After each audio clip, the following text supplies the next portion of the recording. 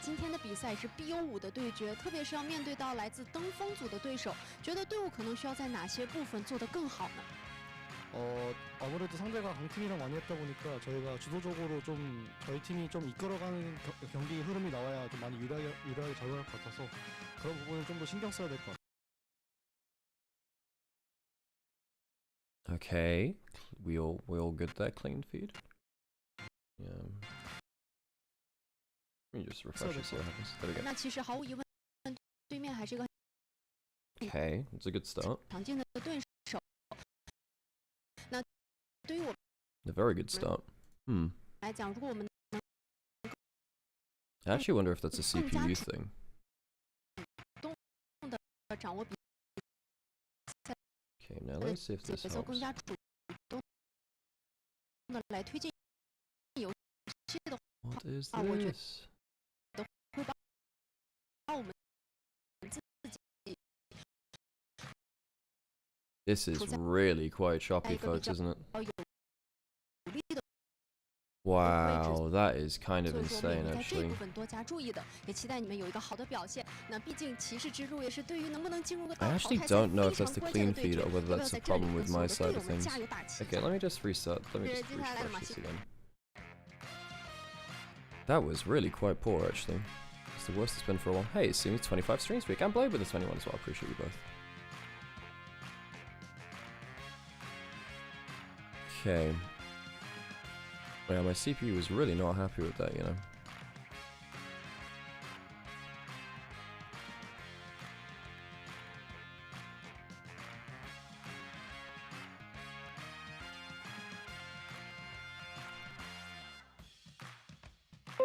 Oh, hi Windows. Sorry, did not mean to spook people. Did not mean to do that. I'm just trying to turn off some extra systems in the background just to make sure that I don't want to do that either. Sorry, I don't want to do. Yeah, so basically, I just need to make sure that my CPU is not getting fried. Hello everyone. By the way, I can probably turn this on as well to show you that I'm alive at least. Hello everyone. How's it going? Well, let's get ourselves into this game, I suppose. I do need some caffeine, that's one thing which I need, so I can't keep my camera this on for too long. I've got stream, stage coming up soon as well. What's my favourite physics field? I like lasers. Lasers are really cool. Lasers are really cool. Yeah, top Esports W. Reminder, folks, that these are best of 5s today, too. These are best of 5s.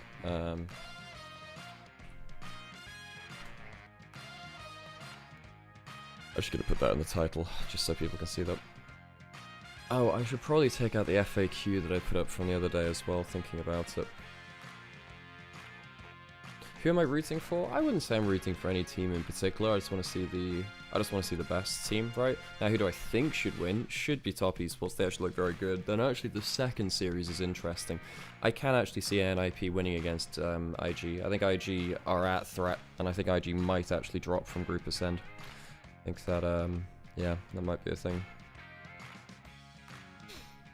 Oh my god, I'm pretty tired, folks. Okay, I'm gonna just take the camera off just for a second. I gotta go get myself some caffeine real quick. So I'm gonna leave you with that. 1 second.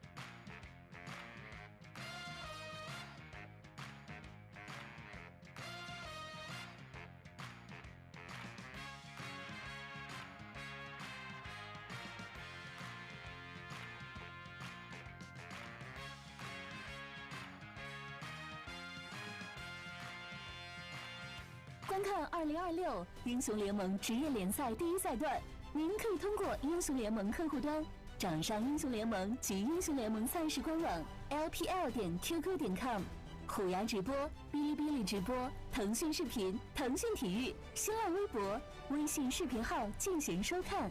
电视机前的召唤师可以通过百视通平台收看全程赛事。上京东搜“京东电竞直播”，赢千元耳机和游戏手办。穿李宁日进斗金系列，祝你峡谷稳赢，马年万道飞起。开一局吗？开就开！感谢提供全场保护的杜蕾斯，今晚持久战力开一局。Sky Motor 手机电动，快人一步，稳赢一路。TCL 全屋智慧家电，峡谷英雄敢为不凡。2026 LPL 官方指定家电产品，更受电竞用户喜欢的能量饮料，醒神好喝，当然战吧！傲风电竞椅，职业战队的选择，想赢做傲风。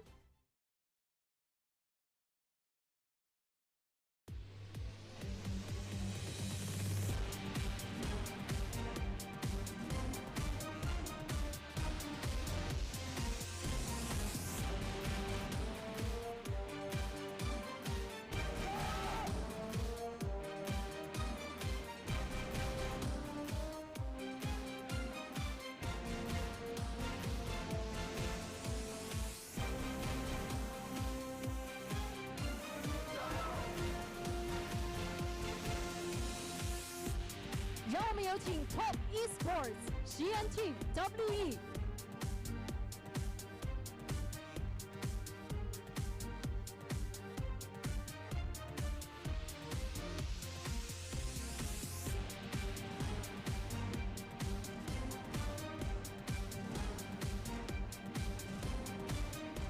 欢迎来到苏州高铁新城羊城国际电竞馆 LPL 第一赛段骑士之路第一日第一场滔博对阵西安 WE 即将开始 ，LPL 5位就巅峰。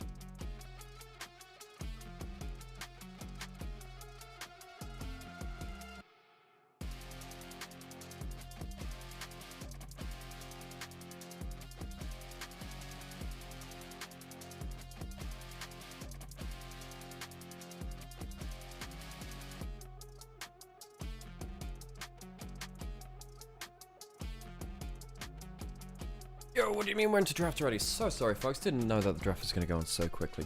I'll go get my coffee after we're done with draft then. Okay, let's lock in for this one. So we had most of our OPs burned out. Jace, so 3 junglers gone. Yeah, we have 2 best of 5s today, folks. It is a long day. Sam will join us a bit later. And then we'll figure out what we're going to do throughout the day. I do actually have to stop off for Power Spike at about 10 AM on my time. So I'm going to have to dip out of the room for that. Oriana Azir traded. Karis normally pretty okay for that. We're expecting maybe something like a... Well, if you lock in Rumble, I think Nio is pretty happy to go something like a Nocturne, potentially. Nocturne's not bad there. Rumble is still the easy lock-in though. Pantheon instead. Okay, so it's another semi-global, but it's not going to be the Nocturne. And the Ambessa. Okay, so 369 gets himself one of his best carry champions. So for those of you that didn't see, by the way, I did end up posting an LPL All-Pro list that I would have done. And Ambessa was actually my second, sorry, not Ambessa, but 369 was actually my second top laner, interestingly. I actually think that 369, the back end of the split from him was very, very good. You want me to roast WE with the channel points? I'll do that after draft, don't you worry. WE more like YOU, because I don't want nothing to do with this team. What do you mean we? There is no we. Oh god. Okay, now we're thinking about bot lane bans, because no one's locked in bot lanes just yet. Hey Third, thanks for the sub there, appreciate you. Okay, so sorry, and of course the big thing which is locked in there is the Skarner. The Skarner, very good combo with the Rumble, and Monkey was a very good Skarner last year. He was one of the best Skarners in the LPL actually. He was doing things like catching Kai'Sa's mid-ult. Monkey is a very good Skarner. There is a question over in Anivia's chat about who do I think will win in the second series. I'll talk about that a little later into the game. Again, we'll focus onto this one. Now, if you lock in something like the Core Keep, is there anything that can still counter it? Well, the Inara's gone, the Varus is gone, the BMF's gone. I think Corky's pretty okay here. Yeah, I think Corky's pretty okay. A little bit worried. No, I'm not sure I like the Aphelios there. The Ambassador, if the Ambassador ever ults you, don't you just die? It's a very strong pick, but it's very risky here, I feel. If anyone manages to get good backline access, you feel pretty poor. You think W has a chance of winning? Of course they do, but I do think top esports are favoured coming into this. I think that top esports have really quite impressed me recently, actually. You know, they beat BLG, they beat JDG. They were looking pretty good, actually. I like that Jhin. I think that Jhin is very good. Nico locked in first, though. Is it Jhin Nico? It could be Kai'Sa Nico as well. Although Kai'Sa... Yeah, Kai'Sa Nico's not great in lane versus the Aphelios. Also, I think that Yayo's probably setting up for a Lulu pick. I think it's actually pretty good here. Jhin Nico is obnoxious as hell. I quite like the Jhin. I quite like the Jhin. I like the extra CC. I think being able to pin people in place potentially for an Ambassador ult is very important, and he does get locked in. So Jhin Nico locked in. Does Yayo go towards the Lulu now? Hey, Frag, thanks for the stream streak. Hope you're doing well. Yeah, I think the Lulu's been set up for quite well in advance here. It works with the Azir. It can help your Skarner be very hard to kill in the front line. And that'll be the draft. There you go. Let me drop in a quick advert right now, so we don't get them during game. Okay. So WE, double AP solo laners, not bad backline access with the Rumble ult and various ults to throw back into the backline. Poppy was banned. That would have been really good in the back end of this draft, actually. For one of these teams, I feel. But Hank was banned away. Hey, Veratharon, good to see you. So in terms of top esports, I mean, 369 gets Ambassador. It's a good matchup for him. I think they have good matchups across the board. Jhin Nico is a very strong lane. It's a very strong lane. This is a competitive draft, though. It's competitive. If the carries of WE get caught out too extended, then the Pantheon Ambassador will cause a huge amount of issues for them. However, in a straight 5v5, I think WE win. That's very true. I think actually Frag has a very good point in chat. Like, this draft should be competitive enough that it should show us how the series is going to go. Now, this isn't just a draft diff straight out of the gates and one team gets a huge advantage from that. This should show us closer to what these teams' levels are actually. Okay, I'm gonna go get my coffee from the other room and then we'll get into the game, folks.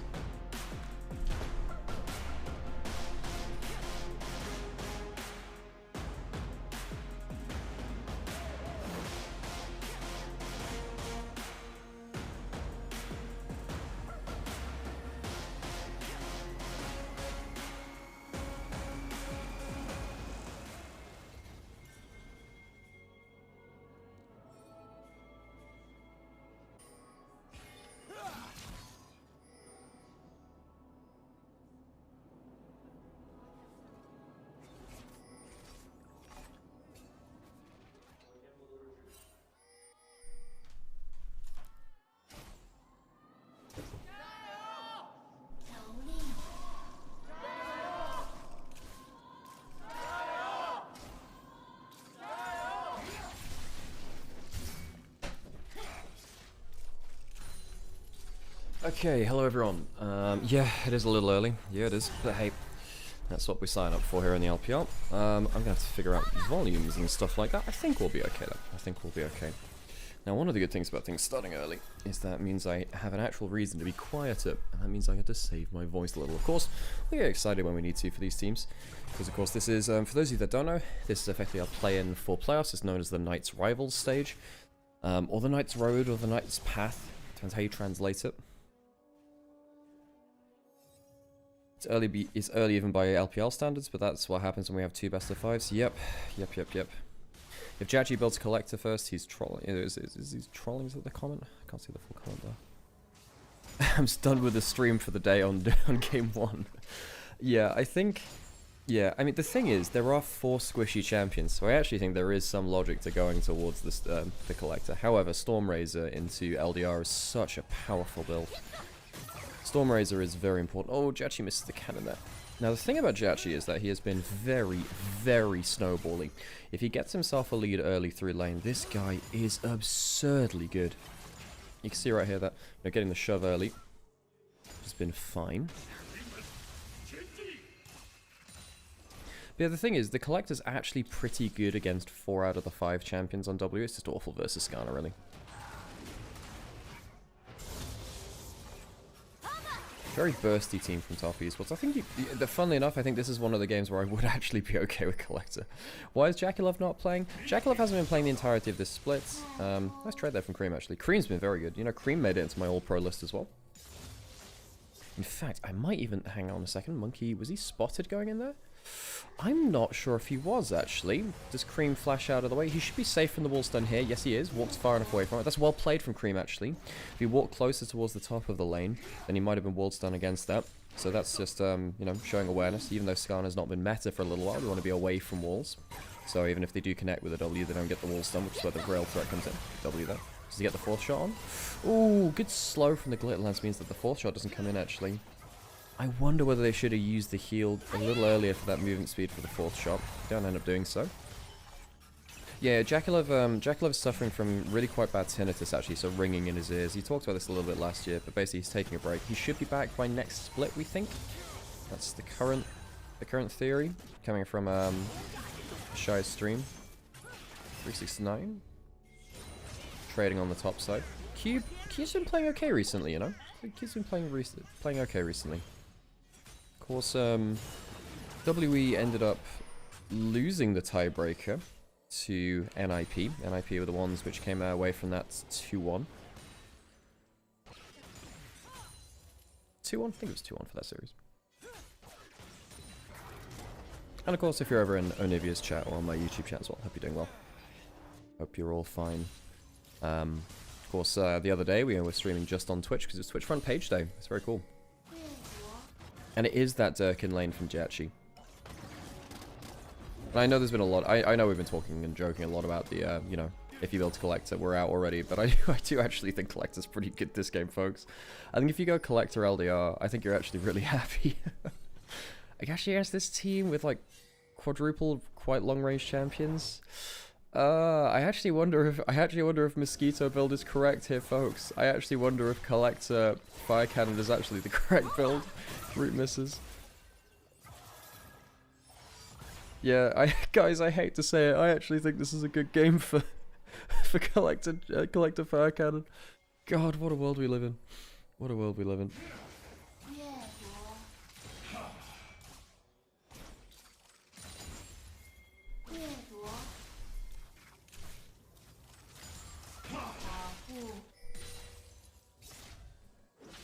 Mid lane, pretty even right now. Karis started this split very well.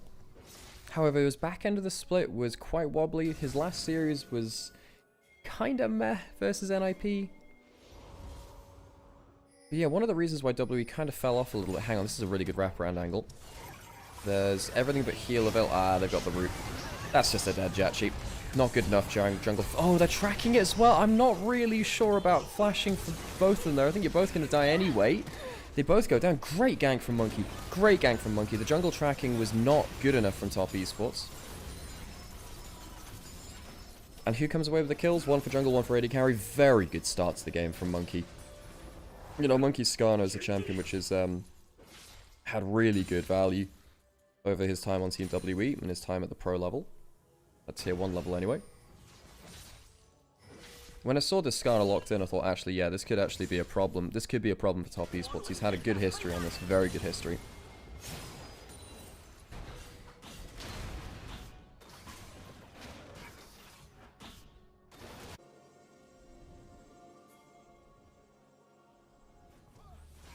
So, what happened here? Because there were a lot of wards in bot side, and they just didn't spot the angles correctly. I mean, Monkey just finds the angle. There's a ward in the pixel brush for the Phaelites.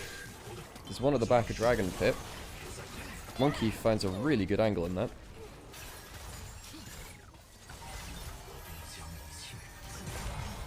So that's a very early, 1,000 gold lead for WE. Bot lane is now not ahead, and we did say, Jachi very good when he's ahead of the game, but he's also very snowbally when he's behind as well, in the negative way. No summoners now. 10 CS lead in top side for 369. Does hit with that ult. It's not bad, That's pretty good. Pretty heavy trade there. Gets like 2 rotations there. Nice. I saw some TikTok about Hex Optics over Collector being mathematically better on every ADC. It's cheap is one thing, Hex Optics. It's cheap. But yeah, Hex Optics, I haven't really seen much of it built, and I haven't built it much myself to form an opinion on it, but it doesn't surprise me that there are items out there on the new patch which cause issues. Game 1, yes, this is game 1 of the day. Game 1, Series 1. Pros love their collector. Yeah, you know, sometimes you just gotta collect things. Sometimes you gotta pick things up. Dragon started by Monkey. Ooh, level 6 coming in. Jachi doesn't end up getting the W down, and that means that the ult coming through from this Grand Starfall wasn't fantastic either, actually. Not that well coordinated from top esports early on. There's a lot of ults thrown at bot lane, and what do they use? They end up using the cleanse, that's it. I wonder whether that Pantheon ult... I wonder whether the Pantheon ult could have been angled differently there. Nio had flash too. The fact that he was outside of flash W range, I think, really hurt them. So Dragon was taken by WE. Grub's now taken as well. Top esports will be able to contest for 2nd and 3rd. Wait, there's no smite from Monkey? That should be 2 over to the side of top esports.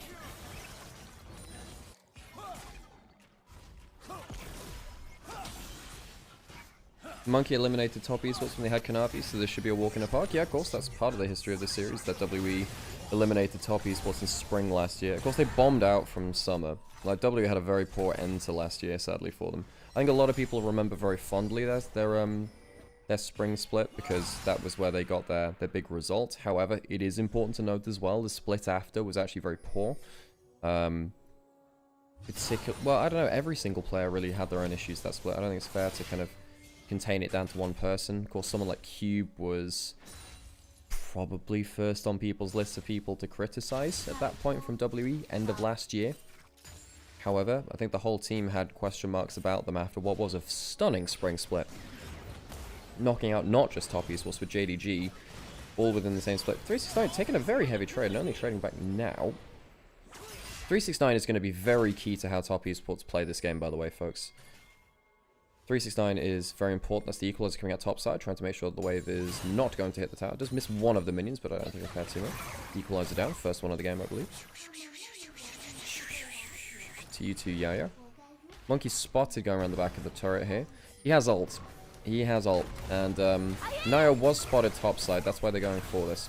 Spotted topside, so WE realized they have a bit of a free play here. Can't really do much here. You can try and steal it with a W, but nope, smite comes through. Did they fight around bot scuttle? Did they see that smite was down there? They could actually fight knowing that smite is down, Nio. Yeah, he'll just get this for free. Ooh, Monkey might go for the gank instead. Flashing for the Graviton. Really well played with that. The Nico is going to come out. I just don't think it'll matter. That's the flash under the turret. It's a good flash away from the Skarner ult, but do they think they can fight now? Both mid laners are roaming down. Nio's here. Does he flash in for anything? There is still a flash available on Nio. Flashing and trying to kill the Skarner. He's got the Lulu shields though, and that definitely helps. Cream trying to come in, threatening that shockwave. Another Graviton. The Karis comes in for the sweep, and he'll catch two. That really well played by that Azir. Sweep first of the game. Cream getting good W damage down though, and Fungi is actually alive. He's actually alive. Lethal Tempo though on Azir definitely helps him do damage. Currently what, a 3 for 3? Currently still looking at to be that 4th kill for Karis. Can he get that last auto on target? It's so close. And he'll get one last, so that ends up being a 4 for 3 in bot side. Karis the only survivor of the play.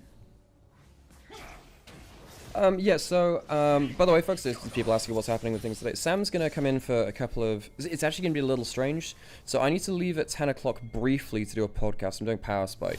So I'm going to be doing the first, like, 3 games. Sam will come in after that, and then I'll come back for whatever is afterwards. Really good play around the Graviton from WE, so it's just 2 times they managed to do that. I mean, credit to Top Esports, bringing everyone into the play just after.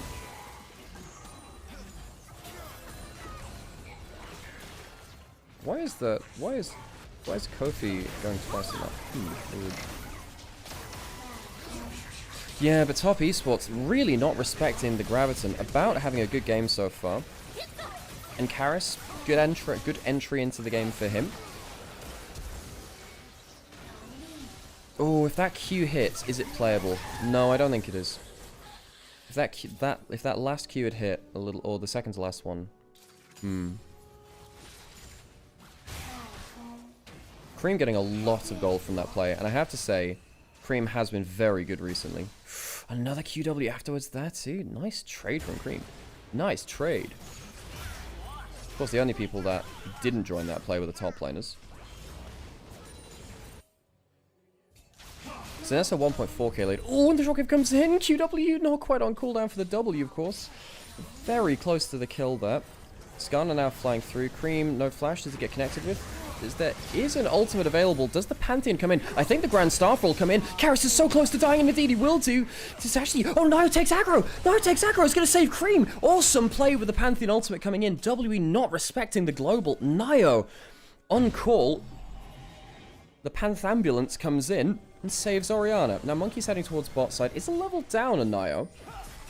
Cream's teleporting into the play too. Oh, Cream and Nio are pretty happy with this now. WE, that gold lead's getting less and less. Dragons started. Do they stick around for it? I suppose they do. Karis is coming up now. Teleport's not quite on the table. About doesn't have the Graviton this time to really threaten. Damn, Cream is really playing well right now.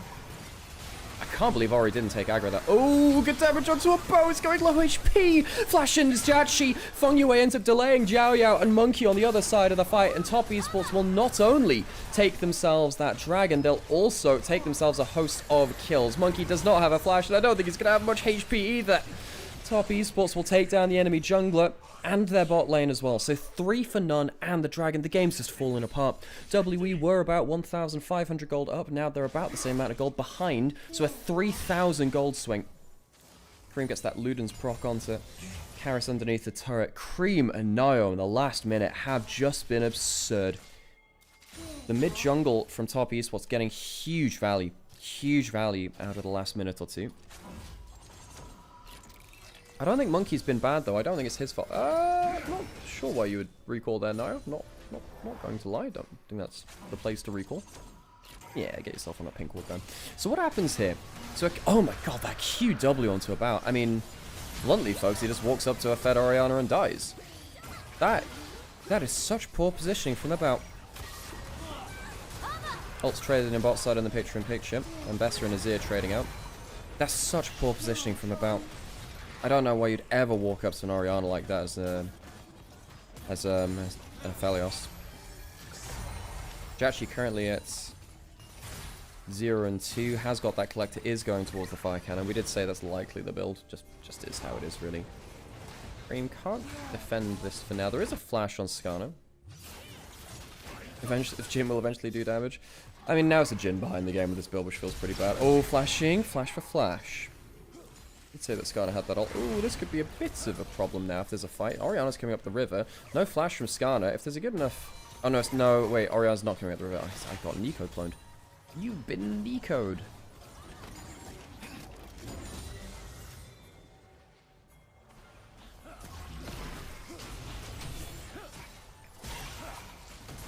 Monkey, decent terrain to look at something here, but he's just used his ult. Gets a hostile proc off the clone, why not? He's going in anyway. Reminder that he doesn't have that ultimate. It's going to get stunned up. Fungo is going very low. Skarner gets the Herald. Skarner gets the Herald. He steals it. Nico's going to die as well. I think this is a really good fight for WE, no? I mean, Ambassador's not here. Ambassador's not here. Top Esports are calling off the play. They're saying, look, we lost this anyway. Jachi doesn't have a flash. He's going to die. Ambassador's just not going to turn up to the play. They get one back, but Cream can't really do anything outside of that. It's an awesome play for Top East, for WE, rather. They steal the Herald, and they get themselves the kills that they lost at that earlier Dragon fight too. 369, well, can't come to the play, didn't have that teleport. And Top Esports get massively, massively outplayed around the Herald.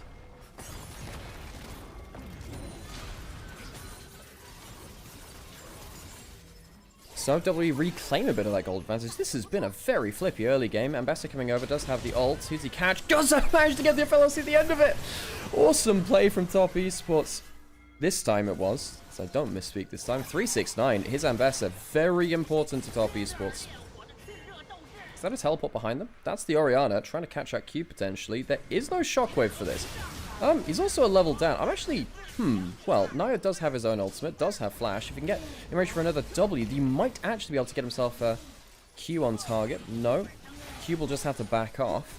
Quite ambitious there from Top Esports with the teleport and the ult there. 369, no ult this time. I think Karis kills him, maybe.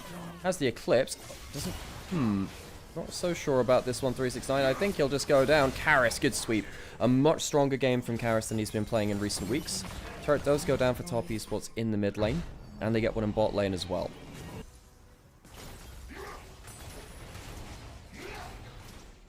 Top lane turret now focused by W. This has been a very back and forth game already.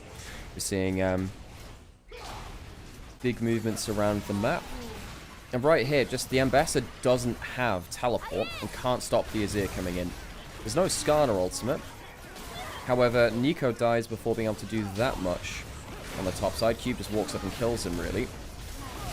Shockwave isn't bad, it's just that they've got a Nico behind it too, and they're trapped in the pits. The terrain means that no one's making it out alive here. They do end up taking one kill. But what is it? One for four? Really, really poor trade for Top Esports, especially since they lose the objective as well. I will say, so I think WE, on the whole, a bit more coordinated in the early game, but I do think that Top Esports a little better, particularly in that mid lane role. I think that Cream has had a very strong early game. Not that Karis has been bad. About now has Storm Razor Infinity Edge, so he is very strong on the 2-item spike. Now, does Jachi choose to go LDR or Infinity Edge third? That'll be interesting to track, actually. He misses that cannon, which doesn't help. That's... Jachi has flash. He'll have to use it. Dragon was taken. No Jin W on the way out. Jumping forward to Fang Yu. It does get a full that ultimate! Not sure what the follow-up's going to be like, though. Karis going in and manages to catch someone on the backline. 369 is one of those people, but he immediately ults around and he thinks, okay, well, that's a bit of a delivery. Don't think it matters, though. I think WE are still cleaning up the fight. Currently, a 1 for 3. About did go down. 369, not bad from him. But Cream dying in the plate. Fang Yu, it's a good ult, but there's no follow-up. There was absolutely no follow-up. You know, it wasn't like 369 immediately pinged an ult onto someone as Fang Yu went in. Perhaps that would have changed something. Not very coordinated. And I think what we're seeing in this early game is that W are slightly more coordinated. That's what we're seeing right now. Top Esports mechanically fairly strong. You know, Jachi caught up by the Skarner. Sometimes your pathing can get really caught out like this. I think you had to just full send it when the Nico outlands. Ambassador wasn't in range. Didn't have the flash. It's a little too early from Fang Yu. It's a little too early from him. And then Cream just gets blasted in the back end of the fight. Cube flashing over to kill him.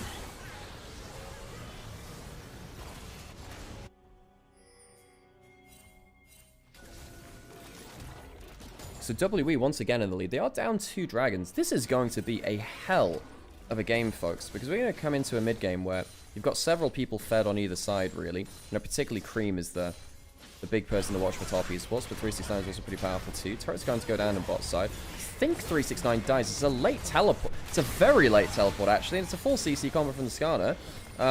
Cream comes in now, and once again, Monkey has just been on fire on this Skarner. However, now he might actually be just burned in general. He'll go down, so 1 for 1 plus the turret for WE right now. They do lose their jungler on the way out. Cream Does manage to pick something up there. Didn't see if he could have teleported earlier. How did NIP look good in the tiebreaker? Yeah, they did end up winning it. That's not a bad sweep from Karis, actually. He comes through, says the wild growth. Not sure, no. Oh my god, the damage turning back. Insane damage coming back, and the Infernum explosion goes across to double kill for about. WE, again, just a little quicker to the play. Much more coordinated than Top Esports so far.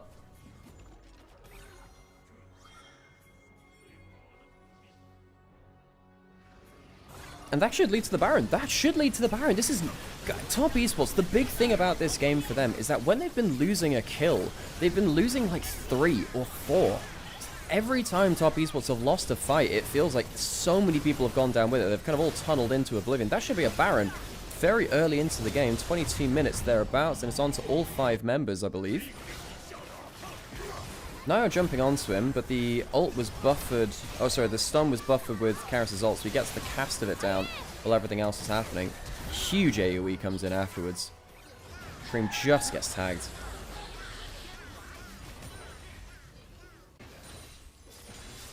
Hey, Solar Puppy, good to see you.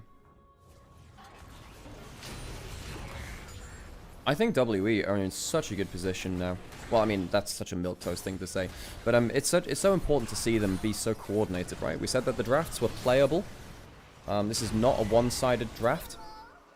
Top Esports clearly have enough damage to make things work. They clearly have lanes that could compete. It's not like they just lose through losing lanes or lose through teamfights being unplayable. We did say, on the whole, WE looked like they had the better front to back. The Top Esports did show themselves in good plays here too. So what this means is that we're seeing a very good representation of what the series could be like. That turret is disappearing. The turret's absolutely getting melted. Is that just a full inner turret? It is. It's only with the one grub as well. It's just that About is so strong. The Last Whisper helping him too. Monkey looking for the ult. Doesn't hit anyone.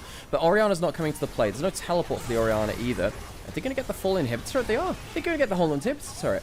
Good poking equalizer. Fungaway could go for the ult, and he's going to get a 5-man ultimate. The 5-man ultimate. The shockwave goes on to 3. The wombo combo truly coming through for Top Esports, but do they have the ability to really finish it off in style? I'm not sure. Karis is still alive. Went golden halfway through. That Cream gets another QW on target. That should clean him up as well. Cube goes low, goes down, and Top Esports wipe WE at the inhibitor. 5 for 2. Ridiculous combo. Fungaway saving Top Esports in this game. Does this make the game playable now? The gold lead goes down to about 2,000. It was about 4,000 before that. Dragon spawning in about 10 seconds. If they get that, they get up towards Cloud Soul points. That completely saves the game for Top Esports. You know, the Nico ult into the shockwave saves the game. Fungaway's been trying for the big plays, and WE do funnel into it. That was absurd from the young AD carry from Top Esports. New player, of course, coming into the roster. So what happens here? Fungaway comes in from across the flank, has flash, everyone's lined up together, and Besser ult comes in at the same time. Shockwave 2 catches onto 3, the Aphelios immediately dies, and the fight becomes very difficult after that point. Yes, the Nico ends up dying in the middle of the play, and of course the Pantheon does too.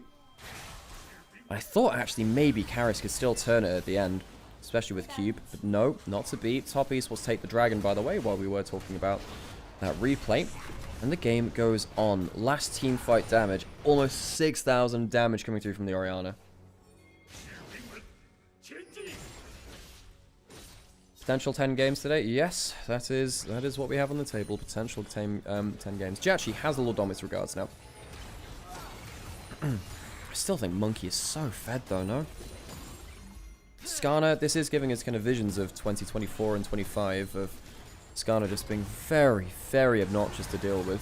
Yeah, Jachi really deals damage to Monkey, haha. This Jin just doesn't deal damage to them. And Besser's not on a bad point now.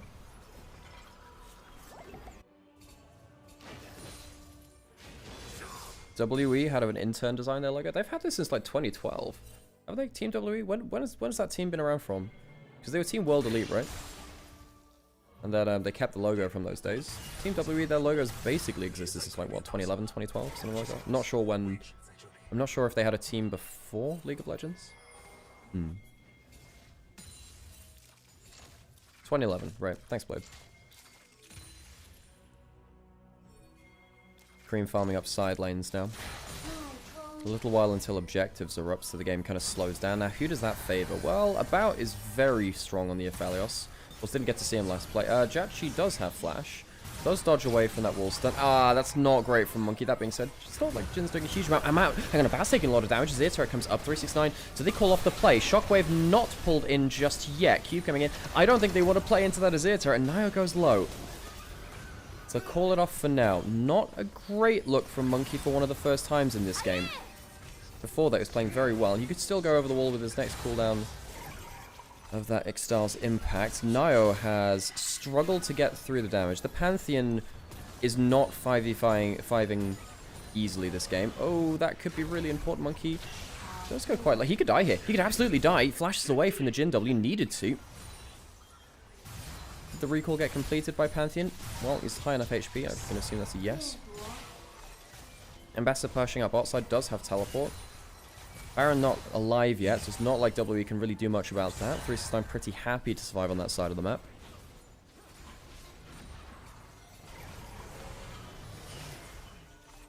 I respect Orianna for going full damage, but it's not as good a champion as Azir. I mean, Azir is obviously a really good champion, right? And has been for... He's been an unbalanceable mess for the grand majority of his history, Azir. However, I do think that Orianna in this game, you're absolutely right, has that ability to just randomly turn the game on a single ability. It's one of the great, wonderful, magical things about Orianna is that wombo combo potential. And yeah, if you got a load of damage behind it, instead of having, you know, Rod of Ages and Cosmic Drive and stuff, feels pretty damn good into 4 squishies.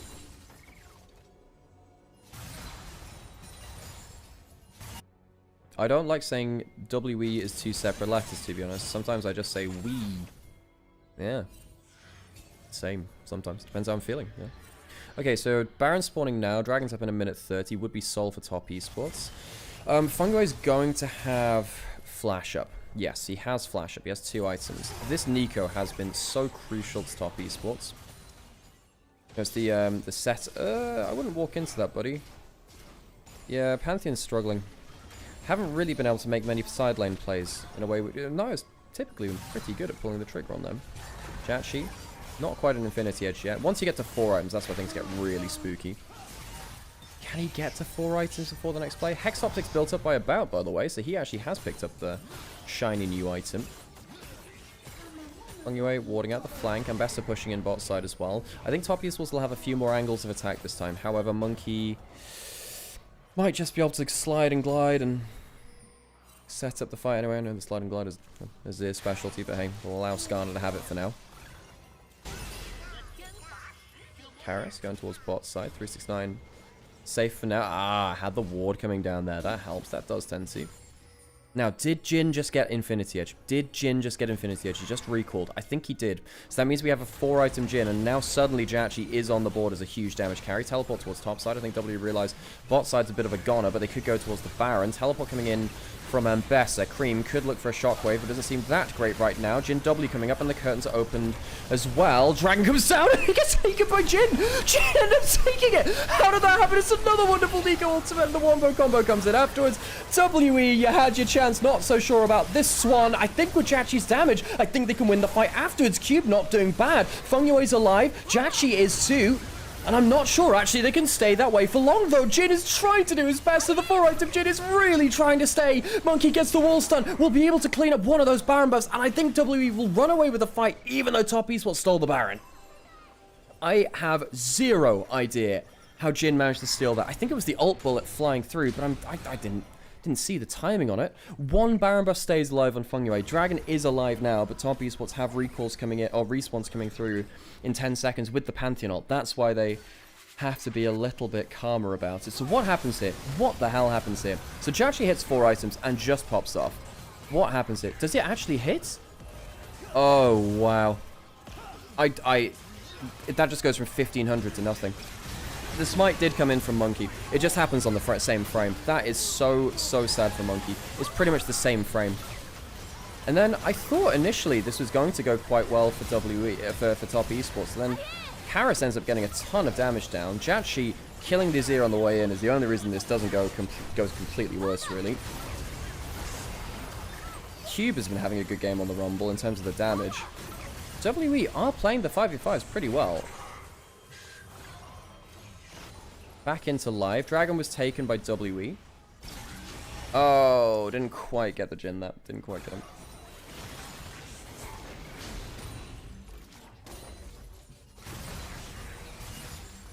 So now top esports do have... Well, they've delayed that Baron coming through. And now the thing is, every fight beyond this point, you just have to be aware that this Jin is in late game mode. You know, Jachi is online now. Jachi is online. Doesn't matter that he's taken a while to get there. He's there now. The 5v5s are still going to be hard for top esports, though. Fighting into, you know, Rumble Skarner is really difficult. There's a long-range backline with a ton of damage. I think Karis has largely been having a very good game. About is one of his better games, too, here on the Aphelios, although the team fights have been a bit messier for him. Top esports have really focused on the immobile Aphelios, which is one of the problems that we highlighted in draft. However, he's very strong.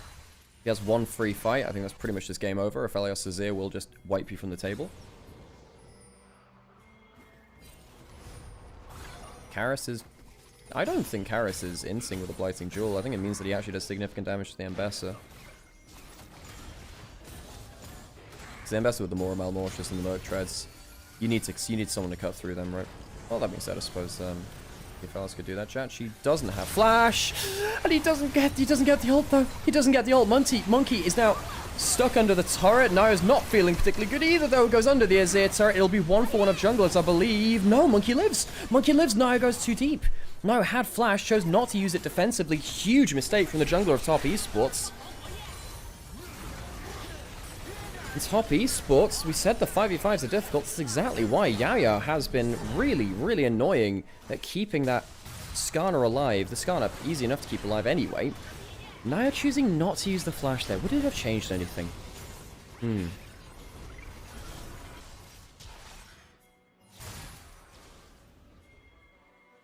Hong Yue, can he be the difference maker again?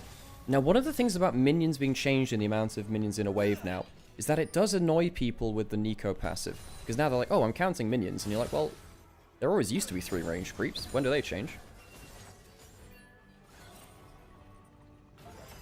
Can we get some fights? There's not enough fighting. Yeah, we'll get, we'll definitely get more fights. You know, we'll make sure we go up to like 2 kills a minute instead of 1. You know, 33 kills and we've got 33 minutes and we've got 43 kills. Oh god. That was the 0.65 to 0.75 Skarner ult channeled nerf diff in action. True. Forgot about some of those patch notes. Of course, Skarner's been away from the meta for a while, really. Interested to see what Jachi goes as his next item, actually. He just completed now, so he's going back to base. Ah, he goes for GA. Yo, and he gets himself Control Ward as well. You know, important stuff. I'm slightly more excited than that than I need to be. But he does get the GA, which is important. Of course, the Bout has the same, also going towards a Hex Drinker. However, Cream very close towards that Void Staff. The actual magic resist isn't going to go as far, really.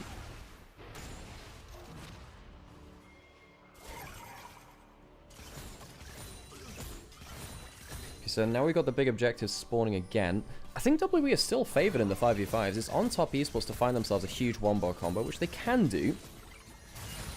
But if WE don't clump up, I think it's quite hard for top esports to win fights. Partly just because Nio just doesn't get to play the game in the 5v5. I just don't think 5v5s are where Nio can play anything. And top esports have struggled to set up side lane plays. I suppose it's quite difficult to onto double Zhonya's carries. Also, when you've got big objectives coming up and you have an Azir on the other side, it can be just rip on general. 369, level 19 does of course have a bit of regen from that passive. Not passive, well, the ult passive, you know what I mean. It's worrying that Team W hasn't won yet. Being behind in Dragons has really hurt them. And losing that Baron really, really hurt, of course, too. Monkey is so tanky, man. He's had a good game. He has had a good... I know he's missed a couple of ults. But I think that the Skarner pick has been a good one, and I think largely it's been very impactful. Ambassador on one flank, Fungyo is spotted on the other. I think W have got to have their heads on a swivel for this Nico now, right? Karis could go golden at any moment. Did they look for the root out of Fog of War? No. They're in the wards now. Good poke there from the Azir. Ow. Monkey looking onto Cream. Flashes away. W doesn't land there either. Karis, no! Karis, no! There's going to be the shockwave potentially. Cream getting engaged onto. But Bao's going to go down into his GA. Karis does end up getting assassination, but dies to that 4th shot. Jin is the only damage left, though. 369 is going down into his GA. How much can Jachi do? Not enough. It doesn't seem like 369 going to come out of the GA yet now, but it's not enough. Cube has too much damage. Even with Karis whipping, WE have the damage. Jachi couldn't get enough damage off in time, and Cream was out of position too. The Orianna focused down. WE made the fight not about the Nico. Even with Karis whiffing and Monkey whiffing just beforehand, the composition in the 5v5 has been disgusting. I think Jachi's just dead. He's going to get run down by the Lulu here. He's got a G8. I don't think it'll change much. The barrier came up, and there'll just be another polymorph, and he goes down immediately. Jachi looking for a hero play. Does not find it. Baron will go to Team WE. That's a big win for them. Karis went down. That was the only real casualty of the fight. So watch this again. So Karis goes on to Cream. Of course, Cream flashes. So Karis thinks, okay, this is the play. But they all end up... Top Esports all end up in the choke point versus the Rumble. Look at this. All 4 of them there. Fengyue can't get past that equalizer. Not easily.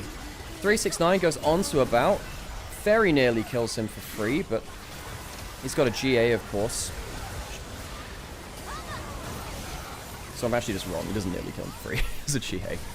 You can see that WE, if they don't clump up for a shockwave, these fights are so much more playable. The 5v5s have been insane, and it's a very good fight from Cube. Thank you for the follow there, camera. Just give me another dragon to the side of WE. This is going late, folks. This is going late.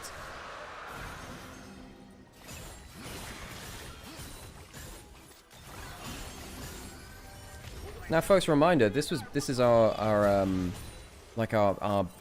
most one-sided of our matchups today. The second one is meant to be more throughout the place. Monkey going for the ultimate Fungo. He's very, very squishy, but while I say that, he's not really. He ends up taking no damage. That's actually the Skarner ult done for basically free. Karis jumping on to 369. It's free for there. Moonlight Vigil goes what? I think 369 can fight this now. They have themselves the Ambassador. I think they can look for the fight. The Azir turret goes up though, and perhaps Top East will think again. That Azir turret has actually been very nasty for them to deal with. I would have thought Top Esports could have fought that. I would have thought so. No, I guess not. Even with ultimates used, even with 3 big ultimates from WE used, Top Esports can't find it. Can they find themselves something now? Ambessa over the wall. As is Fengyue. No flash on the Nico this time. They are against that Baron buff. Azir pushing down on the bot side. WE just realizing if they just stick together as 5 and don't clump up too close, it's really hard for Top Esports to do that much. They just control an area of the map. This is quite similar to how they played last year. WE really kind of played towards the death ball, less about kind of intricate side lane macro, more about, okay, we picked a composition for 5v5, let's bloody well use it for that.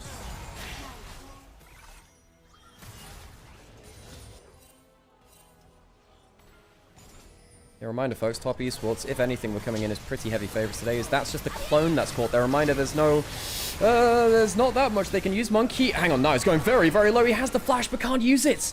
Goes down. Nio, a terrible game from the jungler of Top Esports. Can't play in the 5v5, but is forced to do so. Doesn't flash there again. Goes down, perhaps saving it for... God knows at this point, really, but there's 3 minutes until the big objectives. Equalizer comes down. Not bad damage onto Jachi. And I think the turret will go down with that. Monkey and Cube really causing issues. Nio has just not been a factor in this game. I do wonder what would have happened if they just sent it with a better angle from Pantheon at points. 369. Can he be the difference maker here? Does he want to go for the ultimate? A lot of the ultimates are back up from WE. Monkey doesn't have his, though, importantly. Really, 369, you can see he feels a little bit desperate here. Oh my god, please don't walk up like that, Cream. Cream ends up taking two auto attacks from the Aphelios turret. Almost dying. Huge mistake from him. Ugh, I say a huge mistake. Huge amount of damage from the mistake from him. If they wanted to look for a fight, they can't do now. And Jachi is just not doing damage to the front line. It's one of the issues with Jin into these hyper tanky champions. Skarner is one of them. Even with the 4-item core that Jin loves, can't do enough, really. Oh, Nio, after such a good split from him, too. After such a good split. He's really struggling here. Has the 3 items, but he's just not as valuable as a Skarner in a team fight. Pantheon does not want to make this game about 5v5s. Not into the Skarner. Skarner loves 5v5ing. Monkey driving up again. Good stun there. there any damage? They just don't do that much damage. The ultimate misses, but Monkey still above half HP. Shockwave coming through. He does have flash. That's an ultimate coming through for 369. He goes into a turret. Why are you focusing on this Skarner with Lulu shields? Why are you focusing on him about flashes after the ultimate? Doesn't carry the particle with him. Yeah, Monkey is very happy to say, yes, I am hyper tanky with a Lulu behind me. I'm going to take your ultimates. Top Esports failing to recognize how tanky he was, really. You would have thought they'd figure out after 40 minutes. Now they don't have the shockwave. Now they don't have the big cooldowns. And I think they'll probably just die. Cream getting roasted alive. A golden flame splitter causing issues. Monkey going under the turrets now. Maybe the turrets will be the difference for him. Just about lives, though. With the help of the Lulu shields afterwards, Top Esports staring down the barrel of 3 inhibitors going down. Why have they been focusing down on the Skarner like that? They don't have the percent HP damage. They need to find a way beyond that Skarner. If that doesn't tell them it, don't know what else will. Shockwave up in a couple of seconds. 369 diving into Hell's Mouth as well. Very much struggling to play into this competition as the ambassador Top Esports. They've really been struggling to deal with the Skarner and the Lulu, actually. If they try and go past the Skarner, it feels like the Lulu polymorphs the one person on time. And Top Esports, because they've not been very coordinated at sending multiple people in, has had a couple of issues. Nio jumps in, but it's a pretty poor angle. Again, it's a 5-man ultimate. Does that change anything about? Does go low. 369 goes onto him as well. Shockwave's not bad too, but Azir is onto the backline, and WE, that'll be the damage they need. Too little too late from Top Esports. And they'll be going down 0-1 in this series. 369, a difficult game from him. Karis, stronger game than he shows recently. And a bout on the Aphelios, a player which has come in from LCKCL, new to Team WE this year, impressing in Game 1. WE take the first game of the series. Top Esports, our Ascent team, potentially our best team within this bracket, go down early in the series.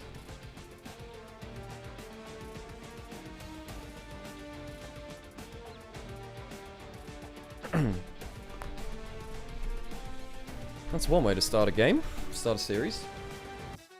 Okay, hello, everyone, how's it going? So, WE, very strong 5v5 competition. This reminded me a lot more of how they played in 25, and how just in general, League played in 2024. That tank Skarner is so nasty. Now, the thing is, it is worth noting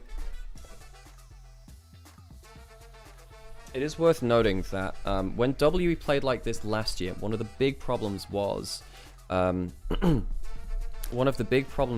that they had to play Fearless then after that point. This is a best of 5, not a best of 3 now. I'm going to put some adverts on right now because that's just bugging me about them.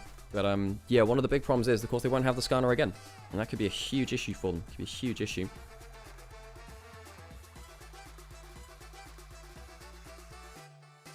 Very good Skarner pick. I think that Monkey's always had that in the back pocket. He's one of the best Skarner players within the LPL. And he absolutely changed that game, set up the game for success.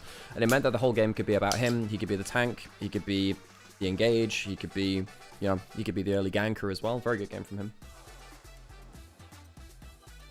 Who's better between NIP and IG? I actually think NIP are better than IG right now. Do you think G2 will be a contender this split after yesterday? Well, we're going into best of play, not best of ones, right?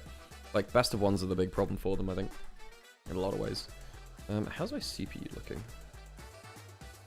Wow, my CPU is at 98%. Why is my CPU at 98%? Huh? Okay. Yeah, that's quite concerning. Okay, that was a system interrupt. 42% now. Could be worse, actually. Right, I guess I should get some break content on. What do you guys want to do during the break? Is there anything I can watch?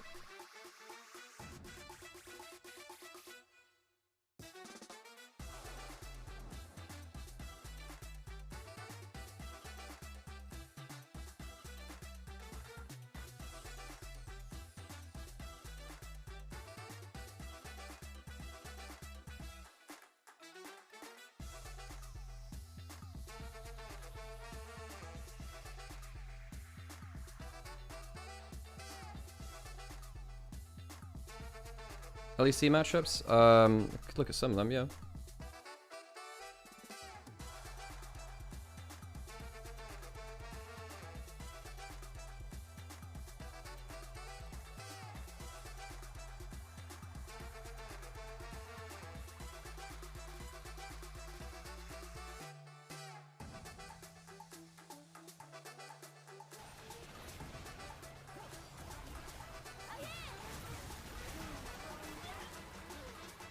I have a question about about LEC. Did Lost Returns get eliminated? Yes, they did. Yeah, they did. LEC matchups? Yeah, we can have a look at them, I suppose. Terrible Pantheon play? Well, he can't play in the 5v5s, and Toppy's was, after losing early, couldn't force it to be anything but 5v5s, you know?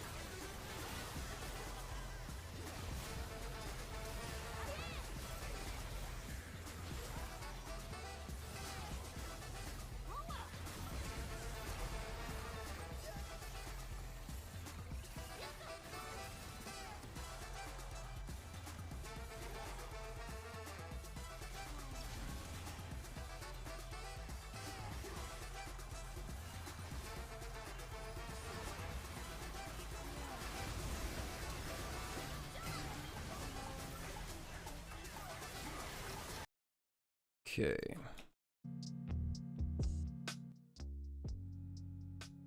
Put on some chill music.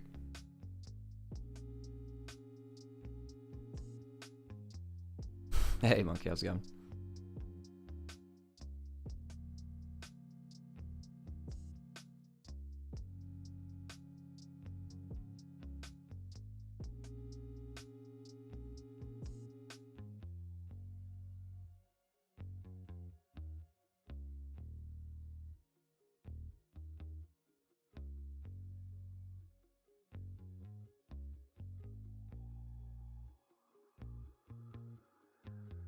And who's the player? I mean, it's got to be Monkey player of the game, right? Monkey was insanely good.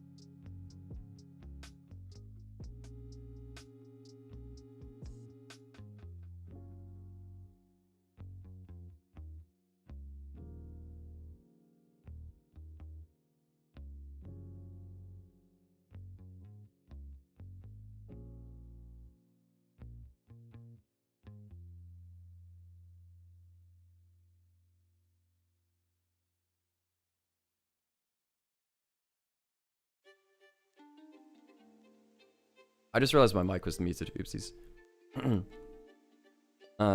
I was just saying that Monkey, pretty obvious player of the game, though. And, yeah, I'm not sure what to do during the breaks. I'm not sure what to do during the breaks, folks. Something which I've struggled to do on the stream, actually. Like, I can sit here and I can cask, and I can figure that out.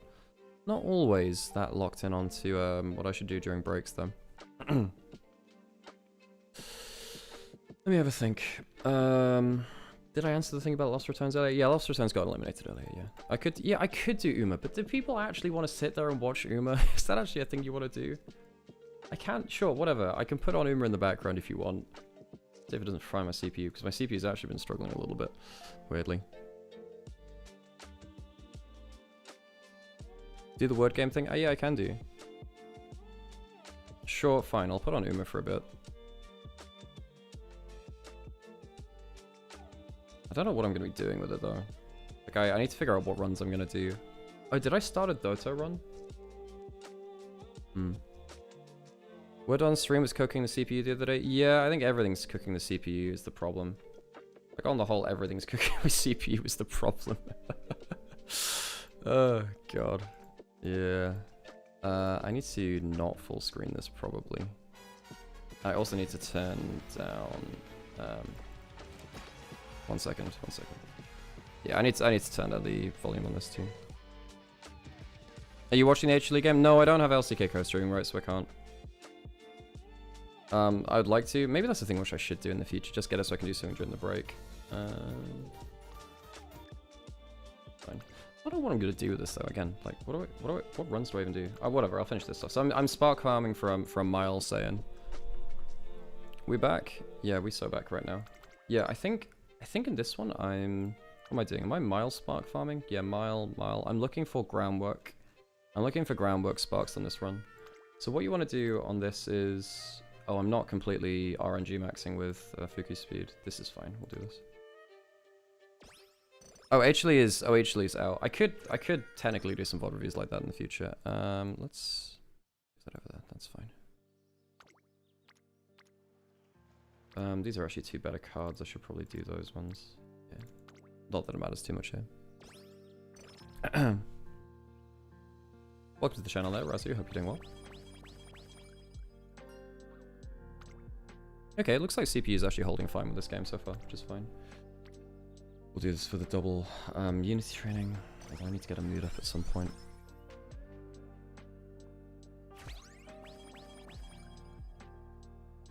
Okay.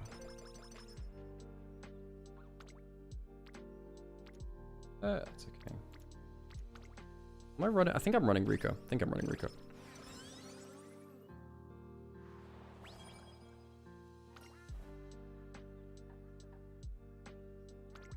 Okay. Oh, by the way, like when I'm doing runs like this, because I'm doing them so quickly, I'm probably not gonna do like what was I gonna say? To show the actual races, because I'm just gonna speed through them. Bit of stamina. Yeah, it's not too bad.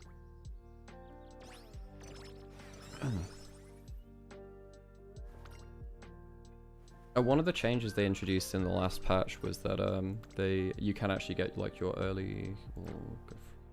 Yeah, good stamina. Why not? Actually, I need to make sure that this is. I need to make sure this is not full screen. Thinking about it. Can I do that with this? I don't know if I can.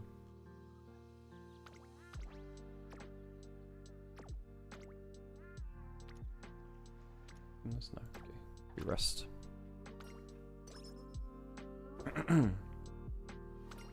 Oh, this is good. This is very good to get this early. So now what you can do when you have a bad click, you just click Rico instead. That's why you use Rico. Rico's very good when you have a bad click. You can just end up doing that instead. Not too bad. Okay. This actually could be a time. No, I'm too high energy, but basically gives you energy, mood, and stats. So it's just a very good consistent click where you always know what's going to happen with that, really. I only use this card for spark farming. It's actually not a very good card. This is good. This is a very good click. Fast pace is decent there too. Do I take the speed? Ah, fuck, I'll take the speed. Oh, that's the mood down. Oops. Okay, whatever. It's not great. With a bad roll on that. We actually can take this, I think. Maybe a bit risky. Ah, fine. And then we take Rico event on the last one. Done that. Let's remove this. We should be back onto stage soon though, so we don't have to do this for too long. Then we do this. Fun fact, Kanto? Yeah, I can do a fun fact. Well,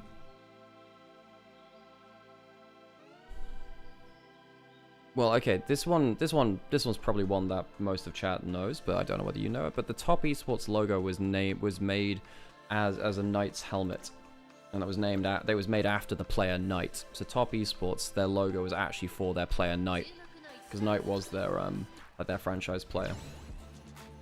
So he was huge for them. He was absolutely huge for them, and of course he ended up of course leaving the team. So yeah, sad for him. Well, sad for Top Esports, but yeah, the Top Esports logo is actually because of Knight, the player. Team W used to be called World Elite, of course they aren't that anymore. Don't really know why they changed that, to be honest. This actually might be this click. It's not a great click. Yeah. This is fine, actually. Interesting. How was game 1? Monkey had a very good Skarner game. It reminded us a lot of how WE played last year. Except they actually have, you know, played... Well, Yaya also played pretty well on the Lulu. Like, Skarner Lulu was just insanely hard to kill. Like, very, very hard to kill. Became a huge issue for them. Like, a huge issue. Let's get rid of that advert. Where are you? Be gone. Oh, I need to run, like, one more set of ads, by the way, probably. Wait, do I run them now? Or do I run them in a second? No, do I have to run them after draft now? I think I probably do. Ah, whatever. That's my bad. I should have done that before, really. That's a fine click. Yeah, that's a fine click. We can do that.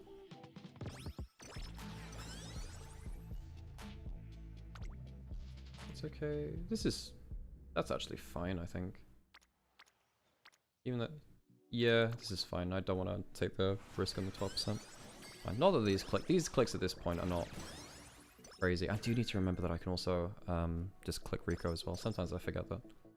I got it very early here. This is like a card which you use for spark farming, really. You don't really use it for anything else, but that gives you guaranteed groundwork, which is crucial for front runners.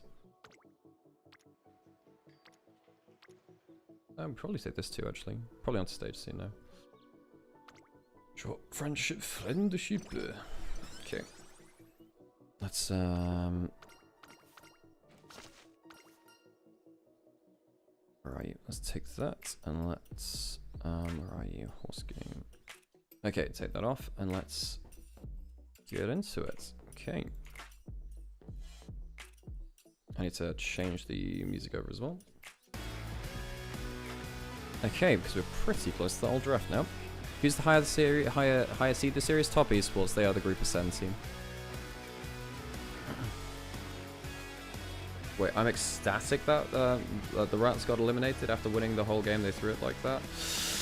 I don't know. I think that they deserved it. Hey, Soldier, how's it going?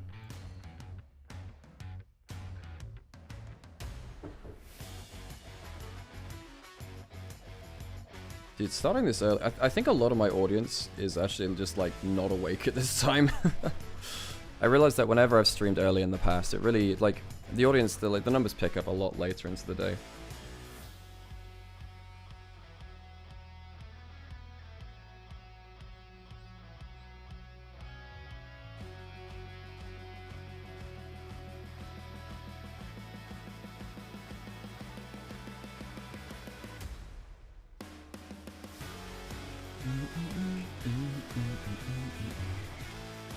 Also, I just don't think people expected us to be here today, basically.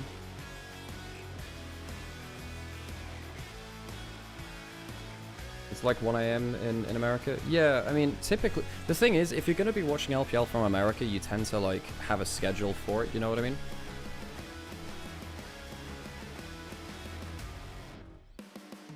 I don't mind the Top Esports jerseys this year. They remind me of, like, racing jerseys. They remind me quite a lot of kind of like racing outfits, the Top Esports jerseys. Or you're just a degenerate, yeah, fair play too. Yeah, you're either like awake all the time anyway, or you have a schedule for it, you know? Okay, so let's see if Top Esports can get themselves a draft which can actually 5v5 this time, because that was one of the big problems about that last draft. They actually just couldn't 5v5. You're telling me I could have Uma Musume for like another minute? In fact, I still probably could.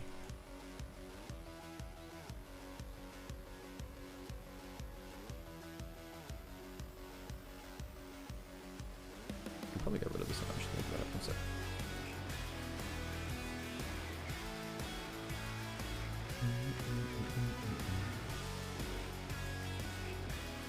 I need to clean up this scene. There's just like a load of random stuff in the scene which I don't need.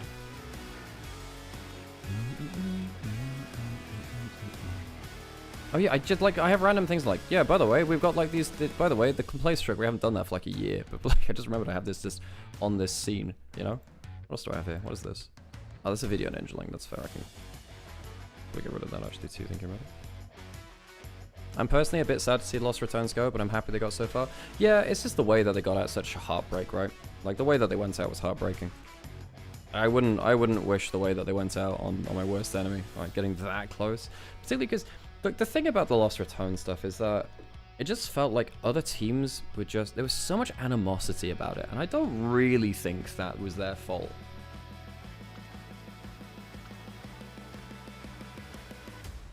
I don't really think it was their fault, honestly.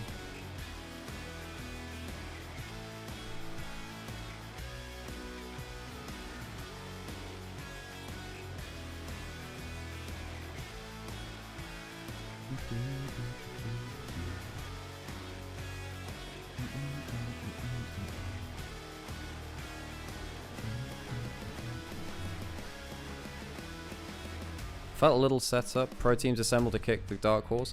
I mean, the Lost Returns did it to themselves, right? They just had to win that last game from like $1 million gold ahead, which sucks for them. But the worst thing for Lost Returns is like it was on them.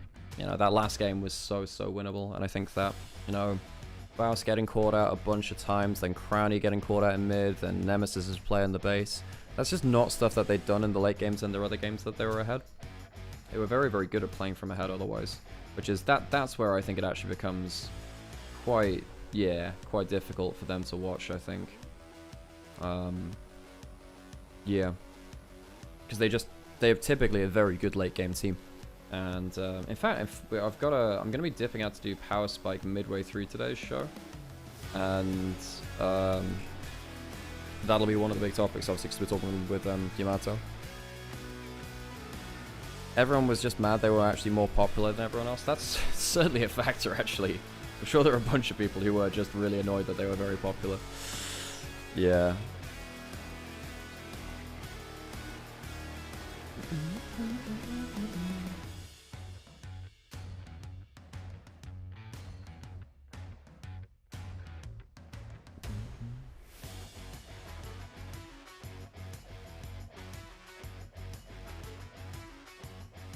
Who's winning this series? I mean, I think it should still be I think it should still be Top Esports. I think it should be Top Esports, but obviously a little hard to tell. Riemann, thanks to the or Ryman. Is that Riemann or Ryman? Anyway, appreciate your follow and your sub. Let's get into this, shall we? Okay, let's turn that down just a little bit. Okay, so I missed a lot of the last draft actually because I didn't realize it was going to be on the timing it was, but that's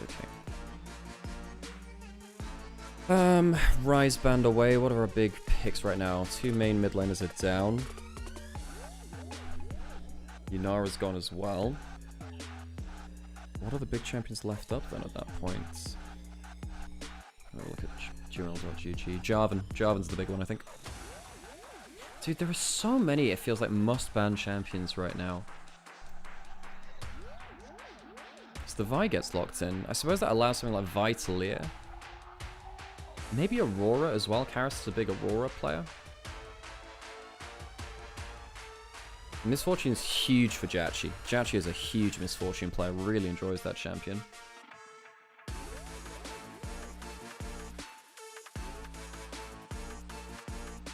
And there isn't that much that can contest this now. Then about, I think, probably has to go towards, like, what, Sivir? No, Sivir's not, even then, Sivir's not great versus Misfortune. You might have to take Corki. You're probably looking at, what, Sivir, Corki, Ezreal. Those three champions for bot lane for about, really. And none of them really deal that well with the Misfortune.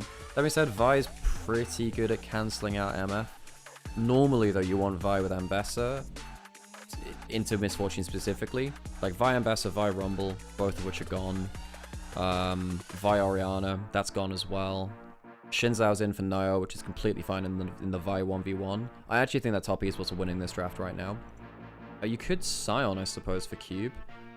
Because you see the Misfortune already, and you know that the Rumble and Ambessa are both gone, and you can't get Trundle. I think this is a pretty easy Scion angle, honestly. Even though Scion Vi are not always the best combo. Karis is a big Akali player. He's a big Akali player. Probably been one of our best in the LPL, actually. He's been really good this split.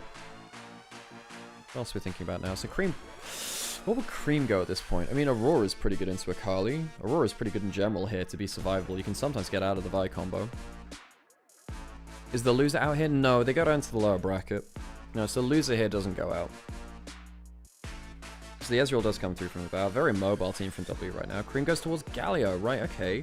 It's a good way to protect the misfortunes people dive. We did say that, hey, you need someone to dive with the Vi as a threat onto the misfortune. Now with the Galio, you can protect that much better. So second round, I think Top East will still want to get rid of something like Sion, personally. They really don't have a good anti-Sion draft. This is upper brackets. This is our play-in to playoffs, right? So this is technically this is not playoffs proper. This is basically fighting for our 3 last playoff spots. So we'll have the 2 series today directly go into playoffs. However, the losers will play against some other teams in the bottom bracket as well. So tomorrow, I believe we'll have LNG versus TT, and then OMG versus EDG, and then they will have to win. Then losers of tomorrow's series are out. Losers of today's series aren't out, but losers of tomorrow's series are.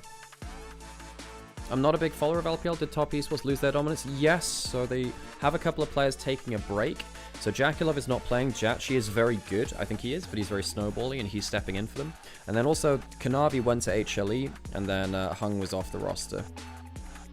So they've got a completely new jungle support, and Jatchi, while has been fine, he's also very snowbally, and there's no real replacing Jackulov. I actually get to watch today, so that's exciting for me. Hey, Talon, good to see you. So second round, so it's the Renekton and the Braum band away from WE. Nah band away from Top Esports. Okay, draft falls through. I mean, I think that Sion's mega in this draft, no? Isn't Sion mega in this draft? You know what this means? I can secretly do a couple of turns of Musume in the background while draft gets ready.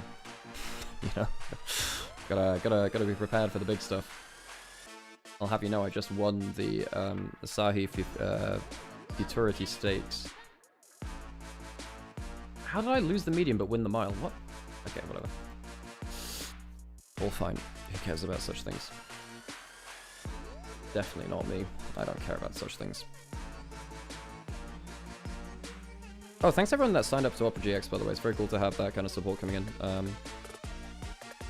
If you do want to support us for free, Opera GX is a very good way to do that.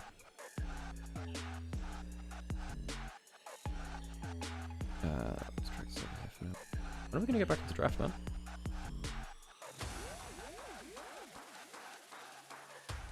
Is Cream Galio good? I mean, I think Cream in general's been good.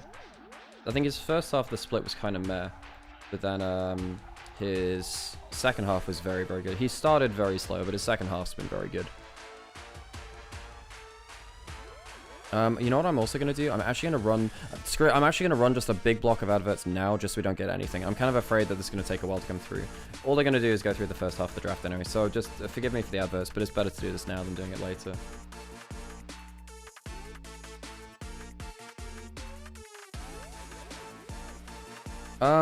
Psychotic, I don't believe that would have been the case anyway. It would have been... well... Casey losing only really put... I'm not sure that put G2 in danger.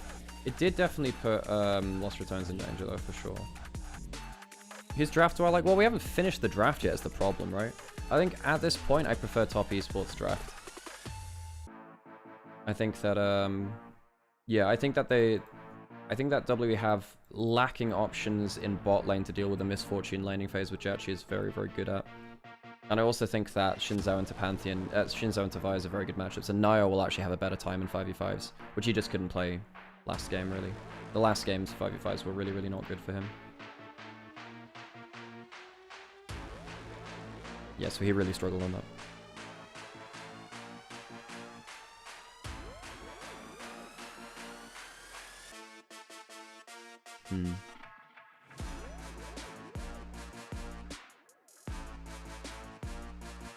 Okay, so what else could they consider? I mean, I think Sion is... I mean, is Sion really what W want to play now? Cube is a big player of it. Okay, cool. Let's get back into draft then. Cool. Oops. Okay, that's... that. So this should just be this part of the draft that we saw before.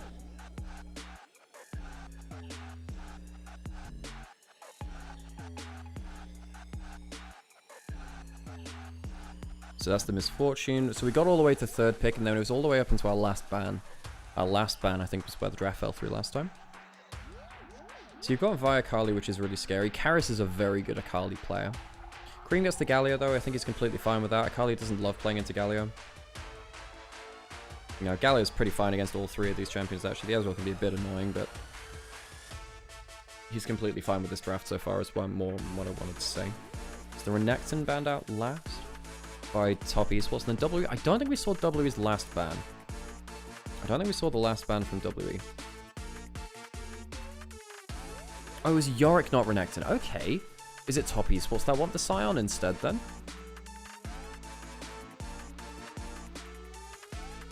They could just blind pick Scion, right? We could blind pick Scion on 4, because it's WE who had 1st pick, Top Esports have last pick. I mean, if you go for the Scion, you are very low damage, though, is the problem. Kennen banned away. If you go... I don't think... On second thoughts, I don't think Top Esports can do that. I think you need damage from top lane. You've got a Galio, right? You can't go for a Scion, you'd be too low damage. And at that point, it's like, if any random assassination attempt ends up coming through onto Jatshi, the game's just over, you know? Potential Karma from WE.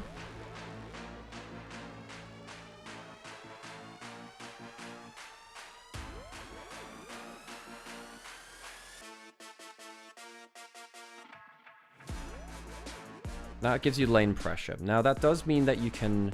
Like, in fairness, now you're double range versus the Alistar. Thank you, Light. Stay on, please. And now, with that Alistar locked in, the Ezreal Karma actually means that you do a lot more value in lane. That would be very fun. Which does give you an answer to the misfortune laning phase, which we were asking for, really. But that does kind of... I mean, the Karma's not going to add that much to team fights. Best of 5, today's gonna be a long day. It's double best of 5s today, and it is that Renekton, which was previously banned, now isn't. Okay, so 369, you don't have your typical Renekton answers. I don't like the Aatrox here. Doesn't the Aatrox just get soloed out a bunch of times here? Gwen's better.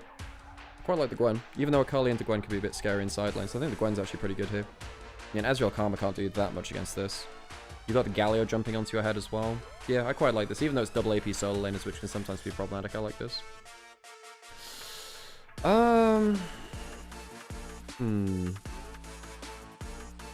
I think WE walk away with a better draft. I thought at the start of it, with the misfortune with lacking lane options left from the draft, I thought that Top Esports would be more happy with that. But at the end of it, now you have... Like, Renekton's fine into Gwen. The Vi Akali can shut down pretty much anyone on the other team. I do think the big thing is that Nio has a better chance to team fight this game. That's one of the big things. Nio just couldn't team fight last game, and I think he can this time. So that could be a huge factor between these two. Okay, well, I suppose we'll get ourselves into game then, won't we? Did I change the volume of the stream? I think I did. Let me pump that up then. Okay. Let's get onto the rifts. Gwen will eat Renekton. Not always. Not always. It's not always as simple as that, actually.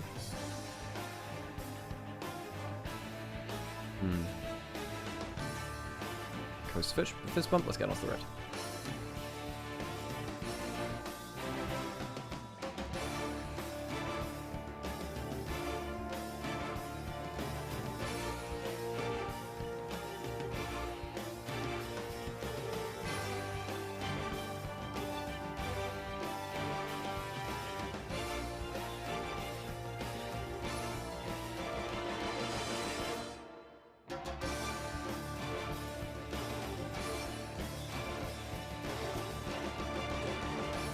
Okay, let's go. See if we get any gyos.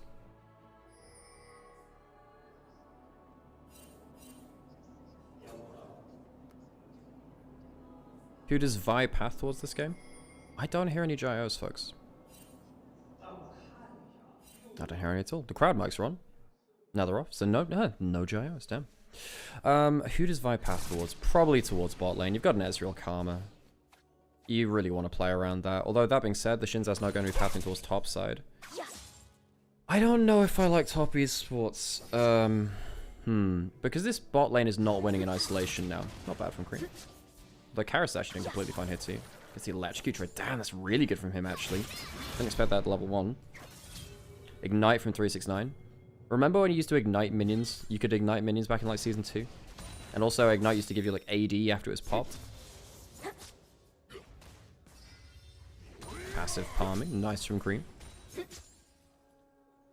Like, the longer this game goes on for, the harder it is for the Akali to play out, really. Ooh, takes a tower shot. That's a problem. You really don't want to take early damage like that. Also worth noting as well that tower damage doesn't proc stuff like Second Wind. Yeah, Cream actually turns the lane around off of that. Yeah, that tower shot's pretty poor from him.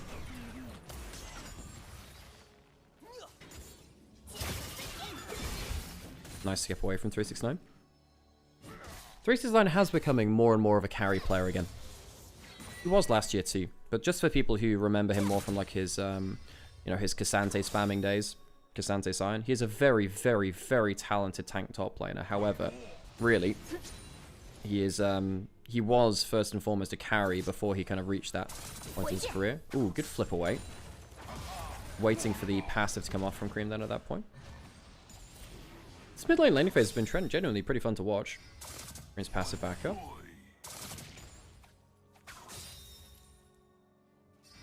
Cream's looking for the reset now though. Wants to manage to get the passive onto get the... So basically one of the things with Galio that you want to do is it's really hard for you to farm when you don't have Q or passive up. Because your base AD is so low. It's just so pitifully low.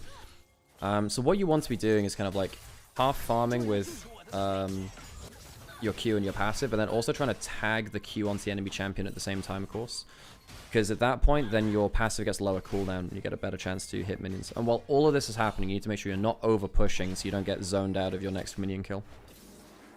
Now, Galio laning phases are really hard to navigate. It's why when Chovy's actually up in CS on stuff like Galio in different matchups, it's so impressive. Ugh, damn words.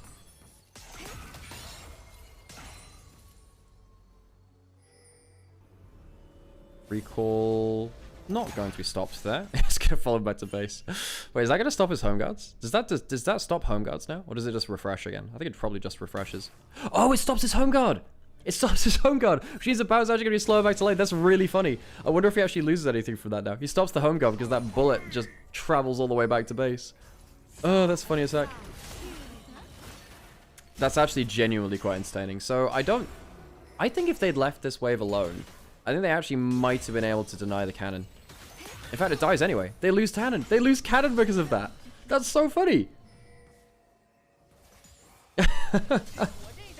That's genuinely... That's hilarious. That's great. I love that. Oh my god. Okay, so Monkey's going topside.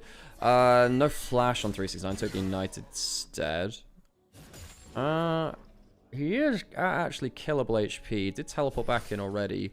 I think he knows he's on weak side, but like this is the problem against playing Renekton lanes, right? Ooh, hopped away from that. Outside of Q flash range for now. He's safe now, I think. Ooh, that's scary in mid lane. If Cream has double... What cooldowns are up? We don't know what cooldowns are up. There's E coming up now.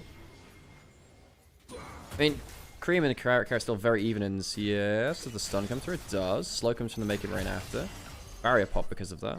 Not bad from Jachi and Fungo. Hey, Edward, how's it going? Funnily enough, you came up in a conversation the other day. When was that?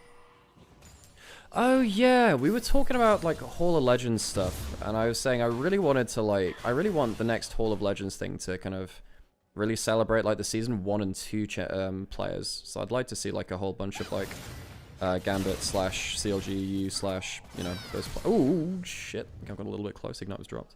Anyway, I think that's how it came up in conversation. Hope you're doing well. I always panic when someone says we were talking about you the other day. Yeah, me too. Yeah, I'm a professional overthinker. So Cube's about to hit level 6 off of this. Ooh, is he going to lose level 6 off of this wave too, though? Good. I tell you what, 369's been playing No, I don't think so either, Edward. I also don't think so, because I just don't think that's the marketing strategy they're going towards. But what I would do is like I would do like a Pioneer bundle and like celebrate like, you know, a bunch of people from Gambit, slash CLGU, and then also players like Madlife, Insec, Nymaera, you know, players who really defined the early seasons of League of Legends. Xpeke, you know. I just don't know how else you're going to get the actual kind of like early pioneers into the whole Legends. Because the problem is they need to be something which sells well across the world, which is a problem now because a lot of these players haven't played for like 10 years now. Madlife they might end up doing. I think the next one, I mean, I don't know. I don't actually know who they introduce next. I mean, maybe the Shy if they really want to go for marketing, but yeah.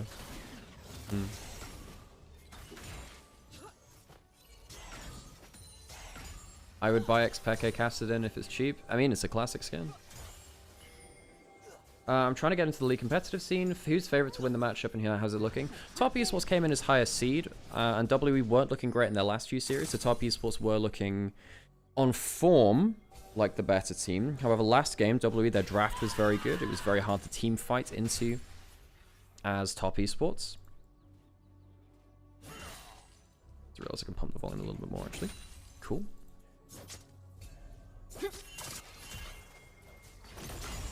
Zoomers don't know them. That is actually the problem with Hall of Legends. Because if you're doing it as like a thing which has to sell, which I understand if you're going to put that much time into it, I understand that, but it does mean that you kind of defeat the purpose of a traditional Hall of Fame.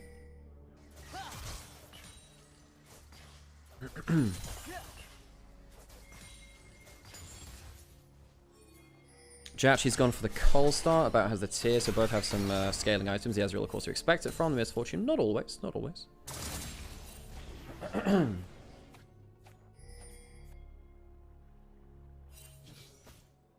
Much quieter early game this time. Monkey in the last game had a very good wraparound gank from the Skarner, which approached bot lane, got that early 2 kills onto bot side. Cream's doing fine in this mid lane. You know, sometimes the early levels for a Galio kind of suck. Gets better into the Akali later on, really. Hey Reach, thanks for the follow. And a reminder, folks, if you are enjoying this stuff, think about giving a follow. Because there's no official broadcast anymore. It's nice to support the streams which are out there. Haha, that's us. Dragon started. Teleport into mid lane from Galio does have the level 6. I actually think Top Esports are a lot more powerful here because of that first Galio ult of the game.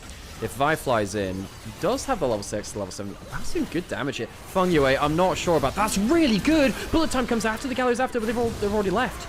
Already left. Now the big Wombo combo's done. Akali goes late. That's a very good teleport from Cube. Feng Yue will get into it. I think WE escaped the Wombo combo well enough. Top Esports, they don't actually land the CC to get their Wombo combo off.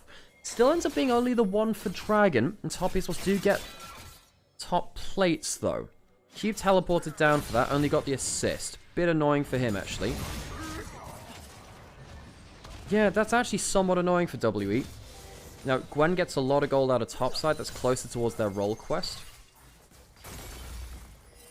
Yeah, I actually think that teleporting down for that, it's a feel-good moment. Now, if they get the kill on the way back, that's a problem. Like, Jachi spot him out. Well played that. Understood that he was actually under threat. Not every AD carry realizes that. Oh, I need to change that FAQ thing. That's actually just not try correct anymore, the thing at the end.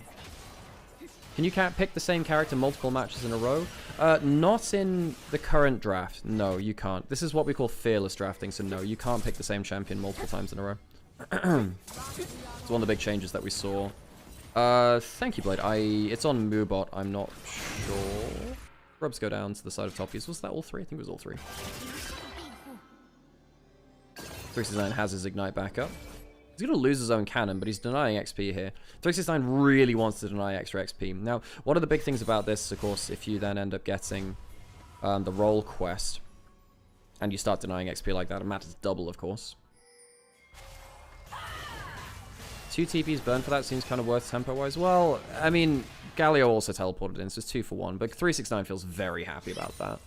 This is a draft in which the Gwen can do a lot of damage. You know, Ezreal Karma doesn't love playing against Gwen.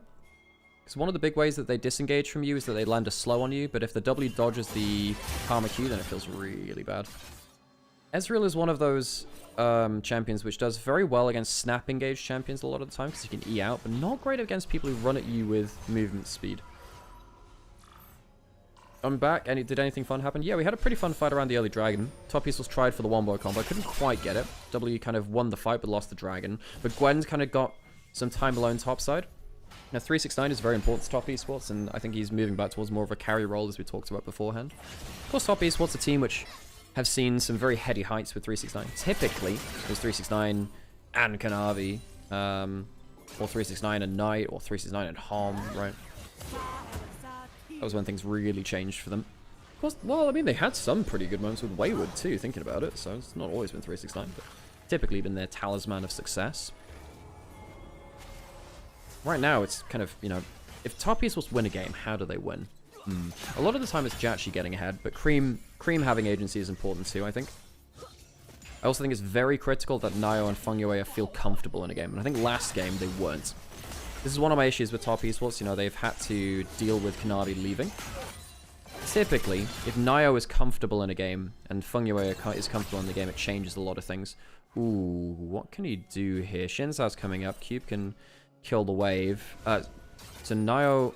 Oh, this is not looking pretty. Cube has lost his role quest. He teleported bot side for 1 kill, which looked fine, but they only got the 1 kill. If they got 2 or 3, maybe it'd be fine. But now Cube, you know what we were saying about the role quest and being denied denied XP matters so much? Exactly here, because he's losing another wave. He's losing another wave. And 369 has already got his role quest. Look at that XP differential already. It's a full level and a half up already. Karis is flying topside. There is a W available from 369. Karis is kind of scary here. Jumps forwards to that Q already. Drops down the Ignite. Not bad from 369, actually. And if he does fly in towards Cream, you won't be too happy. Good needlework on target. 369 very liberally using summoners, but I think it works quite well there. Wait, they've had to lane swap mid and top lane? Are you kidding me? Surely you can't do that before your roll swap's gone. Now it's charging up his Q. Oh, Karis, that's a disaster. Spaghetti everywhere. Okay. He ended up somewhat flash cancelling himself there in a bad way. Not sure about that. Thank you, Blade. Appreciate that. Yeah, I appreciate that, Blade. That works. Thank you, Blade. That was a mess. Why the hell is BLG down here in Plains? Wait, BLG is not down here in Plains. Did I title the YouTube stream wrong? Or is that a joke? So I'm actually worried that I titled it wrong now. Oopsies. Okay, no, I did title it right, that's fine. Oh, God, no. He tried to flash and then E and then just ended up doing it the wrong way. Oh, jeez. I think basically Cream ended up... Yeah, that ult's a little bit cheap. I mean, but also losing flash on Akali and ult, I mean, you still feel bad about it. First turret went to top Esports, and now you just look at that top lane role quest and you're like, this is unplayable. Cuba has been demolished in the 1v1, and that early teleport set is seen behind. I actually don't see how W can play with the Renekton that's this far behind now. Even the Akali's not getting a huge amount done. Combo coming out onto a bow. He's used the flash and the E. And as we said, he looks really good against champions you can kind of just E away from. But when they can actually run at you, Ezreal can be caught. Not a great play from about there. Way too far looking for poke onto Jachi. This game is falling apart very, very quickly. 369 will teleport back up towards top side. There's a teleport coming in for the Renekton. It's a bit of a Hail Mary. He has his top lane role quest now. What's he going to achieve with this? Nothing.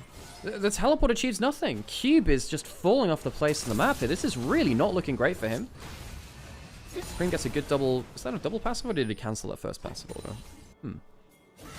Cube, my dude, this is really not looking great for him. At least he has the role quest now, but he's losing out on so much trying to look for these hyper-aggressive plays with the teleport. Has there been any update on Jackie's health? Is he back anytime soon? The Shy said he'd be back next split on his stream, but of course that's not coming from Jackie Love himself, so we've not had any official confirmation. I've no idea how to tell who's doing better in this current game. So there are a couple of ways to tell. Of course, it's sometimes you just have to understand kind of quite in-depth things about the teams and the meta and understand like, oh, well, you know, Galio's good into Vi Akali because he can defend a target that's been dived onto. But actually, Vi Akali's really good into Misfortune, so, you know, it's a lot of balancing what champions are good against each other, but then also a lot of different ways to judge it, really. Karis going with that ult topside, ult traded for ult. Karis has really not been allowed to do much fun this game. I don't know. I mean, Fengyue does have ult. Surely all they do is pop that ult. Yeah, it's as good as it gets there, really. So it's his ult for... Yeah, it's fair. It's free ult. But yes, typically, the reason why I'm worried about this game for WE is because... Hang on a second, Yael, flash away. Fungo has caught out both bot laners now like that, actually. Not bad from Fungo. I mean, did have that good 3-man pulverize earlier. He's a player which has really surprised me. This, this young support from top esports challengers coming up to the main roster. I looked down on him quite a lot at the start of the split. At the start of the split, he was pretty bad, but he's really started to impress me. Hang on, we'll see if Fireflies over the wall. Does. I don't think that's fantastic. That's a pretty good cancel onto Jachi, though. Good flash away. And, well, there's no Akali to help you. You really need the Akali when you're going on those dives. W used very well, actually, by Cube. Flash away under the turrets. No CC. Cube gets himself a solo kill. Importantly so, Cube is really falling out of the aim. Karis is coming through now. Nio's not feeling very healthy at all. And I don't understand why Nio stuck around there. There was no support for him. Very greedy from Nio. He dies, the solo kill on bot side as well. Meaning that Cream couldn't teleport in for anything around top side. Not bad trade there from Jachi. Can he kill the turret here? I think he can. Good turret onto the turn onto the turret. So the reason, as I got interrupted by some skirmishing, the reason why I was worried for Team WE is that they have this early game champion in the Renekton who's behind a lot of gold to a counter in Gwen. Or at least a champion which outscales in Gwen. I wouldn't say it's a counter. Now he's got himself that solo kill. It helped, but as you can see, he's gone for first item more, which is very bad versus Xin Zhao and Misfortune. So what ends up happening here? He just gets empowered W, I think, doesn't he? So Cream, yeah, he just gets empowered W and dies. If you're going to flash at all, you need to flash like the slice so he doesn't get the dice afterwards. Thank you, Gimli. Appreciate your kindness. 369. Oh, this is an important shutdown. I didn't get it. Who did they give it over to? The Akali. Important. That's actually important. Because the Akali is the person that can more consistently deal with the Misfortune.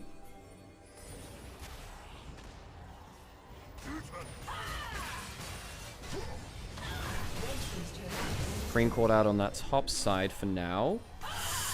I think he's just dead, isn't he? Top esports are getting destroyed on the map here. Monkey has his ult coming up in a few seconds. I think Cream's just dead, no?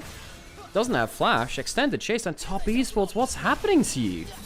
Now, Cream dying in side lanes twice. Karis does on the other side. Solo kill by Nio. This game's gotten a little bit skew pretty quickly. Now, W is still behind in gold overall. They're trying to take split fights, though, with Renekton powerful individually, even though he's even though he's behind early, he's still a Renekton. Early game is his kind of powerful point. You can punish the fact that Galio really hates some of these matchups too. Individually, he wants to be supporting teammates, not fighting on his own. However, while all this is happening, Nio gets a solo kill. He gets a tower in mid lane, in bot lane. Jachi's been kind of free farming across mid lane too. This is getting wild. So what happens here? So Karis didn't have ult. And then I guess he flashes for the Q knockup, gets the W in, and saves Z, has the ult for the burst. Karis dies. Karis had flash, but obviously couldn't get away in time. Okay, so we might see ourselves another 5v5 here, but I think actually Shinzo is going to be here a little late. Now, do they have Galio to bring to the play? They do. Do they look for the engage anyway? Might be a bit late. Where's the Galio? I think Fungi really wants to go in now. Yeah, he really wants to go in, like, right now. Dragon does go down. Shane CC coming through. Jachi gets the Galio onto him. It's not a bad bullet time, but Karis does get the kill on the other side, I believe. So it's currently 1-4-1. Karis has used his ultimate now. What's going to happen with the rest of this cube? Fairly fed, but Karis goes down, and I think they've lost their damage with that, really. About is not bad, but he can't really deal the burst he needs to do. Can they get anything more with this? 369 going to get that reset on the E. Good minion taxi from Fungi, and About will go down. No summoner, no E, no HP. So top esports lose the dragon, win the fight. Do they get anything off the back of that? I suppose Nio's going to get super fed from getting topside camps if he wants to.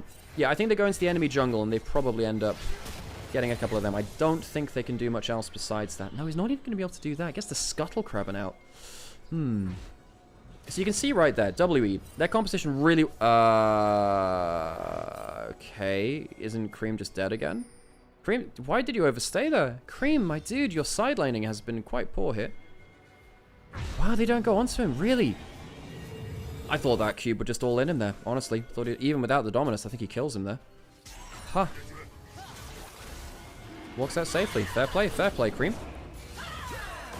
So, the problem here is that Jachi ends up kind of being separated from the team. Fungi, I think, makes the right call. Kill the Vi. And then they peel back around their Misfortune. 369 destroys the Kame in the backline. Becomes very split very quickly.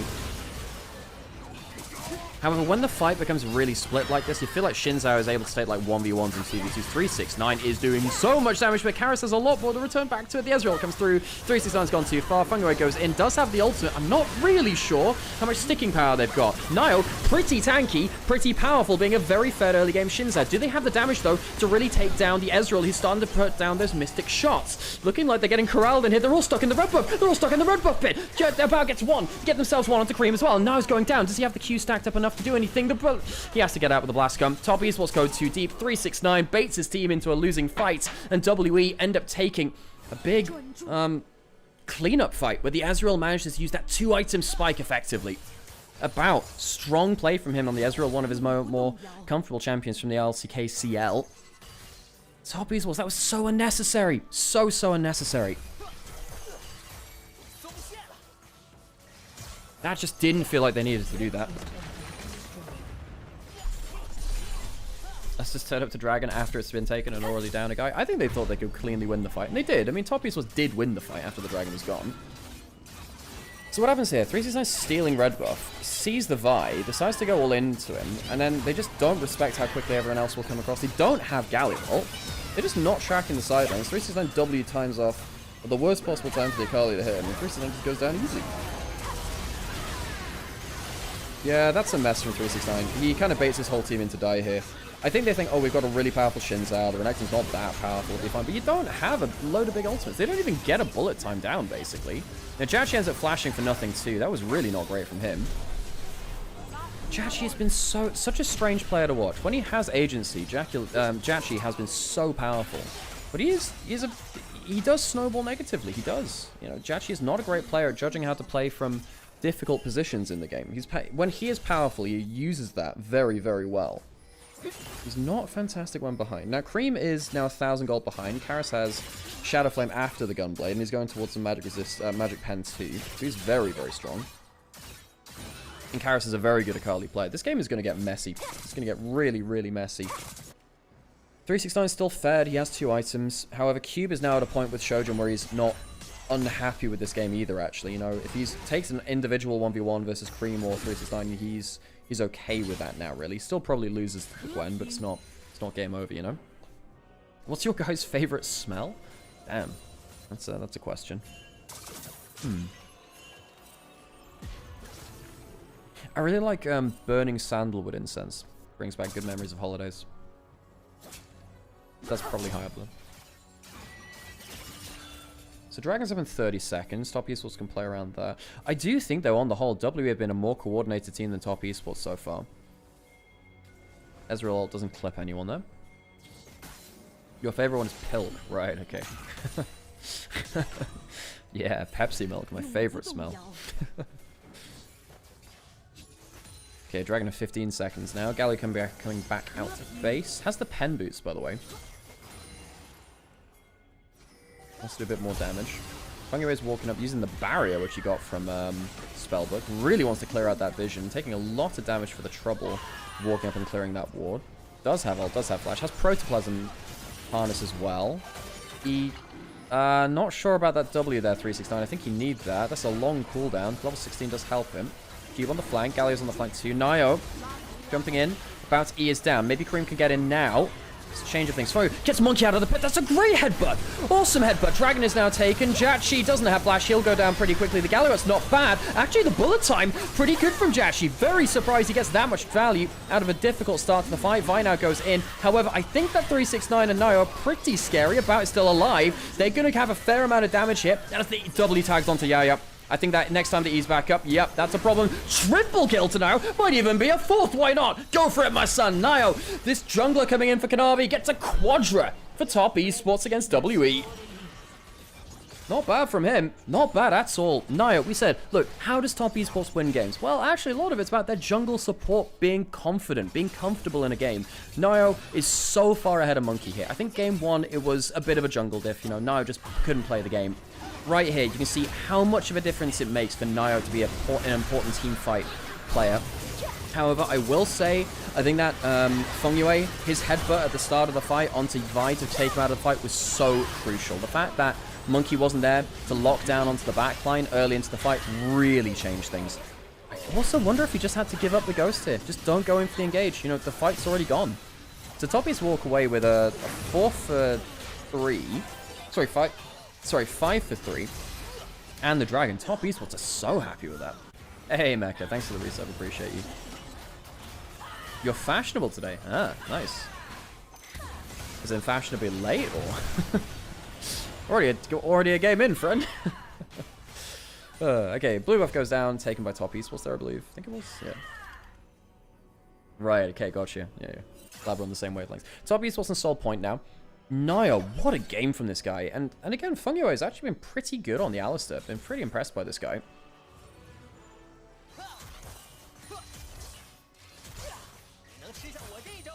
One of the reasons I talk so much about those two is because at the start of the split, I was really harsh on Naya and Fungyo. I was genuinely holding them back.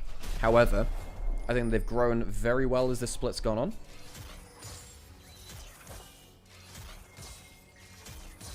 AD carries very even in gold. About does have 7 kills. His Ezreal is something which is very powerful from Melsa KCL.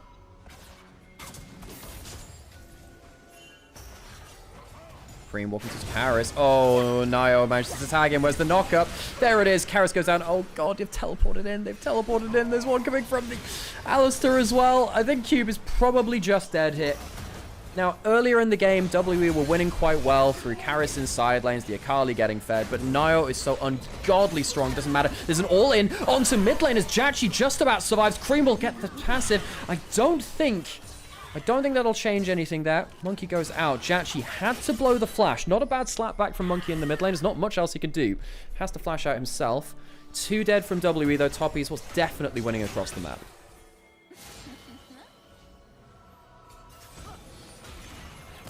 That was Vyar to stop Cream. I thought that was Vyar onto Jachi, wasn't it? Yeah, it was onto Jachi. So they went onto mid lane because Jachi was alone on the mid lane turret.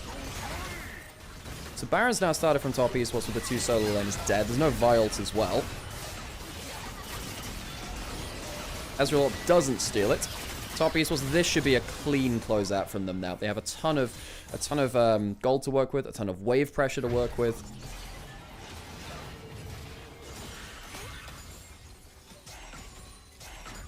And yeah, they've got that Infernal Soul on the horizon as well. Oh, by the way, folks, if you're enjoying what you're hearing today, again, I'm sure there's a lot of regulars in here too, but if you are enjoying what you're hearing today, think about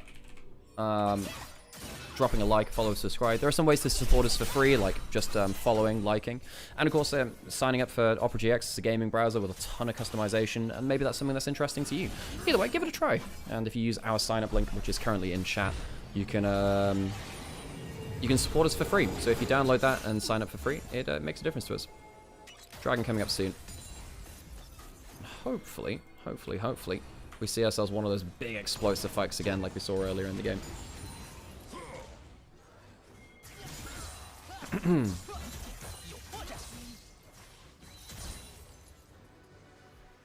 You just bought... Wait. Sorry, you bought $83 worth of Mexican what? Mexican vanilla beans. Right, okay. I just saw Mexican, I was like, okay. This could be a great number of things. Why would you spend $83 on, you know, what would you spend $83 on, you know? Oh, Violencer Cream, who does have himself a flash, and he has himself a Seekers as well. He does go golden. Bullet Time's trying to give him a bit of a landing zone. Does flash out, so Cream is alive. Now it's going in, has his ult, but that's so much burst! That's so much burst! Crazy amounts of damage coming through. About is alive. Karis goes in. Can he get himself out? There's a knockup onto him. I think he's... No, he's not safe. He's very, very dead. 4 for 1. About lives. 369 just doesn't give a damn. He's just in bot lane. It wasn't even a 5v5. It was a 4v5, which Top Esports win. Cream goes down as the first person engaged onto. Top Esports. Dominant display through the team fights this time. I think Nio really night and day difference. Top Esports really succeeding when this guy is comfortable. With the Baron buff in for Top Esports on the way through the bot side, they'll tank up the turret, and I think About will be caught by the cow once more. Deadly Bovine Massacre. Top Esports will finish off the second game of the day and even up our best of 5, our first of LPL. Split 1-1-1. All square here.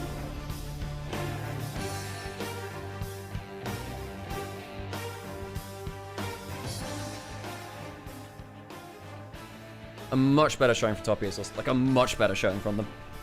I think that Nio being comfortable is so crucial. He was clearly not useful in the team fights in game 1. Much better there. Much better there. And you know what that means, folks? We've got a break. We finish our game. You know what that means I can do? I can put on some adverts. That great. And I can still play some Musume. Where's my damn horse game? Where is the horse game? Alright, back to horse game. Okay, what do we got? We've got Satsuki show coming up fairly soon. This is actually not a good turn. Can I race? This actually might be a race angle. No, there's nothing good here. Do I just have to take like a bad turn? I guess I do. I guess I just take whip, save the energy. That's a really bad turn. There's nothing I can do there. Yep, it's horse game time. It's horsing time. I guess I take that if I can. Anything else here I can do? It's GT. It might actually be worth doing this instead.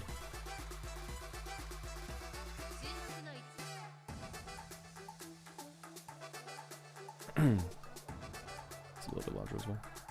But yeah, I think basically we've kind of nailed the victory conditions there. I think it's coming down to a lot of 5v5s. WE, it really depends. Yeah, I think WE have always been a 5v5 team. They've always been a 5v5 team. Do you think I'll be able to mail you vanilla extract? I'm actually not sure. That's actually somewhat of an interesting question because it depends somewhat on like EU import laws and stuff like that. Probably need a bit more speed actually. Yep. Harikite, go! The classic.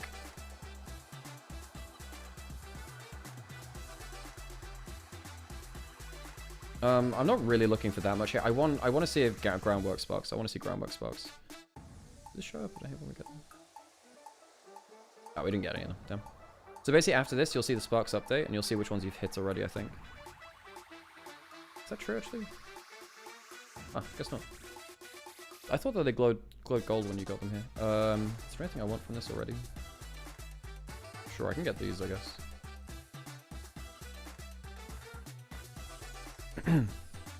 If not due to EU laws and consent to England, that's true. That is true, actually. Post-game stats, I didn't actually check this. 1 second. That's a lot of damage on Ezreal. Oh, thanks for the extra sign-up, by the way. I did see someone sign up to OpGX there. I appreciate you.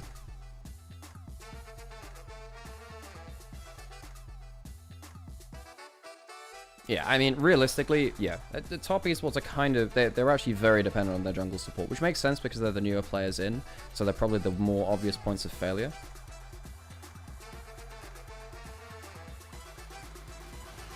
Okay, back to horse game.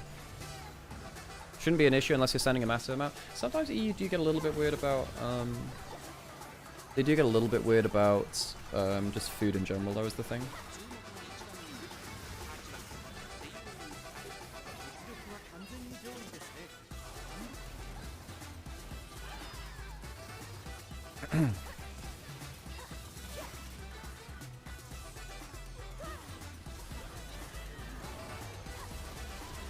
Okay, so I guess we just run all the... We can technically win the mile G1 races as well. It's just... I mean, I can do that. I'm probably not going to win the derby if I do that, though. Nah, we'll do this. This is fine. Yeah, I should have the stats to win the derby now, because you need about 450 speed. This gives you a medium recovery skill, which is fine.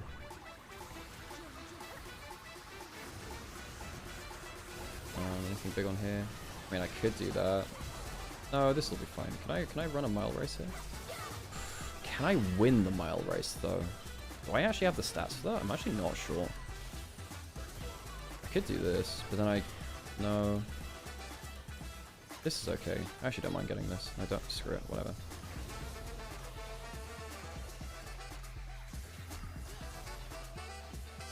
Okay, let's try that. I'd never run this. I never run this race, actually, for Saiyan. This actually might be a loss. Yeah. You need different stat. Oh, it's bloody close there. Even with all the skills I had, surprised by that. Surprised. Well, that's a shame, because you really want to win them for... that's a lot of energy down to you. Left-handed. This is a good event, because getting left-handed as an inspiration spark is actually kind of big. Left-handed is a skill which is really important for the race, because you can get guaranteed right-handed from Fukukitaru's card, the wit card, but you can't get left-handed nearly as easily. There's not as like a guaranteed way to do that. Oh, let me change audio over. Let's go for this. Okay. Left-handed representation? Yeah, I mean, it'd be crazy if I knew anyone that was left-handed. It'd be absolutely crazy if I knew anyone was left-handed. I say that full well knowing that Angie is left-handed. Player of the game is Nymaera, of course. Yes, very good play game from him. Very, very good game from him.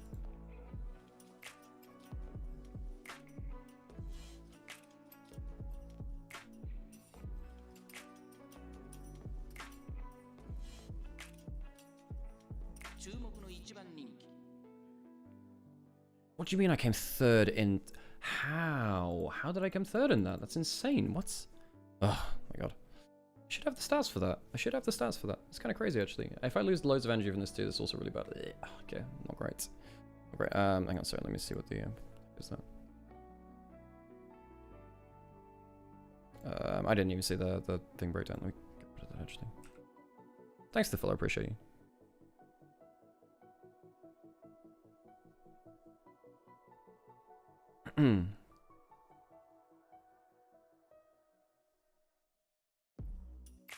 Okay. Oh, if we, I don't know. I mean, this is spark farming, so yeah. I was watching on YouTube. I had to hop in for horse gaming. Right. Okay. Am I prepping for CM? I've actually already got my CM. In fact, I can show you my CM races if you want. That's fine. That's okay. This is more like okay. Technically, this is CM prepping for the next one because what I want is I need a Mile Saiyan front runner. So I can kind of like have a good parent for Smart Falcon, who might be one of my 3. I haven't really figured out who my 3 are. Not really. Yeah. So yes, sorry, not for this CM, it's the next one. Sorry, I do understand you now. My bad. Yeah, I'm somewhat doing that. Yeah. Well, this is gonna be some pretty messed summer because I came in at half energy. Oopsies. Still need to, but you still need to build yours. Are you kidding me? Chop, chop, chop, chop. Sparks. Just want you to know that auto moderator did actually like pick that up. Auto moderator was not happy with turd Sparks. That's quite funny. Ugh. I'm running Falcon for the CMT because of it. That's kind of fun. I think she's a fun character. Yeah, I just want to make sure I get like a groundwork Mile Saiyan parent. Because I run like a lot of front runners, like a lot of them. And, yeah, what's the series score? It's 1-1. It's currently 1-1. A very good team fighting game from, probably better, actually. Yeah, it's a very good team fighting game from Nymaera. Nymaera was much more comfortable that game. I think we're basically seeing that this game is probably going to come down to, like, if Nymaera's comfortable in 5v5s, it really makes a huge difference. Like, a huge difference. Move that over there. Oh, cool. There you go. That'll work.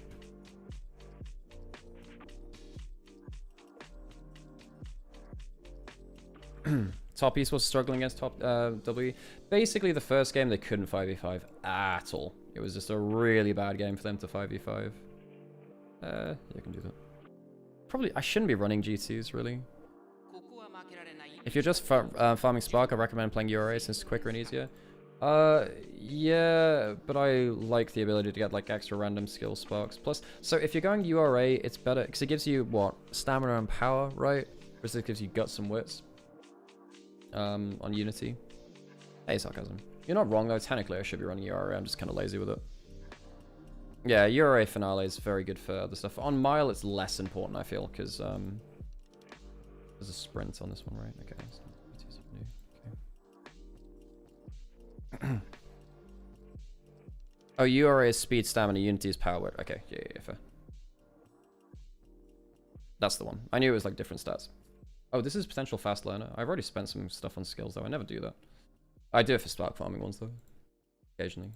Why not? I mean, oh my god. I'm actually gonna get slaughtered. I have 380 stamina. I can't get to Kikaka show. That's gonna kill me. What? Have I run adverts yet? Yes, I have. Although I do need to run some extra ones at some point. Yeah, my bad. Yeah, I'm like, I would consider myself like semi-serious about Uma. Like, I've got some... I tend to just ask the hive mind when I need help for stuff. We run as late surge on this because our stamina is ass. Whatever, it's fine. So we don't get the triple crown, which is somewhat annoying. Which means we also don't get Leader's Pride as a instant drop. Whatever. Again, like it's spark farming. Could be worse. So now I just run the 2 mediums after this 2, I suppose. How's Monkey been so far? Very good. Professional Uma player? Yeah, that's me. Professional Uma player. Yeah, Monkey was very good in game 1 on Skarner, but then this was the same problem that he had last year, effectively, is that he doesn't have Skarner for all 3 games in a series. He was very, very good in game 1, though. He had a great gank early on. However, Nio just obliterated them in game 2. And whatever, we'll tank a... Oh, this is actually pretty okay. We can... yeah. I actually tend to go for the bottom option on that one a lot. But in this one, because we're going to take tank and mood down for the next one anyway, this is fine. The 2 and 10 Pantheon incident? Yep. Yep, that'll do it. That'll do it. Oh my god, there's so many different things I gotta click through to move things around on this scene. Jesus. Okay, get rid of the adverts. Do I run another set of adverts now? That'd be okay, actually.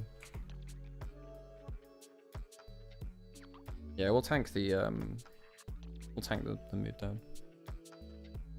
Goodbye, Sen. I hope you had a nice fish. Right.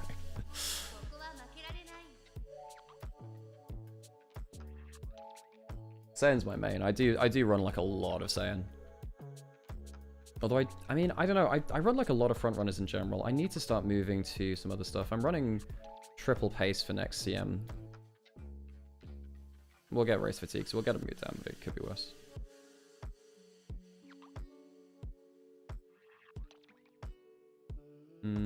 Sure, whatever. I run her and Summer Marazensky a lot. Yes, I also run Summer Marazensky a lot. Those tend to be my double front runners. The problem is if you're running Summer Marazensky and Saiyan, you tend to lose with your Saiyan because she gets overtaken by Maru. Maru is very good at fighting for first, and Saiyan kind of gets bodied by that unless she has really good stats. She does have escape artist built in though, which is the big thing, right? Do we lose this? Damn, we do. Fucking hell, Jesus. Didn't expect that, damn. I like triple for a front runner. I actually did that last VCM as well. Nice. Yeah, I ran kind of like sacrifice Suzuka, who would run away to get the distance, get kind of like the front runners kind of extra distance to the back line, and then yeah, and then I'd kind of like overtake with the other ones. So I got to finals. It was actually really janky. I didn't do very well this last CM. What's going on with the analyst desk? Well, you know, we thought we'd bring in some famous Japanese racehorses to be our analysts for today.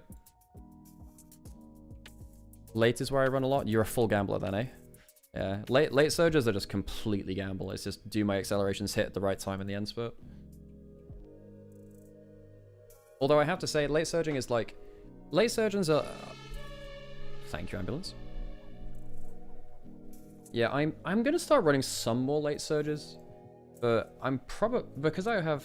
Well, I guess I do have Christmas augury, so I can do whatever the hell I want, really. Because she can do anything, really. Do we just take the energy here? We do. Yeah, we have to. We're in like perfect energy range for New Year. Well, none of this looks great, not gonna lie. Hey, thanks for the follow, appreciate you. Doing B, what the is cream L9? Damn, that's a name. Well, we're probably going to die unless we get stamina. So this feels ass, but I actually do need to get through tennis show.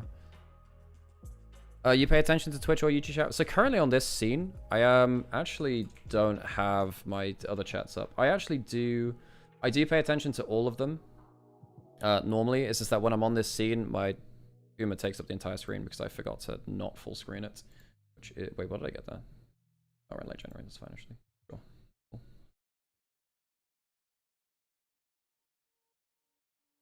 It's all Uma now. Exactly, it's all Uma now. That's the one. I usually run 3 different strats. So the problem is you can't run solo frontrunner. A solo frontrunner just sucks. It's really bad. Okay, let's change our audio over and let's get into it. And also worth noting, folks, at 10 o'clock I gotta dip. This reminds me of an anime opening. This reminds me of the opening for Zetsu no Tempest. Yeah, this reminds me of Spirit Inspiration, which was the opening theme to hit anime. Zetsu no Tempest. It wasn't a hit anime, it was fairly niche, I think. Hey, thanks for the extra RPGX sign up, by the way. Did I pull for the Fukukitaru speed card? No, I didn't. No, I've got to wait for fine motion because I don't have a good wit card. I really don't want to be like without a good wit card and having to borrow for eternity. Where's Sam? Sam's gonna turn up later because he'll be coming in for either this game or the next game. We're into draft though, which is cool. Okay, so into draft number 3. Yeah, that's what comes after 2. So I hear. It's crazy, I know. Okay, let's get into it. Let's get into it.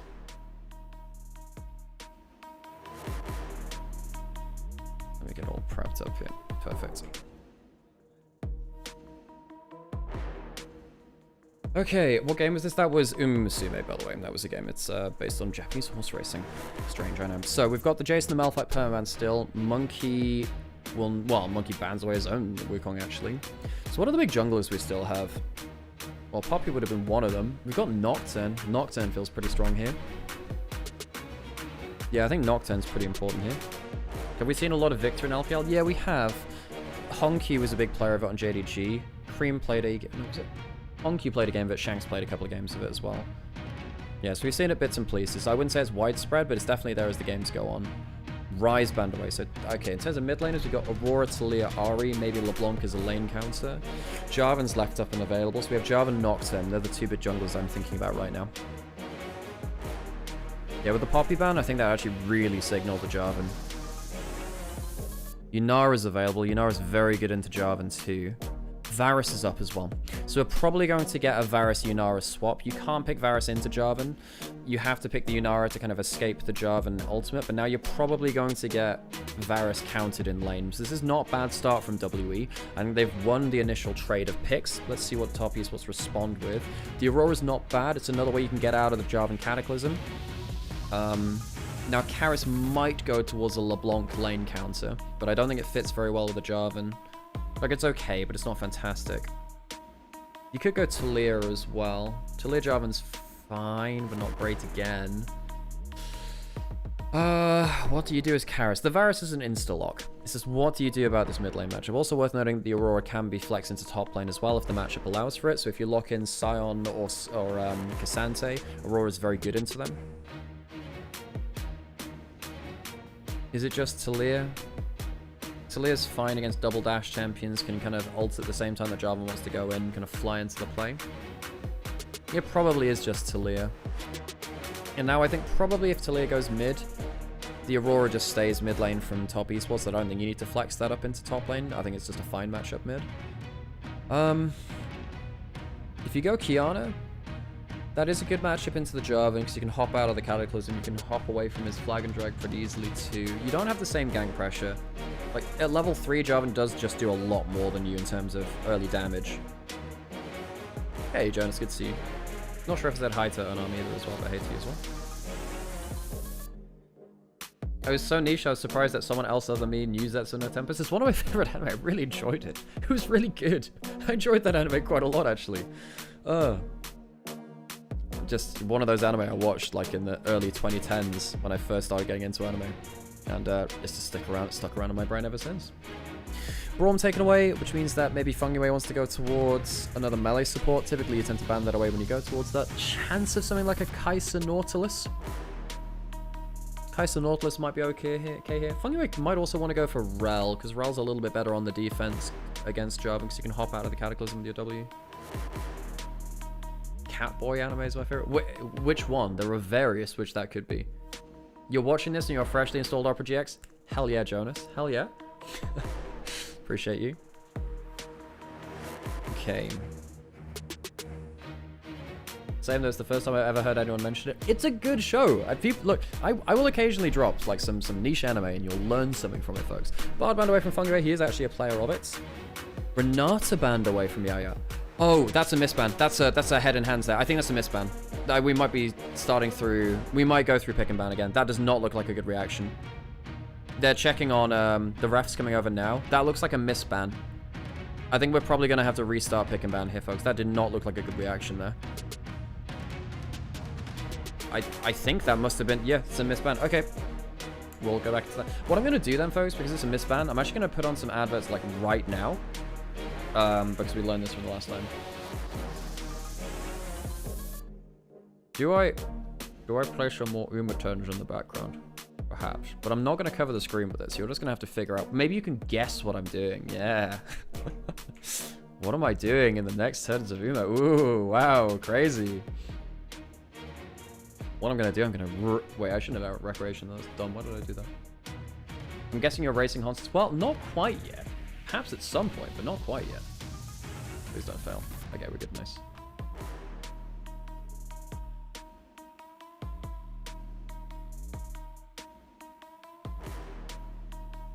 Yeah, so I think that was a missed ban, or like it was the wrong ban. It was the wrong ban. So that Renata ban, not common in meta, and also just not. I don't know. I mean, if you wanted, I mean, I could see a world in which it's a ban if you're afraid of lane pressure, but it looked like it was just completely misbanned though.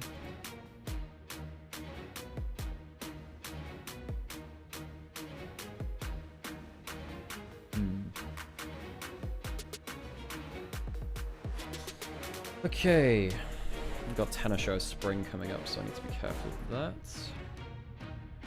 Am I gonna win? Of course I am. Of course I am. So, we were getting around to our last round of picks and bans. Support matchup obviously looked like it was very heavy on the mind of top esports. Inspiration. What do I want from Inspiration? I guess I just want to see some sparks that's more likely to get passed down. I want to see some groundwork sparks, I guess. 10, thanks to the follow. Appreciate you. Oh, front run spark. Interesting. Front run nice. Not bad. Didn't get groundwork. Okay, so it's not going to be like a crazy run probably, but hey. Tennis Show is, by the way, one of my tips for Tennis Show, if you just want to survive Tennis Show Spring, just run her as a late surger. I know it's like a D aptitude in it, but it's still actually worth just running as a late surger, I think. I actually think it's just worth running as a late surger because it means that you just have just way more stamina by the end of it. All you need to do is survive that race. Like right here, I'm on like 700 speed, 500 stamina, so I shouldn't be winning this, and I probably won't. But if you run as a front run, you immediately die. But late surger has like better chance of surviving. Yeah, like I finished third, which is fine. Like all you have to do is finish top 3, which is fine. It's a little harder when you're running someone like Rice Shower, because Rice Shower actually has to win Tennis Show Spring, and that's the hard bit because it's just such a high stamina requirement if you're running for, like if you're prepping for particularly mile or shorter and you have to like win Tennis Show Spring or something like that, it's a real pain. So sometimes Condor Passer, stuff like that can be a problem. Okay, there we go, back into it.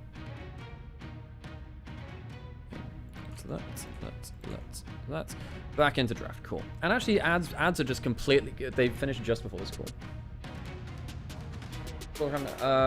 Oh sorry, when I talk about running ads, it's for Twitch. I actually don't mess with ads on YouTube because ads are a problem on YouTube. It actually weirdly drops a lot of the monetization when you manually add them in on lives.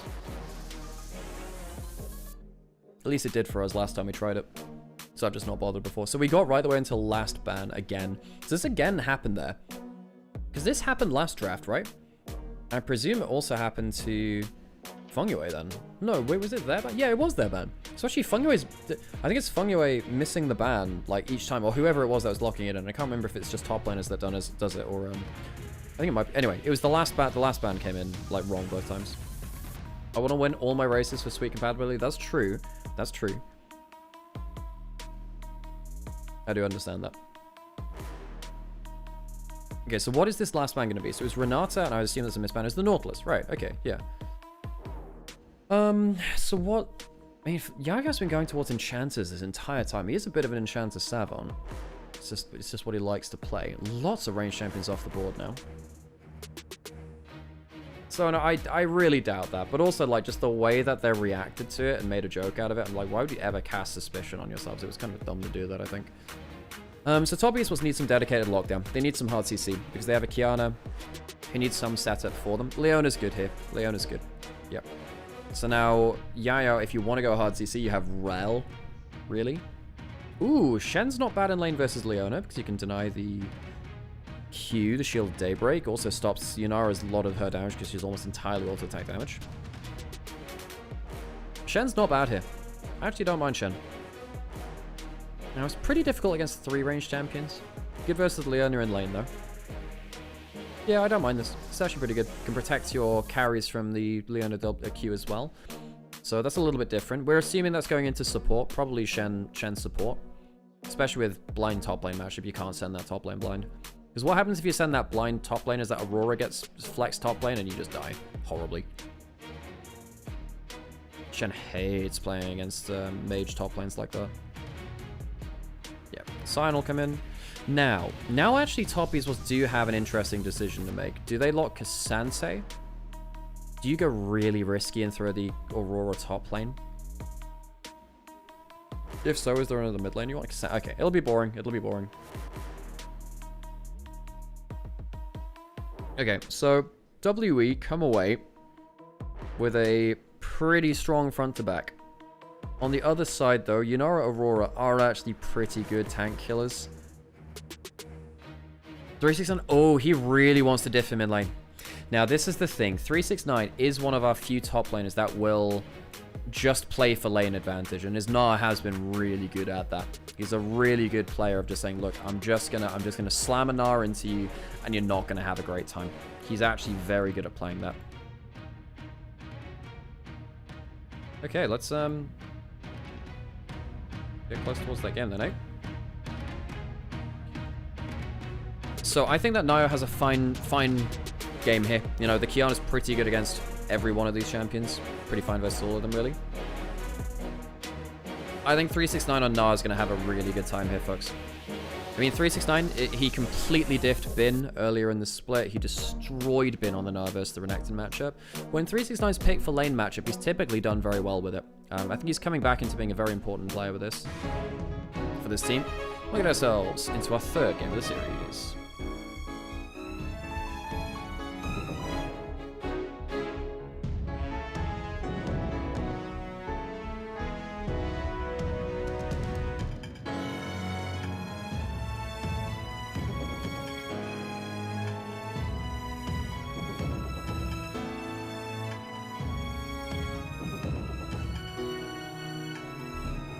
Top Esports lost the first game of this series, but bounced back very, very well in game 2.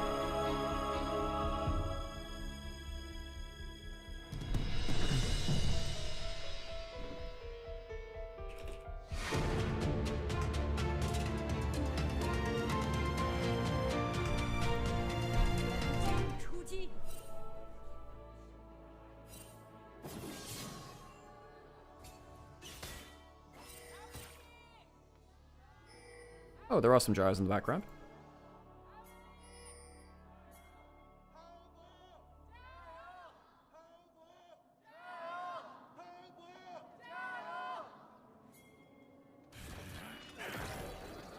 Thanks for the follow there, Jadron.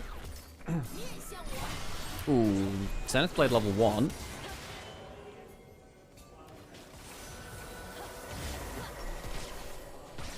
Heal blown as well. Now, the thing is, this Shen is really, really good once you get to, like, level 2, level 3 for that Spirit's Refuge. That's a lot of damage!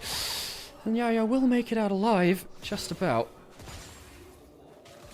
Comet from about, doing some work. You can see it's not exactly all sunshine and rainbows here. It's level 2, level 3 where the Shen becomes more problematic. Flash away means there's no Flash Taunt either. Monkey, oh, he's going to spot him that. Going to spot him that. Flag Drag, not available because it was used to get over the wall.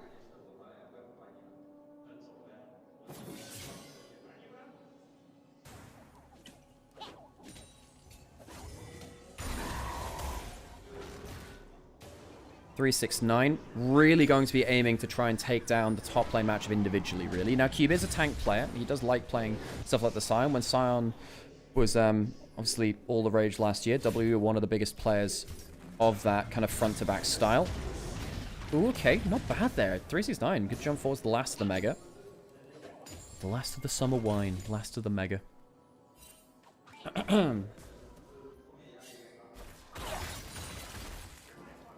Cream also a pretty confident Aurora player. Always like playing this one. Hey, Galfy, good to see you. We've had an interesting series so far, Galfy. First game, WE, Skarnered, top esports. Monkey Skarner came back out to play for the first time in a long time, actually. In the second game, Nio just popped off on Shinzao. I'd like to see Zeri come back. I'd like to see Zeri in moderation. The problem is with someone like Zeri is that when she's really strong, it feels like there's nothing you can do against that champion because she's so hyper mobile, scales like better than almost any other champion in the game. And she's so... Hang on, the flick back does land. Good flash away, though. Monkey... Good timing to force that. Hang on a second. Good trade there from Nio. Monkey's combo is still down. Grassblade doesn't connect there. So Nio will not be able to get his choice of Scuttle. Monkey choosing to go top Scuttle, interestingly. Oh, sorry. Oh, Comet Scion. My bad. Yeah. I noticed that comment actually. Yeah. So, Scion goes Comet into ranged matchups. He always used to do this. Sometimes he used to go Spellbook. But Comet Scion was a big thing closer towards the start of Runes Reforged. Comet was really broken in general, actually. Yeah, trying to hold the wave at tower. Not quite able to do so. He's looking more coordinated so far. I actually think WE looked more coordinated, but top esports have looked better in lane. I think that 369 has been giving Cube a lot of issues individually. Bot lane's been mixed. It's mainly been 369 getting the better of Cube individually, which has been the problem. Cream somewhat even with Karis. It's been an interesting series. It's been an interesting series. I like Phase Rush on Nara in this matchup. Oh, I'm not so sure about that one. I think the sustain from Fleet is way too useful. Is that double Scuttle? That's a good win for Monkey there, actually, getting double Scuttle.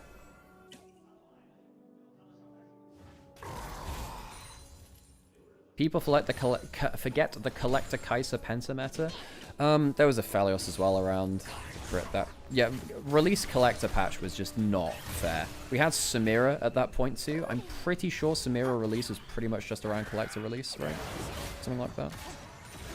Oh, jumping forward. Circle lands. No follow-up though. Jachi and Fungi are doing very well in this lane. You'd expect that Varus Shen, both kind of counters to their counterparts, would do quite well in this lane, but that level 1 from Fungiway was really good. Fungiway's been very impressive. Genuinely liking his play a lot. He's only grown more confident as time's gone on. And given that I think the support pool in LPL, look, it has... Hang on, that was a recall. Ooh, that's a recall. Zenith Blade not going to be thrown out. Heal blown on both sides for the movement speed. Do they get to hold this wave out here? No, they're gonna keep the cannon alive. So I suppose it will slow push in. Even just having one minion like that can help it slow push a little bit. Carrot's gonna walk over, level 6. Monkey not spotted. Nio jumping forwards. Nio is not very happy there. Atis is gonna get one shot. Oh, just about gets away with the grass. Tries to flash with the body block, doesn't quite get it. So close, the extra auto attack gets it. It was a real shocks expression. Well, Nio just got completely blasted there. Monkey, very good start to the game from him. Pretty much matched Nio at every turn. So, Raptors just spawned now. Oh, he misses the Q on it. Actually might... Hang on, that might actually change things, is it? No? He has Smite up. He should still get it. Alright, okay. Yeah, he'll be fine. I was actually wondering if it would slow down his camp take slow to the point where it matter that much. No, it doesn't. So, Monkey does get the assist onto Nio. He's got... Oh my god. Cream, my dude. You know that they want to take this. Going in for the solo kill. Cream might just die here. Black Drag misses. Okay. He should have died there, folks. He probably should have died there. I actually wonder whether Monkey should have flashed for, like, the slow and then going towards that. I think that should have been a guaranteed kill, personally. By the way, I think 369 is top 5 top laners in the world or in the LPL. So I actually think in LPL, I put him as my second best top laner from this split. I think Flandre is the best top laner in the LPL right now because his teamfight impact is just unmatched. And then I think you're probably looking at, like, a choice of 369, Bin, and Xiaoshu. Personally, I rate Bin's laning phase, and then 369's kind of team fight potential. As a J4 player, that wasn't great for Monkey. Yeah, I thought that, you know, you've got... Cream just used pretty much all of his mobility. I'm pretty sure you can flash for the W slow and get a guaranteed EQ after. Oh, in the world? Well, I think Keen and Doran are up there. I think that Flandre is better than him right now. So maybe he just about makes it into top 5 if we do it like that. Oh, Cream, not a great W. Flag Drag comes in, reminder that he doesn't have himself an ultimate. Dunk comes in. Cream not having a great time this early game. Been hit by a number of free flicks from Karis. Monkey has been sitting very close to mid lane, and it has punished him. Karis, great game from him on the Talia so far. Again, one of our worries about Team WWE coming into this series was actually Karis wasn't looking great. He started this split very well, but the end of it wasn't pretty at all. Mid jungle from Top Esports not looking great so far in this game. 369 trying to bully out this matchup, as you were saying. Doing a good job of it so far. Got over 10 CS up. I do wonder, with that Cull, the lane lead he's got, I wonder whether 369 can do some ungodly things in this game. This is a draft in which a Gnar can do some pretty unspeakable things. Now, Jarvan's not great against Gnar. He can often reactive hop away and then just kind of fight with his auto attacks. I don't think Shen is great versus Gnar either. No, if you kind of jump into a Mega Gnar, you just get ability to death rather than auto attacked. I think as it stands, Keen is by far the best top, and it's not close. No, funnily enough, I think the only person who's close to him is actually Doran. I think Doran has been very good, and I think it's between the two of them. Ult comes through in mid lane. Karis doesn't have flash. Great double flick. I don't think it saves him, though. And the kill will go to Nio. A little bit of revenge in mid lane, who's really sat hard. Oh, God, the taunt's not great. Good dash away from Jatchi. Monkey... Yeah, really trying. I don't think Jatchi can re-enter this bot side, though. He does need some help. Jatchi throwing out that Arc of Judgment again. Now it's Yaya behind the turret. Feng not sure about that one. Does have heal and flash. Forced to flash. No one else is coming right now. Cream might come down bot side. Top Esports really need to call someone down here. You can't allow 2-3 waves to be zoned out of. One wave, maybe. Zenith, wow, that hits. Okay, right. That's the Varus ult, though, landing onto the Aurora. Great combo from Monkey and About. You know, Cream comes down trying to help them out on that bot side, but realistically, WE were very happy, and now they get to call down their mid laner. They get to call them down for a 4 versus 2 dive. Does 369 teleport down for this, actually? Is it that bad? I don't think he can now. I think that it's a problem. Trying to keep the wave away from turret. Arrow hits. Jatchi is surely dead here. Great flick back from Karis, who's been very active so far. And this should be a dead Fungi. Teleport is going to come in from Aurora. Nio's coming down. Do they have the cooldowns for this? No, not really. Great play from W. 5-1 in the early game. However, while this is happening, 369 is having a great time in the top lane matchup.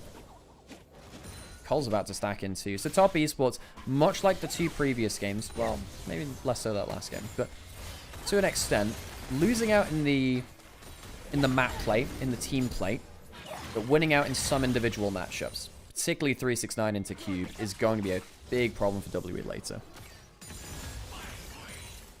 I'm not saying Phase Rush is insane or anything, but in what world is this comet unsighted and useful? Because against ranged matchups, you can sometimes poke out the Gnar.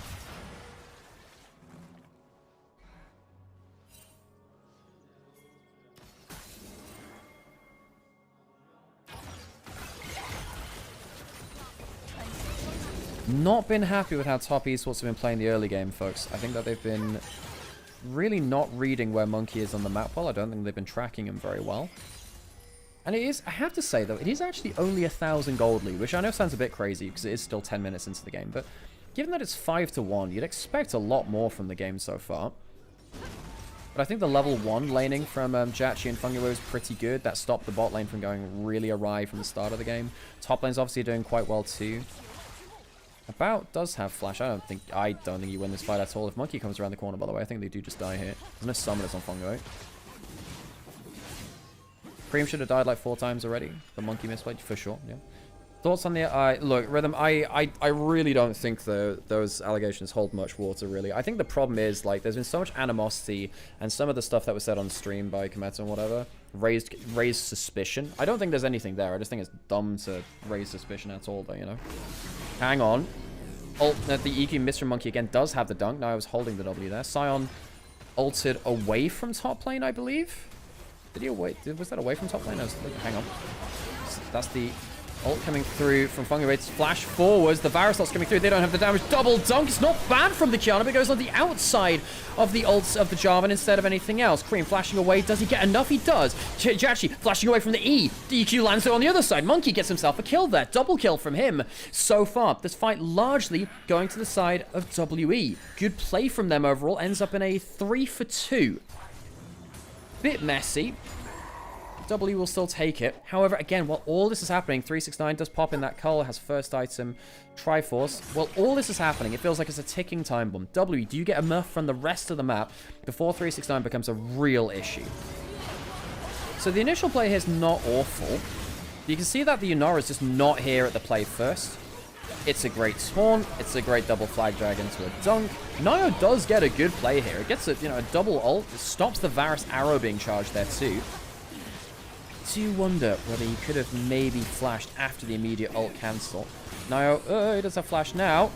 That's the Kiana coming through. It's not... Well, he manages to get out from bits and pieces of that. Nio trying his best. Flashed out again. This actually might be playable now. I think it is, in fact. Cream getting out of bits and pieces. Where the next flag and drag. The Q is just used. Monkey flashing forwards. But I think actually this is not looking great for WE now. Who's coming into the rest of the plate? Jachi's here, Fungiwade's here. Monkey gets the flag drag over the wall. I don't think it saves him, but it will get a kill onto Nio. Not a bad. That was an extra kill, which they probably were lucky to get there. Top Esports, they're the ones who win their first grouped up fight of the game. That's a problem now. Top Esports ahead in gold, and WE, they needed the rest of the map to be going well. They've fallen behind now, somehow in gold in mid-jungle, despite the great plays from Karis and Monkey early on. That's a problem. That's a huge problem. Top Esports feels like they get away with a bit of a freebie there. Nio was very lucky to survive most of that play. Very, very lucky.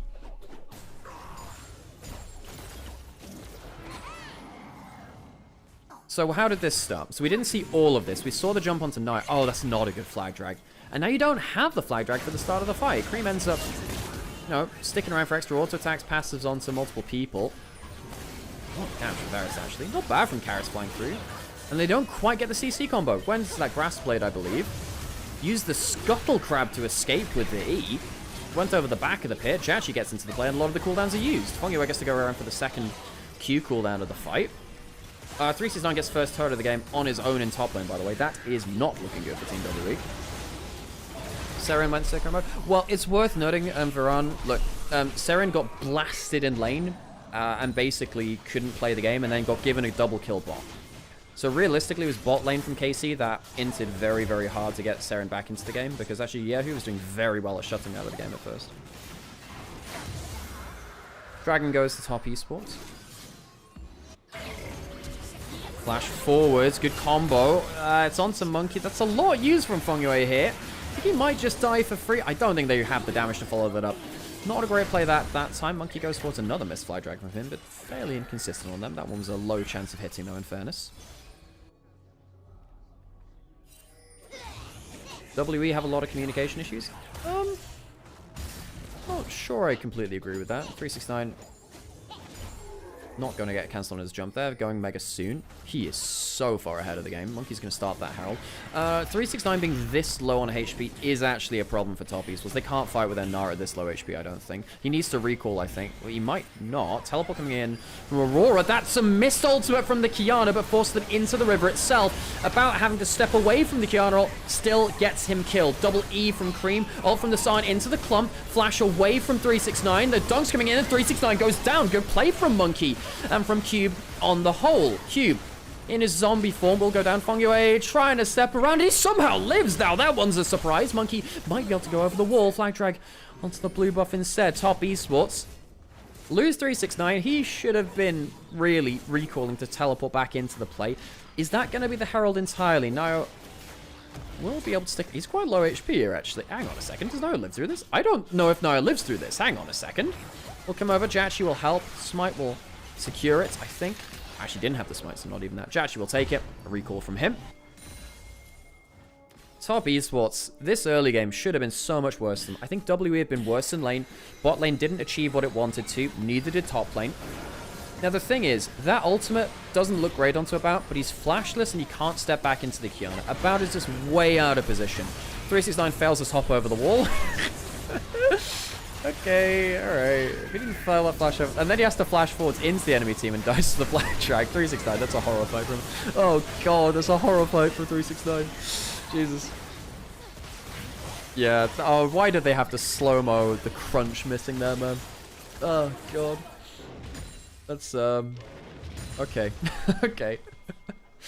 Alright, okay. Magi is locked in for Cream now, so he's really feeling. He's gone for the Proto Belt too, by the way. Thanks to the followers, by the way. And again, folks, if you're enjoying what you're watching here, think about dropping a follow, like, subscribe, those things. This is effectively mine and Sam's jobs. Sam's my brother. We do both cast on this channel. There's no official LPL broadcast anymore. And someone signed up for RPGX as well. Thank you. We appreciate it an awful lot. Now, the thing is, 369 is so ungodly far ahead. This is a really good nerf. He's 2,000 gold up. He's half the gold lead. Jesus Christ. It's a crazy amount.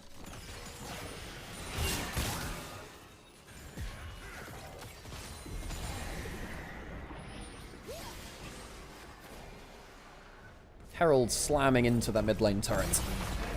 Second of the same for top Esports. 369 going to stop the ult from Cube, actually. Jump into the mid lane. Monkey flashing away, only slowed by that ultimate.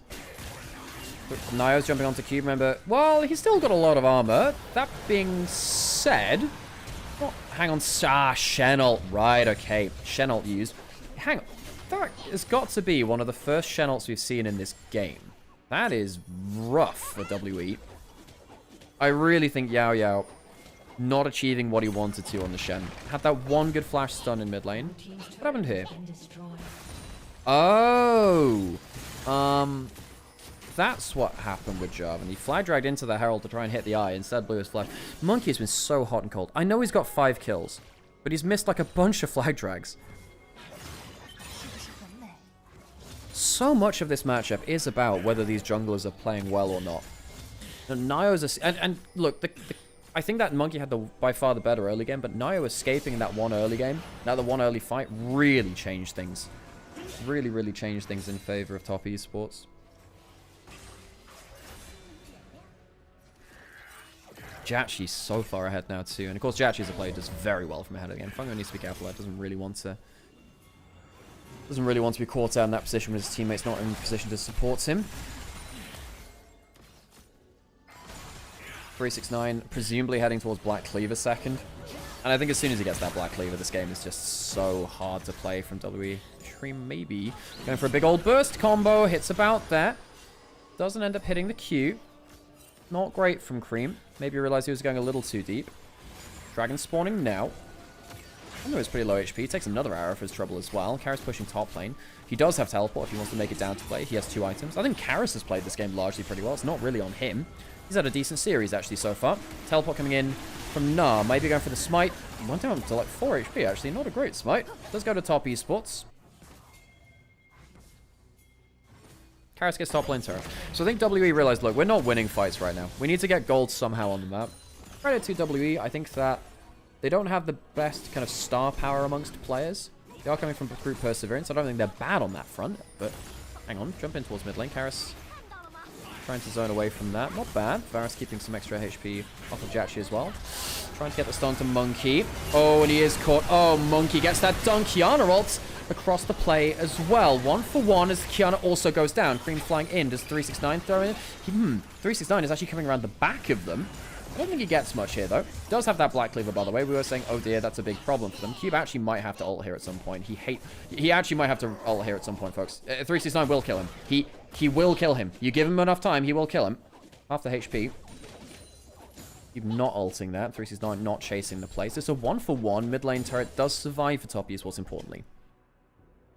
Is WE good? WE are not a bad team. I think that they can be a little inconsistent, a little draft dependent on whether Monkey and Karras have agency and whether they're on form. I think if W have a strong 5v5, I think they're very good at clutching out late game fights on the whole. I mean, you look at how they played against EDG in their first round robin of Perseverance. Yes, EDG played poorly around objectives, but Karras and Monkey were very, very good at swinging games back in their favor, even from deficits. This is going to be quite hard, though. Gnar is going to be so hard for them to deal with. They don't really get to one-shot the Gnar very easily.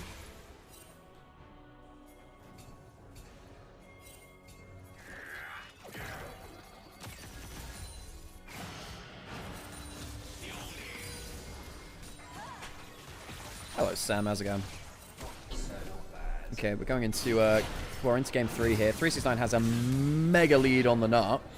He's basically just been dunking on Cube. He did the same in last game against Cube's Gwen, actually. Why are we playing Shen support in 2026? Because it's very good against Leona. It's very good versus Leona. Typically very good versus the Yunara 2, who's very auto-attack centric. Hasn't really worked out the way that they'd like it to be, though. It's been a little bit harder for them. I don't know what's... Sam, was that Pain? It was Pain. Right, not sure what happened there, but he was in pain. Oh, he kicked his own chair. Right, yeah, that doesn't tend to help.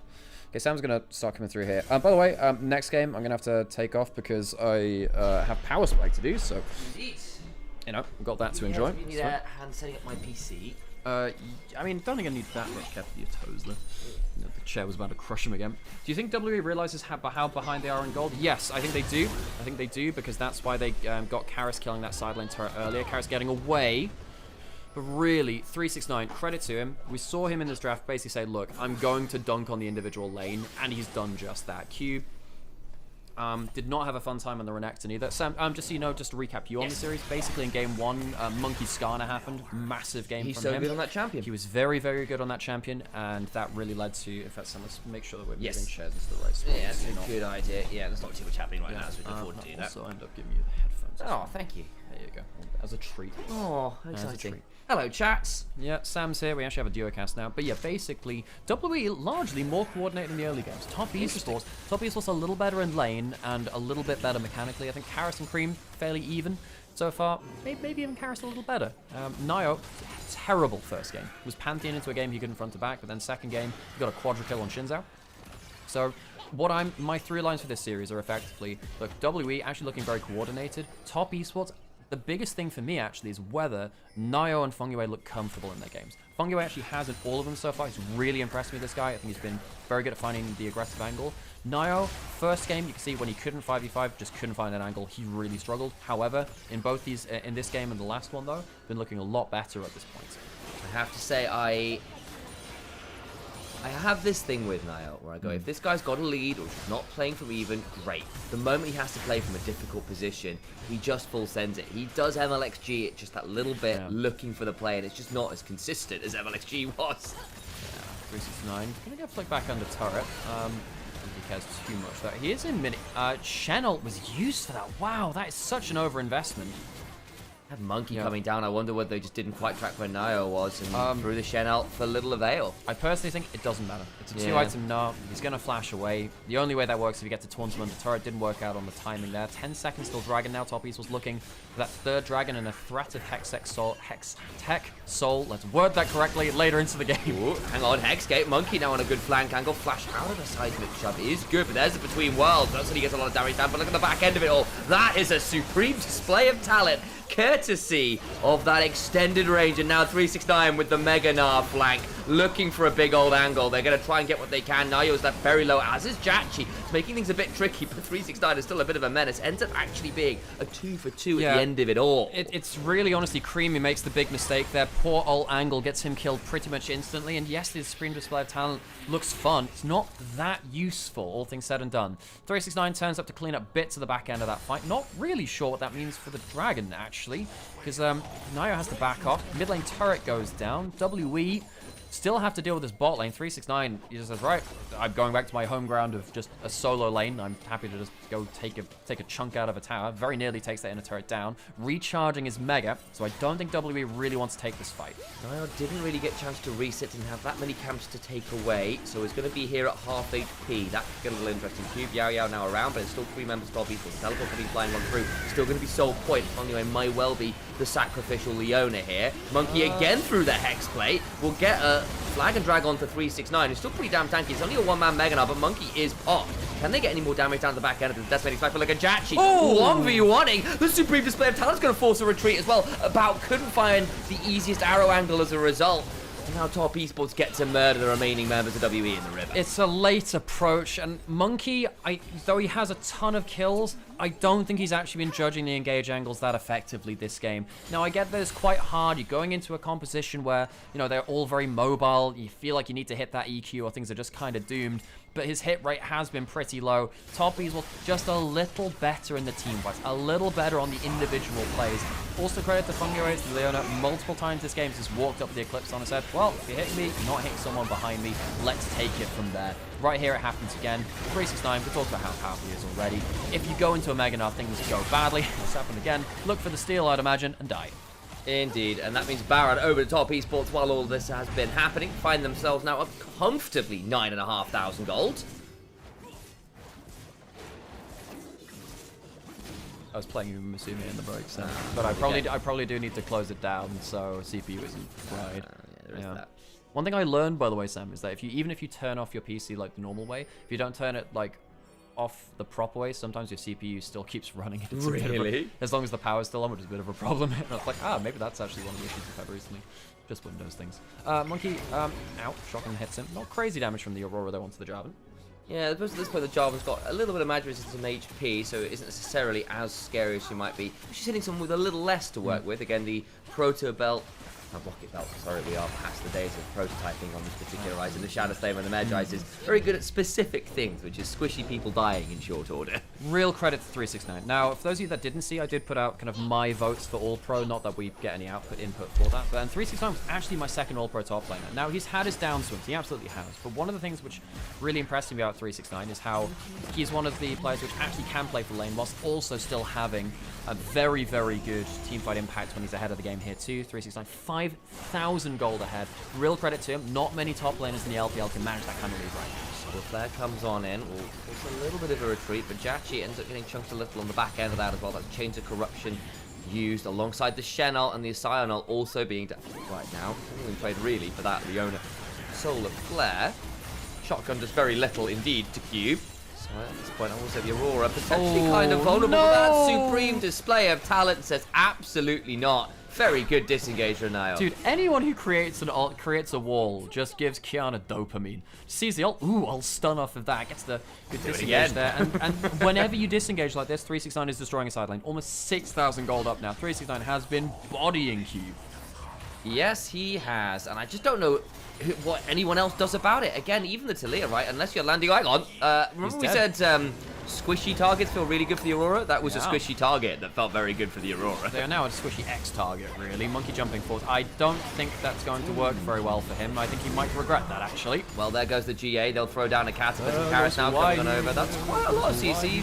But Cream will just flash over the wall and continue to be a very annoying bunny rabbit on the other side. No Super Bowls in needed for that one. Over goes Fongwei. We'll have to flash right back out again. I was a little bit perplexed, but look at Jachi. He's taking the next turret. WWE, you might actually just lose the game. Jachi can also just... Oh my god! Oh my god! Slaughtering them where they stand. Oh, he was fiending for some hunting bolts and will ensure that WE spend a little bit more time in grayscale. Cube is the one remaining member there on the fountain. Top Esports will throw out a celebratory supreme display of talent and find themselves 2-1 in the lead. Yeah, I actually got to dash off like right now. Go. So I got to get ready for power spike on the thing, so I'm going to set up Sam's PC. But hello everyone, how's it going? Sam, you know what's set up, right? I do. Alex, what you'll need to do is on NVIDIA Broadcast, when you get over there, change the audio output, not the input, where you can do that, to the Arctis Nova headphone. Okay, Sam, put this up to like just below 30% when you're in game, and that'll largely do you fine. And we'll change over to this. But 30% seems to be good when we're on solo stuff on like the actual feed, feed itself. Gotcha. Yeah, okay. And you don't mess too much with the. And I'm not messing as much with this today. But I'm basically taking up between like. That's fine by me. 10-15% and then up to 30%. Okay, but yeah, I'll be back later, folks. But basically at this point, I gotta go do a podcast. Hence why I took the first couple games off to ensure we kept voices working. Say something. They were actually quite fun. Oh, I'm a little disappointed. Oh, there you go. But, yeah. No, the first game was like mega team fights back and forth. And, yeah, second one was like kind of no blasting. Yeah, that's it. All right, people. I'm gonna run some adverts because we need to. If you don't want to see the adverts, subscribe, guys. Really is that easy. And for everyone else, consider there is a Ko-fi link and our sponsor, Opera GX, which is pretty cool. Opera GX. I can't spell. Oh my days! Come on.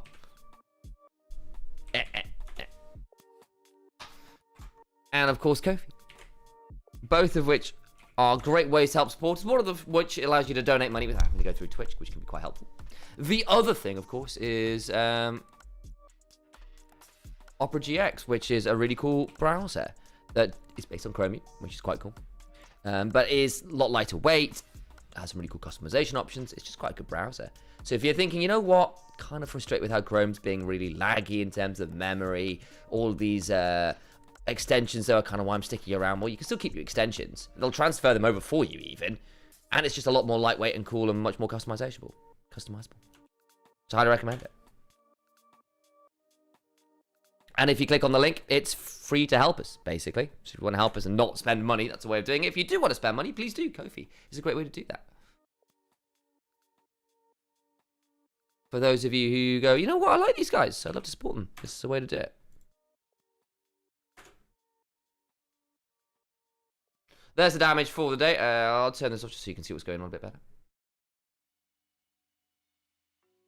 369 understandably doing unbelievable amounts of damage. And that became a bit of a problem, really. 3 grubs is not really stoppable in a side lane post a certain point with that kind of draft. Who really matches the Gnar in a side lane there? Like, no one, realistically.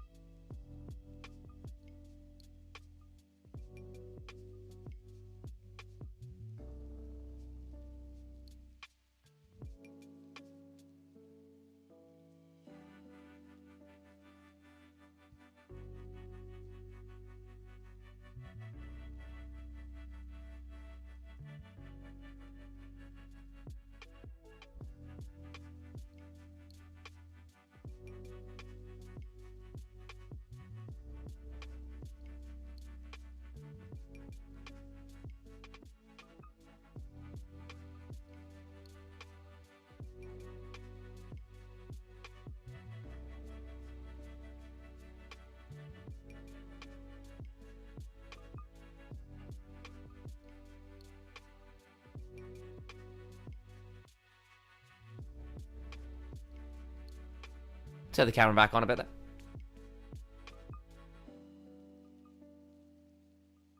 Yeah, so the interesting thing with Keen, right, is that, or rather, Flandre, is basically his laning phase is so hit or miss. When it goes wrong, it's such a problem. The thing is, there's no other player that has as creative a champion pool and is successful in team fighting and is, you know, most of the time fine in lane.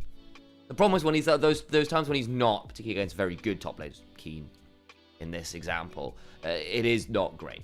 And it's one of the reasons why actually at the minute I'm not a massive fan of the LPL top lane pool. It feels like a lot of our top lanes are quite incomplete at the minute.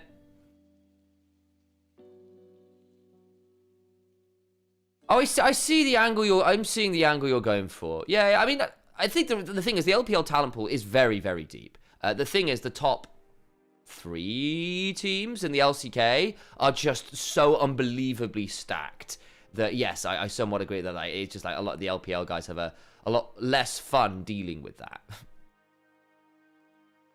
But, you know, I think there's a lot of hope coming forward. I'm really excited to see what happens to a lot of our players like Xiaoxiu over the next few years. People like 1xN I've been rooting for a huge amount of time. Vampire's been really well developing. I know a lot of us have been quite impressed with where he's come from and how he's going. You know, shout out to Aragon for believing in him from the start. And again, a lot of these players are not complete, are not perfect. Most players aren't, but the development cycle is good.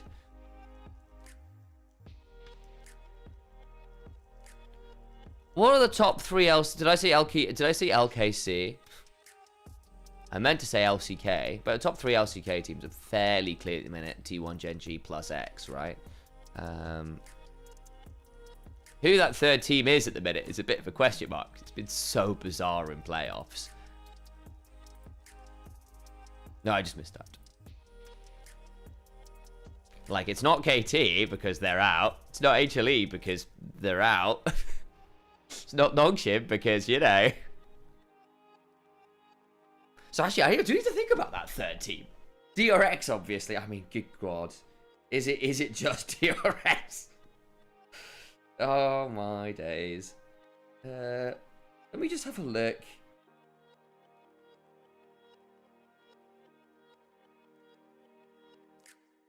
Maybe it might be D plus Kiora B and K Fairx, to be fair. But like the thing is, D plus Kiora is so volatile. You just don't know.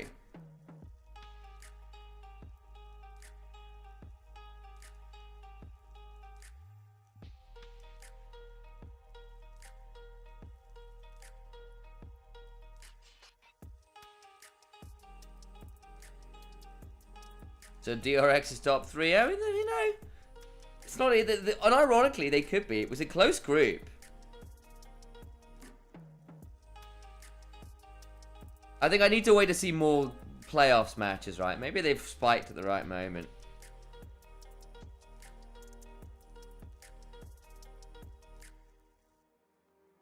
To look at the tables. Gotta be DK right now. Winter DK just OP. Yeah, I mean, they're very inconsistent again, but they are very, very good. And Winter Showmaker is just a beast, isn't he?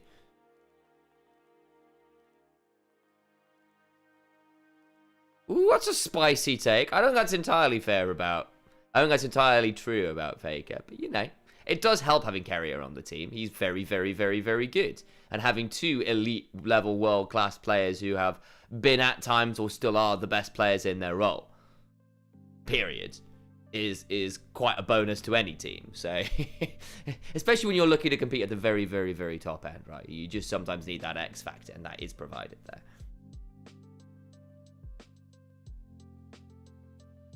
Don't think there's a support anywhere near Carry at the minute. Yeah, probably not.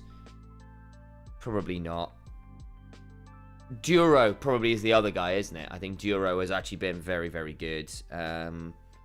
I don't think you can put an LPL support there. I think Kyle is great, but I don't think he is at the level of excellence that Carrier is.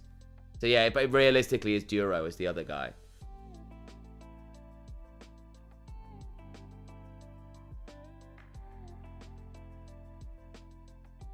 I hope Delight improves. He really did fall off this split, didn't he?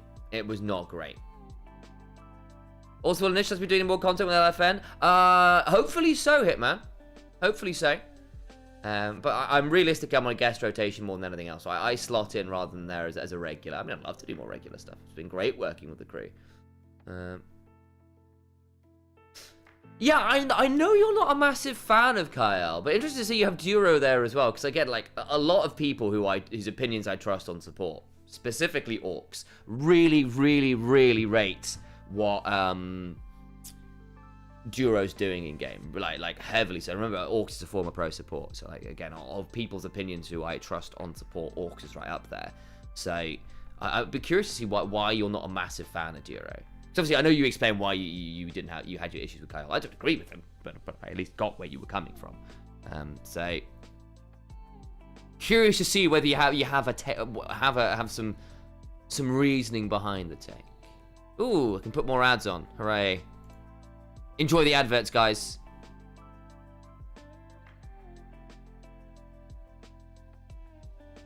A because HD, B because bad, and B because Viper doesn't look that good either. Yeah.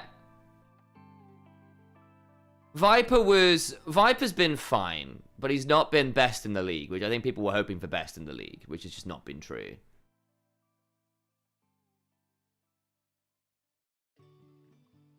I love ads. Take away my membership so I can watch. Faker,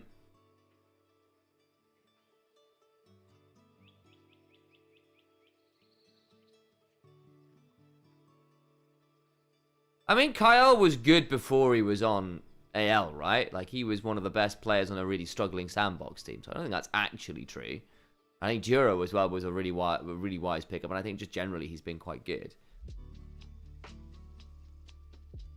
Yeah, there's some truth to that as well, right? Faker's role in his team is very different, and the game is very different from, say, 2013 to now. Like, what you were doing from mid lane in 2013 is not really what Faker nor mid laners are really doing in 2026 in the same way, so there's some truth to that.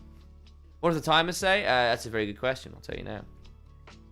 Not long, generally speaking. 20 seconds is what it says.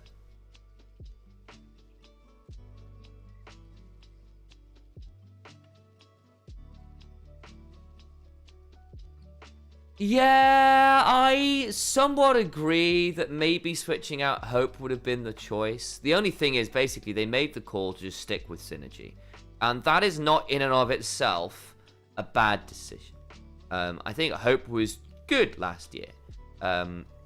He had a few champions of which he was genuinely excellent, largely laned fine, and was a good late game carry. You know, his Sivers and the like and his Kaisers were very solid. And he got better at things like the Corki as the year went on. That said, very obviously, especially in a region like the LPL, where our AD carries are quite potent on the whole, when it fell apart, it was quite obvious that Hope wasn't at the same level of dominance across the entirety of the year in particular that someone like Jackie Love or Elk or Gala could theoretically provide. Honestly, I think if AL wanted to take the gamble, my bet would be go 1xN, because that's just true in general. I think he's the best of our upcoming AD carries right now.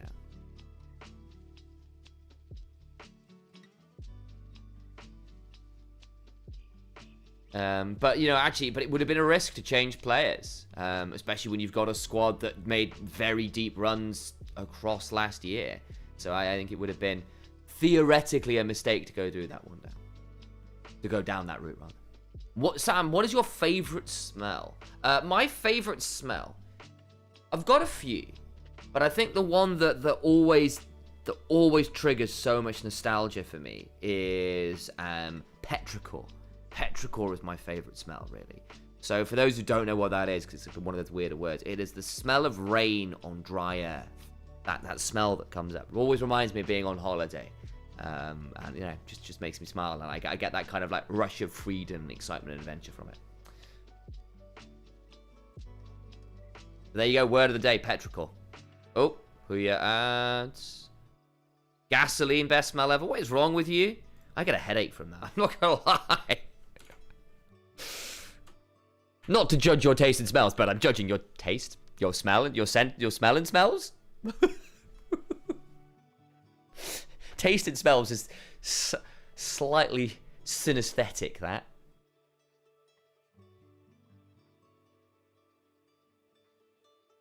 There's truth. I think the Koreanness being Korean helps Kyle and Tarzan communicate, but I do think as a result that duo is very strong. I also think Kyle is relatively young and hasn't had spent that much time on a top team, so I've been very impressed with his development into being a top level support in my eyes. But yes, absolutely, having good synergy and rapport and connection with your jungler is a massive deal for support, so I wouldn't just dismiss it as that.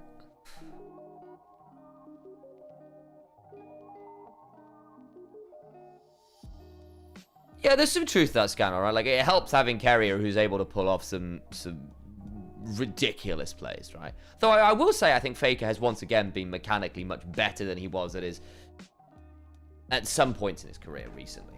I say recently, over the last, like, 3-4 years. Like, we've had periods where Faker was just, like, going, ooh, if you're not on a champion you're comfortable on, oh, God, what's happening? And I don't think that's so true at the minute. I think he's been playing very well again.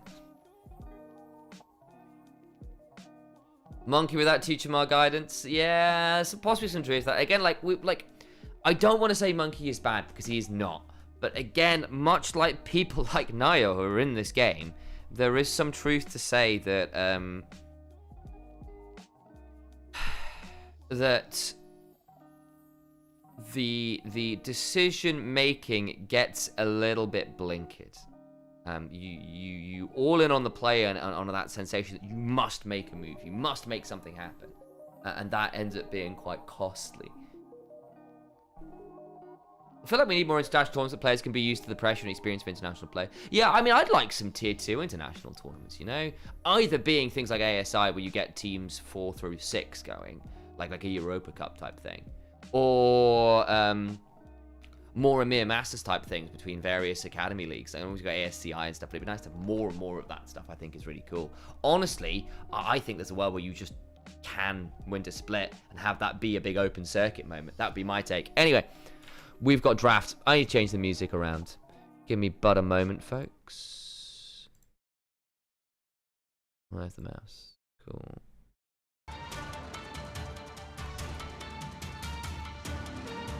Oops, missed my... Aha, there you go, that's that one. Okay, so, into game number before we go, getting deep into Fearless now. Deep into Fearless. Top Esports find themselves with first pick here, interestingly, despite the win. WE selecting for counter pick. Interesting. Clearly don't want to deal with 369 getting those monster options into them and trusting some of their players to have some good angles back.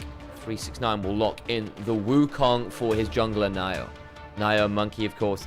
Long history down in the LDL, were rivals down there with the likes of Milky Way, of course, is no longer playing because of his own foolishness. But there was that kind of new up-and-coming cadet of junglers from a couple years back that sort of managed to make their way to LPL over the last few years. Best player that never won a Worlds. Uzi's got to be up there. Probably someone like Khan, probably up there as well, actually. Peanut, right up there as well. Caps, yep, the West for sure. Similar arguments for people like Bjergsen and Perks as well over the years. I think those, realistically, the Gambit crew should have won in Season 2. If they'd been more respectful in their band, it should have been Gambit. Should have been Gambit. So the Gambit crew from Season 2. Not that I'm biased for being a massive Gambit fanboy, but there you go.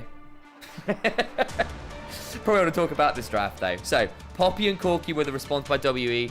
To take away from Fengyue, Yao Yao plays it, Monkey plays it. You've got a couple dashes to deal with here in the form of the Wukong and possibly the Cassante. Could theoretically go top now into the Cassante. It's more of a Hoya kind of pick top, but it's potentially done. Chovy, actually very fair on that topic.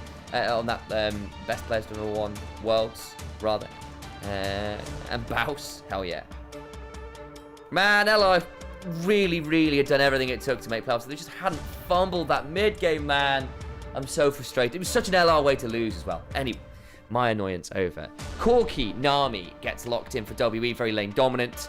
Gets you the Enchanter. Not a lot, really, that beats that in lane at this point. The Yunara's already gone, and the Yunara doesn't have as much fun against the Enchanter plus Corki as she does against this Corki generally. Has been the adaptation over the year so far.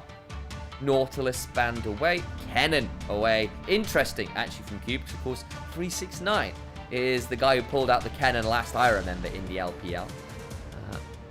Running out of space here for our draft, so I'm going to move the camera around again a bit, actually. Just going to move this over here so we're not blocking the what was taken from game 1. Ashe banned away from Jachi.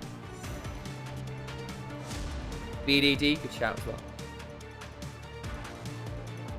What is this WE draft? Very good early to mid-game power is what it is so far. It's not a particularly defined comp yet. Realistically, you're looking at a pick. Well, you've either got a keep away comp with Nami and Poppy holding the door shut, or you've got a very heavy skirmish comp. Zahem would fit into that quite well. Decent matchup into the Cassante, you get to free scale. What a run. Absolutely. What a run. That's exactly the way to put it. The frustration is real because it was doable. It wasn't a false dream. It was so doable. Which is the frustration of things like this. But there you go. Out comes the Caitlyn. Are we Caitlyn Karma?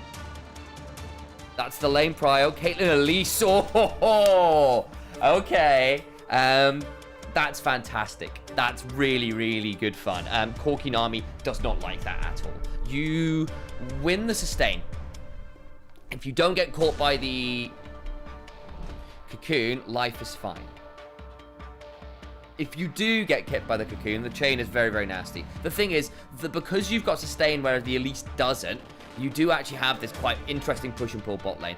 We get a last pick TF. Fantastic fun. We've been hearing a little bit about this. We've seen it, I think, once. There's been some rumors, it's been flying around. Karma's Fearless ban, thank you, by the way. Yes, you're right from game 2. Would have been good there otherwise. One of the Fearless issues. So, top esports, phenomenal pick. Really nasty if that first bit of CC lands. Lane dominance through bot lane to try and get yourself ahead of the curve into a very strong mid to late game stage with the Wukong Syndra scaling. And the range is nice there as well. On the other side, WE. Dangerous pick call. TF Poppy to turn up bot lane and spike earlier than the majority of Team Top Esports. Will be the play. Let me move my camera back. Run a last little section of ads. All eyes on that bot lane. Can the TF and the Poppy get down there earlier, move faster, cause some more strife before the Wukong and Syndra are online? Because that'll be the play, right? The 2v2 will be very volatile, and it'll need to work. Right, guys, I'm going to turn the camera off. I'm going to up the volume. I'm going to make sure Alex is set up on my PC. And we'll get ready for our 4th game of this series.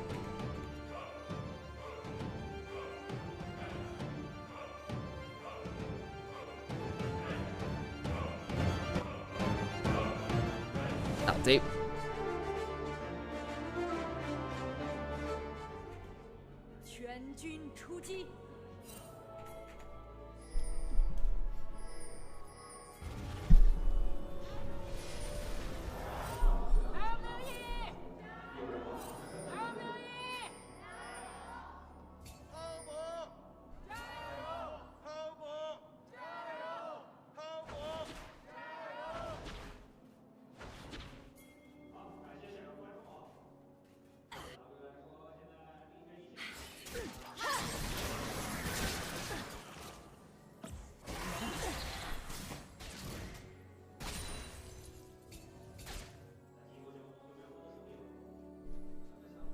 Well, Alex is all set up for success. If Caitlyn dies once this game is over, yeah, there is a world though where the Caitlyn at least really does take over. That'll be the plan anyway. Jachi, Feng Yue, many things, but reserved is not among them. It's cost them. There has been a lot of games where Jachi's just ended up dying early from not reading jungle ganks, whatever. Losing summoners, getting blasted, having a horrible time. There's the combo. Can't follow up. Yes, there we go. But there's a little bit of safety after. But there's the headshot. Peacemaker combo. Still pretty brutal.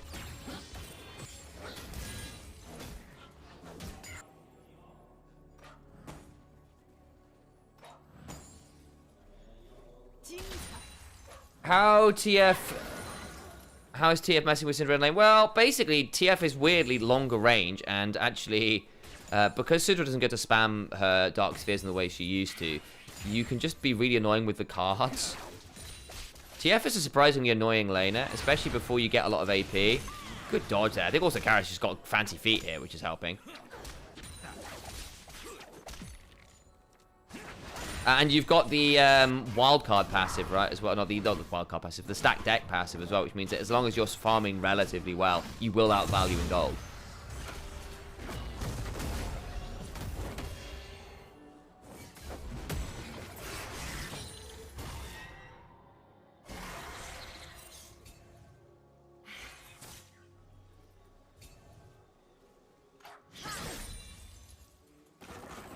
Monkey's bot side, as expected.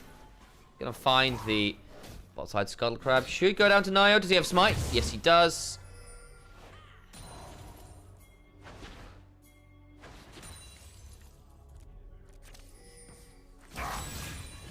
Sees the gold card coming. Will throw a bit of damage back. Does have to be a bit careful here. There's a wall. Yeah, but I say you are gonna want to worry a tricks to that, or Monkey's gonna potentially flash wall slam you there, and it would be a bad time. I do have high hopes for Empiros. Yeah, I do too. I enjoyed watching him a lot in ERLs. Cast a lot of him when he was over on Riddle. Oh, that was a bit close. Not enough mana in the end. Just about okay with the level up. Monkey still hasn't taken the Scuttle Crab. He really needs to. I'm always very skeptical about non-top tier supports on Elise. Yes. Agreed. It is one of those champions where if it goes wrong, it goes very, very, very wrong.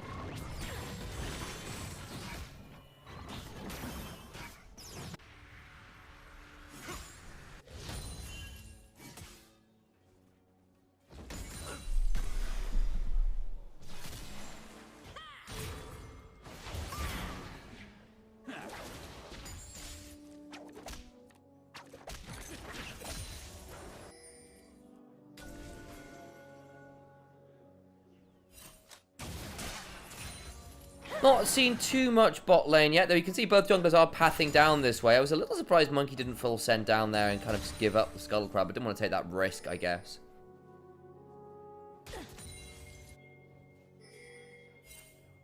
Fungyue's got control of the bush right now. Does need to be a bit careful again. Yeah, ow. That's the combo. Again, you do have the Nami with you, so the ability to throw some pots down. Bit of proxy farming here from 369. Can Romain get a ward leave, all that kind of jazz. Monkey's spotted, so they know where he is. He is going to need to start making some moves soon, though. You've got level 6 on Karis. I want to see some aggressive Poppy TF moves, or I get a lot more nervous about this team. Again, your early game skirmishing is where the power really is in this draft. You'll always have the potential of a good rapid-fire gold card angle, but I do think that as the game gets a bit later, the Wukong Syndra scaling is going to get very, very obnoxious. Maybe I'm underestimating. Underestimating is probably the word I want to use here. Underestimating what Zahin can do later, but I'm still not as sold. TF ult, here we go. Do get a bit of a chunk forward. Monkey gets him. He's going to get blasted. Oh my god. Aqua Prison. Still goes down 1 for 1. Nio wants the smite fight. Might not be allowed to. Overcomes Karis. Flash for the gold card. Kapout goes on in. Will die. This is a whole while. Yao Yao has to flash out. Jachi's gotten a double from this. And he's still got flash. Yao Yao is dead. Yao Yao is dead. Yeah. Oh! Good cleanse. Nicely done, Jachi. Jachi's got the start of this game with a triple kill. And he gets to clear the wave out. No one gets the dragon. But that's... Honestly, I worry there for what that's going to mean for WE. You've got the summoners off Jachi. That's great news.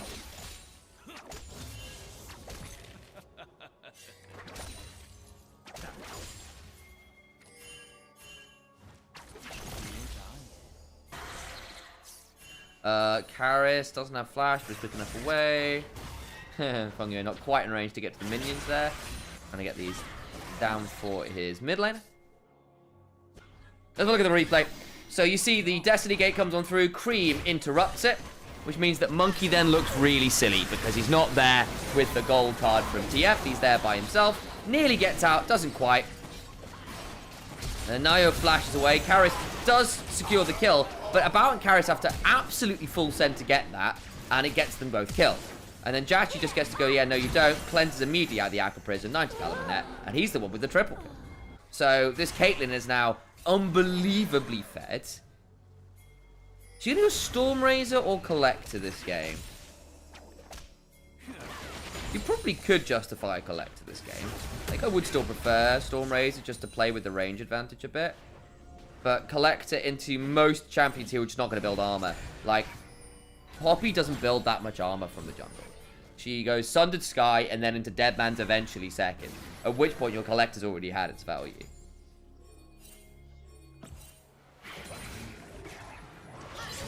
Oh, that's an unfortunate Cocoon to miss, but now About's in so much danger, man. He's got level 6. Tidal Wave. Ace in the hole. Niall should be out. Is. Scatter. Might cost a play mid for this, though. It will.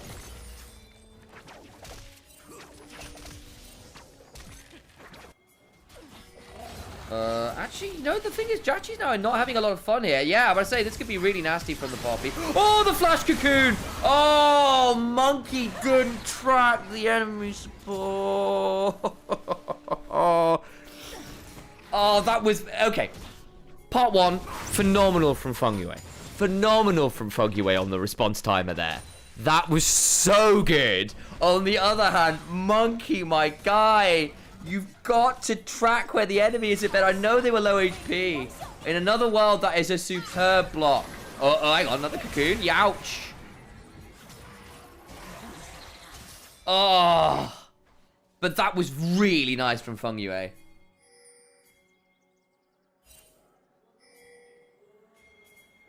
Karis. Karis. No, no, no, no. Oh, no. He's dead. Yep. Scatter. Unleash power. Nicely done. They have just made sure this Poppy and TF are permanently on vision, and it's costing them so much here.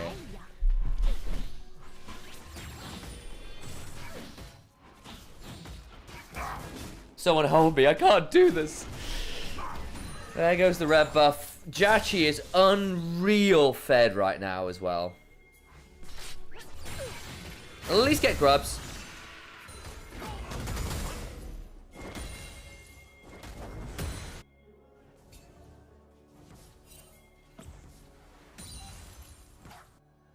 There is the collector from the Caitlyn, Hex Flash, Cream. I don't think it's actually that threatened here. Fungyui's coming. Yeah, you don't want this, guys, I don't think. This is Verdict. There goes Dragon. Good, Repel. Doesn't get them in danger. They have to flash out here. They're going to jump onto the Elise. Nio got taken low. Fungyui is dead. Nio will survive for now. That's a bit better from WE. One back. No flash from the Caitlyn and couldn't repel out to the Blast Cone. They really want to get that one. Oh, Monkey doesn't quite get it. He might actually be in danger here. Yeah, he's going to get the heal out at least. Is the Syndra coming? No. Syndra's had to reset in mid. They're going to end up taking a lot of damage in this bot lane. Cube's got passive. 369's not having fun here. Okay, ult for ult. Just be a bit aware. There's going to be a lot of healing. Oh, misses the Q3. That actually evens up a fair amount of the gold bot lane. About's gonna have gotten like a wave and 2 plates there over. Yeah, look, the gold is still good for Kajachi, but it's gone down from like a grand down.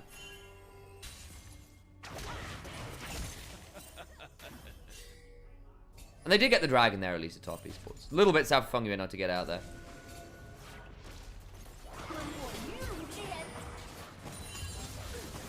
Yeah, TF could still be the win con, right? Like if you have TF Poppy just turn up to a side lane without top esports able to respond, the man advantage and the ability to just CC chain someone is pretty disgusting. Particularly people like the Elise and the Syndra, who will have very limited options to avoid that chain. Monkey does about get away for now, but yeah, unfortunately because he couldn't go towards his own jungle will die. That's top lane role quest.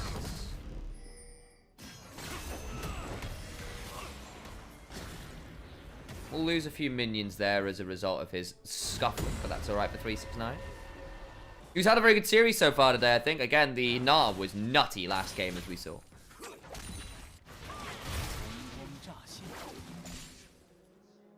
Rough one for Monkey? Yeah. Yeah, it's not been easy.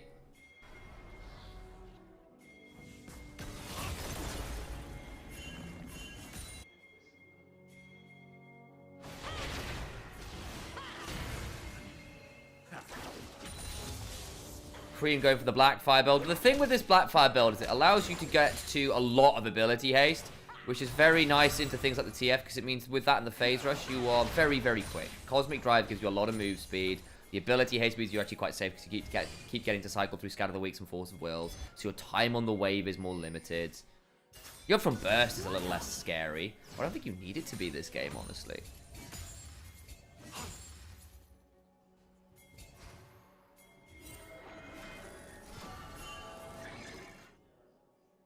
About. Oh, baby. Oh, oh, about. No. Yeah, you need to leave, my friend. Where's the rest of WE? Not here right now. This is not fun. Yao Yao's coming. Good cocoon crack. Yeah, out. Bit of a shield, buy some time. Oh, that's not great from Fungyue, actually. Get out of there vaguely.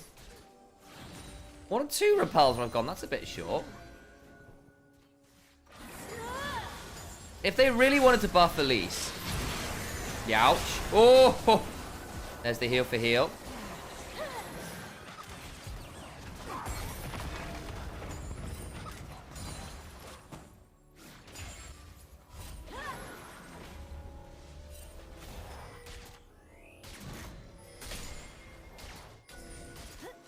They really want to buff Elise. Jachi needs to be a bit afraid of a tidal wave over the wall. Yeah, and there's the gold card. He's probably dead. Cleanse. Out. It's a lot of damage. They want to flash this? They kind of do. The heal back. He's dead.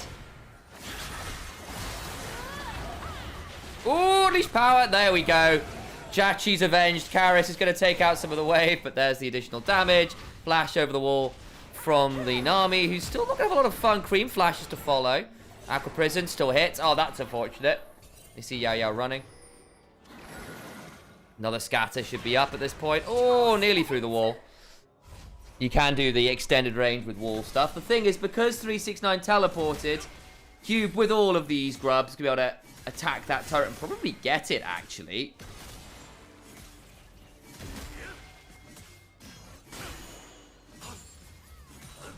And again, for all the mid lane farms in favor of Cream, the additional kill and stack deck passive is just very silly for TF's ability to get a hold of gold.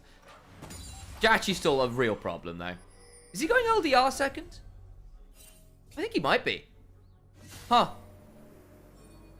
It does mean that Caitlyn's then very future-proofed. It's a decent 2 out of spike. It's just not Infinity. Gonna give up Herald here.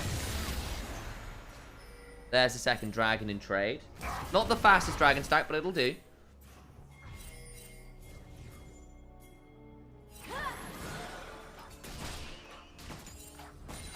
Not comfortable trusting a Zion. Yeah, me too. It feels like one of the reasons we're seeing less Zion is like his reliability is so limited. Like, he needs his passive to truly team fight. And that's just not very easy to guarantee.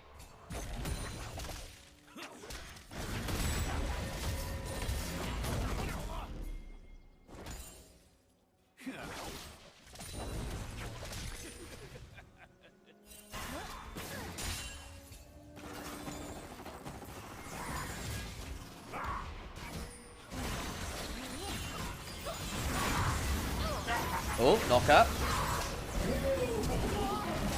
Flash the gold card, and that's just a kill onto the Wukong. There's the response time we were talking about. And that's going to be mid lane turret as well. Not bad from WE. The mid game spike is real. Syndra has a bounty by being involved in a fair number of the kills and being up 30 CS. Karis? Good W. Oh, 369 could cause some trouble here. All out. Poppy.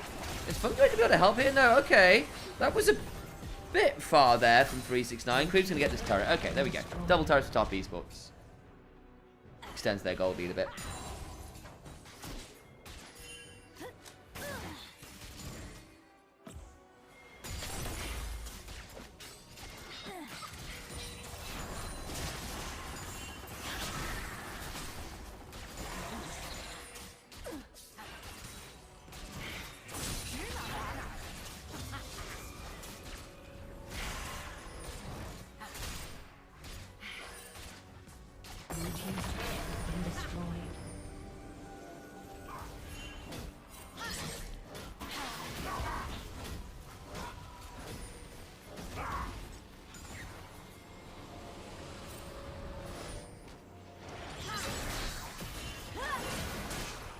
Good chunk there onto Yo-Yo.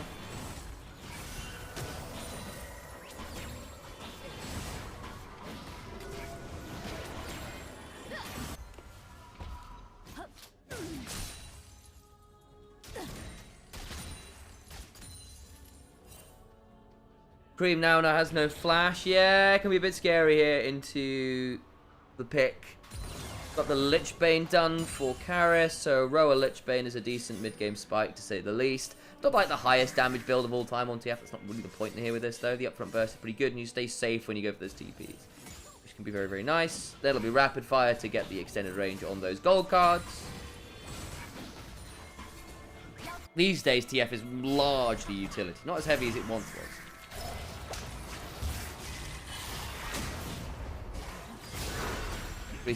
Somewhat split off here, actually. Yeah, I think he might just be dead, you know. Another footwork? No, he's gone. Wow, wow, wow. There you go. There's the collapse. WE doing a very good job of just turning up as a group there. The Destiny Gates have really been working now. And this is what we were talking about with the Poppy TF combo. Meaning the top esports aren't actually accelerating past about 1,500 gold. Which is good for WE in that sense. The problem is they've not actually managed to get ahead, and I do worry that their comp will need at some point to have a lead. Because I think the scaling of Syndra, Wukong, Cassante is not going to be great fun to deal with. In a way, I think the Poppy TF is a lot more mid-game focused, even the Corki, right, to an extent as well. He's had 2 items. He's got the Muramana Spike. Actually, worth noting, the Caitlyn has gone towards... I should have known. It wasn't Lord Doms. It was Hex Optics. Very, very good item on the Caitlyn. Now it'll be Infinity Edge. Basically means if you're playing at max range, which you can be with the Elise, right? Like, you just get these insane burst combos. It allows you to play from a long, long way away, which can be very nice when you're trying to outrange anyway and avoid gold cards.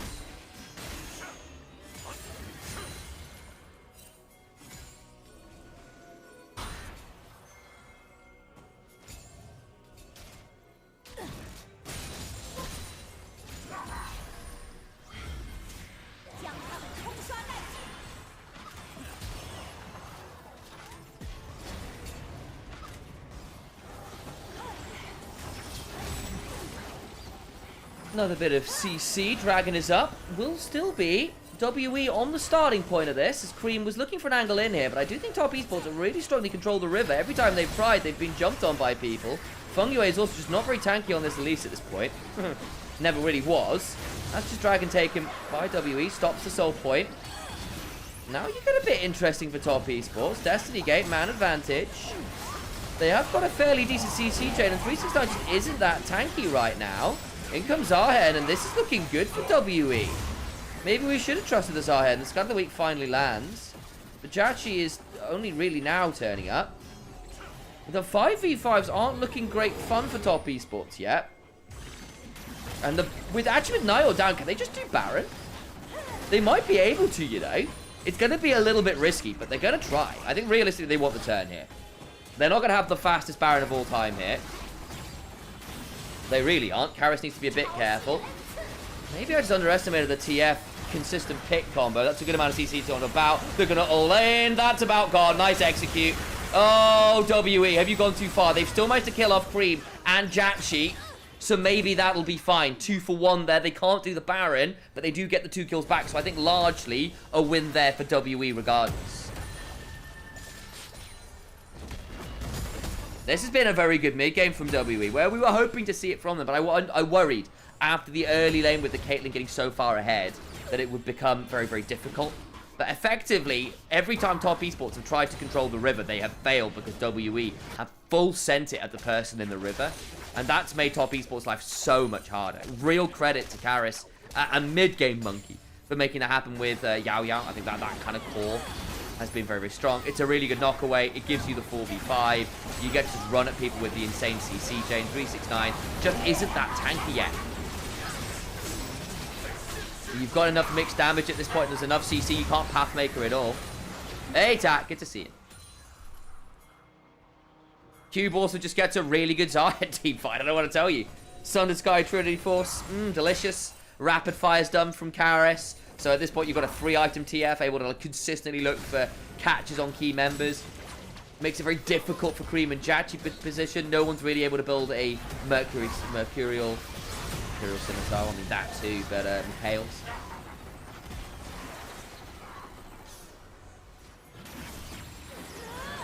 It's still a relatively even game gold-wise, but I worry about the river control.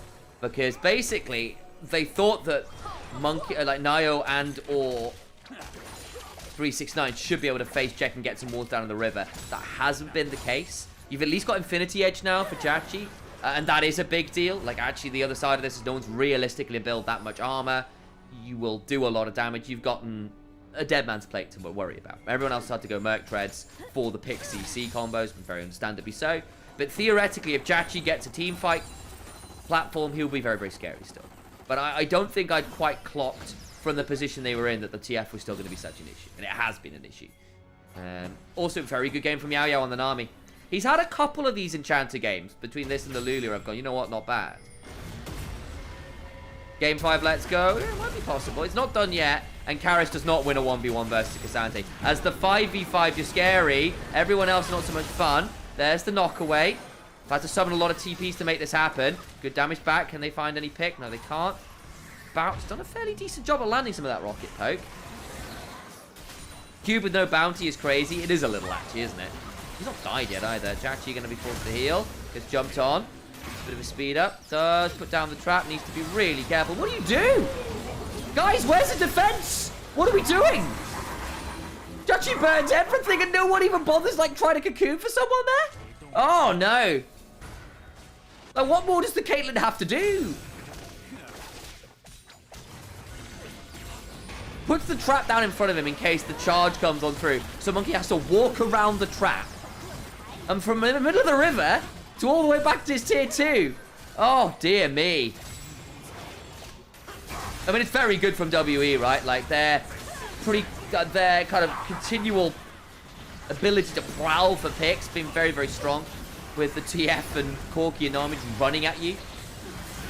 With the Poppy, of course, as well, is actually what I really want to see. Could theoretically become a flip, can't quite make it happen. Baron secured by WE. Karis now flashes away. Might be able to get one back, but another gold card. He's on solo cooldown. Guess what? Interesting, WE not on a lot of HP here. If they can keep this going, Jachi's nearly back. Will at least be able to ace in the hole. I don't know if you want this fight, WE. I really don't. Are you going to be allowed to reset now? Cube's not the fastest player around, but they do manage to pull out of it. Probably gets top esports soul point. The reset timers aren't fantastic. No, they're not going to rush it. Okay. That's the third item now from about.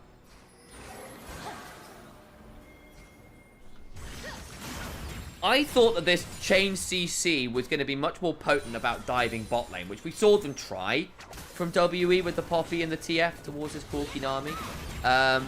That didn't really play out. It really has been this mid-game around these objectives where the CC chains have just been really miserable because top esports haven't got someone really able to face check. You've got a very heavily armor-building Kasante who is really actually struggling to deal with a lot of the HP. Hasn't got anything like a Jack show, no HP really in this build, so it just isn't that able to throw off the CC chains that well.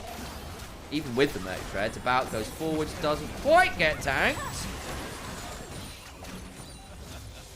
Very aggressive there, but he's got an army behind him, would be alright.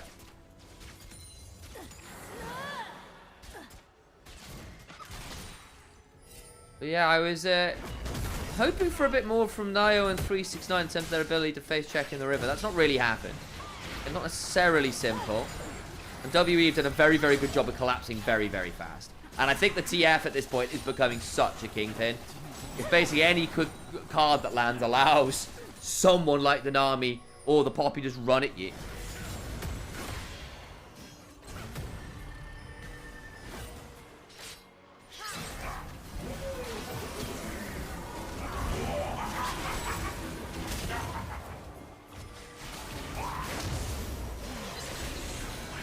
Karis left very low. There's a knock away. Are we doing anything more here? I don't know. Again, top esports not able to confirm the kills. Baron is 1,500 gold power play. Not massive, but getting to 2,500 gold ahead is really nice. Yeah, Cream. The thing is, though, we've still got to remember that eventually Wukong's going to hit level 16 and have something like a GA. Eventually, there'll be a death cap on Cream. And suddenly life gets a lot harder. There is now a Mikhails and Feng Yue as well, because I always thought the top esports had the better later stages in terms of the draft. I do think that will be true. Their ability to close down the distance won't be simple, because Steadfast Presence, Tidal Wave, and Corki's ability to Valkyrie and consistent gold cards means the person going forward or looking for the flank angle is as likely to get caught in a CC chain as anything else. However, I do think the scaling and that burst is going to be very good into a comp that is largely squishy. Like, that Zonya's pickup from Karis, I think, is very astute, because I think he's quite vulnerable to a potential, say, Unleashed Power kind of angle. I mean, that's Roa and level 17 for you. That's why he survived. Did Karis.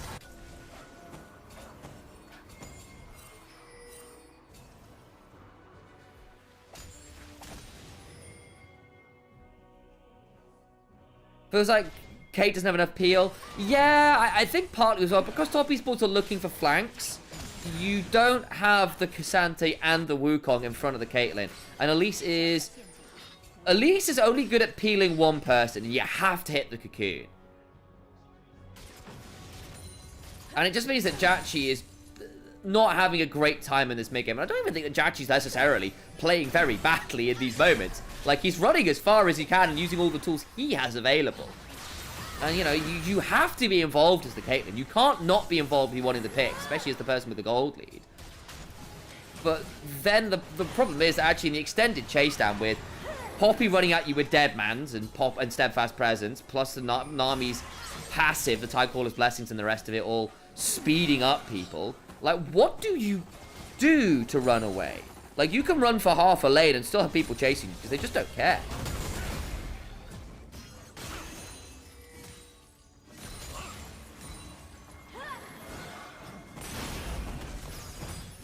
Also, I think WE just grouped up more. They've just grouped up and said, great, well, you can't pick us up for all in the group. You're not going to have a great time. And that's largely been pretty good. We've seen top esports try to cross-map a little bit with Cream and 369 playing wider. But I think it's just been harder to do that and actually keep the smaller units against the big death ball of WE safe. You're now at 4 items for both AD carries. Rapid fire for Jachi to try and keep distance. The Lord Doms would have been the nicer buy at this point, but I think you feel obligated into the rapid fire to just stay away, and I don't blame them. Jachi for needing to do that. It's suboptimal in terms of raw DPS. In terms of game state, I think it makes some sense. Neomuji, there are some on Anivia. We are planning to do some ourselves as well. It's just a matter of getting an editor who can help us do that. So the answer is yes, kind of. We've got a team fight happening, so I'll have to discuss this after. But it's definitely on the cards for playoffs proper. There goes Cream, jumped on. I mean, they're just not tanky, are they? Oh, that's decent damage back. But there's still the heal, right? Like, the disengage is really, really not there. And basically, top esports are realizing if their comp is going backwards, it's a bad time. And they did a lot of damage to a lot of people, but no kills there. Is this double a limb? Yes. Yes, it is. Yes, it is.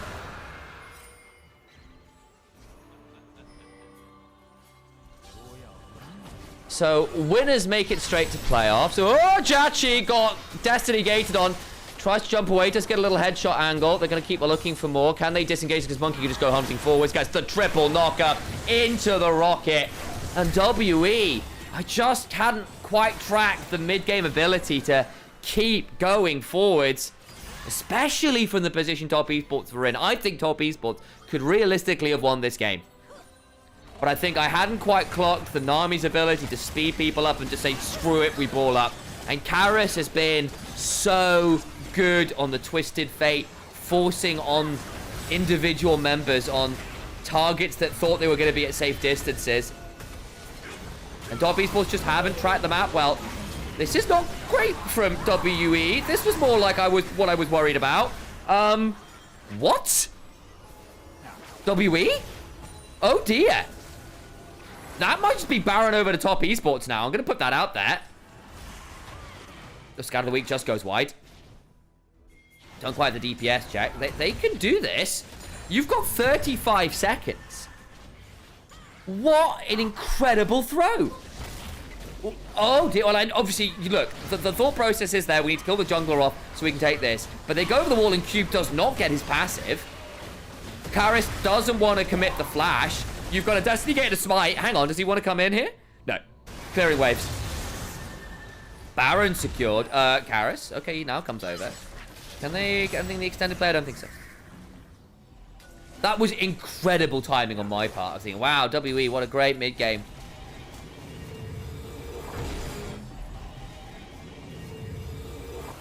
So Cube comes over, doesn't have his passive, misses the dreaded return. And at this point, reminder, Cream has a death cap and an elixir of sorcery.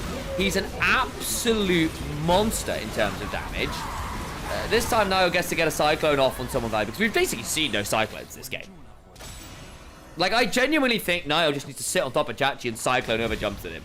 That is how you keep your Caitlyn safe. Did the Caitlyn sell? Caitlyn sold Hex Optics for Lord Doms, by the way. She just sold it, just wants the Lord Doms now. Hasn't snowballed enough to get the Hex Optics value, and it just isn't at long enough range. Yeah, honestly, the Poppy value has been really, really good. I thought that the Poppy was going to struggle in the mid game from the ranged pick, like the Caitlyn, Elise, Syndra just going, yeah, you're not tanky, get blasted.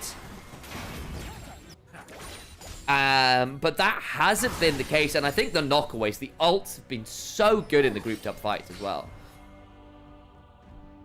Over the Collector? Yeah, but no, I'm kind of there with you. But then again, they're just giving you more armor pen with the Collector, which the Hex Optics isn't. So between Lord Doms and Collector, you are now hitting people like the Nami and the Corki for a lot of damage.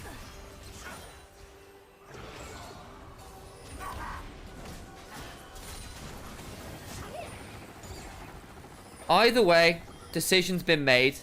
I won't profess to know all the breakpoints on Caitlyn, so a Caitlyn main who knows what they're talking about might be able to have a bit more of a conversation there. If Pillow's in chat, I trust their judgment here. But with the Baron, I think they will now be able to siege and go forwards themselves with what this com's wanted to do for the last 10 minutes. They did so well in the early stages and just didn't really respect what WE could do even from a deficit. Karis has got a death cap now, by the way. Here comes the Destiny Gate. Where are you going with that? Nowhere? Okay. Just threatening. Doesn't really lead to all that much. That's quite a big cooldown to give up, you know? 2-1 to WE right now. So this would be the game win for Top Esports, and WE would be sent careening down below a bracket.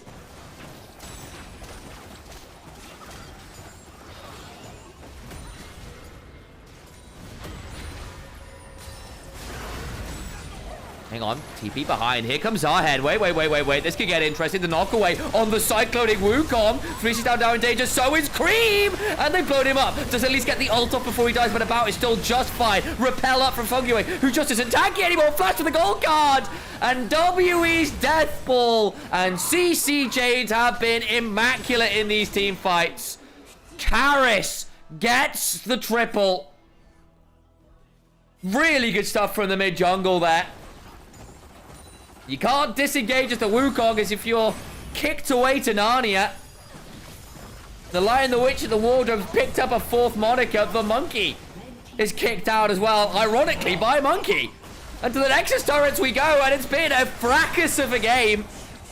But WE stabilize after the poor early game.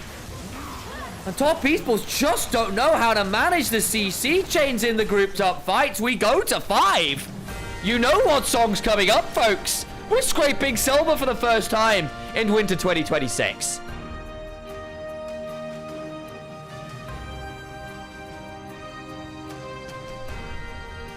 Wow, that was something.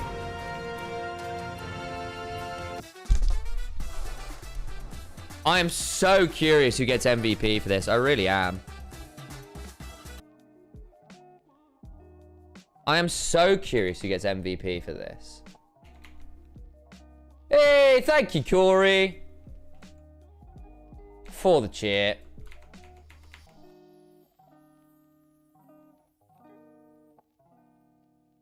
Bro buff for Karis. Yeah, to be fair, I think Karis had a good game there. I don't think who I'd give MVP to. Possibly the Nami, you know? I think Karis probably is the one who made more plays. The TF was really clutch. Considering this was a last pick TF, basically. The TF value after a really shoddy early game from the mid jungle. The comeback, the mid game plays in the grouped up 5v5. When again, I was looking at that comp and I was going, you know what? TF Poppy, that's going to be about diving that bot lane, right? And that's what they tried to do, and it went really wrong. And I hadn't really registered how strong it was going to be in the 5v5. I thought the Syndra Wukong scaling was going to be way more valuable than it was. I thought the Caitlyn from the lead was going to outrange and be such a problem. And the CC chains and the knockaways was so disgusting.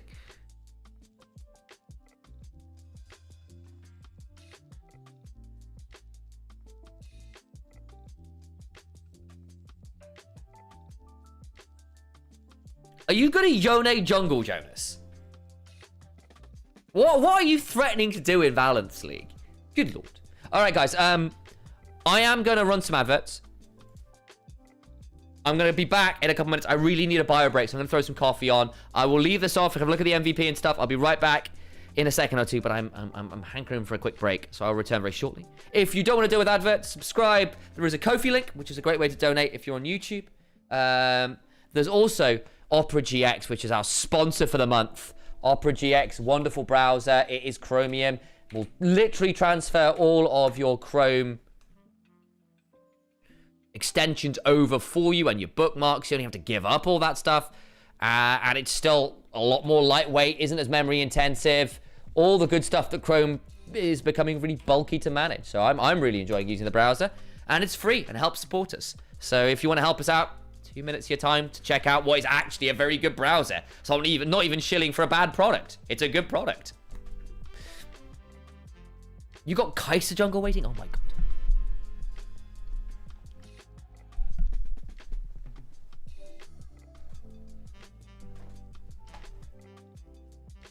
Maybe it's time for me to go away again. Hey, Mackie, good to see you, mate.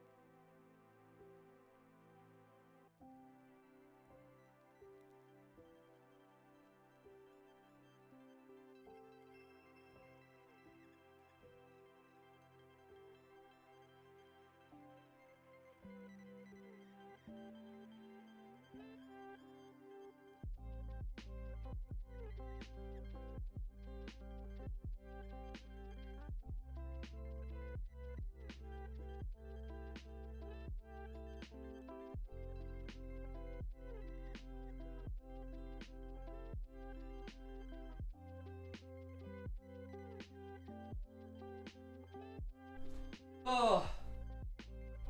Do we miss much, chat? I don't think so. Oh, last bunch of adverts before we get in. I really needed that break. My days. Apologies for that, guys. Oh. Hello, hello, hello, hello. How are we all doing? What did I miss?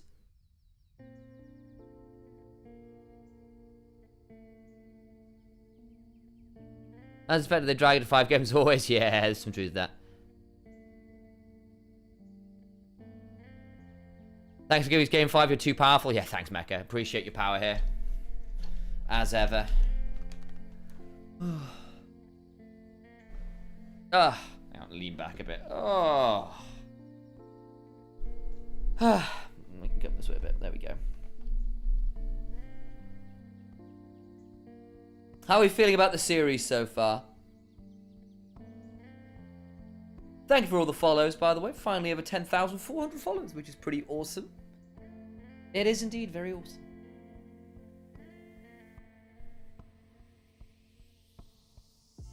Banger. Yeah, it's been good fun. I've been enjoying it. I've been enjoying it.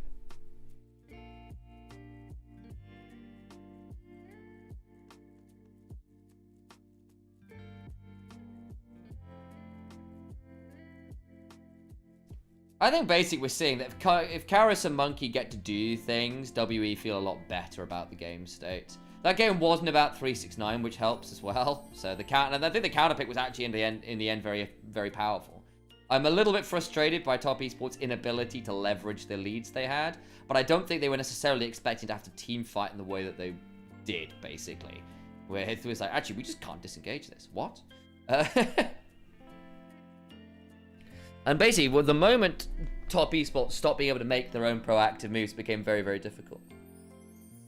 Who your ads? Be gone. Be gone. We are on to stage again. Hey, a couple more Opera GX signups. Appreciate you guys.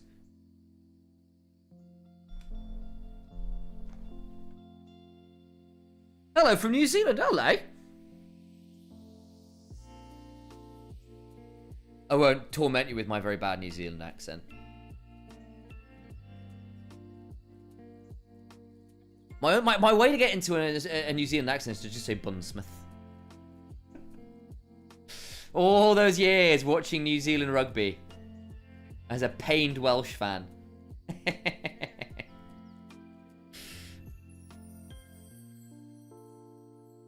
There's that one fantastic YouTube video about building your dick.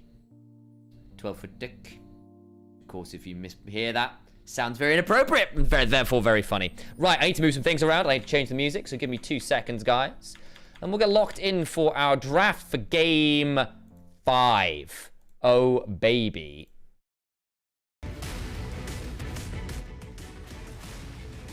That'll do. Okay. I can't move that on there. I need to move it over here. I was trying to move it on my projector, which is not correct. No, that's the wrong thing. No, that's the one. Thank you. There we go. Move over there so we can see what's happening.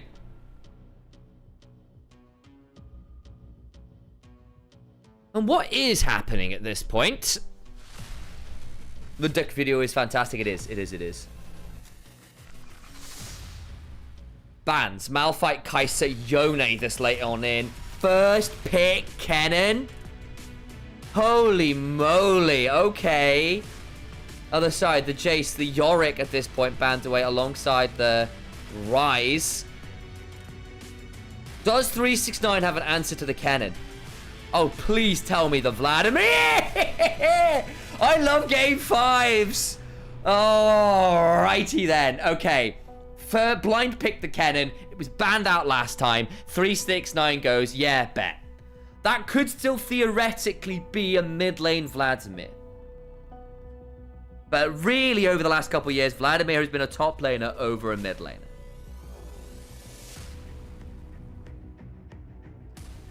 Is your dick like the talk of the town? It is indeed. There's the Sivir to come with it.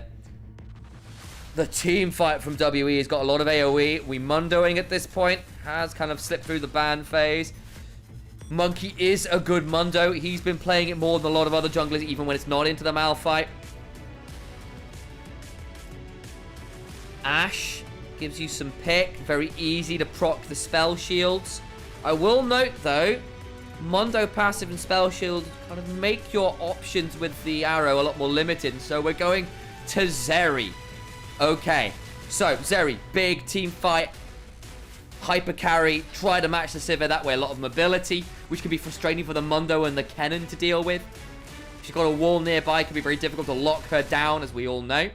Works very well with the Fiend Hunter Bolts. I thought we'd see more of Zeri, honestly, than we have. With the Fiend Hunter Bolts being so good for Zeri, but hasn't really seen much play. Nautilus band.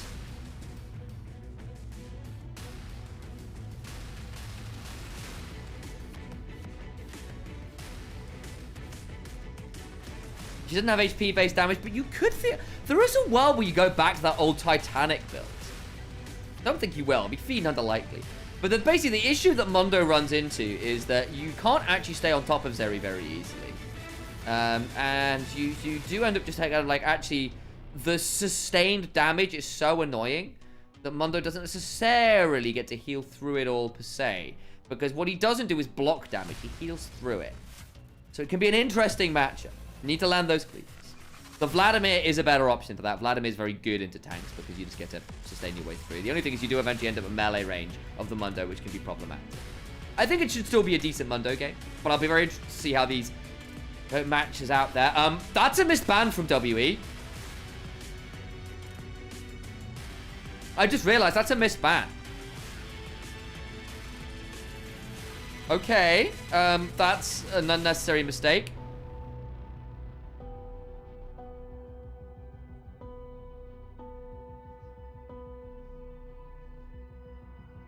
Victor banned away. Missed ban. There's the Braum as well. So, disengage option. Yao Yao was always a Braum player.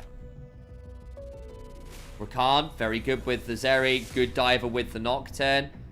Have we got a Kali available? No, it's been played in game 2. Fair enough. Yuumi? Oh, the cat is back. It also fantastic on Monday. Fantastic on Monday. Your engage is relatively limited right now as WE. I'll say that. You just run at people real fast. Silas. Okay. Quickness and Nocturne, Paranoia are two pretty good options. That gives you a bit more engage. Your engage is quite conditional. Oh my god. No way. Not a last hit casting. It's actually really good this game though. Who locks the Kassadin down? Who locks the Kassadin down? And Silas does not enjoy stealing the casting ult. It's a really meh ult for him to steal. Or we're just going Smolder and scaling. Okay. I think the Kassadin would have been good fun. But there we go. Smolder is the choice. We're going Smolder mid into the Silas. You just get to scale for free. You've got a lot of relatively short range carries. You can flap over walls. You can follow up on the Nocturne dive by pressing R. Vladimir will be a diving threat with the Nocturne as well. I'll be interested to see whether Nocturne runs the TP or goes for the Ghost. TP would give you the shield, which would help for Vladimir's later stage, where sometimes he struggles and just gets blasted on his way in. But being able to run the combat summoner always feels really good on the Vladimir. Oh, that's such interesting draft. So WE, a lot of bruisers, a lot of scaling. Yuumi with a lot of people who love to have those additional bits of enchant work, but the CC somewhat limited. I think the Mundo could be quite annoying to manage unless things like the Zeri and the Vladimir to get to go through a lot of rotations. You're going to need to use your terrain very effectively here as top Esports to get across walls, force the Mundo and some of the rest of his crew to burn flashes to follow after you. Double AD carry with dive is interesting. I think there is a decent amount of follow-up because basically the smaller presses are, Zeri jumps in with you. Run some ads before we get into game. We'll up our volume as well while we're at it.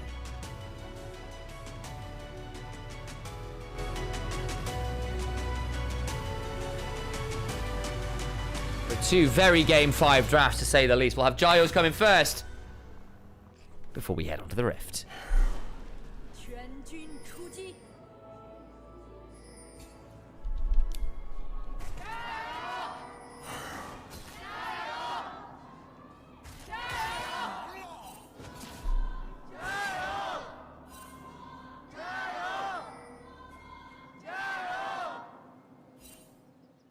Okay, 369 has gone for the combat summoning. He's got the Ignite. Better for the 1v1. Really threatens Cube now in earlier stages of the game, which can be quite important. Vladimir is very good when you get to sustain through stuff. Kennen can poke you down, so you don't get to free transfusion per se. There's the early Ignite. Bloody hell, alright. Very aggressive early start to the lane.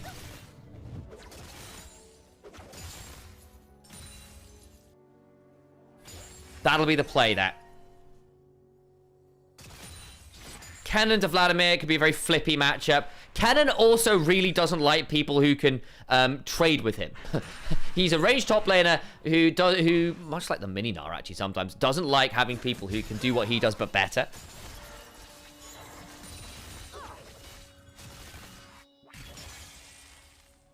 Little note there from Galfalo in chat, which I completely agree with as well. Very item dependent for top esports. Very, very true. You're going to want 2 items and stacks. Plus for Cream and Jachi, you want similar kind of breakpoint for the Vladimir. Nocturne wants a Hex Plate. Not, in fairness, that WE don't want that, but there is something about the base utility of Mundo, Yuumi, Kennen, even the Silas that could be quite annoying. Both of these teams realistically going to want to scale.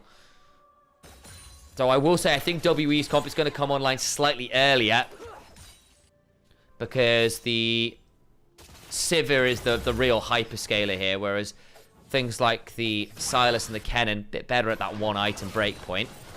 That said, I think top esports have got a lot of ways to potentially jump on someone quite aggressively with Rakan, Nocturne, Vladimir. Smolder and Zeri, 2 of the better AD carries about following up on a play as well, which can be quite difficult. And again, there's also that ability to just run away. Quite slippery as a composition from top esports. And when you don't have that much in the way of dashes, really, for WE. You can run really fast, but your dash is somewhat limited, it must be said. Silas, the only person with the true mobility there. Terrain is going to be a really big breakpoint for this game as a result. There's a reason why Monkey's going for the Flash, not the Ghost this time on the Mundo. It can sometimes be that summoner spell. Both supports running Spellbook.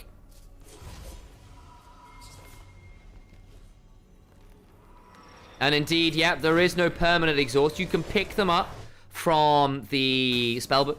But yeah, there is no perma exhaust. I will say, part of what top esports can do is just say, yeah, okay, so Cannon's coming, we just run away. Flat, flat, flat, flash.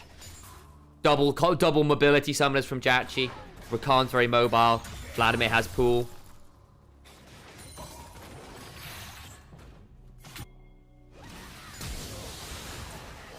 Okay, top lane. Monkey gets ignited. 369 trying to speed away. Needs to flash. Gets stunned regardless. We'll have a transfusion here. Gets another transfusion under the turret. Tides of blood. Keeps himself alive. Has to burn both summoners. Cube also blowing his flash. And has early teleported here as well, actually, I'll note. Means that 369 has managed to already force Cube to back on a pretty rough timing. There's the Ionian Boots of Lucidity. Really, really nice breakpoint for Vladimir, whose power really does come through for how many times can I transfuse.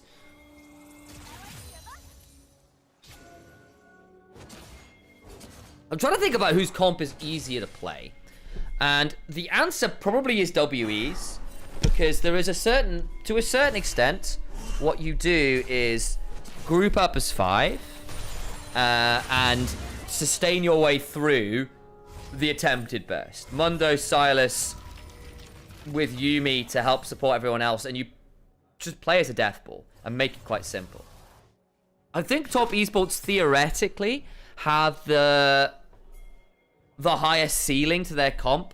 Double hyperscaling AD carries, a lot more mobility to outplay the relatively immobile WE if they're forced to go forwards. Vladimir is another very scary scaler who's going to be really unfun to deal with in terms of your flanking angles and your ability to manage him in a side lane.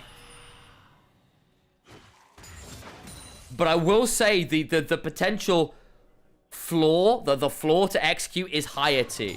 And that could be a bit problematic. And I don't think WE's comp is that bad in terms of the scaling either. You've got a lot of sustain. If you fumble the pick, particularly if you do go forwards with this Nocturne, jump on someone and they do survive, and there are a lot of tools to make that happen. Yuumi plus all of that sustain we've been talking about could be very tricky. I don't know about this one. Very hit and miss. Both Moms saw summon. Fungiway needs to run away. Monkey is in mid lane. The Ignite comes on down from Fungiway's spellbook. 369 is in a lot of danger, but there's an Nocturne turnaround. And Cube doesn't have flash. Looking for the last auto. Gets it. It's all a ruse. And Cube realizes that 369 wasn't really so alone. Early laning's also been very nice here from top Esports, it must be said. Range matchup. Mid lane, giving Cream a lot of CS advantage into Karis. Nio's first ult comes away with a kill. 369 has been bullying well in that top lane. The only place it's kind of been a bit more even is his bot lane, but I think the fact that both the Sivir and the Zeri going even isn't really that much of a surprise. We'll have a look here. Isn't there attempted dive? Well, there's the Sanguine Pool. Kima Plague into attempted kill there with the Slicing Maelstrom. At this point, I think you just have to give it up. One last auto would have done it, but the Paranoia drops vision. Can't quite get there. At this point, Cube knows he's a dead man. Nio flashes, gets the kill.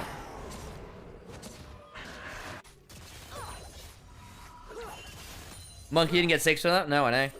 1 HP, sad. Yeah, I know. Really was. And the problem is that now puts this Kennen in a really difficult position in the lane. Ignites back up for 369, despite having the not having the teleport. Is ahead in CS as well. And Vladimir, once you hit a certain point, doesn't really have to reset that much because you are so low resource. You sustain off the wave off your enemy champion. You don't have mana to worry about. Get ability, hey, sit in lane, reset only when you get a good timer. Assuming you are able to kind of dictate your own back timings, which isn't always the case. Have a great time. Invade here from Nio. Monkey on the other side of the map means he's going to be losing this blue buff pretty regardless. Fungiway's actually roamed up to support in case there is some trouble.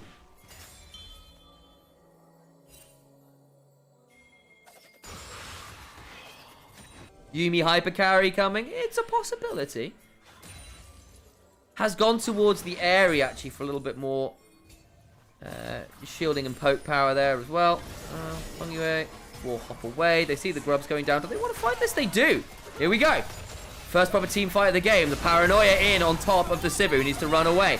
Now Nio's pretty deep. Reminder, doesn't have the flash. Mob is summoned. Monkey going to throw down his ult. Karis now looking with a quickness angle. Decent healing there. 369 goes down. Good sustain. Re-engage from Cube. Forces some flashes. Nio needs to back away. Cream in danger himself. Monkey still sustaining. Flash away from the AD carries. Nice turnaround play there. Makes it the 1 kill back for WE. Lot of summoners blown there by top Esports. About not forced to flash himself. It's great news for him. Everyone else on WE is. And they get the grubs. Top Esports can't quite secure the kill. And as we said, there is a world where it goes a bit wrong when you go forwards. Really nice flank there from Karis. Nabs the quickness, caused a lot of trouble, and the re-engage is excellent. 1 flash remains in the game for both teams. 369 just came off cooldown.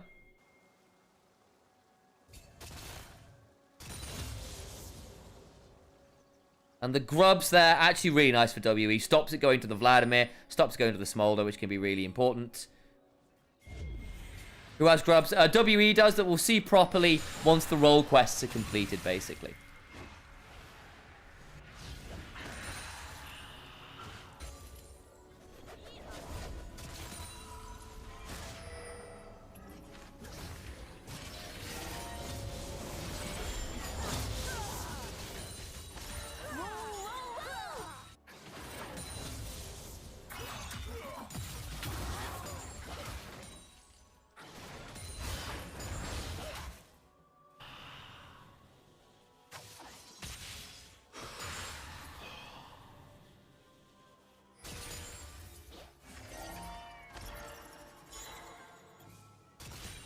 Not too much happening now again. Dragon did go the way of WE as well. So the early objective's been good.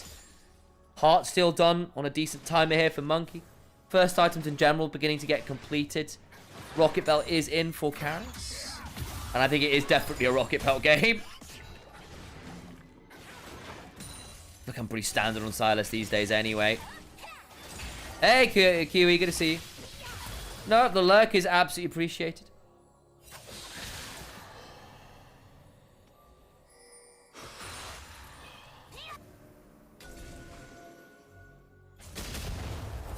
Blast cones in general, that will spot Monkey out the back end of this. Is he going to go for the dive? There is a world where with the Yuumi around, you can just run at this with the ult and say, yeah, I don't think the tower hurts us.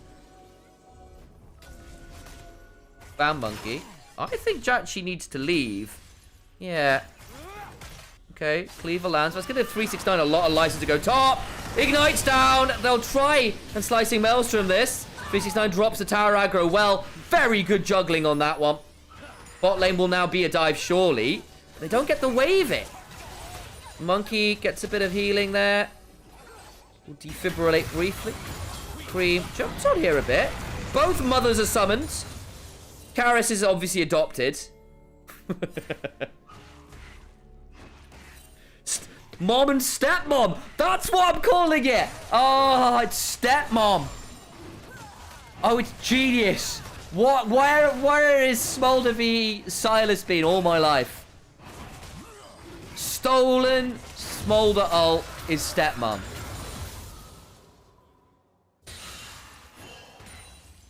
I'm a genius. Clip it, guys. That is the name.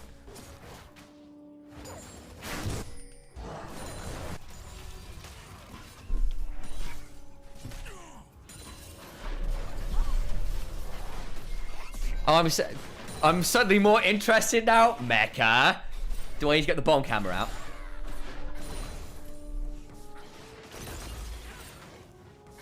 Dundle style.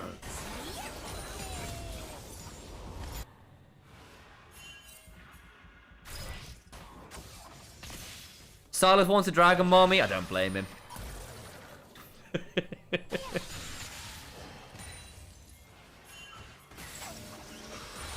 369 is level 11 now, and I think Cube is just now long past the point where this Kennen can actively threaten the Vladimir.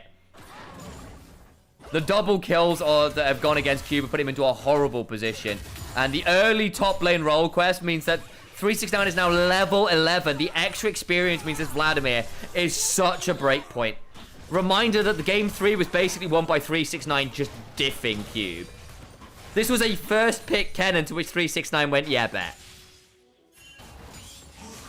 Don't get me wrong, Nio's turned up and ganked twice. Monkey's not been seen top, really. We set aside from that kind of grubs play. But it does mean this Kennen's just not going to be able to deal with this at all. We're on bargain bucket stuff here for Cube. He's got not even completed boots, no first item. Whereas 369, look, he can take some damage, but he isn't going to give a damn. Monkey and Nio are going to spot each other. I don't actually know whether Monkey wins this. Maybe forced to ult. Overcomes Karis, looking for the angle. Does land that. That's not bad, you know. We'll force 369 away. Herald's a minute off. Monkey clearing out some wards. He's going to be resetting on vision. Transfusion. Monkey does really need to be careful about around now as well. Get the spell shield. They're on the hunting this. Yeah. Okay.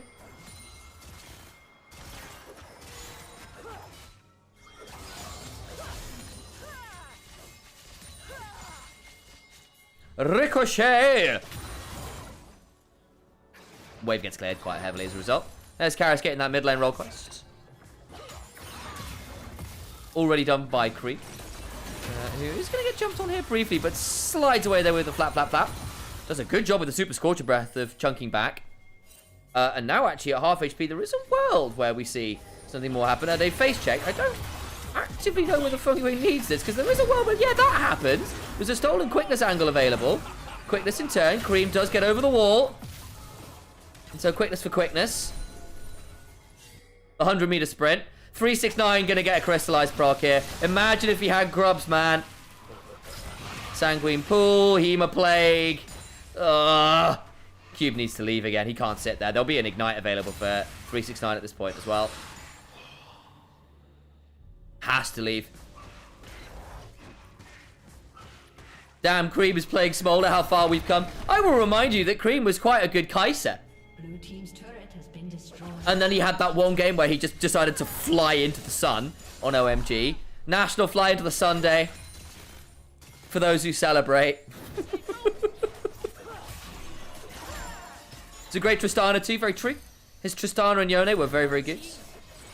Icarus moment, precisely Nightstar.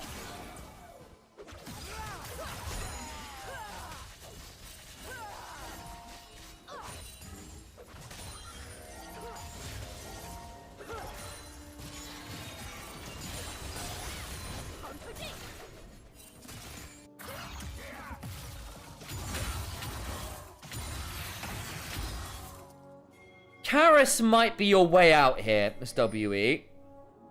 If the Silas can get to the point where he can threaten a Vladimir in a side lane, that might be a way to deal with this. The problem is just the fact that Smol's been able to stack for free. 187 stacks already. It's a good fast stack rate, actually.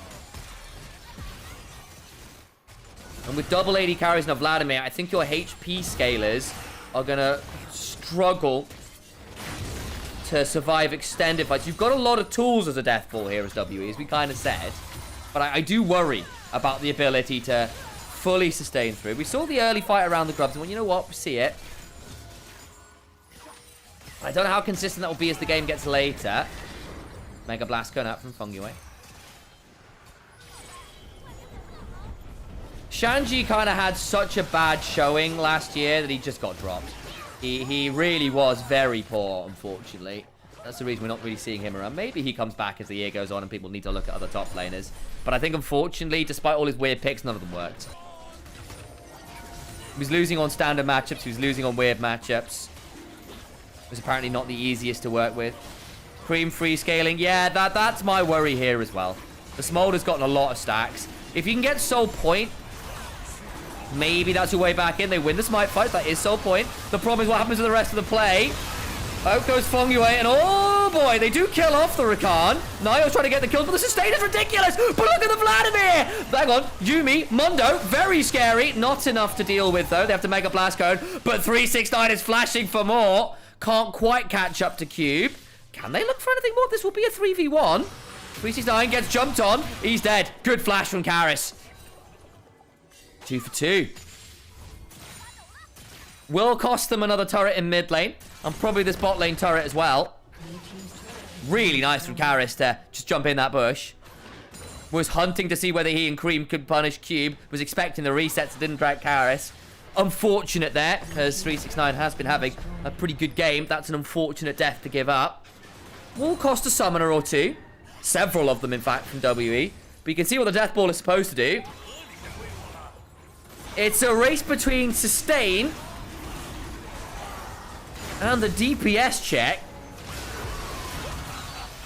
Japchi and Karis trading out on the one side as Karis does lightning crash to cause some trouble. The ricochet over the wall means that Fungiway dies. Cream forces Cube to reset. They do kill about, and you're thinking, oh, this could get a bit dicey. It actually ends up being a 2 for 3, because of course, I kind of forgot that Fungiway had respawned. So in the end, WE actually ended up trading up. The problem still is that this Vladimir is 1,800 gold ahead, is unmatchable in the side lane, and costs 3 people flashing on his head after a tricky end of a fight. And now you've lost all the turrets. And I genuinely don't think you side lane very well this game.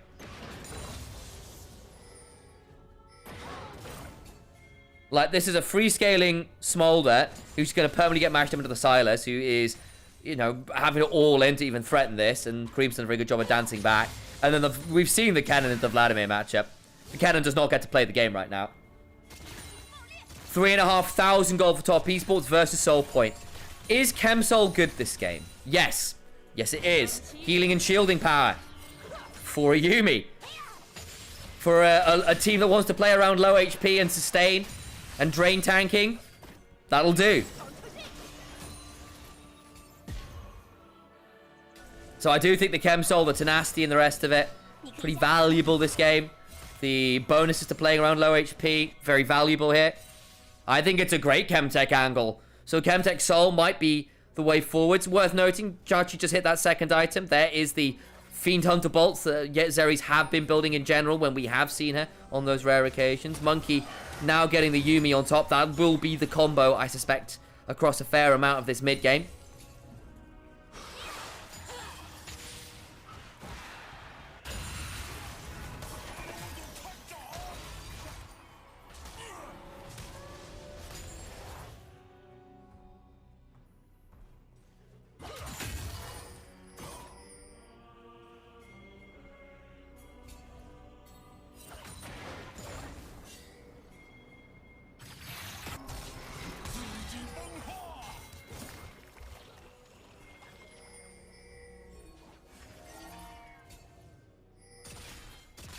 We take a brief pause here as Jachi will get that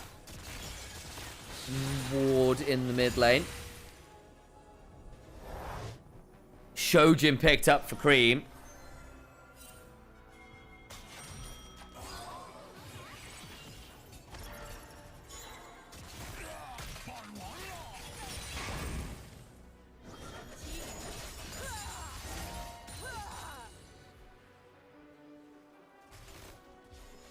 Why does this trumpet riff sound like John Williams, by the way, in the background? I was getting Battle on Mustafar there. Anyone else hear that? Not anymore. But there was, brief. Oh, Funky goes looking, he's got a barrier. Monkey Reminder does have flash, but no real way to run. He just gets burned. Fungi going forwards, can't quite get the quickness, will force the retreat away. Nio goes in, that's a bit deep. Will die, flash away about, does not get hit by the Smolder as Karis taken out by the turret. 2 for 2, but now Cube is forced to Slicing Maelstrom as well.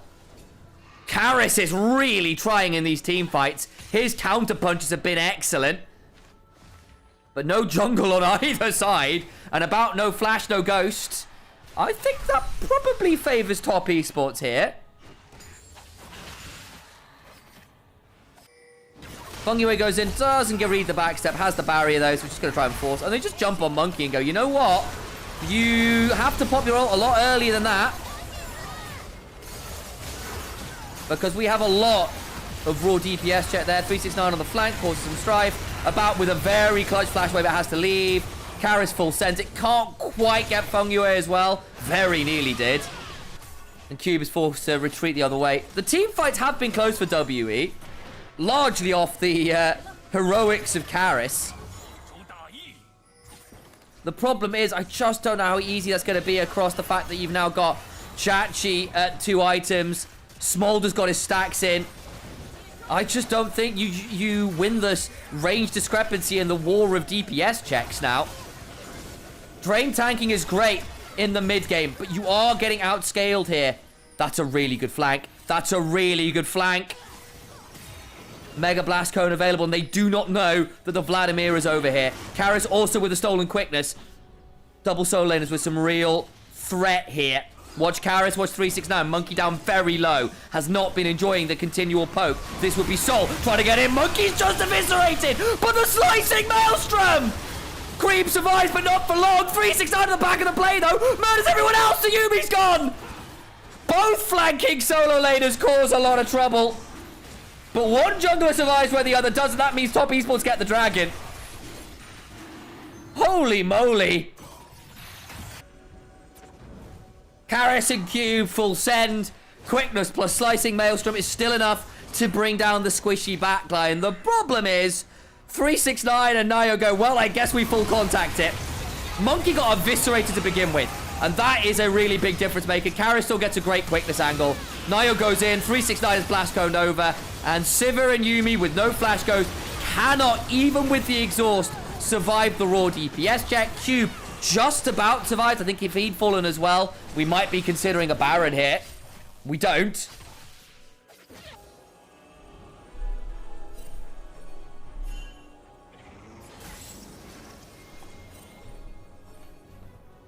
Slight winning edge to WE, interestingly, in this game. Guess off some of these picks going away. In fact, they are on Soul Point. Soul Point does give a massive metric boost. Cube's at now at least got a couple items. Like, Slicing Maelstroms will still sting on the AD carries at this point. I just worry about the double AD carry scaling. And as long as both AD carries aren't stood together, I think that's unlikely to happen again. Partly the reason they were doing that is because they didn't want to split up any further with 369 on the flanking angle. But it did give a very good option for Karras, who's having a fantastic Sylas game. Yeah, he's down 40 CS, so be it. Here we go. Baron Rush. WE, not necessarily the best tools to get in there. But the zoomies will help. Seri needs GA. Yes, but I think she's going to want a third item first. She'll want this Lord Doms. And then there's a world you go Bloodthirster to try and help sustain your way through. Because I think the problem is GA doesn't necessarily save you. Because you just end up melee range of a Sylas, Mundo, Cannon. Whereas Bloodthirster might actually allow you to sustain your way through and DPS check. Because really, you need to stay moving to survive these fights. And GA inevitably leads you to just sit there and stew in your resurrection juices. Here we go. Trying to get the pick up flag. That's a really good flag for 369!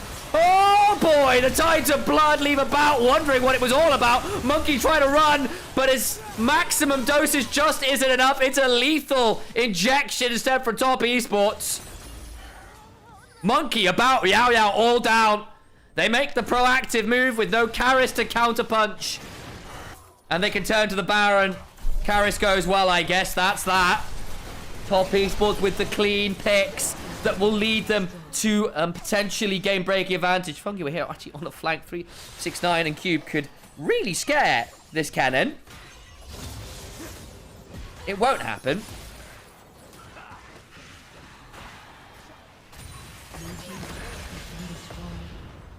Lord above, this Vladimir is scary. We'll have a look again. 369 gets behind the vision. They don't have wards behind them. They don't have wards in that banana bush. And it's just too far. The vision control slips. 369 is behind the flashless Sivir. She is dead to rights. Even with a Yuumi on top of him, Monkey can't sustain through. Really good stuff. And now you got a death cap on Vladimir. 8 stacks on the Dark Seal. I mean, good God, the DPS is brutal this game. Here we go again. That's quite deep from Nio. Won't matter. We'll get the ult. Slicing Maelstrom for Nocturne. Paranoia. With the Hex plate, it's going to be on a very short cooldown. So, I think you're fine there.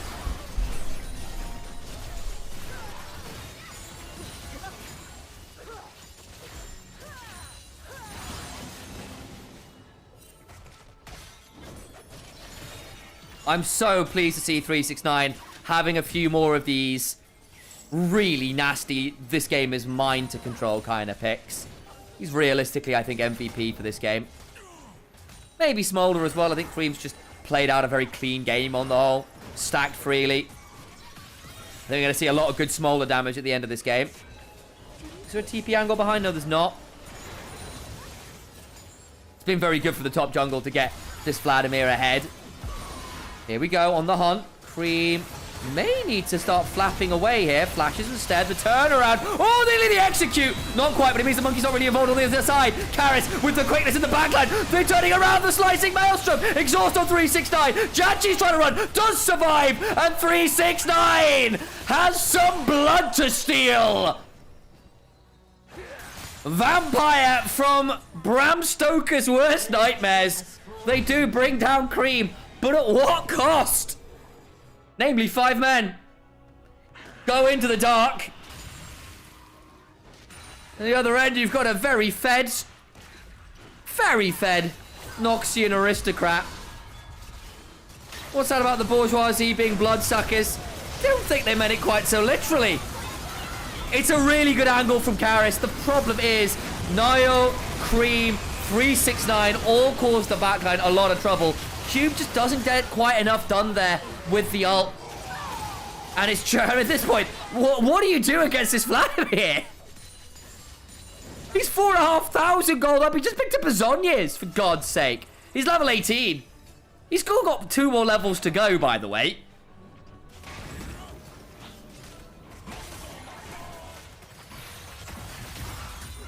They full center Cream, and that's all well and good, but he survived so long before going on down and took someone with him.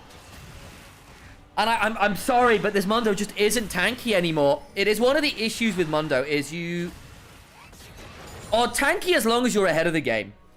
And you hit a point where what you become is a juggernaut and not a tank. And when you're asked to just run at people in this game, you just eat % HP damage and die. And being finally level 15 just puts you in a really difficult position in terms of raw stats. At least you've got 3 items. Like the Randuin's probably a student of the double AD carries. But even so, it's not a lot of fun. The Flangles are amazing in this game. They really are. They really are.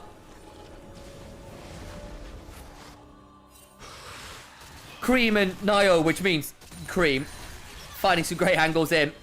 It's been a good game from Nio. It has. Outside of that one slightly over-ambitious play. Has been pretty solid on this Nocturne. Very much on the game plan. Just get 369 lean for it. 5 head.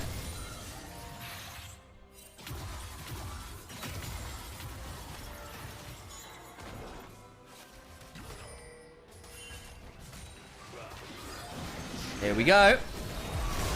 Charge on forwards. That's a very, very dead Sivir. Oh my god.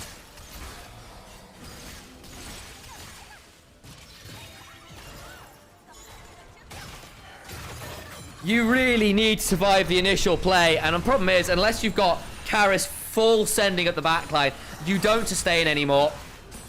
The scaling diff is one through. You didn't get Soul. You didn't keep the Vladimir in check. Cream scaled for free. A 2,000 gold lead for Jachi. Sivir's just not had a team fight where she's gotten to auto. She's 2 and 5 for a reason.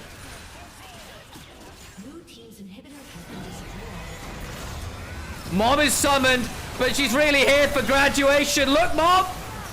I'm going to playoffs! Top Esports will dismantle WE in a Game 5 with some very creative drafts. 369. Tanking some Nexus turrets. Does possibly have to be a bit wary. Gets a monster transfusion. There's half his HP back. Fungi dies. Wait a second. Maybe Mom should be taking the kids to the infirmary. TES? What?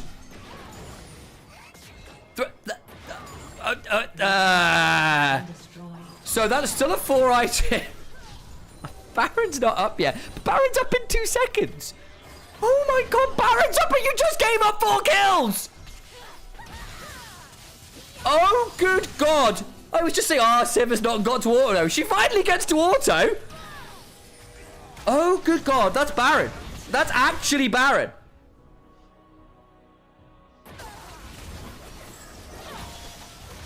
LPL!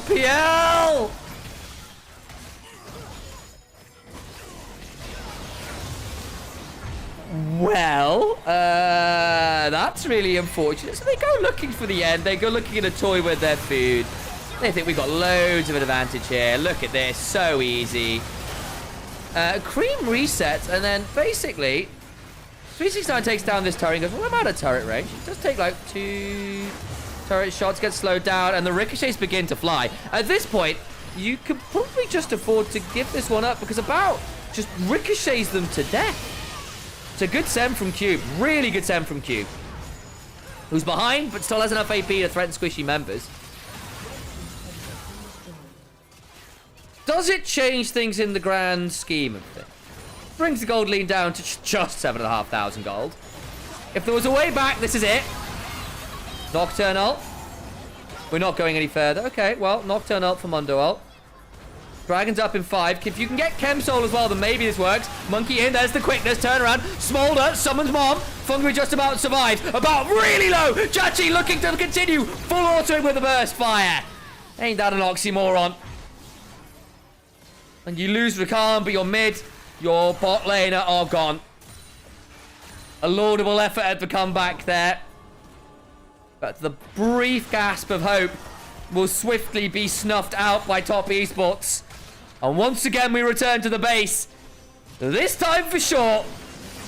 See whether the relaunch of the ending will be a little bit more successful the first time. Top Esports go forth. It takes them all the way to 5 games. But victory nonetheless. 369 goes golden on the fountain. Some style points to end it out. It's Top Esports advance and WE will have to play again.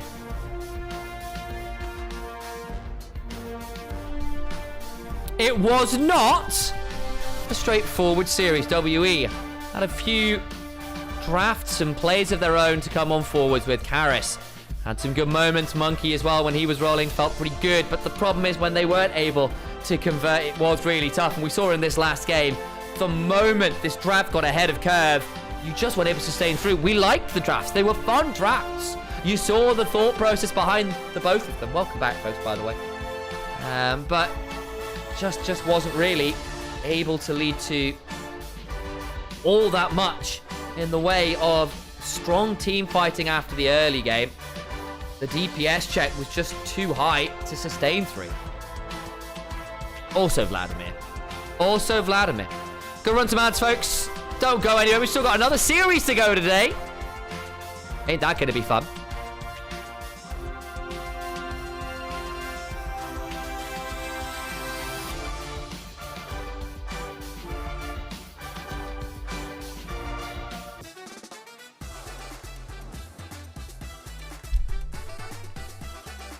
Qualification there for Top Esports. WE go down to the lower bracket. And we'll be waiting for one of the losers bracket players. That'll be on day 3. Our other series today will be IG versus NIP.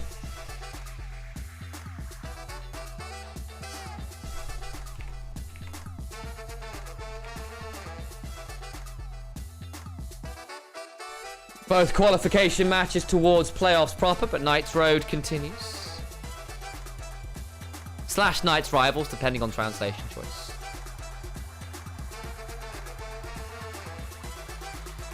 Alright, let's flick this over, shall we?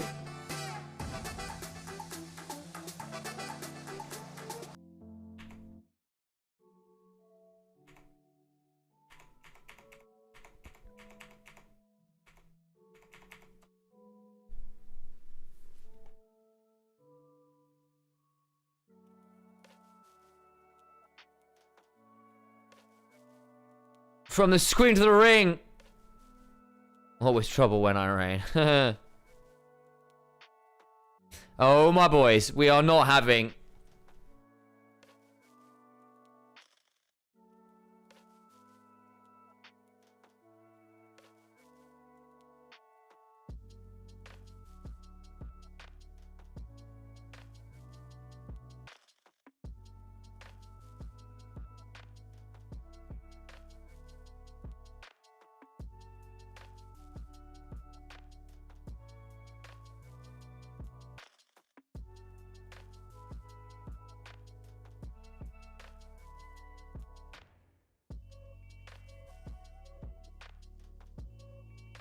Oh.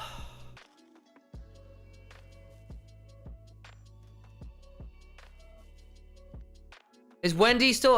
so Wendy does stuff for LPL English at this point. I know she does stuff for the official Riot stream out on tennis, so you can see the...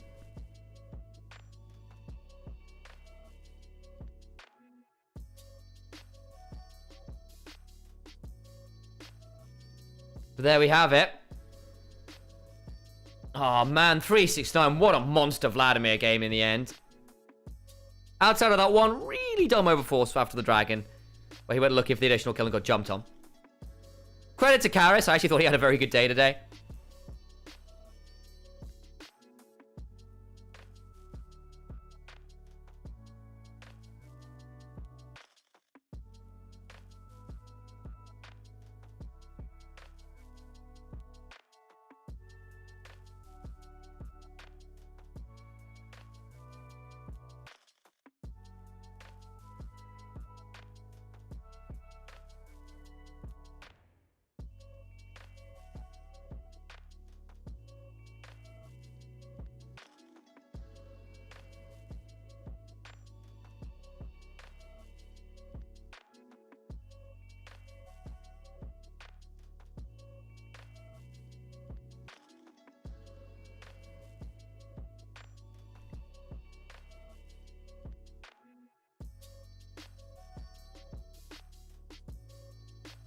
Oh, got interviews happening. What am I doing? I need to unmute things. Dear me. Apologies, guys. Let's have a listen in, shall we? 就注意他的那些变奏就行。那其实说到今天第2把你的一个赵信，可以说也是非常的 carry， 有很高光的4杀的名场面，也有团战当中无人之境的高光画面。所以说来和我们了解一下这个英雄，你觉得怎么样能够在比赛当中最大化他的优势？怎么评价自己今天赵信的一个表现呢？这个英雄就是有大的话千万不要死，然后就是一定要把输出打得很满的那种。就是做到像奶油选手那把的赵信就可以了。那其实我们感觉到接下来的比赛，其实第3局、第4局都有一点翻盘局的感觉，大家其实是有来有回，非常的焦灼。所以说来到最重要的决胜局，可能大家是抱着怎样的一种心态进入到比赛？互相有没有说，比如进入到决胜局，大家需要在哪些部分更加的小心呢？可能就最主要的还就是打团还有龙团上那些处理吧。第三把。第4把来的就是我们那个龙团没有处理好，然后导致对面给了对面一条龙，然后后面就没拉扯过对面。那其实说到打团的话，毫无疑问，你们最后决胜局有几波非常漂亮的团战。我们感觉来到20多分钟，双方是有一点点僵在那里了。但是你包括说你的梦魇有好几波非常漂亮的开团，配合队伍是直接打破了这个僵局。和我们聊一下，可能在整个中后期针对团战处理上，队伍是怎么样来进行交流的呢？首先就是他们 AD 没闪，然后9哥就一直绕后嘛，然后我和9哥就是一定要把对面 AD 杀了，然后我们辅助就保护自己的双 C 就好了。能够感觉到大家的思路都是非常明确的。那其实组内赛包括骑士之路的比赛打完，也很好奇奶油觉得可能对于自己而言有什么样的一些进步和成长。那与此同时，接下来也要备战后面更为重要的淘汰赛，觉得还有哪些部分还可以在未来做得更好呢？就个人细节上吧，还有团队一些，最主要就是团战一定要打好。Any translators in chat? What people think? Well, roughly when the next series begin? Pretty shortly, Ace Legs. I'm assuming probably 10, 15 minutes. 在这里，今天表现 See exactly what the time will be at. 有没有什么打野英雄，或者说打野的一些小技巧，想要推荐给回去想要尝试一下的粉丝朋友们？我觉得就玩一下潘森还有佛爷哥吧，因为这2个玩起来都很爽。好的，收到推荐。那最后也要问到的是，因为马上快过年了，对于你的话，有没有什么样的一些新年的计划？在备战之余，可能说回到家里想和家人们一起做些什么呢？就回家多陪陪妈妈吧。好的，那最后的最后，也给所有支持滔博的粉丝朋友们送上属于你的新春祝福吧。祝滔博的粉丝新年快乐，马到成功。好的，再次的感谢你，也恭喜你们获得了今天比赛的胜利。以上就是今天赛后采访的全部内容，接下来让我们把画面交还给解说席。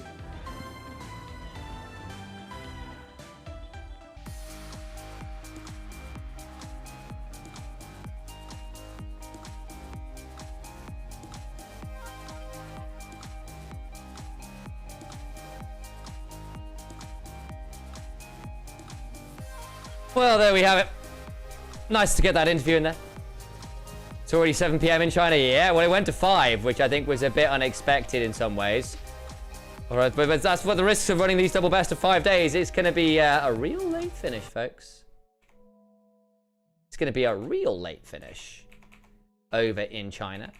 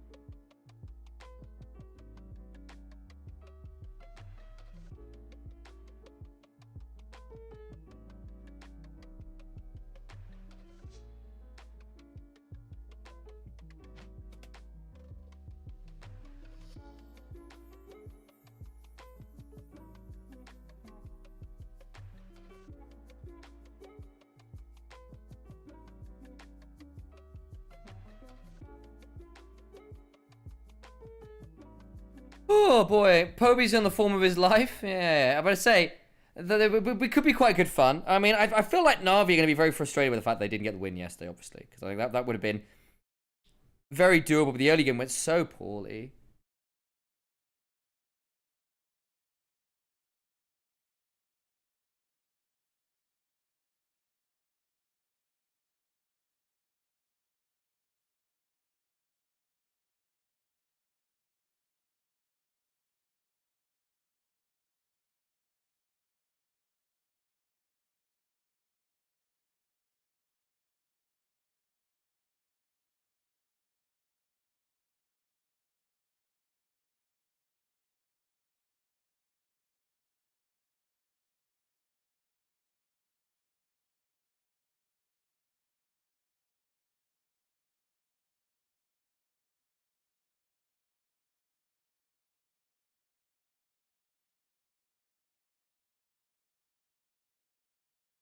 Hang on, what happened to my music? Come back.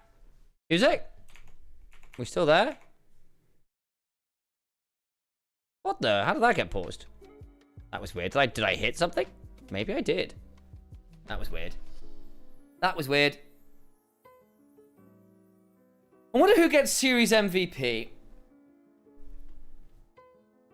I think possibly 369, you know? Though I wouldn't watch the first couple games. I think 369 of the games that they actually won was so ridiculously good. Like, the Nara and the Vladimir were just so out of hand. He had a very good series. Yeah, 369, player of the game for this one. Won the Vladimir, not a surprise. That's what I was expecting, really. He was very, very, very good. Get Vladimir, nerd. He might well be player of the match as well, actually. I don't think anyone else could be deserving of it. Fungway was decent. Probably not Nio, because he had some really bad games too. Cream was relatively stable. He didn't have the greatest time on the Cassante, but I really do think like the fact he was the win con in two of the 3 wins at the very least probably earns him that MVP for me. Couple for jungle as well. Yep, that's also fair. He was a very good Nocturne angle. Isn't that 6? Isn't that 6? Oh, 1 for bot lane. Oh, okay. Interesting. I mean, Jachi was good player of the match. There you go. Wide variety of champions today. Some good job. 1 vote from bot from the refs. Interesting. But yeah, this was some serious Megacone playing. Absolutely blasted the Sivir. Even with the exhaust coming on down, meant nothing. Tons of blood angles. Yeah, very good.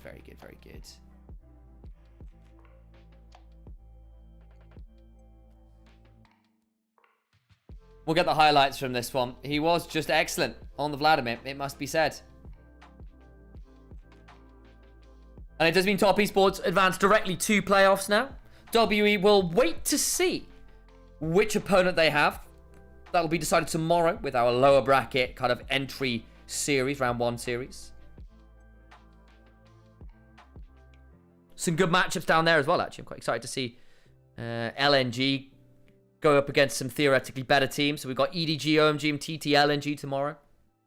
EDG should realistically be fairly favored over OMG. I think TT LNG, though, I think LNG are about to destroy TT. I think it's going to be very, very heavily decided. 6 out of 8 for 369. Yep, couple for jungle. But otherwise towards top lane, I think that's about where I would have put as well. I agree. Folks, if you haven't already, consider subscribing to avoid the adverts that are about to come. I fear I may need to put some on. I fear you may be disappearing for a couple minutes. And if you don't want to see those adverts, then subscribe and you won't get them. Also helps us get towards Partner Plus, which we're trying to aim for. Gives us more money from Twitch, which would be really, really helpful in terms of our ability to self-sustain. Number 2, I had something else I wanted to say here. Oh yeah, Ko-fi link. We've got a Ko-fi link for the YouTubers or people who don't want to subscribe on Twitch. Super fine. Do consider the Ko-fi link. And last but not least, there is in fact Opera GX, which is our sponsor for the month. As you can see down here, we've got a little widget telling us how many new users we've got. We've got 27 of them so far, which is very lovely of you guys. But basically what it means is if you click on the link, you get to support us by just clicking on the link and downloading Opera GX. I think you might have to make an account as well, but it's basically 2 minutes work, if that. It's a very fast process, and actually it's for a really cool browser. It's not going to give you any random spam or anything to your emails.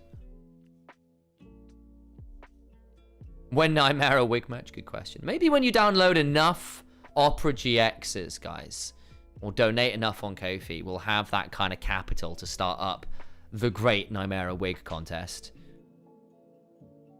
Photic enjoys rise up. Wow. I have to say I'm a bit of a Photic hater. I'm a Photic doubter. Maybe not a hater, but I am a Photic doubter. So you may not be in the best company.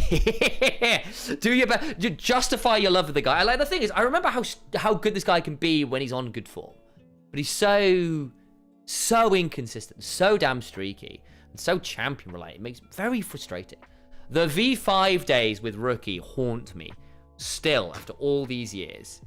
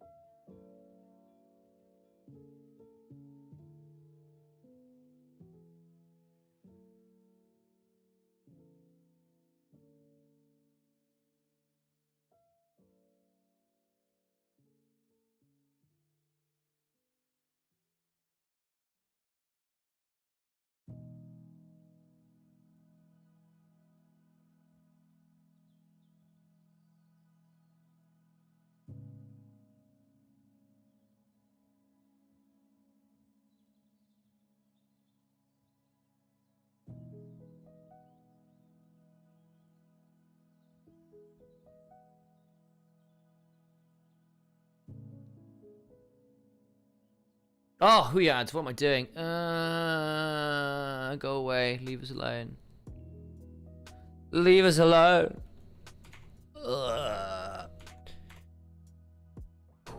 It's going to be a long day, folks. It's going to be a long day. We've already hit game 5 for this one. We've still got another best of 5 to go.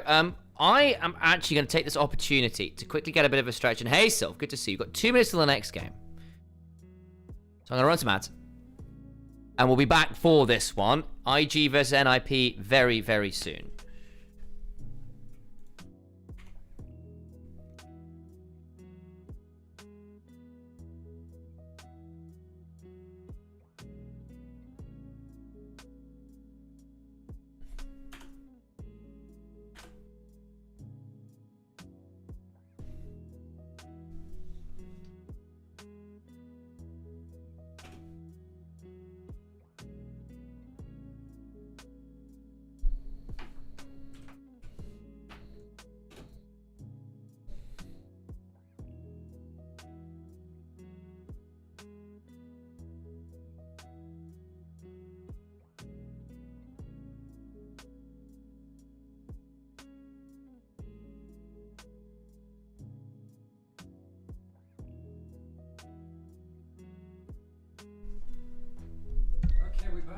Game 5 just finished. Yes, I saw. Vladimir, baby. Yeah, I saw. I did actually catch some. I was literally live on Powerspark just now. Yeah.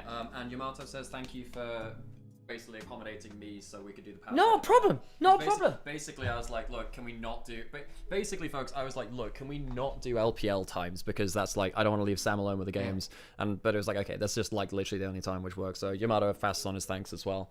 No. And yeah. Say hey. Yeah. Also, congratulations. And obviously, it's very disappointing for the LR results, but actually, the improvement was remarkable. I'm a little sad we're not going to get more of them because this squad is really good. Yeah. Is the answer? No, and they were very entertaining, right? And like I said, I think that actually LR deserved to make playoffs, especially over Fnatic. I mean, even Vladdy was saying, look, they didn't deserve to make it. Yeah. Realistically, the thing which killed them in the end was actually the KCB game. Yeah. They didn't get effectively the free win which everyone else had. Yeah. In that bracket. I know they did win another game versus GX, right? But yeah. Okay, so we have... Can we not do LPL times? Meanwhile, LPL lasts for literally 10 minutes. That's true. Yeah, but it's basically just like, if we can do like evening EU times, it's so much easier. I know it's difficult for these days. Anyway, hopefully it won't be a problem in the future. Do you need a break, Sam? I was just literally about to go stretch my legs and get myself another coffee roll. Cool. And I'm good to go. And then we have IG and IP. Okay. Well, we get the 10 game day. Yeah. Do we have... What's the soundtrack on right now? It is on cool. that. Perfect. Cool. All right, I need to load up Uma Sume again at some point. So we Don't can do do that during the break. But Oh. got this one coming up soon. How's everyone? How did everyone find the last series? It looked like a banger. I didn't see what happened in game 4, so I didn't see what happened there. But it was looked like a good game. So game 4 was, we got 2 very aggro bot lanes. So very Hey, how's it going? Oh my god, I was just on that stream as well. Hey, how's it hello, going, folks? power spikers. Hey, was just saying that Yamato passed on his thanks to Seb, because basically this guy has to solo cast for Molten Power Spike at LPL times, basically.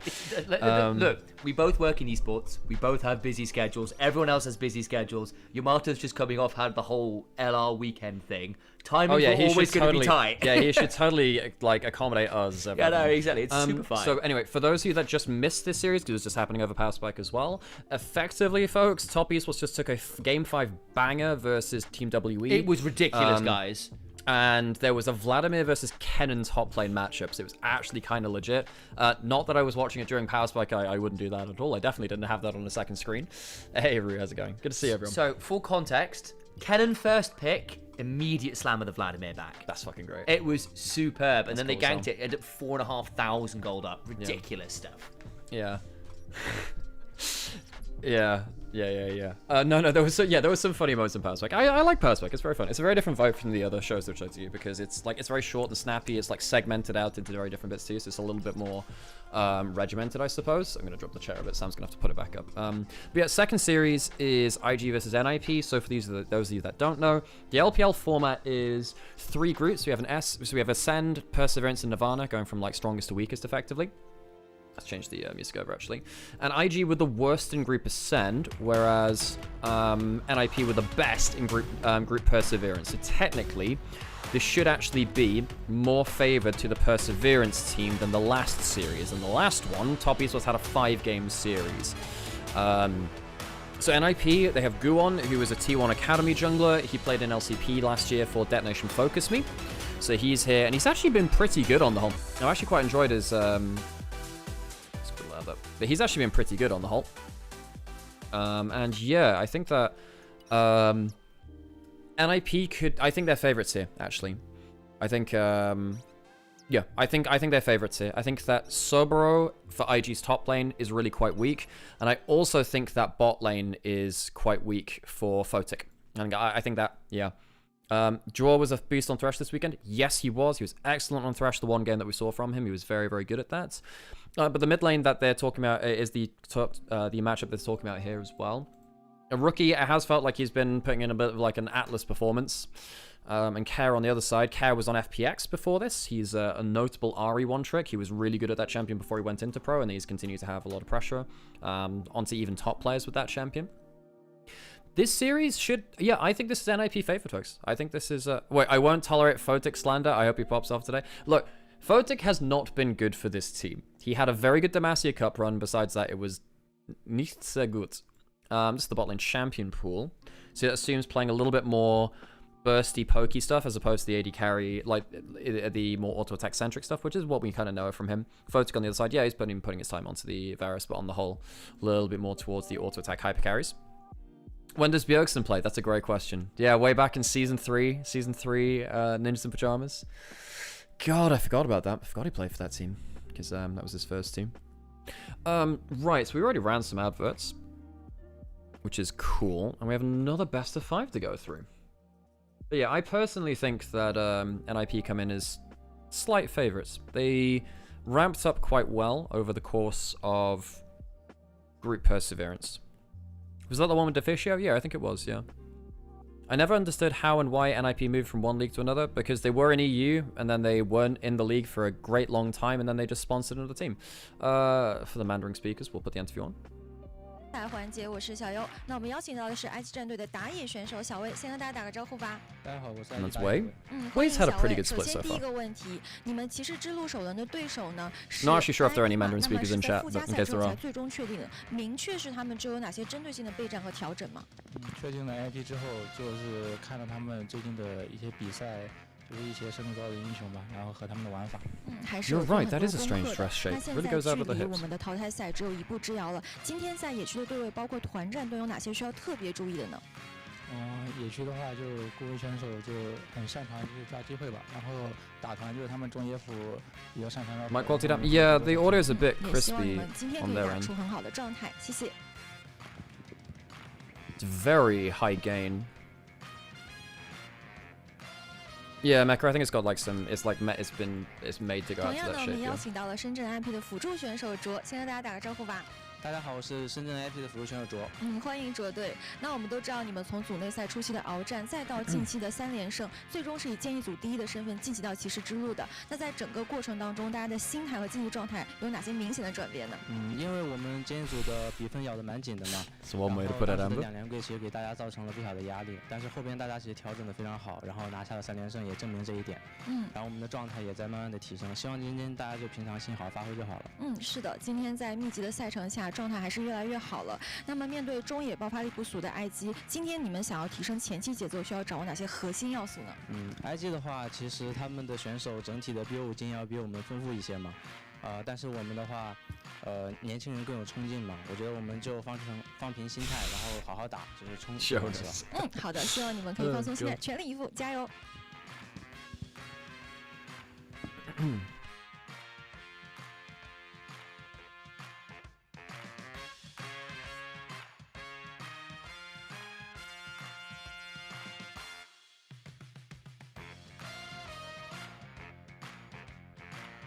Okay, we get onto the stage. Oh, we're in LNG's arena. Okay, that's different. We're in LNG's arena. Wasn't expecting that actually. There we are.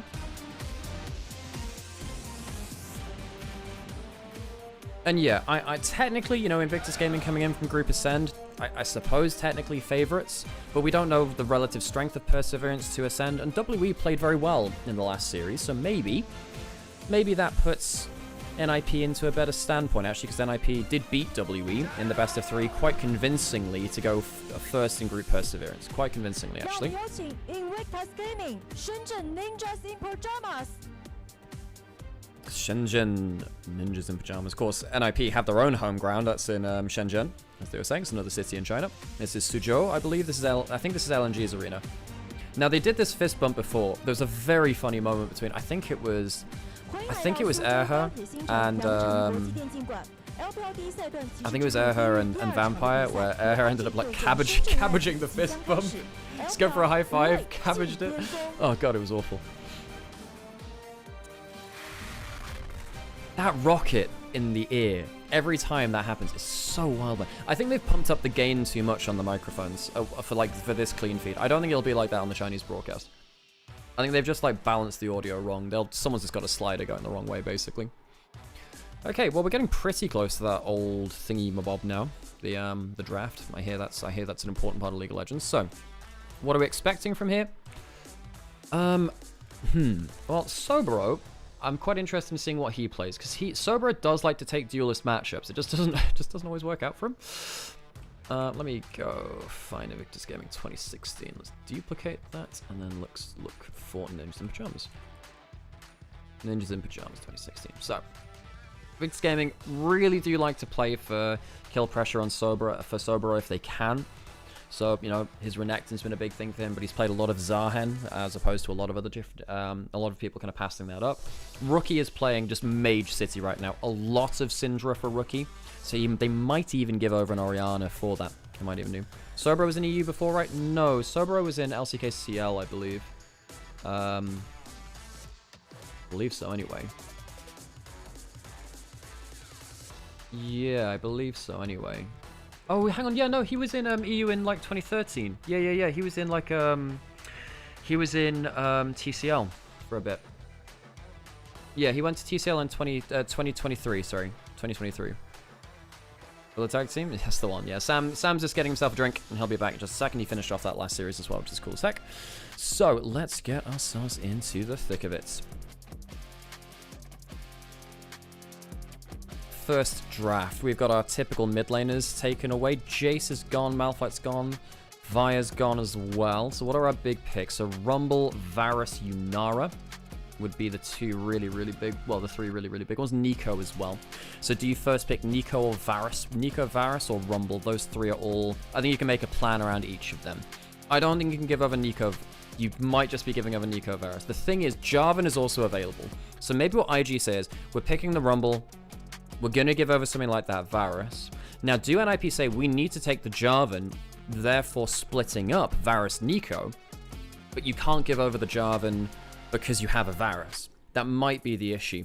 That might be the issue. If you lock in Varus, are you forced to take Jarvan as well? Just because it's too powerful into that champion? I do wonder. I do wonder.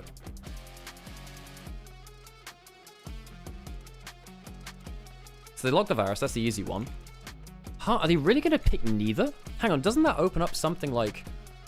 Well, you could go Misfortune Jarvan here. That would actually be fine for IG. And just give over mid lane pick. I think Jarvan you need. Jarvan's fine, you have double immobile carries.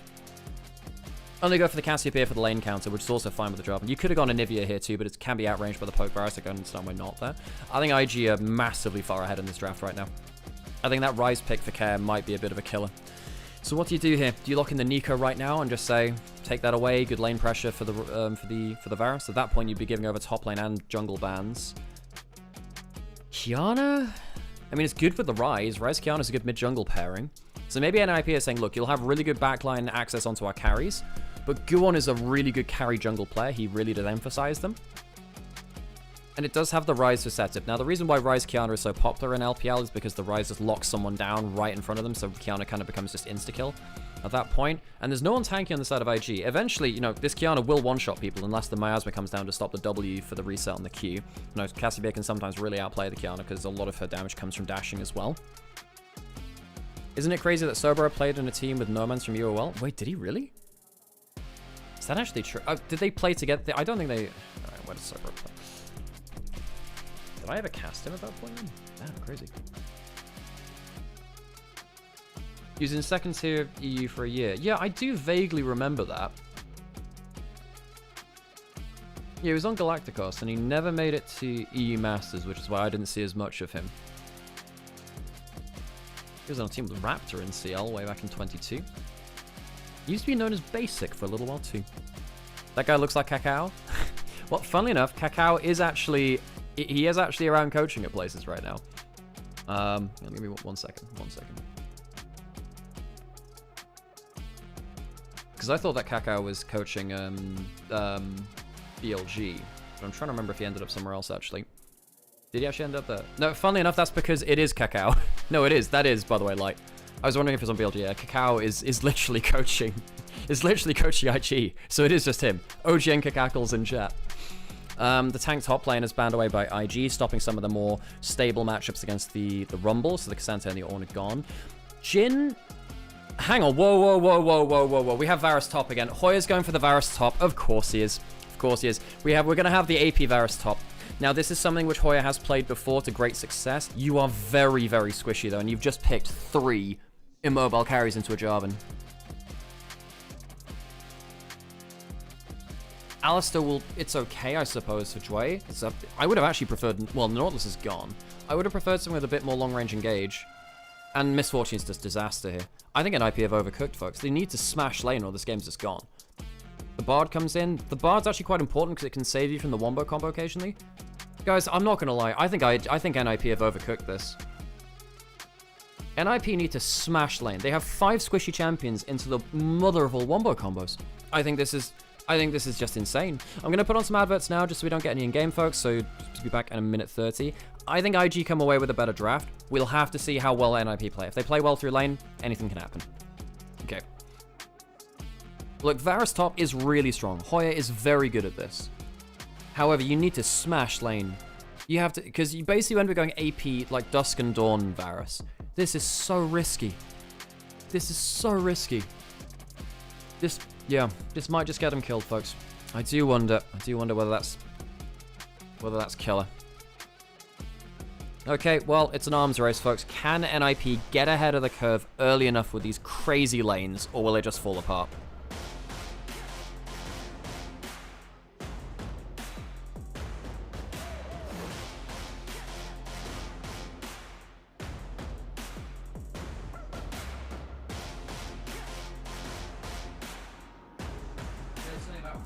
Yeah, Hoya's got the Varus top, Sam. Oh boy. So, you know, lock in. I've got some food coming for you in a second or two. Lovely, cool. I need to get myself a drink from the other room Go too. forth and do that. The food that's in the microwave shall be yours. Well, actually depends how much food you want. One's slightly bigger than the other. Oh. On to the Rift we go. Gyos, and then we'll see how the game plays out.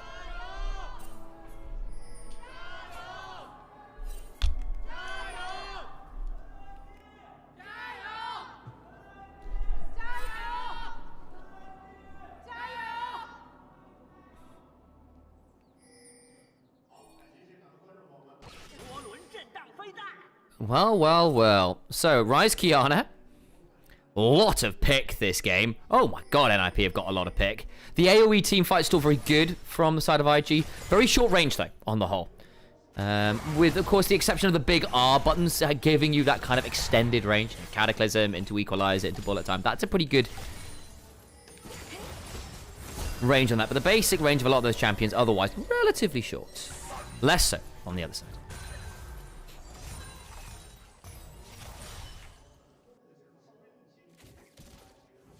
Volume's all okay, guys? I think we're about all right there.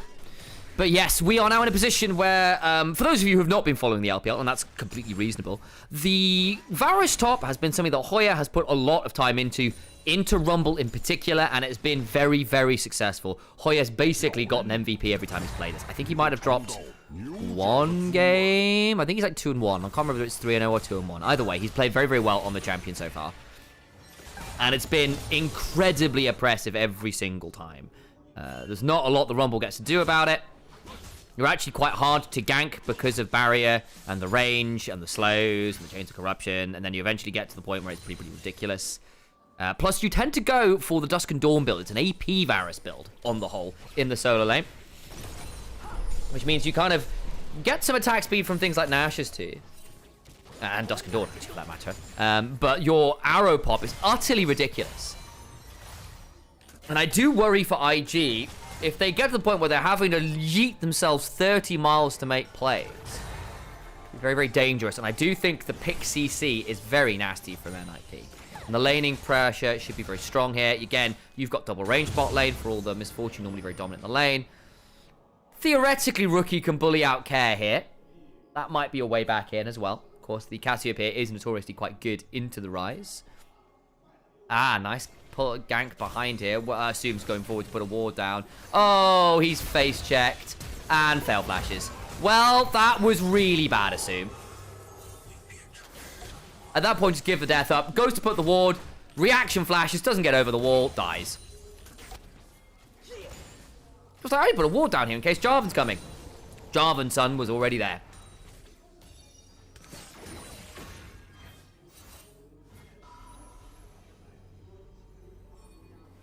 IG, the moment you hit one item, though, are going to be utterly disgusting because you press R and everyone who's caught inside should die. And there's not a lot of ways out there without a flash on a good timer. Like, round what will get you out eventually, but not before you get blasted. Kiana can slip out. Jaw can slip out. She mean magical journeys up. Those are doable. Everyone else kind of has to go, well, flash or bust.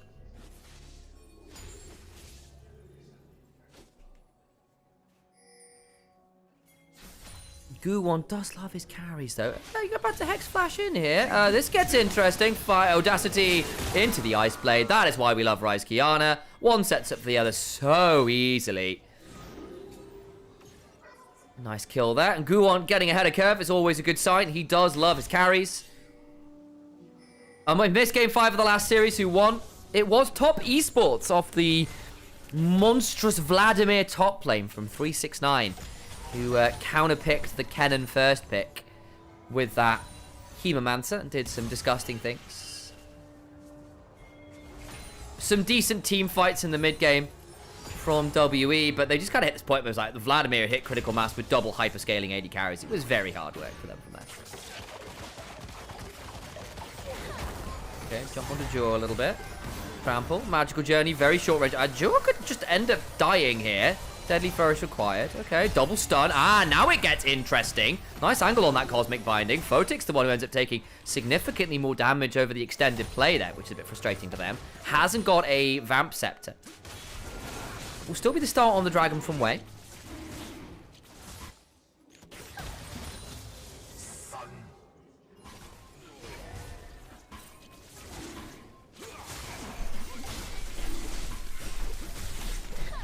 NIP with the 200 IQ strat of drafting 2 ADCs in case one is useless. Can happen.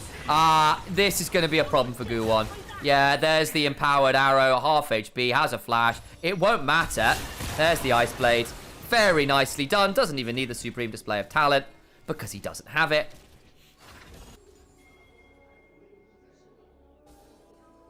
The edge of Extal is firmly planted into Sobero's throat, and they get the kill onto the Kiana, who is snowballing. That should be pretty alarming, and obviously no flash is blown there from Sobero. Kind of knows he's a dead man.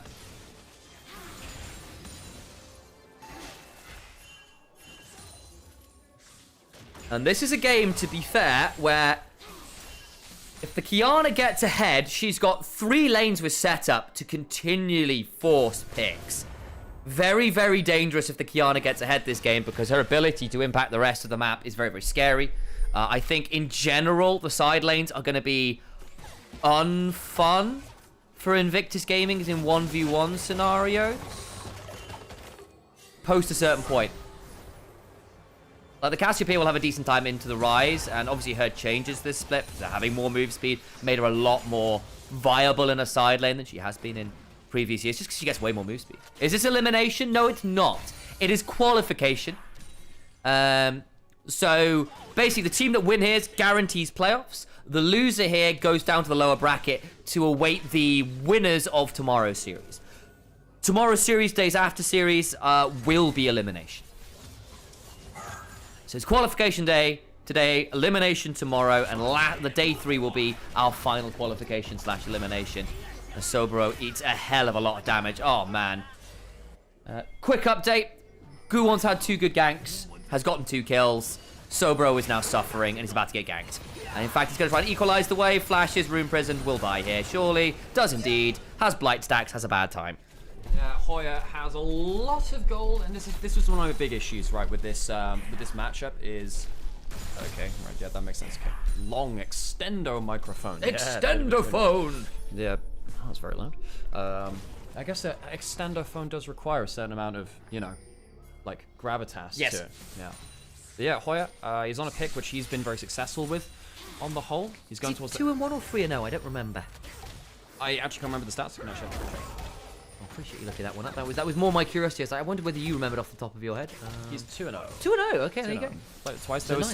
Because remember, there was he wasn't the only one to play. So I think you're thinking he played 3 when actually one of the others was by Zuka, who played it. So right. Who played it himself versus anyone's legend. He got ahead in the laning phase and then got Neferi countered, which didn't help in the team fights very much for him. Dunk onto Guwon, who gets away right now. Yeah, and Hoya's running at Sobero. So you got 2 grubs over for NIP. The TP's come flying in. Sobero about to go down to Hoya, who's just running at him, gets the last auto. Gets that full charge arrow, gets some stacks on him, and he dies. Assume opens up the curtains. Yeah, I think Photic could be in a horrible spot here. This needs to be good. There's the flash. Reads it. Oh, great 4th shot. Predicts where Photic would go on out of the fog of war. Assume with that early kill. Again, NIP, we said, look, they need to do well early. That's what we said. The big thing was, can they do well early? And the answer is probably yes. Now, 2,000 gold up, ahead in pretty much every lane. Guwon on that Kiana, making things happen early, as Sam was highlighting a little early. Now, the thing is, IG, if they actually survive through to teamfights later, have some really powerful ways to deal with these carries. You know, it's only really Guwon who can get out of the Cataclysm conveniently, otherwise the Bard needs to be there to help things. So, Sobero walked into Hoya, got hit with a 3-stack E, and then gets 3-stack queued, and then gets another stack off of the last E. So it's basically, thank you, Sam, it's explosive food though as well. Yeah, basically, he just gets a bunch of stacks back to back, and here on the bot side, well, I guess Photo takes a huge trade and can't run away in time. Does have the bullet time. I don't think it would have saved him. Flash was available to both. Flash is the third shot. Great predict on the fourth. Predicting that he wouldn't go back into the lane. Try and get out to safety. Ooh, ult's traded in top side, I believe. Sober! Oh my god, the damage! 3-stack arrow, again, max charge. Not sure if that was a W active on that as well, but Hoyt, you can see why he prioritizes this pick. So lane dominant. In fact, this is something that will get nerfed eventually. Is IG going out of Group Ascend if they lose? No, I believe that final ranking for... Hang on, that's the route in towards mid lane, and that's why you play the Rise Kiana. Lockdown really helping. Go flashes in. Rookie tried his best. Can't get that return kill. But no, I believe it's playoffs finish, which determines whether you're in Group Ascend or Group Rise. So Group Ascend or Group Perseverance. I believe, anyway.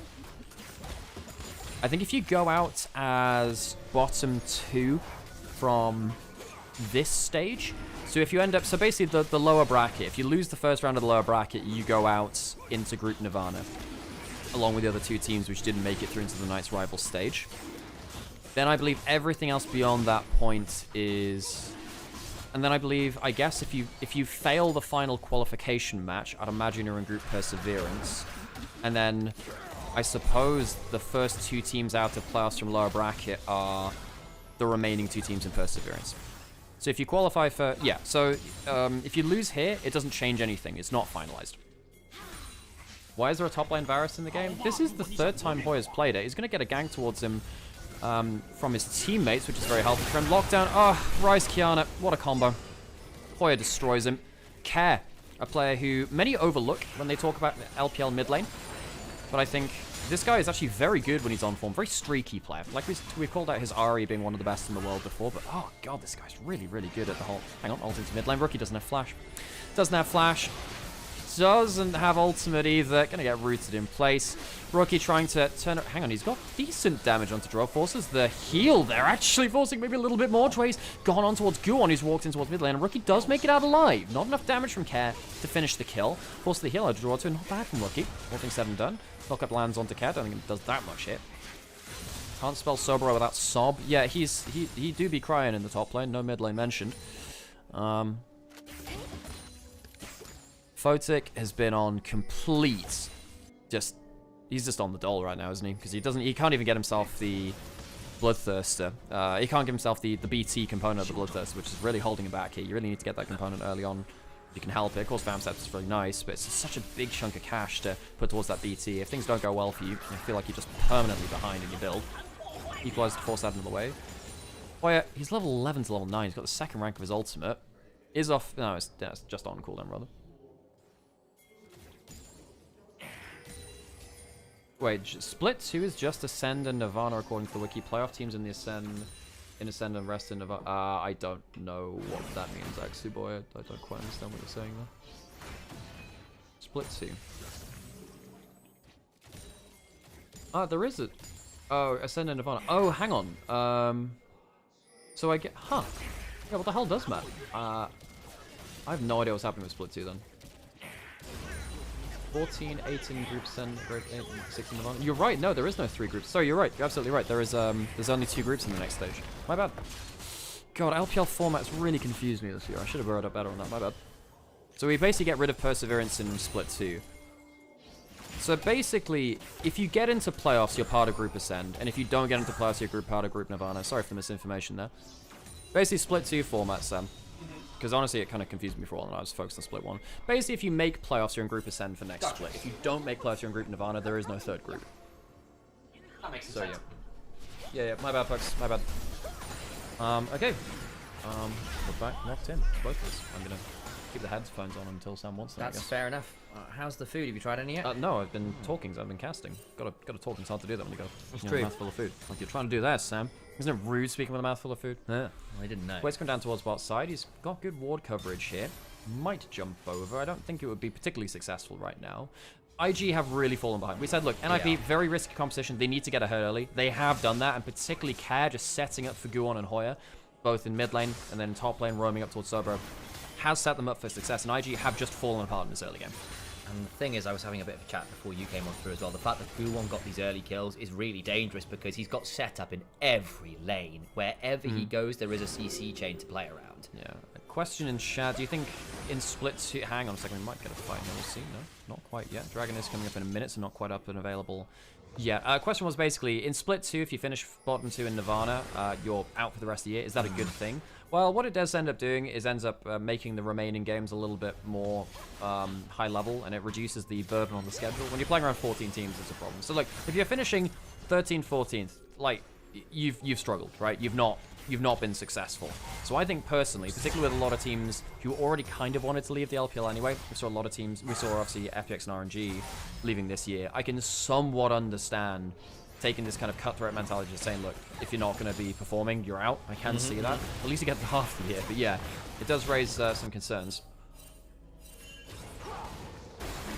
Big goal lead this market in the game as well. We are well ahead of curve here for NIP, and I think the scaling's still pretty solid, right? You've got 4 damage dealers who are all going to be pretty dangerous into their opposite numbers. Not a particularly tanky cop from IG. Like, don't get me wrong, Way will become bruisery, but he's up behind curves. It's not like he's going to get to defensive items ahead of that curve. Rumble, sure, is bruiser-ish, but again, behind the curve, you've not even really got your first item. Can you really call Rumble a bruiser on boots in a book? Not really. You know, it's all those kinds of things. You're looking at things like particularly this Varus. Doesn't give a damn about HP. In fact, he loves it. He wrecks HP stackers. Bit of a chunk there onto Way. Way also now looking for flank on angle, but there's just a massive CC chain. Guon just gets chunked and flash out of the Cataclysm. Does lose most of his HP bar, but is alive critically. Really important that the Cataclysm is down though. IG's comp, if it had gotten to this point of the game even, they'd be smashing NIP now. The only reason why NIP get to play this game is because of those huge lane leads. You know, that Cataclysm should dunk on the backline carries. Yeah. It's down there, level 11. Doesn't have it now. Rookie looking for something, but I'm not sure he's going to find crazy amounts. The phase rush away. Okay, runs away. Still not necessarily an idea about where Way is. Jin traps there. They're TPing in for this. Guon's also around. They've got to have an idea who's coming on over. I don't know. Way looking for a potential blast cone play. They have now spotted him. Get potentially stunned away as the Rune Prison lands onto Way on top of everything else. We'll assume trading out with Photic in the mid lane. Actually going the way of Photic to begin with. There's a barrier and the curtains are called. Hoya coming as well. Oh boy, you got to dodge a lot of things now. Full shot available. Does go wide, but that will still be the mid turret falling in favor of SC. Seamus been destroying Photic in the 1v1. Dragon, you'd assume it's... I didn't mean that. But yeah. NIP, you'd think it's their Dragon now, but I suppose they used a lot of that kind of agency to go towards that mid lane. So I dropped the chair down a bit, Sam. I can tell. Yeah. I did that earlier because I want to fit on camera and it's better. You can put it back up if you want. No, it's fine. It's not a problem. Oh. Be all right. But it's going towards the Collector second, by the way, not going towards something like that Infinity Edge. What's the real... Oh, it is 5 squishies. You somewhat understand that, actually. Dragon going towards Igino, actually, using that Cassiopeia DPS there. I'm surprised they've let them take this so easily. And Soul Point as well, actually. If there was a win condition back, Mountain Soul would be not a bad one, I think, into a pick comp. Maybe they were worried about retaking the river into a Cataclysm. I mean, at the end of the day, this comp looks really good from ahead. You mess up once, go into Fog of War, get blasted. You know, bullet time Cataclysm is really, really nasty. That shot blast combo, which way, no flash to force a play here. Try and look for something briefly there, but again, they just contest that mid lane wave. That'll be it. NIP very ahead in gold, but again, that Soul Point angle maybe is just something about Guon. Remember, it doesn't have the flash, so I have to be a little bit wary about over forcing in the jungle here. But it's going to be out to safety. Question in chat: NIP can't What's up, Sam? I was moving my chair around a bit. You look concerned about the position of the chairs, and I was hoping you're all at them. I'm all right, don't worry. I'm just adjusting. Yeah, question in chat about NIP can't 5v5. I think particularly NIP can't retake an area of the map 5v5. I think they can do 1v1 with Hoya being so strong. Assume beating Foden out in the 1v1, Care being relatively tanky for a mid laner, I suppose. No, Ryze is just tanky for a mid laner. But I think in a 5v5, if you walk up into Fog of War, chance of getting you know, Alistair comboed, dunk the equalizer and the bullet time afterwards. You need to be very respectful in the 5v5. That's why we're saying, look, NIP needs to get ahead early. It is a problem that IG have got the Dragon stacking. It is now, because now they have Mountain Soul at next Dragon. and Jarvan's pretty good at looking for the steal. You've also got the bullet time, the equalizer to actually chuck on the dragon itself if you want to look for a steal as well. But 5k behind is no small thing. That is no small thing. NIP have the stats to just run at IG. Guan potentially heading towards him. Gets the ult onto the Jarvan. I think it's pretty good. The Supreme Display of Talent hits 3, and that's going to be a lot of damage onto IG. Wait, doesn't have flash. This could be a problem for him. Does have the ultimate, but that tankiness won't last forever. Curtains are called, and that's a lot of damage onto Wei. Jor also stepping up, double members down very low. Photic looking to turn back around there. Decent escape there from Jor, though. Bullet time doesn't really do much rather than force NIP out of their jungle. Bot lane tier 1 will still go down to NIP. Yeah, and while this is happening as well, Hoyer is continuing to just butcher Sober on the top side. Took bunch away towards top side.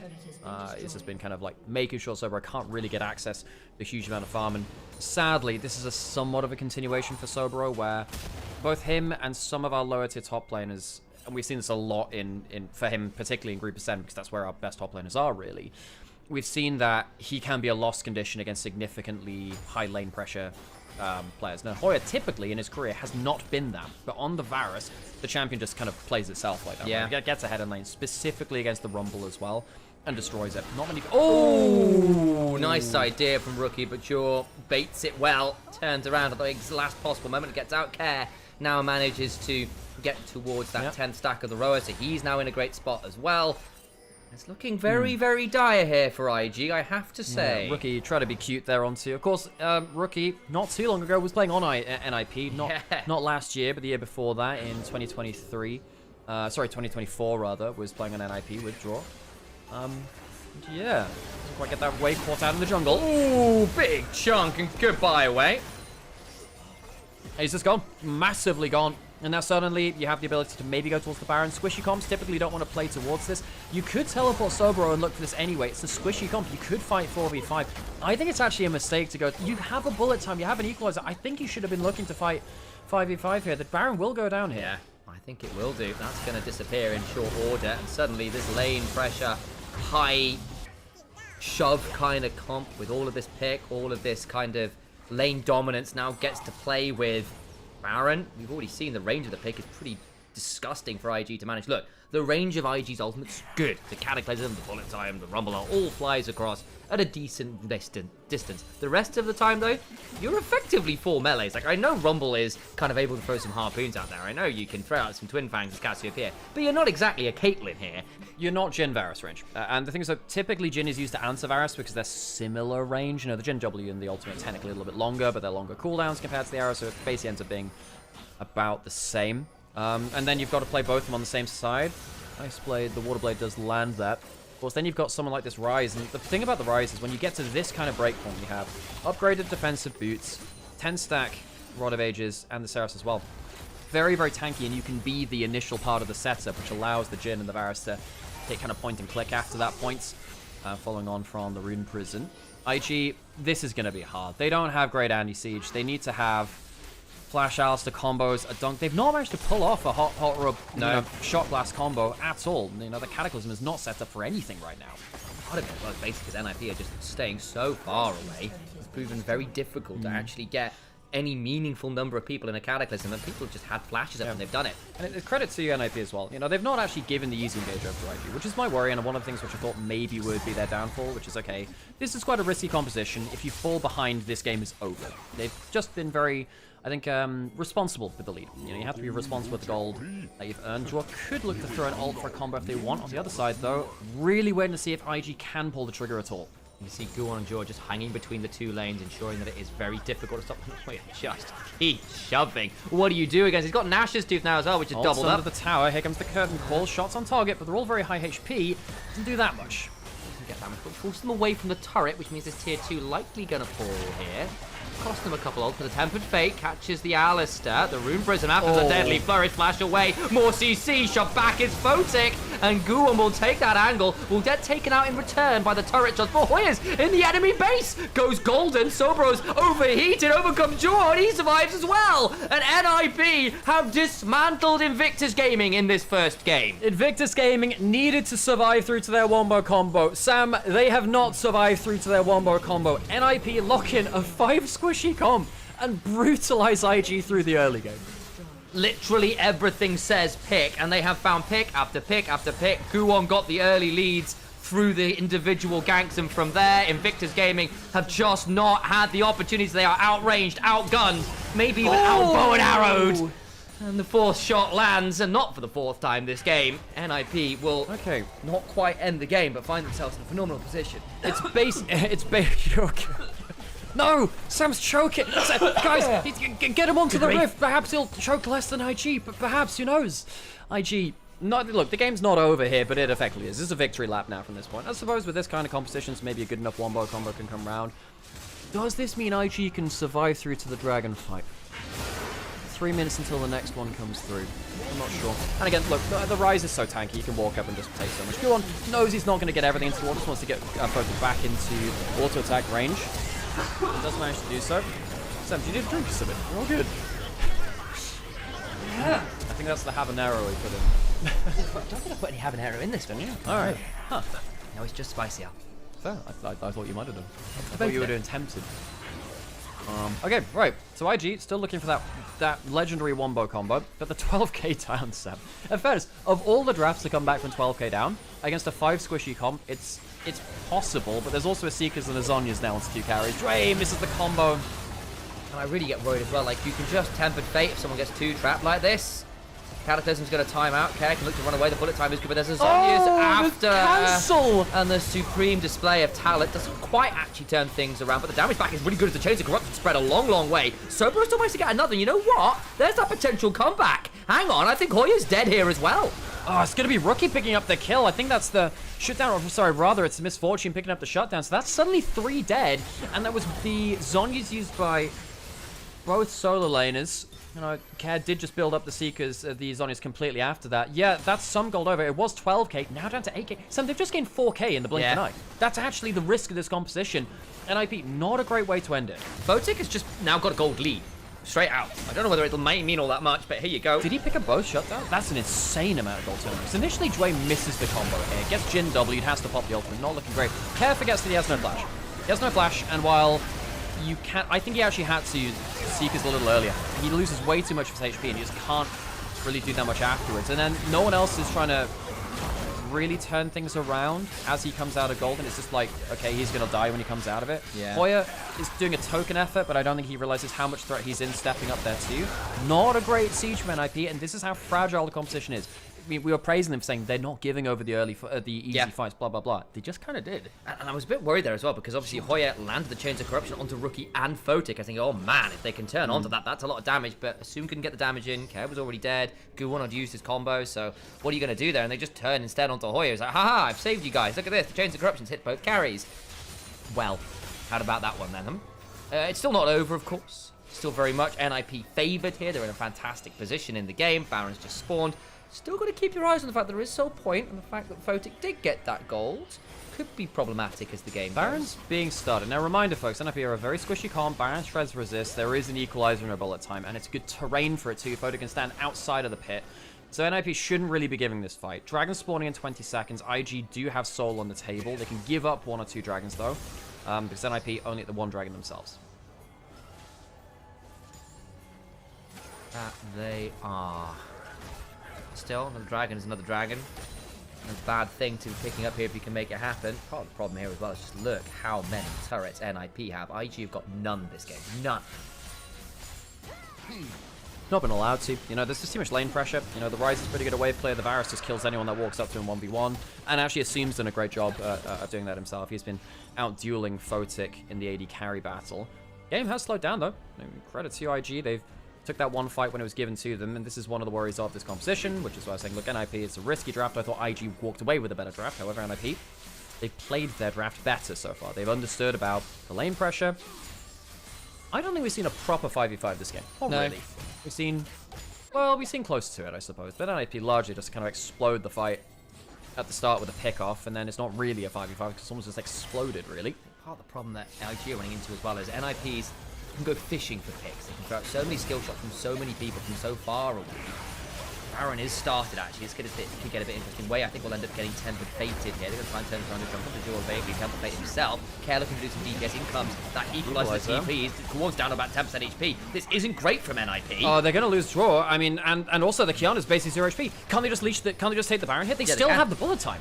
They still have the bullet time. There's a Seekers on the Cassiopeia too. This is IG looking for a comeback. What on earth was that? This is NIP fumbling this one really, really hard. They're going to have to try and steal this one away. Guwon is off vision. Can look to get in here. The Chains of Corruption is good. Can get into the pit. Can look to steal. Doesn't quite. The Alistair gets it with the Spellbook Smite. And they lose the Kiana as well. Dragon at least went the way of NIP, but that is Baron going to IG. NIP's composition is so fragile. What would we say? Look, of the drafts that could make a comeback, it kind of is this one. Full squishy comp with a lot of gold, yes, but they're very, very squishy. And IG just say, look, you're getting shredded by the Baron. Equalizer was enough. Just a couple of ticks of the Equalizer with the resist shredded by the Baron, and now suddenly the game's gone from 12,000 at the time of the inhibitor push in the top lane to a 5,000 gold game now. IG have themselves a Baron buff to finally get past some of the wave clear from NIP, and maybe if they start getting towers, they can actually start getting into a gold lead. Now with the Crystallize, that's one of the big things about not hitting turrets for a long time. IG should very quickly sweep up the turrets, which they actually get access to. IG, more gold in pocket. Going to get bot lane as well. 2 turrets very quickly for them. Rookie getting a lot of gold from this personally. Photic, the one with the huge gold lead. And we were saying, look, Photic losing out to Assume in the 1v1. Not looking great for that. His wombo, part of the wombo combo now, though, is very, very powerful. Guys, I think NIP have fucked it. I think they fucked it. I think that they've I think that, look at that. They were basically 12,000 gold ahead. They were a very fragile composition, though, and that push into the top inhibitor where Care played without flash. Hoya went too far as well, giving her a double big shutdown, so man, the IG now have the gold to play out the game. That is an 8,000 gold swing. Photic going back out onto the map. 4 items to him now. Got the double pen combo of the Collector and the Lord Domus Regard, so he's very, very happy with that. Of course, working against the double Zhonya's built up on the other side in terms of the armor that they bring. No, and it doesn't matter that weighs 2,000 gold down. He's got GA. As long as he just locks someone up for the Equalizer or the Cataclysm, he's done his job. Rookie's going to get another turret. 3 turrets from none. And it is, and that's after actually Care shoved that wave all the way to the inhibitor turret on the other side. Just resets and gets it all the way back out. Does some works there. Again, you've still got to worry about the fact that this Varus is only getting scarier. Still looking at something like a death cap coming up at some point. Well, in terms of the damage outputs, but I would argue that IG aren't getting more scared of the Varus. I think they just say he's still as easy to kill. He has the Zhonyas. That's the one thing which you're worried about. But as long as he's in range for a bullet time to hit him, I think IG are fine. Because I think getting to him is still not going to be the simplest idea. Because part of the deal is, like, if Jhin and Varus are not stood next to each other, one or the other should be free of a Cataclysm. Yeah. Should. IG, hang on a second. That's not a bad Varus. Okay, yeah, that does hurt. Yeah, that really, really stings. Shadow Flame with the Blight stacks leads to a very dead-looking Wei who is going to disappear. He chooses not to flash, chooses to just die, save that flash for the Dragon, which is coming up in a minute. Now, if IG can stay alive for that, that's a big thing. Good pick-off. Kind of risky from Wei, but he does keep his flash available for the next big fight. He knew he was dead to rights. Worth noting, he loses his GA, though, which is a very big thing to lose coming up to what could be a critical fight. NIP, now they're trying to... I think what they'll try and do is take an uneven numbered fight right now. They know that the Jarvan is so important to the comp. NIP, I think they see this is the moment to go. Went for the Tempered Fate attempt on the floating, just about had the speed enough out with the strut. Varus ult is up in about 5 seconds. I think they should actually look for a pick right now. I know that the Jarvan's coming up at some point. I actually think NIP should be sticking around looking for a pick. That's what they're trying to do here. Just wait for someone to overstep. Jway has the sweeper rolling, as does Rookie. They're both afraid of getting locked up there. The Phaelites come down from that control wall. We're looking for potential Chains of Corruption angle. Jarvan's alive now. Dragon's up in 10 seconds. You can flag drag his way over. Teleport's coming down from the Rumble. I think IG see this is a winnable fight because 5k down, but it's half the gold lead that it was earlier. Jarvan will be hit just about in time, I think. I think NIP need to be very, very careful. Do, but I think IG also, now they've lost a lot of their wards, we're going to have a lot harder time getting forwards. They found a way into the river, but already down to 6,000 HP will become a flip. Wei, threat here. Reminder, Chains of Corruption left. That's onto the Rumble. The supreme display of talent allows NIP to get the cover of the turnaround. It's still brutal. They do kill off one. Cataclysm after, Sober flashing on in. They kill the Varus. And now Karen is soon running away. It is a fragile comp, and they are brittle and glass. Pottery and NIP cracking the same way under the force of Invictus Gaming. IG vitrify NIP, turn them to glass. And IG, I think they now have the kills to maybe push for an inhibitor. You know, with so much wave it's clear down and assume being forced to back, I actually think they can look for them for an inhibitor through the bot lane, maybe through mid lane. Kerry's alive as well, he has Zhonya, so I'm not sure they can end the game. But I think with a double lane push, they can look to break the base. Be the attempt here. We'll see how much work Care can do at the level 18 on the rise. Got an Actualizer, can definitely destroy the wave pretty fast. Jin also coming up. They've got to be a little bit careful about overstepping here. A lot of flashes were blown in that last play, so someone getting locked down would be a disaster in some ways for Invictus Gaming. They get a turret, but no more, and that's only the tier 2 in bot lane. So they get 2 inner turrets, but they don't get the inhibitor itself. Realm Warp was searching, can't find Sobro, looking for a cheeky recall. Not quite there. IG make sure the gold lead just slims down a little bit more. Again, doesn't matter as much to NIP that they get the dragon. They're not the ones getting the soul. Wei ends up flashing out of the pit, actually. I think that might have been a mistake from Wei. I think he was trying to flash out of the Varusol. I actually wonder if he could have flashed in for an even bigger combo there. See that Hoya blows his flash there too while he's dying. That's actually a big mistake for the Varus. He needs his flash available. Suddenly, you look over at NIP and they have... they've got 2 flashes down on their 2 AD carries and Assume and Hoya. That could be a killer after that fight. GH picked up by Photic as well, who is building towards his final item. Ways off that for Assume, who's now down 3,500 gold because Photic's the one who's picked up so many of the kills. Guwon finds a fair amount of damage, but he's jumped on midway through. The CC chain decent, but it's not quite as lethal as it was a little earlier on. Okay, mid lane wave being fought over. Baron will be 2 seconds off going down, or going up rather. The respawn of said monster objective. Tempered Fate catches Sobero. Now this gets interesting. Change corrupted early, as is the Deadly Flush because the Zhonyas came on through. Very well timed from Sobero. Yeah, he went golden through bar, but he has his own option to do that. Ult's down now. At least there's no dragon on the table. NIP, I suppose it's about even in terms of the cooldown battle there. Zhonya's is the long one, very important. Keeps an arm guard as well. Yeah, so we won't have... Okay, in that case, that's more valuable. Okay, NIP is slight win there. That is fairly significant. I was about to say, is that just a miss time? Like, no, that golden's just a long, long time. That will be the arm guard. Rounds up. I think at this point you wait for your cooldowns. You're late enough in the game. Your ult cooldowns are relatively short at this point. In fact, they're up basically 8 seconds for Hoya. And that'll be available again. Problem is, this Baron just becomes so much harder. So, this is the point where we talk about... You know how first pick and side select have been different? So this is actually the point where red side has a huge geographical advantage to IG, because NIP can't take Baron against red side Misfortune and Rumble. Or Misfortune particularly, because Misfortune can stand over the back of the pit, very little threat onto her, and just ult over it. Missed ult from draw. Been hit and miss on them, as the nature is with Bar. Quite hard to land those unassisted ults, especially against people with lots of move speed like the Cassiopeia and the Misfortune. Yeah, it's a bit weird to think of, but Cassiopeia with her new boots powers, it gives her a lot of move speed. Misfortune can be scared of well. Chance of corruption. Ow, that stings. Jway is still a very good poke target. Yeah, especially if we can get him down to like below half HP before the fight starts. God, so we might get a level 16 Alistar. That could actually be huge, because that means his ultimate basically shrugs all damage at that point. Another arrow lands onto him, but really the damage comes from the stacks of this version of Varus. You need to get some auto attacks or that ult to start stacking up the Blighted Quiver to then kind of go crazy afterwards. Sam, I think IG are favored to win this game now. I think that I don't care about this gold lead anymore. I think they're favored to win the game because it's just so much easier to break apart the brittle composition of NIP. Yeah, if they full send, it's great. Issue will come if it is just waiting around, trading skill shots. NIP's pick is a lot more throwaway. You can be a little bit more, you can fish for it. Yeah. You can be a bit more circumspect, looking for those pick options with the Tempered Fates and the like. Yeah, 2 things which are important here. Wei's GA is back up and available. Full Zhonya's from Rookie now. Does Sobero get his on this recall? I think he might do. He's recalling now. Does he get it? He's waiting around. You'd have to assume so. He does have the teleport as well. No, he's I don't not. think he does. He doesn't have Zhonya's. That's a big problem for Sobero. Going golden is one of the best defenses against this kind of comp.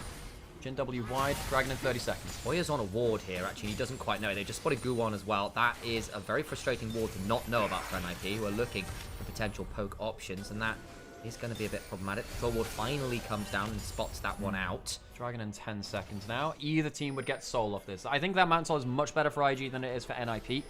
shots again. I think even with the Mount Soul, they still just died to the same combo, but still flank. Pretty big thing to... Jue has a huge flank kick, and he has flash. He's spotted here, though, by this... Oh, by the Scuttle getting taken down. He might get taken out here. He's going to try and escape this, but he's going to get jumped on. The headbutt away, can look to exhaust, pulverize, and run out. Still got the ult to work with. Tries to turn back in. The Tempered Fate interrupts it. Now Cairn can walk up. It's a turnaround. And comes the Deadly Flourish just wide. Looking to Spell Flux. The curtains get called. This could get really dicey for Invictus Gaming, but they scatter well. Oh, it's so close to killing Jue on the back end there. I think that'll give the Mountain Soul over to NIP. Jue couldn't find his way into the back. Well, Wei couldn't find his way into the back line. Jue certainly did, but he didn't have the backup. Mountain Soul to NIP were truly into the late game, 7 dragons deep. Oh boy, well, 4 Mountain Dragons will be enough to give anybody a fair amount of resist. We will take it. Baron alive. That will be our next port of call. You have to imagine Kair will strip this wave of its HP with some spell fluxes and some overloads. Always very satisfying to clear waves as late game rise. You're trying to fight for vision control, can't quite. That is the other issue that NIP run into. Look, if you've got vision control, very easy to defend it because you've got so much range in terms of pick. Putting wards down in the first place, who really does that safely this game? Down to 6,000 HP, Baron started. Guwon's going to try and get in, the Tempered Fate buys time. Guwon looking for an angle, got the Grass Blade with the edge of Glitch now. Looking to jump onto Jue, who's going to Unbreakable Will. They have taken the Baron. What about the turnaround after as down goes the Alistair? But Baron for one is still worthy, I think, for Invictus Gaming. Can NIP find more in the retreat? We'll have to see. I don't think they can. I don't think they can go into the Fog of War very easily. This is one of the problems with this composition. If you overchase into them, you get Flash Cassiopeia ulted. The Equalizer is still available too. You do get really ripped apart if you don't play safely. That's why that top lane inhibitor push was so important for NIP. You couldn't afford to make a mistake like that. It took the momentum out of your sails, and you only really get one shot to regain momentum, which is like through the Elder Dragon now, really. They might try and take the fight on the 4v5. They might just think, look, 20 seconds on the Alistair. We need to take the fight in the 4v5 before anything happens. Here we go with Jue away, though. Cataclysm, flag and drag out, but he gets Deadly Flourish in the turnaround pick. CC is brutal, flash and Rookie doesn't work, and he gets supremely displayed. Sobro flashing on him, but it's exhausted, but it's not enough. Hoya trying to turn this one back around, does get one, but Photic flashes for the last auto. And now Guwon alone runs away, but Wei and Rookie are chasing. Rookie can chase down. I think he... we'll see what happens with the teleport. That's coming in from the Alistair support spellbook. NIP, they might have just got comboed again. Oh, he's throwing up an IG emote. There you go. Just to show him caught on the miasma, nowhere to run. And grounded is Guwon, the Kiana, the Empress of Ixtal, dethroned by Cassiopeia. Goes into the Grass Blade for a second, but it will mean very little. They get the kills, they get the ace, and the base is about to be broken, and the game may well go IG's way. Rookie's ultimate saves the game. The ultimate damage and the slow from it allows the bullet time to combo them. The combo wasn't started by Wei, it was by Rookie, and it might have just saved the game. It looked like NIP might have been able to force harder, but again, the fragility of the comp eventually cracks under the sustained pressure from Invictus Gaming. They hold the line, hold strong, and come back despite a 12,000 gold deficit. A little bit of our own KT roster in the LPL, Sam. Welcome back, everyone. For basically our first Eurocast of the day, actually. We've been all out about basic all over the place, and it's a hell of one to come back to, Sam. As, yeah, I think that, you know, that ult in the base from Rookie and Photic, they were the two which comboed up. I know it didn't look that great because it didn't get the stuns at first, but just the damage and the slow, I think, ended up being the killer there. I'm sure we'll get ourselves a replay of that last fight. The Wombo combo comes through. NIP, they made a huge mistake in that top lane inhibitor push. They were so far ahead, but it was such a fragile composition, and they couldn't get back that momentum afterwards. Oh man, I genuinely thought from that goal lead it was kind of done because it felt like any pick was a free kill. And you fumble it the one time, and suddenly you don't have the vision control. You can't force so easily. Taking the Baron after so poorly, giving that Baron over to the side of Invictus Gaming, and you just go, oh, NIP, what have you done? Yeah, so NIP, very fragile comp. It's one which they've succeeded with before, but this is the problem with such things, really. You get like one mistake, and in fact, actually, this is the kind of composition which we saw. You don't get any mistakes, really. You know, you got literally like one mistake. What the heck is that? I don't even know what that is. That'll be Huya stuff, I'm imagining. Oh, weird. All right, click something weird. All good. Right, so folks, we're gonna put some ads on, and we'll get ready for get into the series. If you don't want ads, subscribe. Yeah, if you don't want ads, subscribe. Yeah, that's the one. Okay. Cool. You're good? You need anything? No, I'm pretty good. Cool. I've got food, I've got coffee. Yeah. I mean, this is why I was saying, look, even from draft, I'm like, look, IG come away with a better composition. Who's player of the game? I don't actually know. Wei was pretty okay. Photic came back. That's strong. a hard question, actually. but he was quite down in lane. But everyone was down in lane. It's not so, bro. I saw like what the fan vote was. It's not so, bro. It's not so, bro.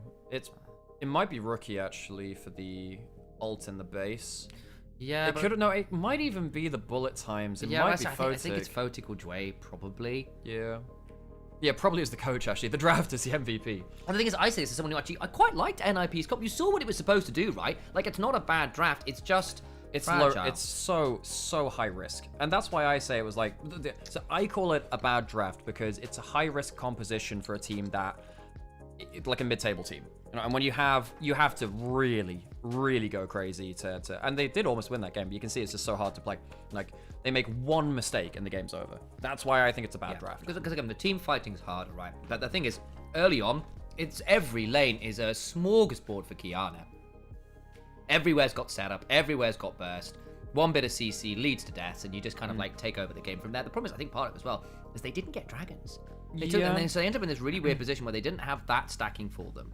I personally don't think it matters because remember they did end up because remember like they did get soul. They got soul and they couldn't win with a 4 mountain soul dragon, like 4 dragon mountain soul, and that to me showcases how poor. Like eventually, if you get stalled out, the game it becomes unwinnable. Basically, Where basically you can't face check. You can't face check anything, and everyone builds Zhonya's on the other. You have double Zhonya's on the other side as well eventually, right? And GAs and stuff like that, where your pick becomes less valuable as the game goes on, because every time you pick someone, they go golden, and then someone else jumps back on you. Yeah. Although IG technically had the same problem with NIP, they just had much more firepower, really. Because I guess my point was, to extend on it, it's like the fact that you didn't get the dragons early meant that there was enough time to get to Zhonya's and stuff in a way that if you'd stacked the dragons earlier, you would have been able to get there before Zhonya's really came online. They would have needed something like an Elder, I suppose, which is... I mean, what they needed to do is not throw a top in here. Yeah, but they had that game. That game was won. Sure, but my problem is, every team is going to make a mistake. And this composition doesn't allow any mistakes. So this is the kind of composition you'd expect, like, I don't know, like T1 to play. Because they just, you know, they violate your human rights as like, was it Danny that said that about them? Or was it CD Max? No, the quotes about them was like, they make you feel like they just kind of like destroy you on a soul-like level. Yeah, that's why I personally would classify that as a bad draft, because it assumes you have to play 0 mistakes, and it doesn't matter how far they were 12k ahead, and they could still lose that game. I mean, a part of it as well, I'm not gonna lie, is NIP made not just one mistake, but like 3 or 4 in a row. Well, I would say that the top lane inhibitor push was the mistake, and then the game. The Baron after though, where they gave up like 4 kills down the Baron. But at that point, the mistake had been made, and the game became harder because what do you do at that point? If you don't take that, you still have to force Baron at that point. But then fumbling the Baron that hard is a real problem. Sure, but I think the game would have already I think the game ended at that top lane inhibitor push. I think it was definitely the start of things to come. I think there were more mistakes after that NIP made that they didn't have to. But I think at that point, like, you're not 12k ahead, you're doing it from 5k ahead against a team which actually has the goal to punish you at that point. This is the mistake which ends the game, really, for me. So yeah, it goes from 12 to 8 here, doesn't it? Something like that. You lose like 4k gold at that point. You lose no, you actually ended up getting your Zhonya's after that point, but it just ends up stalling out the game. And gives NIP a way back in. And the fact that you just give up so many kills, you could have just given up 1 kill and gone, okay, that's annoying. Yeah, Hoya overstepping to try and recover the situation is just horrific. And then Guon fails the pick on the Chains of Corruption target. Like, this is also like... Well, I mean, it's like... What do you want from him, though? No, I know. It's like, man, this is so tough from this point is what I'm getting at. Oh, yeah. Sorry, I thought that was like, come on, you got to do better. I'm like, okay, I don't think there's actually much you can do there. It's my bad. I misread that. But then you're going into situations like this where you can't choose the fights anymore because you don't have the pressure. So, and NIP have to fight it, right, for the dragon. This is not even a great fight from Wei, honestly. No. Where he just kind of gets blasted. It's Rookie's ult here, where you see, like, it does catch one, and then the slow and the miasma does enough to force out Care. So while I guess it doesn't look as flashy as many Cassiopeia ults, that's probably the play which ends the game. I also think that's now like 2 or 3 times I saw Care Zhonya's late. Because actually his Seraphs gets procced, and then he's Zhonya's. That's true. Yeah. So actually you end up not getting any value out of your Seraph's shield, and by the time you come out of Zhonya's got no HP to go work with. Yeah. So like, that's like 2 or 3 fights where actually I wonder if the Rise have been able to consistently DPS after a lot of these burst combos have come down, we might be having a different conversation. And I think the other thing is NIP just panicked. Like, they had the damage, but they just didn't actually manage to get any good combos with the Rise Qiyana again, or follow up on Chains of Corruptions properly, you know. I don't think they panicked.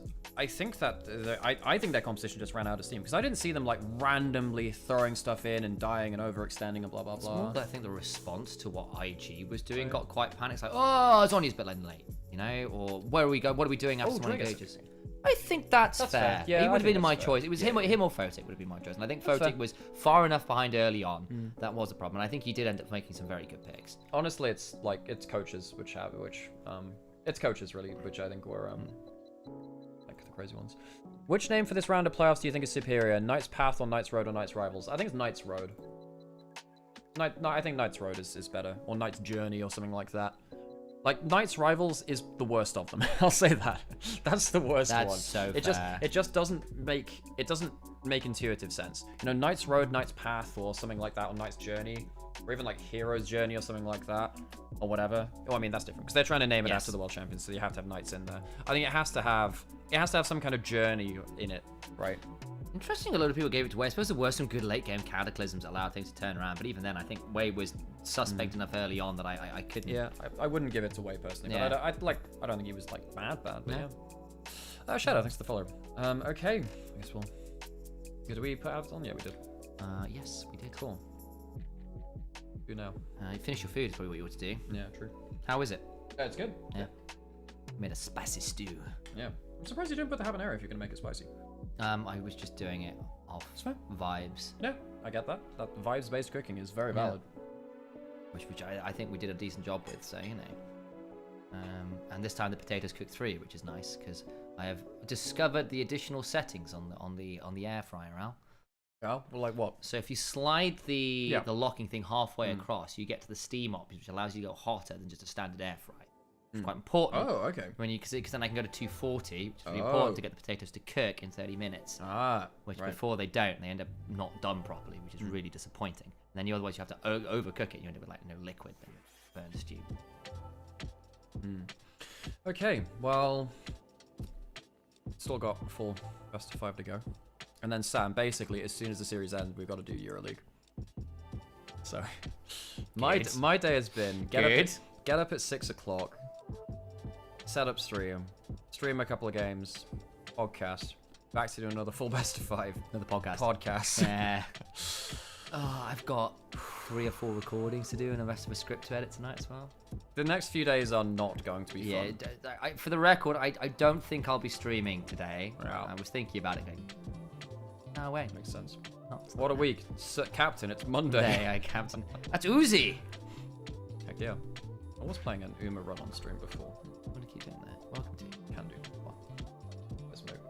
¿Dónde está? Have we seen the latest Professor Lando video of certain Uma fan art that's come around? What?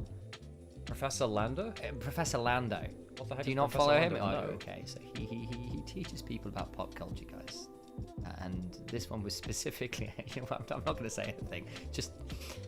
Was this the Bakashin incident? This is about the Bakashin. Oh incident. no, it's not the Bakashin incident. And explain why people are into that. It's a 14-minute video, guys. I thought it'd be cute to sound, if anything. Yeah. The things that we, man. Okay. Am I ill? I just don't have time I don't have hours in the day, Mac. I get this out of full screen because the CPU isn't going to like that. Portrait? That's story event. No.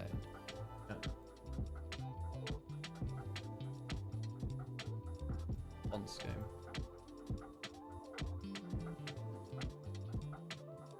Oh, nee. Okay, I can't remember what I was doing last. Oh yeah, I'm spark farming. That's what I'm doing. Although, yeah. What sparks are you hunting for? Mile sparks. Is cat language real? Do you ever read any of these anymore? No, because it would slow it down. I would get like 3 campaigns done in the space of like. Do you do it for new horses? Or you not? Yes, I do it once full, and then basically what I have to do is like I have it like not skipping new events. So if there's a new event which I haven't seen before, I'll do that.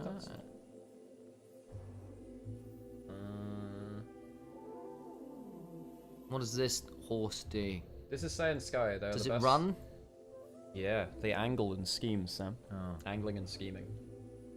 Yeah, so Sky is like the crucial front runner because her ultimate is what you need for every front runner. Basically, if a front runner is in first, they get well. Her ultimate activates from first. Encoder overloaded. Yeah, I think that. What's killing this now? Oh, it's probably because there are too many tabs open. Actually. Yeah. I'm actually gonna close all of these and hopefully that's fine. I might actually just reload this page as well because sometimes there's a bit of memory leakage from dashboard. Yep. Yeah. Yeah, the encoder's really not liking that actually. Anyway, hopefully that's fine. I believe. Yeah, I'm just noticing that the camera occasionally juttering as well. And the notification comes up down here, which is worrying. It's fine. Yeah, but basically I just need to like make sure I get well, whatever. I'm not like really doing crazy amounts for this run. It's just hoping I get groundwork and mile. That's it really. What's your least favorite popular Uma to run? Oh shit. What do you think? I never lose that one. I guess my stats are really bad. I'm not great at late surges. I just don't have the cards for late surges. Yeah, so late surges tend to be like yeah, that's probably the ones which I don't do as well on. Okay.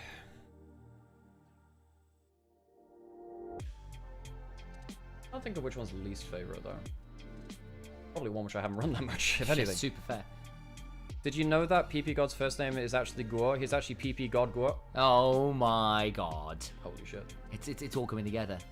What is PP God even doing these days? I don't know, but he hasn't got a team, so... Not even dropkick. Oh, no, Gold Ship's great. I actually think Gold Ship's really fun to run. And I got used to it. I think shit, like, the difficulty running Gold Ship is vastly overstated.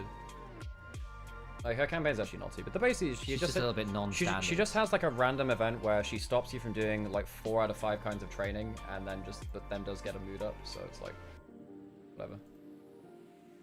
Friendship's the last. Yeah, basically power cards. If you don't hit their friendship early, you just never end up maxing them. Sure. He's not on any team. Probably one of those pros who end their career fading into obscurity. Yeah, sadly. Like Mole. Yeah, Mole was really good for like a short amount of time and then just never really recovered. It's a little ironic because things like the Rise coming back would have been quite Mole favoured if I remember correctly. I mean, the big one for this meta was like Yagao. Like, people even playing Zoe again, for God's sake, you know? Yeah, Yagao just retired at the wrong moment, man. Also got some really good Gold Ship runs with pretty basic cards. Gold Ship is just pretty easy to run in general. Because you're an end closer, you don't need to have as many like stamina requirements, basically, which helps a lot. We still talking about Gold Ship? Yeah, because people mention Gold Ship and they haven't seen the game in like forever, so... But I rolled what is effectively a better version of... I think we should be going into game soon, actually. You know, I think this might kill the PC if I keep running this, actually, so I'm actually going to close that. Because I keep seeing the message for, like, encoder, kind of... It is when you, like, close things, weirdly, you get that. No, it was while it was open, too. No, I know, but it hadn't been since you closed tabs. Yes, it had. It happened right there. Yes, when you hit the close on... It happened, like, once or twice while that happened, too, though. And I could tell it was happening just from, like, the speed of clicks and blah, blah, blah. So, it still happened. You don't believe me. Sam's got his face that he doesn't believe me. He has a particular face when he doesn't believe me. I'm just saying, Sam. I know what you're like when you don't believe me. I think the game was lagging a little bit. I'm not sure the encoder was... Okay. Yeah, exactly. You see, right there he's admitting that he doesn't believe me. He's just trying to be very polite about it. Sam's I think there's a different... I personally think, I think there's a different cause. What was that? Wait, less stamina skill? What was that ability? Yeah, Swinging Maestro is the best recovery skill in the game. I'm going to take the ball. Are you done with your ball? You're not. No, I'm not. I was too busy running Saiyan Skies. Saiyan Skies. Okay, so let's get that locked in for this one. You're good, Sam. I am. You've got that face somewhere. He's got something else he wants to say. I genuinely don't, actually. Then you got to stop dropping that face. Okay. It's a game. What's wrong with my face? This is just my normal face. Don't ask questions you don't want answers to, Sam. Potential is 0. Rihanna banned away. I don't even know where to go from this. Vi banned away too. Stuff like the Talia, Aurora also up. And I also wonder after a certain point whether Rookie starts threatening stuff like the LeBlanc for lane bully. Who's getting first pick? It will be NIP over on red side. strategy with the counter pick can be a bit scary for people like Sobro and Rookie, who do often have something a bit spicy up there. In fact, IG are one of the teams that actually choose counter pick on a fairly regular basis with their kind of choice of, I suppose, like game select, if you know what I mean. Do you want counter pick or first pick? Now, I think the logic would be you first pick the Orianna, and that allows you to potentially Nocturne, Orianna, and Azir counter.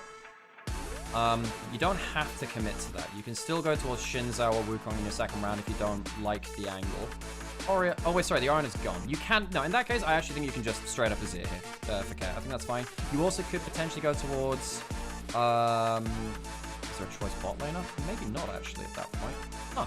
Yeah, I think that the Azir is the easy first pick.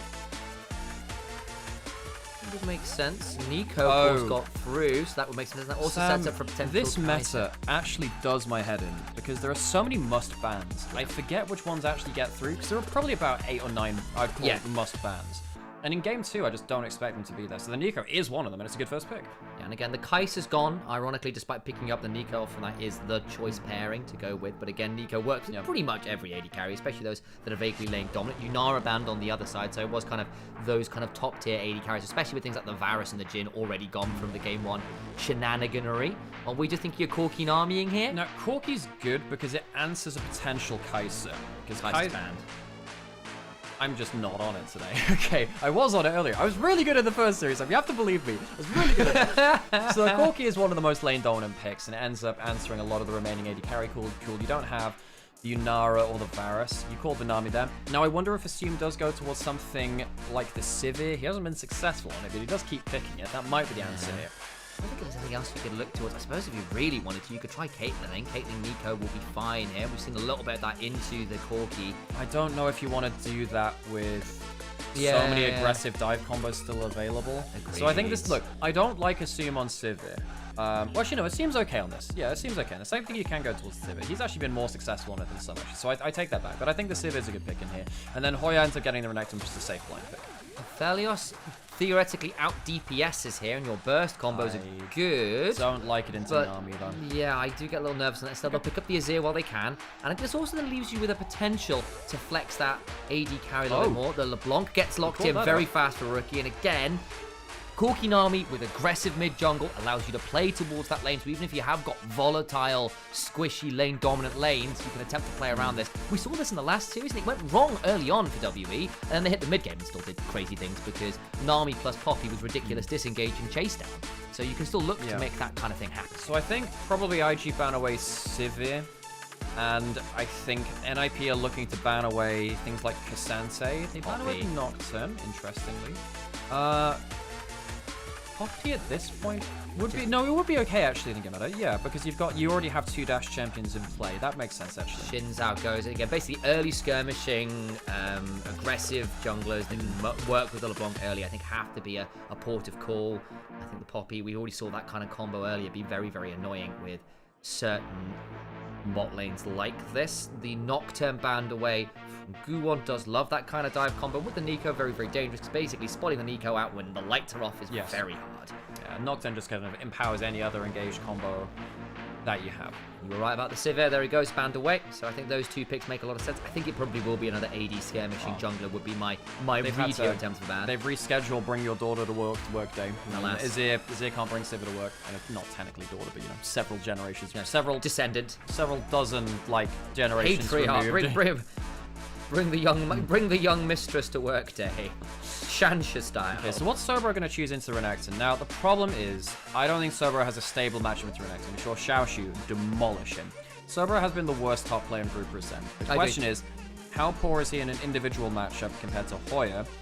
Potential the Pantheon coming in here in the jungle, I think that's fine. That's really good for Pantheon LeBlanc on side lanes. And that means if NIP are overpushed, they will just immediately die. Draven for Assume. That's pretty good into everyone on IG right now. Because the thing is, if you're going to get dived anyway, then the one way you deal with it is just stand to deliver. Also, I believe you can interrupt Pantheon W with your stand aside. Of course you can. It's it knocks him out of the W. Yeah, it's a great way into it. And because it's quite a long-lasting projectile. If you just cast it straight at Pantheon, he just can't W. That's all at that point. Poppy, you called that out before. Now you see a 3rd dash champion in there alongside the Corki and LeBlanc. That's a great pick in. NIP for me have a very strong draft here, and I don't think Sobro has a great answer on top side towards that Renekton. Even if you lock the Scion, I think the Scion's actually going to have a pretty hard time here. What I will say is your ability to press R and dive a long way is very good for IG, because Tidal Wave plus Scion up plus Grand Starfall plus LeBlanc pressing WR. You can theoretically... Plus L plus ratio. Plus L plus ratio. It's like, you know, that kind of mid-game run-down and extended lane could be really threatening for someone like the Azir or the Draven, who can have a bit of a weird time into Nami, where you are very obvious where you're going to stand, so Aqua Presence can be quite easy to land. Of course, if you bait it, you can then just run up the fish and murder it.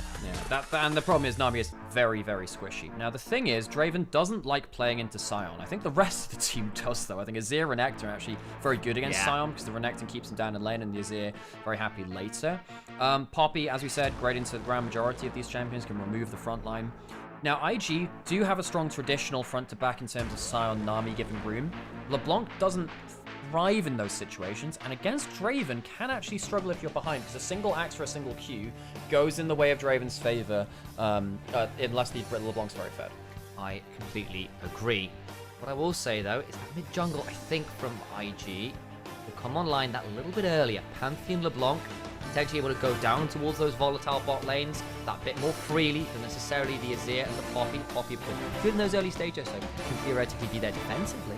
But I do think that with attention towards that bot lane, the fact that the LeBlanc Pantheon, that kind of half item, one item mark is so dangerous, can give them that slight tipping point edge. Then again, I said that earlier about WE, who did the same thing, and they fumbled the lane into the Caitlyn Elise. Jachi started that game 4-8. To come back in the mid game and win that game regardless.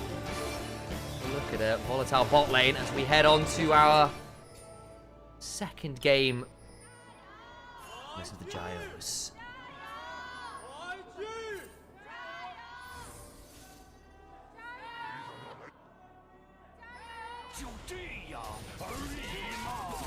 Oh yeah, starting with the E, interestingly there, for a bit more mobility. We'll look to run at the Scion rather a little bit more. Yeah, it's not crazy, actually, for Renekton to do that. Scion means you can hop over a level 1 Q in certain situations.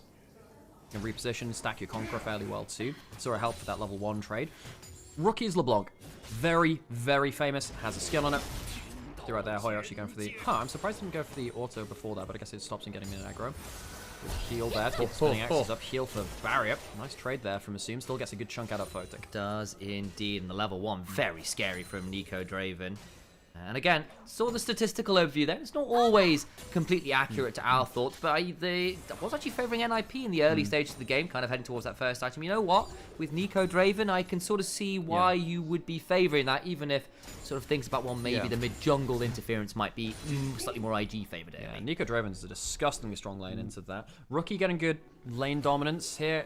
And that's a really important part. You know, if Rookie overperforms on the LeBlanc, this game is very winnable. Now, the problem is, if you jump into a Poppy who flash doubles you and then grounds you, of course, with that too, if there's a Draven who gets the stand aside on you as well, you pretty much are out of the fight. I think the follow-up damage from a single auto attack and a couple of skill shots will take you out of the game. So Rookie, he needs to perform very well here. Good trade. Chain's going to come on, and that's effectively lane over now, folks. Rookie can kill on the next Q in. Yeah, he does. He's wearing his own skin, by the way. This is World Championship skin with a little bit of a fancy chroma on to really put it to care. Rookie can look for the kill. Slide away. Is that Revenant Shuffle kind of idea with the back and forth? Okay, that's a slightly different combo. But yeah. He just immediately taps E for the shield and presses Q out, but then K has to teleport back very early. Rookie's dropped some farm, but he's got the actual damage on target. And one of the reasons why LeBlanc is quite powerful right now is the fact that she gets her role quest very, very quickly with chunk onto enemy champions, because that's part of the things which get you into that quest is based on damage to champions. Rookie gets that Dark Seal first back. Worth noting though, starting at equal HP, Care actually does have a slight farm advantage, so he's not unhappy with both of them resetting at the same time. Yeah, that's kind of the point with that one. We'll see how it all plays out from there. Again, Rookie with the early Dark Seal still has the pot, feeling relatively happy on that one. Again, I think there's still a fair amount of the wave here to pick up for Rookie, so we'll end up being 340 S down, not the end of the world. Yeah, Care is not unhappy with this, actually, because Rookie doesn't really get to retain the early kind of HP advantage right now. He kind of, every time you reset at the same time, you have to work again to get that poke advantage.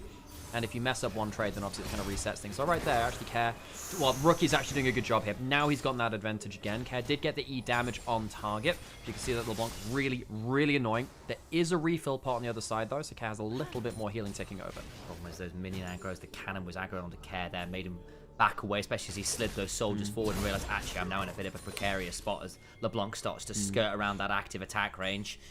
Still, Hoya's pushing in pretty consistently into that top lane, no surprise there. But Sobro's picking up farm, it's good for him. He really does need to have a stronger laning phase this time. Trying to trade in with those Qs. The more poke that Rookie gets, the harder it is for Care to move out of the lane, of course.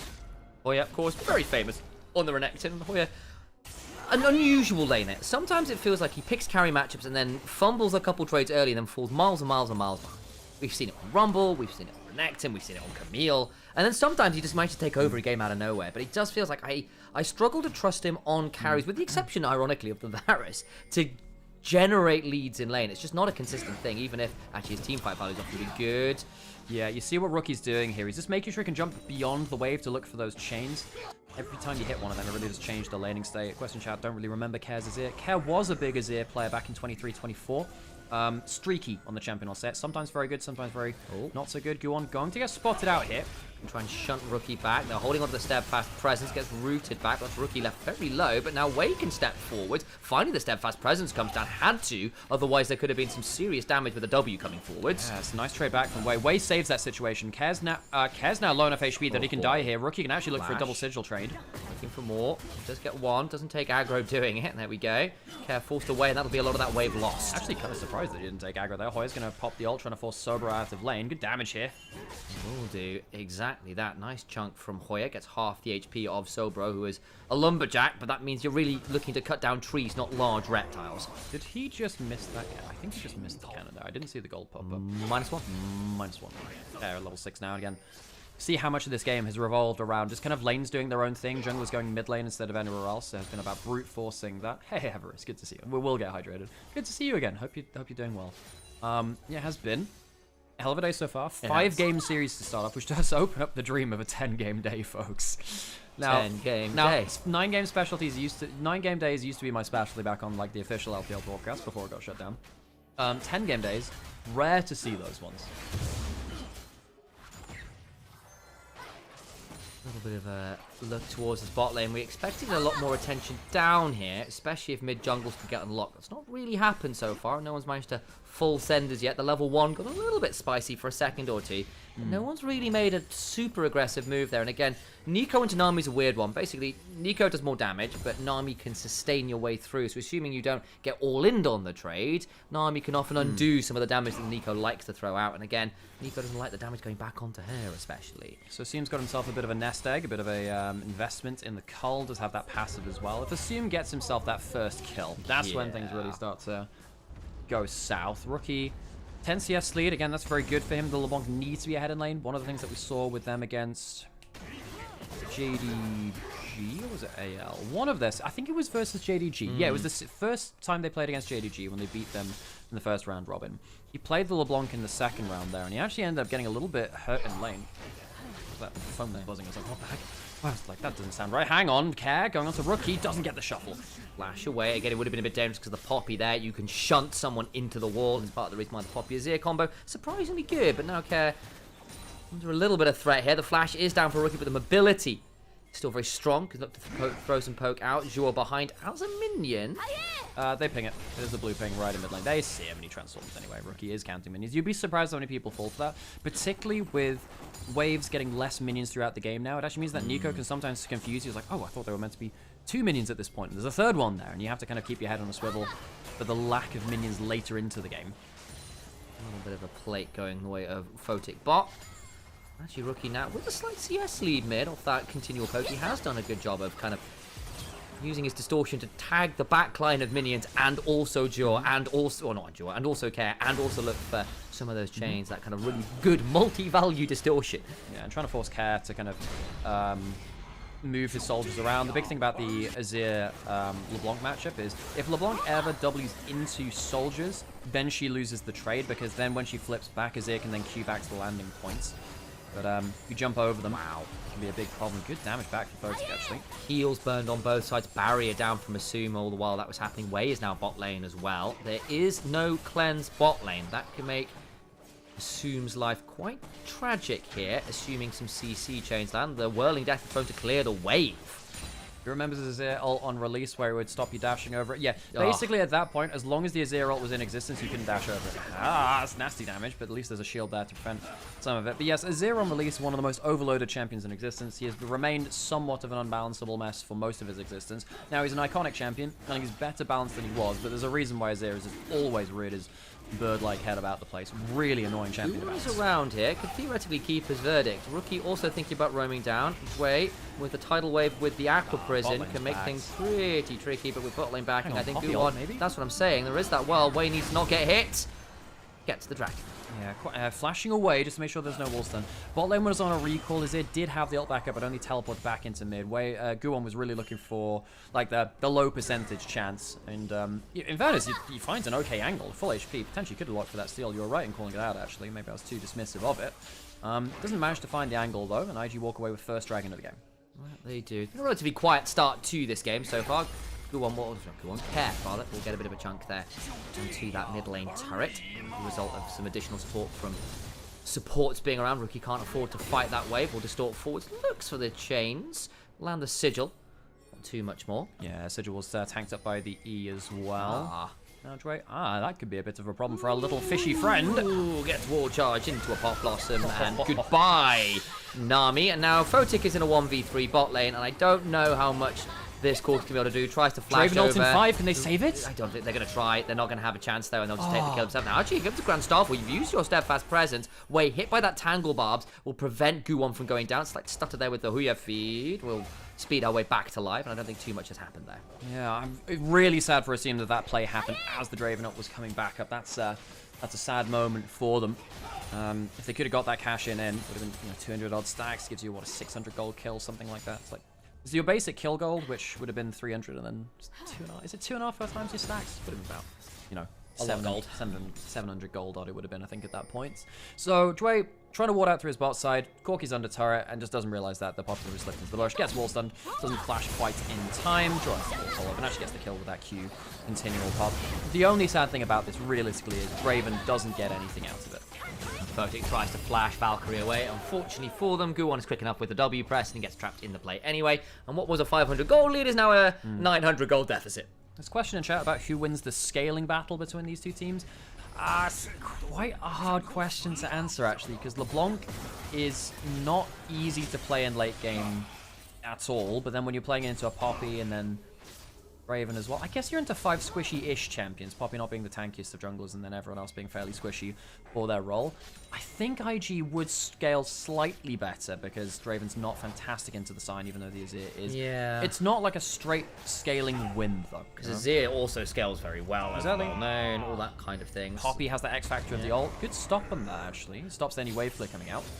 Should still be able to get a hold of this wave, I think. But over comes Guwon. Are they going to try and dive this? They are. This is a bit risky. Flash away. Hang on, here comes the Azir. I guess they really want Sobro.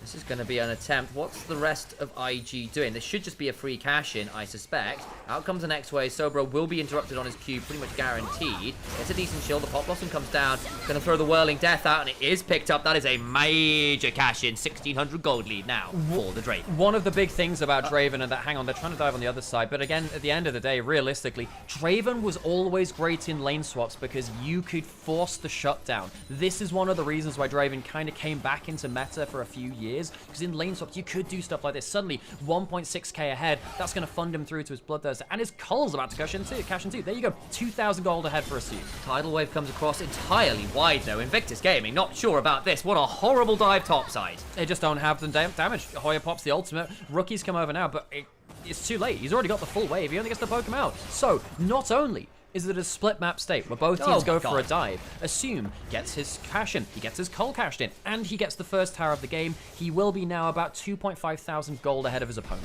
That is an obscene swing, and IG fumbling that cross map makes it hurt even more. This Draven is monstrous. So he's going to go back for a Bloodthirster and then probably a Zeal, unless he wants to get his boots in. Draven doesn't tend to get them early, but he can go for full Bloodthirster plus Zeal if he wants. I don't know exactly what build he's going Wait for. for it. Oh my god. He gets 2 items! Sam, ladies, gentlemen, and everyone else, you may have heard of the One Shot. Let us introduce you to the One Shop with a P. He just fully buys an Essence Reaver whilst also completing his Bloodthirster. That is absurd. Oh, well, this Draven will be a problem, folks. He even gets the tier 1 boots as well. Chuck an extra 300 gold in. Why not? That is ridiculous. That is ridiculous. I mean, so basically what this means is with the Bloodthirster and the Essence Reaver, he never has to leave lane again. And one of the big problems here now is because you get the early shield up. Look, Rookie is strong and might be able to one-shot in a good scenario. Assume just does not give a damn now. He'll heal up with a single axe. And if he... Yeah. Now the problem is, if Rookie jumps too close to Assume and can only get a Q, if he gets hit by the Sanderstein and an auto, he's effectively losing, you know, a quarter to a third of his HP. Now, Rookie's going to try his best, but this is a huge problem now. The Draven can't deal very well with a Scion, but everyone else is just mincemeat. Don't get me wrong, Rookie up 500 gold at this point in the game. You think it's pretty good, up 30 CS. This is good news, and then you just look elsewhere on the map and you go, oh, good God. News, everyone. We can be bees. No. This is the Futurama. I know. I just wanted to conflate references. This is good news, Mark. You can finally be bees. What are you finally be a bee? Lived for like 30 years.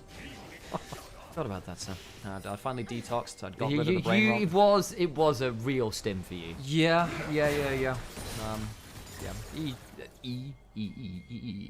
Okay, gets the shield from that. Pantheon's trying to stop him from recalling. Okay, that will be some success. Won't be able to get much more than the vague interrupt. Does this get you a turret topside? I think it does with 3 grubs, grubs. The 3 grubs it should do. Well, there's a teleport from K. In fact, he's going to use that now, so nice. It would have done if he didn't have that teleport, which I just didn't check for bluntly. Hoya has that Black Leader, Sober's not feeling great.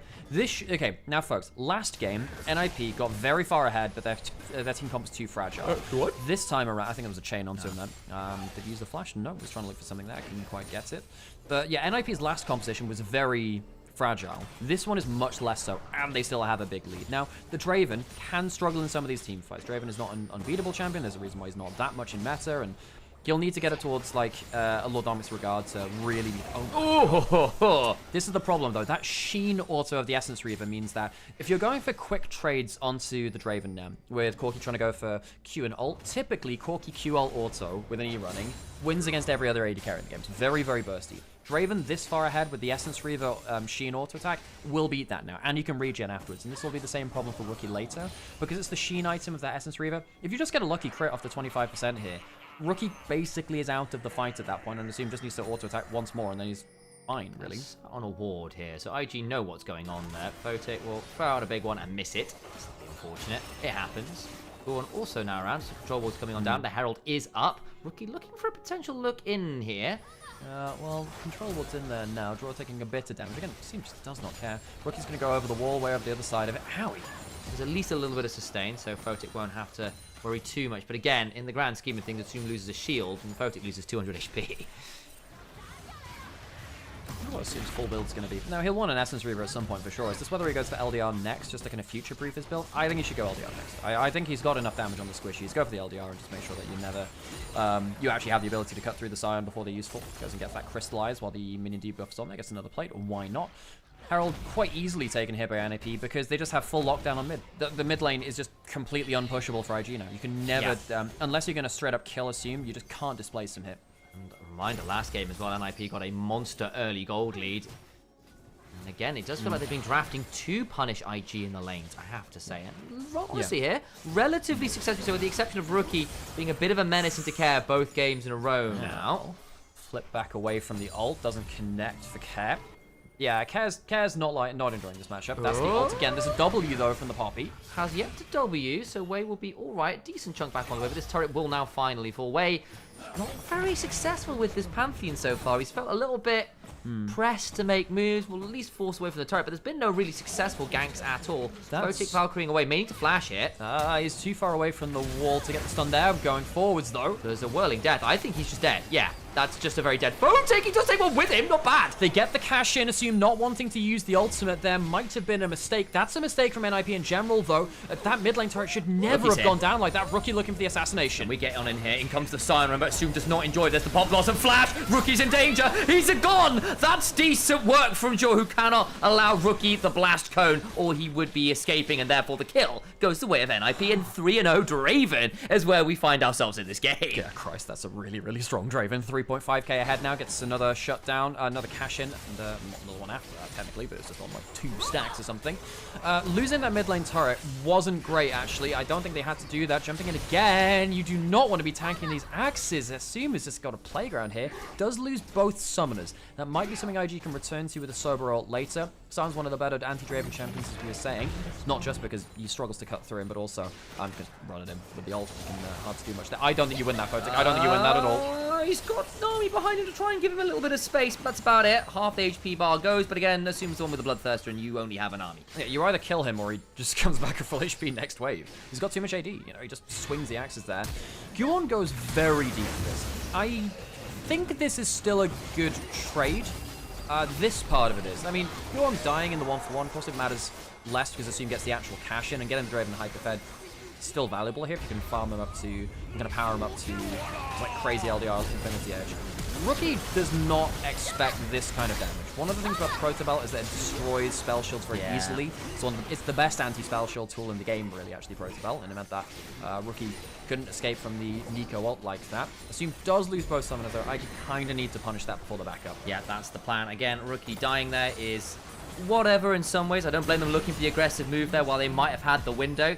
Very good from Jaw to punish. But again, without those summoners, maybe you've got something to work with. But another turret goes down. The gold lead is now up to 4,500 gold. Granted, the majority of it is on the Draven. So if you can bring him down, the game looks a lot more even. And in fact, actually, thinking about that Banshees again on Photic, on Rookie. He steals it. Oh my god, Rookie. 1 HP. Literally 1 HP. 1 HP, but he's got a Q. Smite's not good enough from Guon. It's not good enough. You got to be locked in on them. Have discipline. Gulos, fair play. Asim has now hit 3 items, though. That is a huge issue. Just talking about that Banshees once again, though. Of course, good versus Care can help versus the Poppy as well. You can sometimes catch you out. That also means that the Draven can't trade stand aside with you, because you actually will ignore that. You drop damage for it, which is a problem. I mean, it's just a bad smite. Times it really well. It goes down to, it's actually more than 1 HP. It was like 98 HP. It's a bad smite from Guon. Yeah, try to combo it with the extra auto. The fact that it ends on 1 before the Q comes on through is a little embarrassing, but there we are. Damage is done. Dragon stolen. And IG get just a little something in a game that has fallen significantly away from them. Again, that cross-map play where they don't get anything topside, and poor old Sobro is left to allow Assume this monster cash in, and the turret was such a problem. Rookie still going to be a threat this game. Again, part of going for the Verdant Barrier second is to allow you to hop forwards in a game that might otherwise be tricky, to say the least. Thank you very much, Mr. Buster, for joining us. Buster, make me feel good. That's great, so. I see a full item up on Photic. Now, what you can do with the Draven is there's like a Draven spot where you can just stand in a still place, just in like the top corner, or like, like the left-hand corner of the pit. You can just kind of continue firing axes for forever. It gives you very good Baron DPS, actually, comparative to some other AD carries. Sobro's on the flank. How much do they see here? They're trying to jump him. He's going to ult away, flashed in front of his very dead Scion. Okay, now the Scion's gone. That's actually a big moment here for NIP. Can they just go back towards that Baron? They're ulting in towards mid lane. I think this should be another Baron start for NIP. Even if you lose the mid lane inner turret, I don't think you care that much. IG, I think they need to be aware of that Baron start.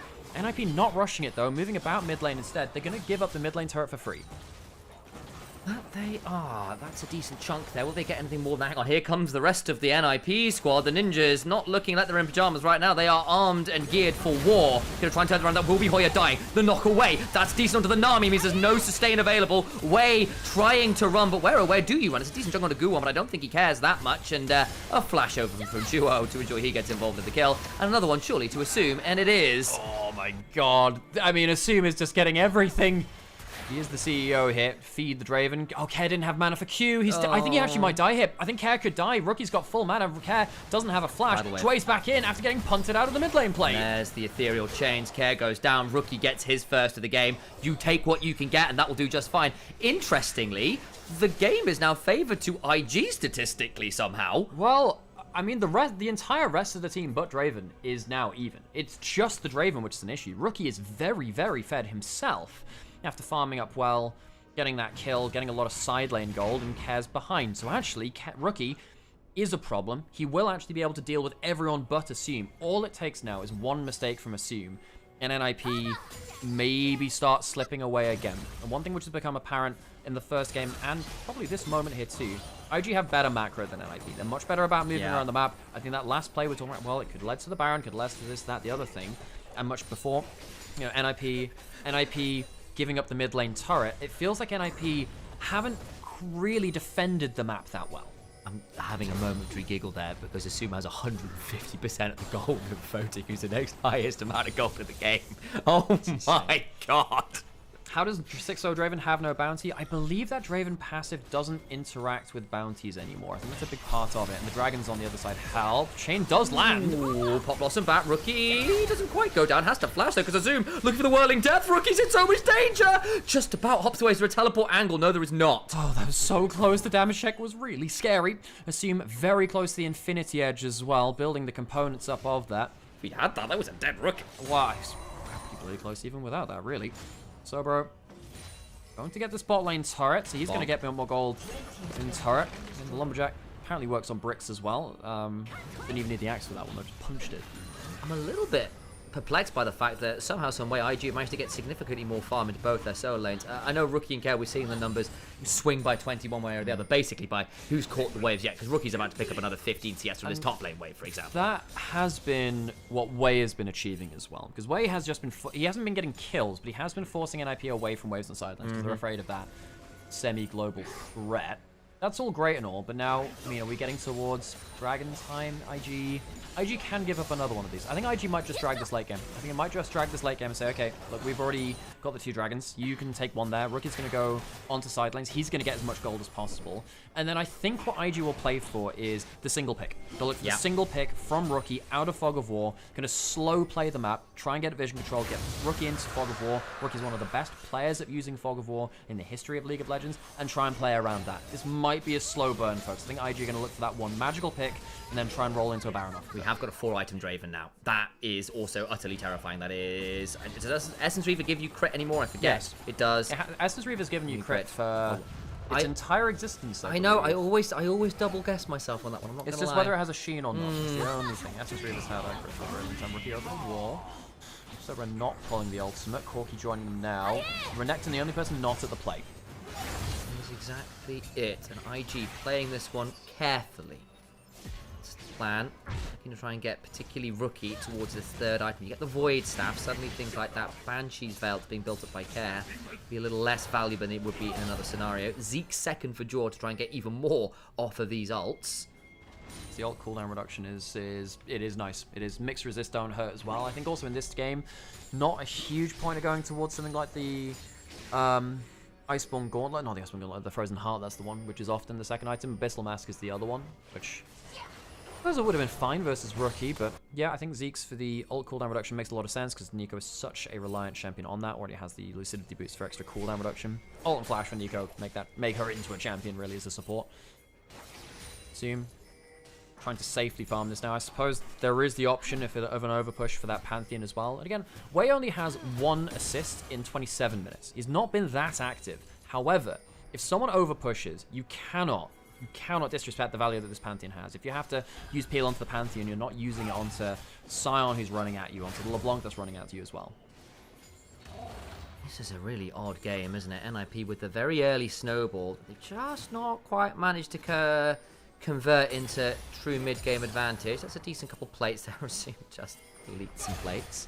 Doesn't leave too much more. It worries me when Draven doesn't just lock out the game. It worries me that he's gotten these early kills, but nothing's gone crazy beyond that. There is a teleport into that top pixel bush. That is the LeBlanc coming through. That is so much damage, which Wei will just about live. Does that change anything? Sobro has that ult down. He's probably dead now. NIP will take down the frontliner.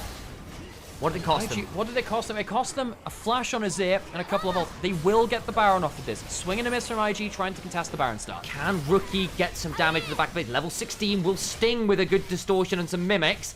Does have the spell shield to work with. Has it broken immediately by Jewel. Overcome IG. Hoya on the flank. This will be the Baron taken nonetheless. Can IG hold the line? No, they damn well cannot. They lose their jungler as well. And IG have been looking for that one magical pick out of Fog of War. NIP finally find a way to push the game forward. They were getting stalled out a little bit. That Baron play is exactly what they needed, which they couldn't quite do in that last game, where it felt like, okay, they made that one mistake, game falls apart. NIP have really been playing for early pressure into Snowball with no real counterplay while they're ahead of the game. To make one mistake, it's very difficult. It's quite a cutthroat style, but right here, working very well with Assumes Draven. 5,000 gold ahead now. Top lane and turret will go down. NIP, I think this is where the game falls apart. I think IG had that chance. I think that's now somewhat gone. I think that IG, they were looking for that magical pick. It's only going to get harder from here. I actually wonder whether Assume... Oh my god, that takes 2/3 of his HP. It takes 2/3 of his HP in a single auto attack with the Essence Reaver Infinity Edge crit. Yeah, Assume, credit to him. He doesn't pull out the Draven that often anymore. He used to a lot more in times when he was on Rare Hats and the like. Good game from him. Genuinely game-changing. Well, that is potentially all it takes. The Hex Drinker as well, I think, is very astute here. You've got the Bloodthirster already. You've got the Steel Caps already. The real additional threat is just Rookie, late game LeBlanc, popping you. And again, what do you do here as IG from this position? A lot of this comes from the fact that, bluntly, you fumbled that side lane play where Assume got that cash in. You've just not been able to take him out of the game. You've not been able to take stacks off him. And now, IG, for all you'd stalled out well, the moment the Baron does actually go down, it is such a traumatic position to be in. And unfortunately for them, the air raid sirens are warning. And it is Assume dropping some heavy ordnance on the top of your heads. Assume's just so strong, man. Just single auto attacks. I mean, right here, what's that going to do? Okay, not as much as it could have been. At least he has a little bit of armor, but then, you know, not exactly a small amount either, really. Rookie going over the wall. Don't get a crazy amount. He's just not fed enough, man. He just doesn't have the gold. He's tried, but honestly, I feel like IG have really, really struggled to make the plays work around this Pantheon. Rookie going forwards again. Doing a decent... Again, he is getting some poke down if they can hold it. The problem is the Baron is still continuing to chunk people out. At least the fact that Rookie's getting some sustain behind him. Keeps hopping over the wall, looking for a bit more. There's Guwon interrupted. Looking for another reset. Gets in a little bit of a deny there. Can TP back in. Is going to do just that. NIP really wanting to even this series. Of course, I mean, not so stable. They want to even this series up, but they've really been playing this game a lot more clean than that second one, I feel. That's what we were saying. The queue for the auto trade. The Nami is helping the LeBlanc stay topped up a little bit, but Bloodthirster on the next wave will do exactly the same for Assume as well. Doesn't have it for now. Inhibitor turret broken top side. Hoya was split pushing away. Bot lane is about an auto or two away, and that will fall as well. Inhibitor's exposed in 2 lanes. You know, in another day, another era, Rookie LeBlanc could carry these games, but it feels like IG... They have downgraded coming into this split with a number of players taking breaks. Here comes the Scion. Can they mount one last comeback? Grand Starfall comes on. Enjo looks for the engage. Does at least get a stun onto the wall. Rookie's in his clone. He tries to flash away. Healed up. The aggressive hammer slam ensures that Rookie is taken out. Duo does not allow Rookie to play this game one iota more. NIP. The ninjas slip the dagger in. Well, I think in this case it's the whirling axe. Draven likes a little bit more showboat voting than the shadows. It has all been about the Draven. It's not been about Rookie's LeBlanc. It's not been about anyone else. Assume and NIP crush this game out. One of the most iconic voice lines in the league goes something like this. Welcome to the League of Draven! And he does all the work required in this one. Out come the GAs. NIP on Nexus turrets. IG holding on by their fingernails. And I think Assume would love to pull a Scar. All hail the king. NIP, it is crushing in game 2. They've come in with a style to obliterate the early game and stay ahead from start to finish. This time, they make it work after stumbling in game 1. Confident second game through the bot lane of NIP. And we all knew it was going to get tricky the moment the mild-mannered Draven got the first blood, got the cash in, got the first turret, and suddenly the outfit comes off when it was Hong Kong 3 all along. I'm so sure, bro.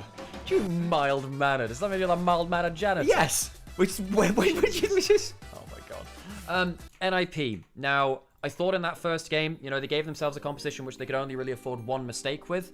It worked in Group Perseverance. Clearly didn't work versus IG, who...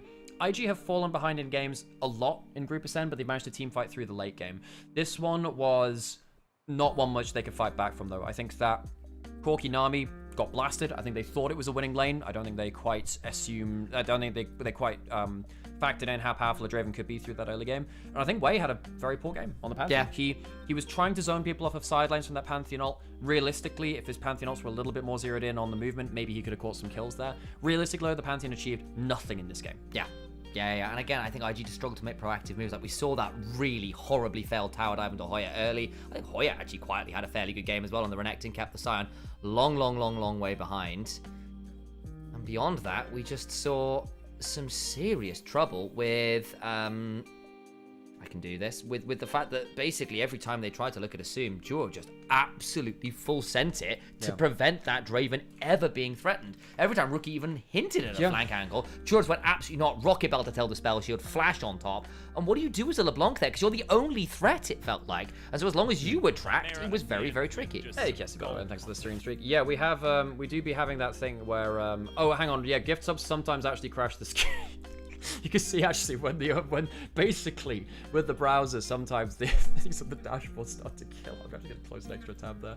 Oh my god, thank you so much for the gift sub, Sorka. But I was like, oh my god, I remember what happened last time. We're gonna put some adverts on. We're gonna go to a quick break. Thank you so much to Orca. If you don't want those, maybe you can get yourself a thing yourself. Support that thingy, sub yourself. Appreciate you all.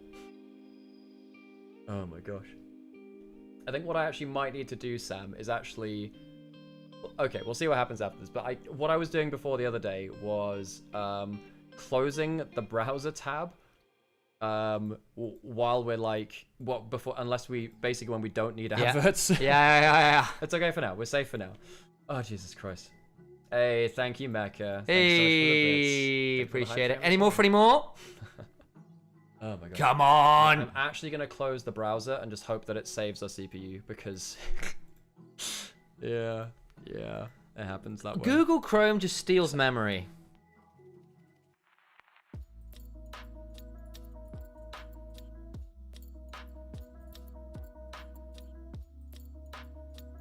Okay, I'm gonna go to a quick break, folks. Ads on, and yeah.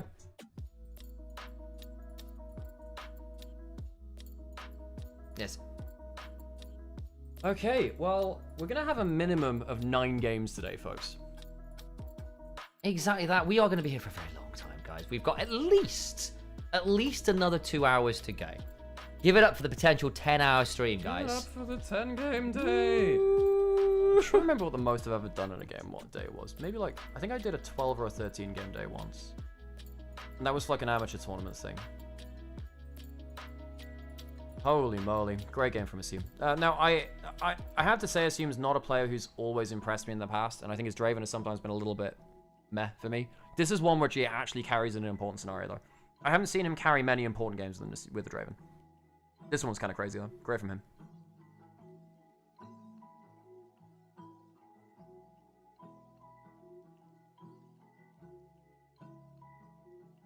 I tell you what I can do, Sam. I can shut down these and I can put it open on my laptop, maybe. Might be the idea. For whatever reason today, browser tabs are throwing us for a loop. Yeah. All good. I mean, basically my CPU, my PC is getting old, and I should probably switch over to streaming with the laptop and this PC at the same time. That should probably be the answer, really. Well, we've got some downtime after the next couple days, so maybe that's the time to look into updating the setup a little bit. Yeah.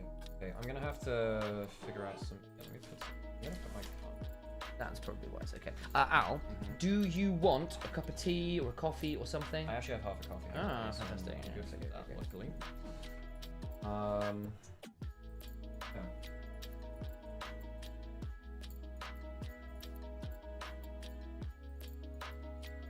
Very good.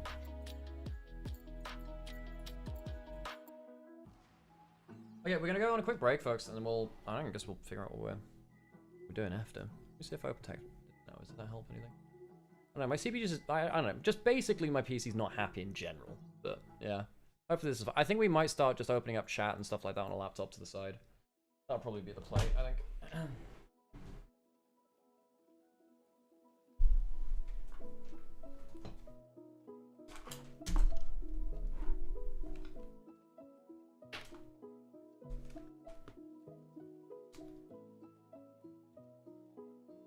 Oh, Sam, do you mind taking this? Sorry, do you mind taking this through the kitchen? I absolutely can, yes. Yeah, sorry, it's been there for a little while. Let me take. And a team player of the game, no surprise there. Yeah, the Draven did the Draven things.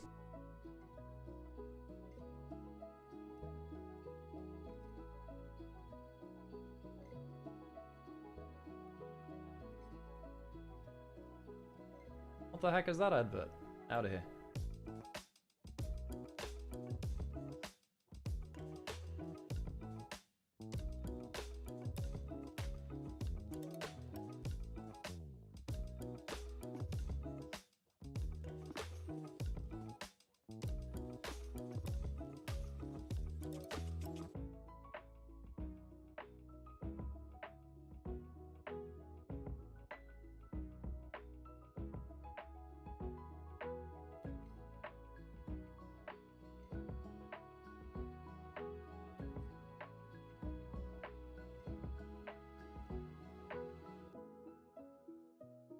Oh, I just realized my Microsoft. Yeah, this PC has basically been on every day for 9 years because I built it in 2017.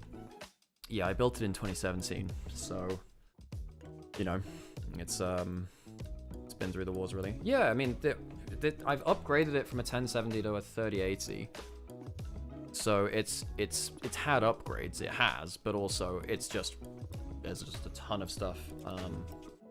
Okay, now, if I launch Uma now, does it change anything? That do be shaky. Does this... does it like having Uma on now, basically? Yeah, I think I open... Oh, in fact, I remember opening chats on the laptop before. Maybe that's the way that we do it again. It does save a lot of things, actually. Thank you for the hype train, everyone. It makes a lot of difference, like I was saying. Appreciate you all. I think we're safe. Survived quite well. Yeah, it has. It has survived quite well. It's been through a lot. You know, it's been my main gaming machine for a long time now, basically. So I can appreciate that. And yeah, it's done a lot of work for us. Done a lot of work. Yeah, that works. Okay. Yeah, I think this is now working with. I think this is now fine for CPU reasons. Armpit hop. Wait. Did that actually happen? Hang on. Did that actually happen?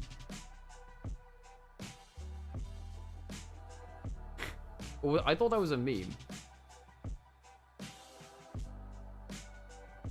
I thought that was a meme. Just saw it on Reddit. I'm pretty sure it didn't. Yeah, because basically, where is this thing? Where's the archive? The meme was about Bakishin, right?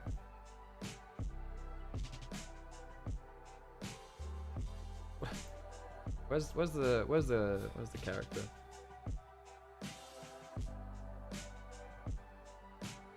Where are you? Did they change anything?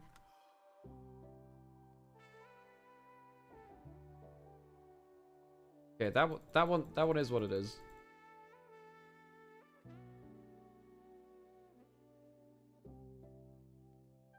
That's is what it is. Okay, so what actually happened with... Okay, that's actually, like, not conclusive at all. Okay. This should work, maybe. No, it hasn't been patched. It hasn't been. It hasn't been patched at all. It's just a meme. I actually was quite... I was like... I saw some real degenerate stuff happening. I was like, what the hell are you doing? You know? Oh, God. Okay, wait, what's this? Oh, it's archive, right, yeah.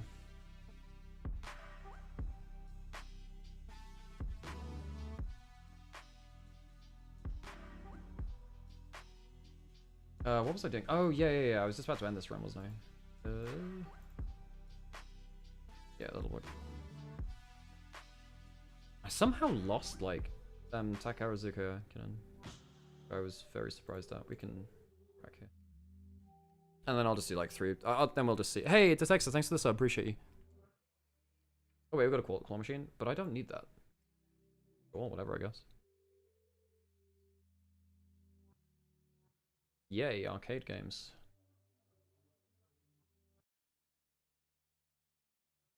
I haven't done claw machine in forever because basically you should never really be doing like regular recreation. Because you have so many mood ups from Rico. Go for the big one.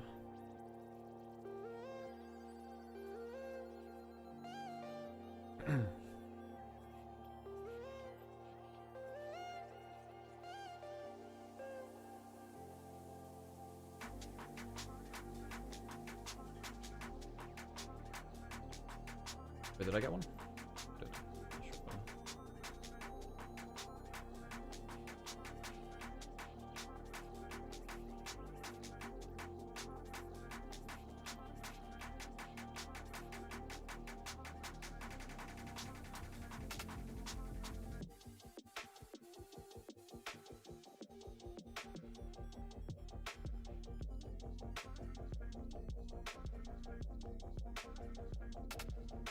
Okay, I have every chat open again.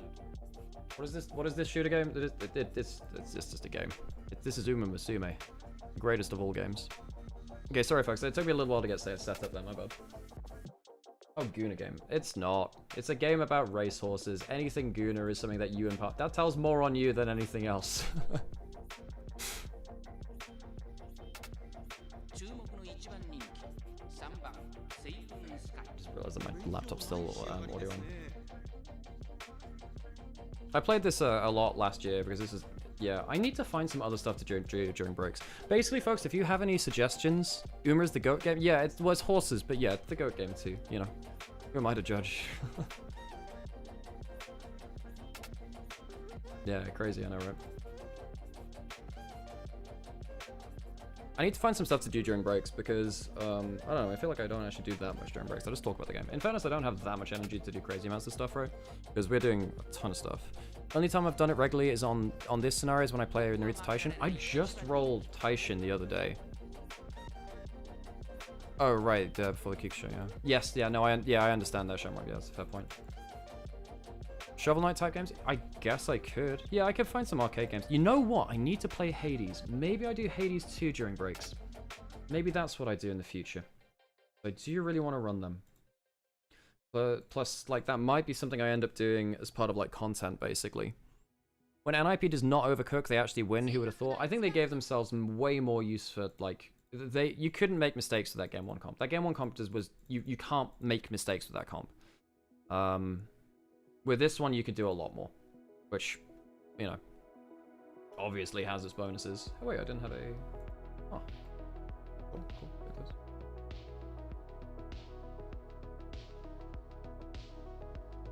Okay, we get minimum 9 games today. Jesus Christ. If we get a 10 to get... What do I... I don't know. Do I want a 10 game day? No, probably not, because I've got to do a podcast after this too, you know. Yeah, it's not my favorite thing to do. Like, so I would have started at... I started at 6 AM, basically. And then... When am I going to finish? I mean, we're probably going to go on until... 3, 4...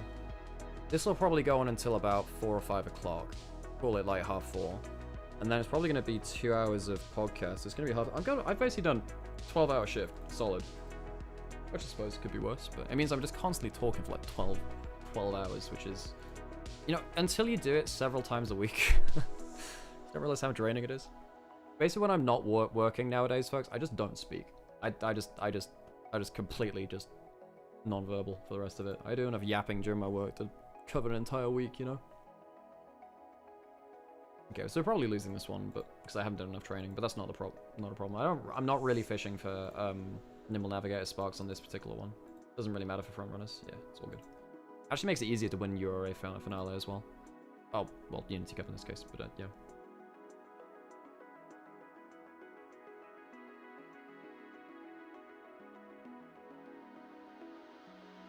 You all good there, game? Welp? Wait, what happened with Welp? Oh, is this WELP? Have I played Celeste? No, I haven't. But yeah, I hear funny memes about that game, which would be quite topical. But yeah. Yeah. No, I've heard it's a good game. I've heard it's a very good game if you like platforming. I mean, I don't dislike platforming. It's just not something I've done like crazy amounts of before.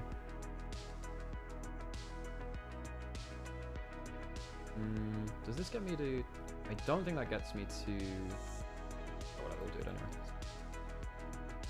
You typed... Yes, you typed Whelp, yes. Yeah, the famous WE80 carry, of course. Whelp. Okay, let's get back into it.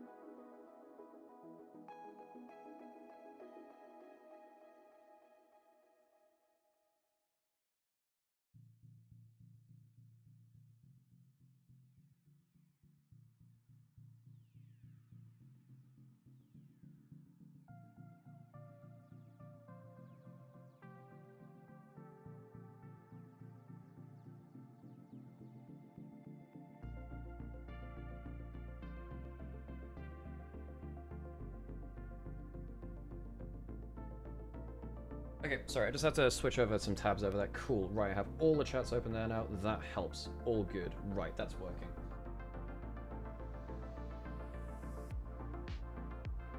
Good morning, everyone. Good morning. Okay, let's get into it. Once again, I need to change the things over. That's all good. Okay. Right, so game 3 coming right up. Again, this will go now minimum of 4 games for minimum of a 9-game day. Yeah, that's the way it goes sometimes. So, basically, NIP snowball through early very well. Now the question is, yes, are the best of 5s fearless? Yes, the best of 5s are fearless. That is one of the huge things about this. But yeah, NIP can snowball through early. Will they have enough picks to consistently do that? Now, assume only gets 1 game of that Draven. Or only gets 1 game of that Varus. Do they have enough picks to last through a best of 5 fearless? Because both teams will now have to win another 2 games. It wouldn't surprise me if NIP have a couple more picks up their sleeves. I'm not going to doubt them on that point. Chats are all up on there now, by the way, Sam. Fabulous. But it does mean that we get to save my poor PC a little longer. I do apologise, chat. I'm probably not going to be able to read you. Yeah, I'm now going to be the designated chat reader, folks. So, you know. Alex will have to translate for me. So I'm just going to pretend you're saying nice things about me. Exactly. Okay. I need to move that as well. Vaguely remember game 1. It's still nice to be able to see what's happening there. Thank you very much. Yeah, game 1 was the Omega throw, Sam. The Omega throw. The Giga throw. Okay, so what are the big things left up? Now, Ryze to Leah. They seem to be the huge ones for me. Or Aurora, but Ryze is the big mid laner, I think. That does make some sense. And again, worth noting that the Ryze is gone from game 1, so that won't be up and available here right now. So that being down is significant. Orianna banned, Azir already gone. You can't go Ryze, so maybe Syndra has to go up in priority. Oh yeah, Ryze is gone from game 1. God damn it! Oh, long day already, I suppose. But yeah, I think that's Talia, Aurora. I think both of them make some sense in the mid lane. Fair shout as well, actually. Yeah, Talia, Aurora. There's also Wukong. and we've already played... No, we haven't played Xin Zhao. Xin Zhao's up there too. It does have to be a consideration. And that hasn't been banned. I did just check. Debating the Gnar pick and saying Sober, I just don't think you've got anything to answer into this. I love this. Because this is the kind of draft which is not... This is not meta. This is series meta. This is how we win the game. NIP realize, I'm gonna mess you up in lane. And Sobro has been a poor laner. Now, Wei might get himself get himself that Xin Zhao, but I think Guon's fine. You know, they can still go towards Wukong for him. He has a lot of carry junglers. He'll be fairly happy with that. Of course, the Ambassador ban, the way he plays that in jungle as well. What does Sobro do? Does he just have to lock Cassante and take a losing matchup? If he takes anything which is a duelist into Gnar, you expect Hoya to win that because Sobro's not been on good form in lane. What are we locking in alongside this? You can just pick the top laner at this point. Jax would be an okay answer. No, but this is the thing. Sobro is the Jax player, but his play in lane has been poor recently. Now, this is a ballsy pick. Sobro, my dude, you better pay this off, because if Gnar gets a 2,000 individual gold advantage or whatever the hell it blows open to, you may have lost your team the game with this pick. Jax is not a champion which can play well from behind. I think this could be quite risky. Also really like the potential of Felios. These two champions locked in of the Jax and the Shinzo are not great at reaching him, especially through the box, the Lantern. And Felios has great platform to play off of. There's no backline dive from IG right now. Yeah, and I think the moment you start thinking about a cleanse here as well, like or even just a barrier, your ability to murder this Felios before he gets to escape is going to be relatively limited here. It can be quite scary. I am a fan of that. I think Assume Large has had a pretty good series here on the whole. I think NIP in general have been playing, at least in the early game in particular, better than Invictus Gaming. They got massive snowball in game 1, didn't manage to convert that quite the way into the game victory, but it was theirs for the taking, despite a hard comp to play. Game 2, again, it was very convincing once the Draven got the gold. They'll lock the Nautilus here early as a potential answer to just get the CC chain down. I think NIP need to ban Ziggs. I think they ban Ziggs. I think it's very good into the NIP's composition right now, and it's good with the Nautilus. It means you get to ignore the laning phase versus the Aphelios somewhat. But I think you probably also ban out...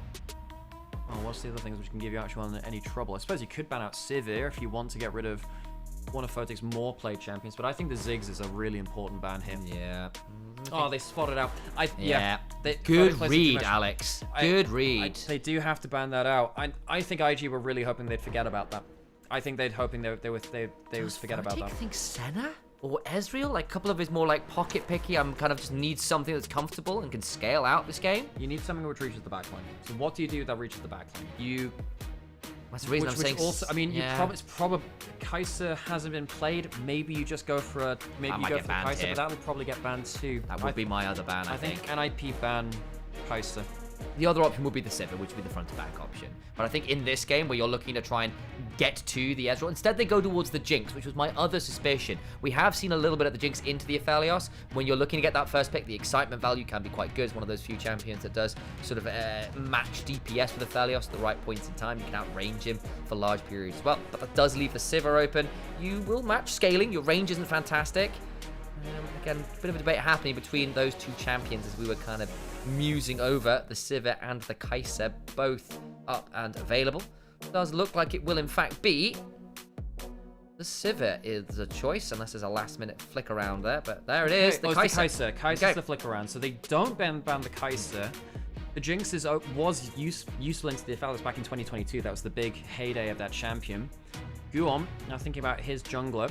Now you do have a Thrash, you do have a Graviton as well from the Aphelios for some sort of CC. I quite like the Talir here. I think it's good against. I think it's so good at stopping people again from getting into the backline. IG are going to have to be so creative already. I'm really worried for IG, Sam. I think Rookie probably has to go for something like the Aurora last pick. That's what's screaming out to me right now. Just something which he can bully lane with, maybe. Something that can get a flank on and just occasionally one-shot. I think you're looking at two things. Maybe you go Ahri, but I don't think she's that great into this composition. It should be okay. I think you're looking at Aurora, probably. I'm trying to think if there's anything else. But Syndra, maybe, for additional bit of poke that doesn't then get done in by Syndra Unraveled Earth. Because again, at this point, you've got 4 dash champions. You've got to hit through the box. There's a lot of mobility here. You called out the Ahri. The Ahri is the decision. It does pair well with the Shinzo for the early skirmishing. I think I like NIP's draft more. I think they've got a lot of disengage tools and a lot of very scary DPS. I don't trust Sobo and lane with the Jax. I think if it was nameplate off, IG's comp at 1 to 2 items, very, very scary. Lots of different pick options, lots of mobility, lots of ways to overload that Thresh Aphelios so they can't just lantern away from everything, especially if you get a hold of some early lane priorities, some good wards. The problem is the nameplates do go on, and it has just been a little bit hit and miss. I will note that for my money, Jue's best champions are Nico and Nautilus. Won't we get a hold of the Nico this series round? I doubt that. So it'll be the Nautilus angle there. Okay, so Rookie plays the Ahri. Rookie plays the Ahri, and it is one of his greatest champions of all time. He is a very good player of this champion, one of the greatest in the world. Let's get ourselves into that game, Sam.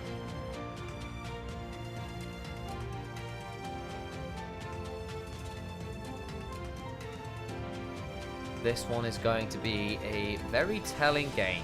Think, if for whatever reason NIP get through this early game with a mild lead, I get very nervous. Mundo, Aphelios, Nah, with a couple items to the name ahead of curve will be very difficult to deal with. I think IG be that first item, at that first item, a lot of tools potentially to turn things around through that mid jungle, get some things rolling there. And again, the scaling is bad there with things like the Jax and the Sivir to rely on.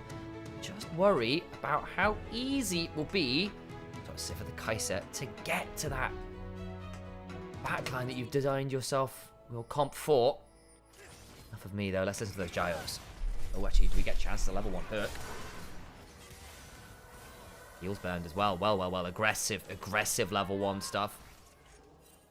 Photic gets another Icathian Ray. Not quite the full plasma prot, but it is going to be assumed forced to reset here at the level 1 and burn a pot. Actually holds the line. He's staying in lane despite the chunk. IG are the ones in control of the bush at the level 1. IG with the early snowballing options. I think that makes sense to me. Flay away. Duo, not having a lot of fun, has to flash. Yeah, that level 1 Nautilus, really scary. Now, you need to get through to that level 2. That level 2 is the most important part for that Aphelios. And I think this, the Kai'Sa Nautilus, very important. Photic had some monster Kai'Sa games earlier in the split. Now, he has been not great for IG, but he did have that one mega Kai'Sa game versus JDG in game 1 of that series, first round robin. Assume just came off of an incredible game from that Draven, but this is not the Draven anymore. This is one of the problems of Fearless. You have to go back onto your secondary, tertiary champions. I like tertiary as a word. It's a cool word. Wait. Finds himself on comfort here, though. The Nautilus for him, the Kai'Sa for Photic, feels very comfortable for him, despite the fact that Draw was very, very good on the Thresh on the weekend, too. It's definitely a pick which has had some recent success on. It's what really won them, in a lot of ways, the tiebreaker game. That game, too, when he came through, was utterly nuts. Looking for that counter-strike there with Cerberus. Won't quite find it. Nearly the Mega now. Has to be a bit more wary. Wei will slide over the wall there, with the wind becomes lightning into the audacious charge. Guon with the very pink suit on the Monday. It is the best option. We all know it's true. And IP finally hit that level 2. Photic actually with a relatively early reset here for the dagger and the health pot. Looking to get that cheetah recall off, and we'll look to use that to abuse the laning phase a little bit better. Have the audio been adjusted? No. The audio has now been adjusted. Thank you, chat. And I'm trying to figure things out on the side here. I'm just, midway through the day, changing some of our setup. All good. We figure this stuff out on the fly. Tell you what, having to cast stream at the same time and a bunch of other stuff gives you a very multi-skill set, really. It does a bit. Yeah, lots of things which you then appreciate about other productions and work they put into it when you're just doing it by yourself and trying to figure it out. Indeed. Way trying to find out the spot side Scuttle Crab. Scuttle Crab does go to Guon first, though. Assume and draw. Good job on them for getting the bounce back and allowing Guon into River. Rookie looking to threaten mid lane. A little bit there. Not going to be too much to be seen there. As we'll see, Wei head towards that top lane to get that Scuttle Crab. Fun bit of trivia for you. Oh, yeah. Rookie, ever since 2014 rather, when he started coming up into the pro play, always used Firefox Ari. Always used Foxfire Ari, rather. That's the name of this game. However, back in 2024 spring, he was on NIP, and then Knight beat him with his own skin, and Rookie stopped playing it until today. First time he's played it. A little bit of trivia for you. Sounds a little bit kind of crazy. Hoya does have flash. Can you make it out of this? There's a Mega Gnar coming. Does it matter? Overcomes Guon. This could get a bit interesting. There's the counter-strike. Good buffer through. Flash from Wei is required, but now Guon can flash forward and Sobro with no mana. I think just dies here. What about the extended play here? There's a red buff to a blue buff. I think Wei would theoretically do an okay job in extended trade, but it'll just end up being that 1-for-1. Kill goes to both junglers. Hoya has teleport to get back to lane, as does Sobro. So the top laners actually don't get a crazy amount from that. Rookie not actually stunned by the rocks there. Ooh, nice sweet spot on the Q there. Gets the electrocute as well. Saying Rookie is in my top 5 Ahri players in the world. Now, we don't see that many Ahri players right now. Showmaker has probably made his way into it, actually. Funnily enough, Rookie and Kera both in my top 5 normally. Though I think Showmaker might have just bumped one of them out of the top 5. But still, very excited to see what he can do. I think Rookie really does need to get some one-shots off. I think he does have a decent game, as long as he doesn't get hit by Talia rocks, Gravitum, or that hook. So there are a couple of things to keep your eyes on, but he managed to get into Fog of War. Perhaps an angle to get IG ahead in the series. Minor gold lead to Invictus Gaming. Mostly off the fact that it was First Blood that went the way of IG. So it's given the jungle just that slight edge. Wave being shoved in by Sobura. But that's about that. And again, quiet game so far. It was a quiet start to the game last time around until the Draven cashed in. And then it was anything but quiet. Counter-strike from Sobro. Hits that level 6 first.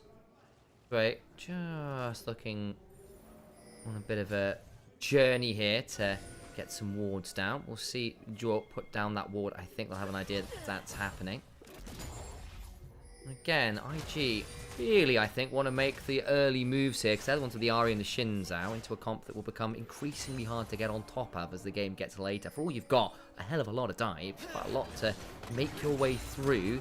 Assuming you're picking very known angles, at least. Creativity will be key. Yeah, it's like... I wouldn't call a lot of these champions... They're melees, but the hard dive really comes from like the Nautilus and the Kai'Sa then finding the angle. If you go through one direction, you're absolutely right, it's just not going to work. Potential 3v3 here. Do you have the Graviton from the scene, which is really scary in those kind of situations. Sets up for the other champions very well. With mid laners trading out there, some electrocutes flying. Everyone's down bot side trying to fight for this. The wave shove, the hook lands. Do you want to take this? They're going to play back. Dway hooks away. They don't want that potential angle. Now they're going in themselves. Nice little knock-up. Assume potentially in danger here. The Crescent Guard comes on down. Assume low, but Guwon is trading that one out well. They lose the jungler. The Death Sentence goes wide. Assume, even with a 7 crescendo, won't quite make that one work. Care is here with the Weavers. One that means Photic dies as well.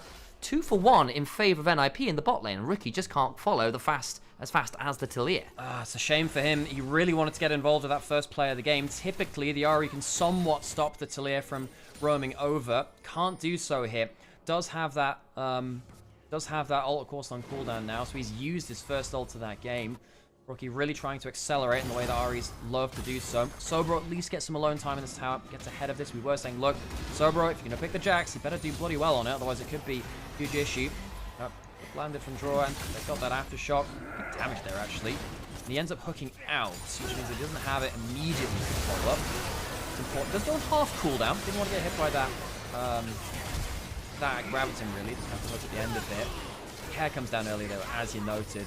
Ahri, Rookie did use that ult in River. I wonder if he failed to stop the charm on the wall. So I tracked what was happening in the minimap. He ulted under the turret and forced Care to flash over the wall away from his own turret. Okay. And then he kept roaming towards the bot lane, and Rookie tried to follow through the river and just didn't have the charm cooldown back. Okay, but he gets the flash of Care under his own turret. Well, okay, that's really important, because now, next time ult is up, Care's probably dying. I would imagine you're going to look at Dway roaming mid, trying to flash hook. Even if he gets stunned by the rocks at that point, it's probably a dead Talia. This is the point in the game where you really want to get a kill on Ahri, get Talia a little bit behind in terms of XP and in terms of gold, and then at that point, if you get that slim lead, Ahri tends to kill Talia on cooldown in side lanes if she's disrespectful, so she has to give up extra priority. Care does have that first kill on the board, which of course put him ahead of the game.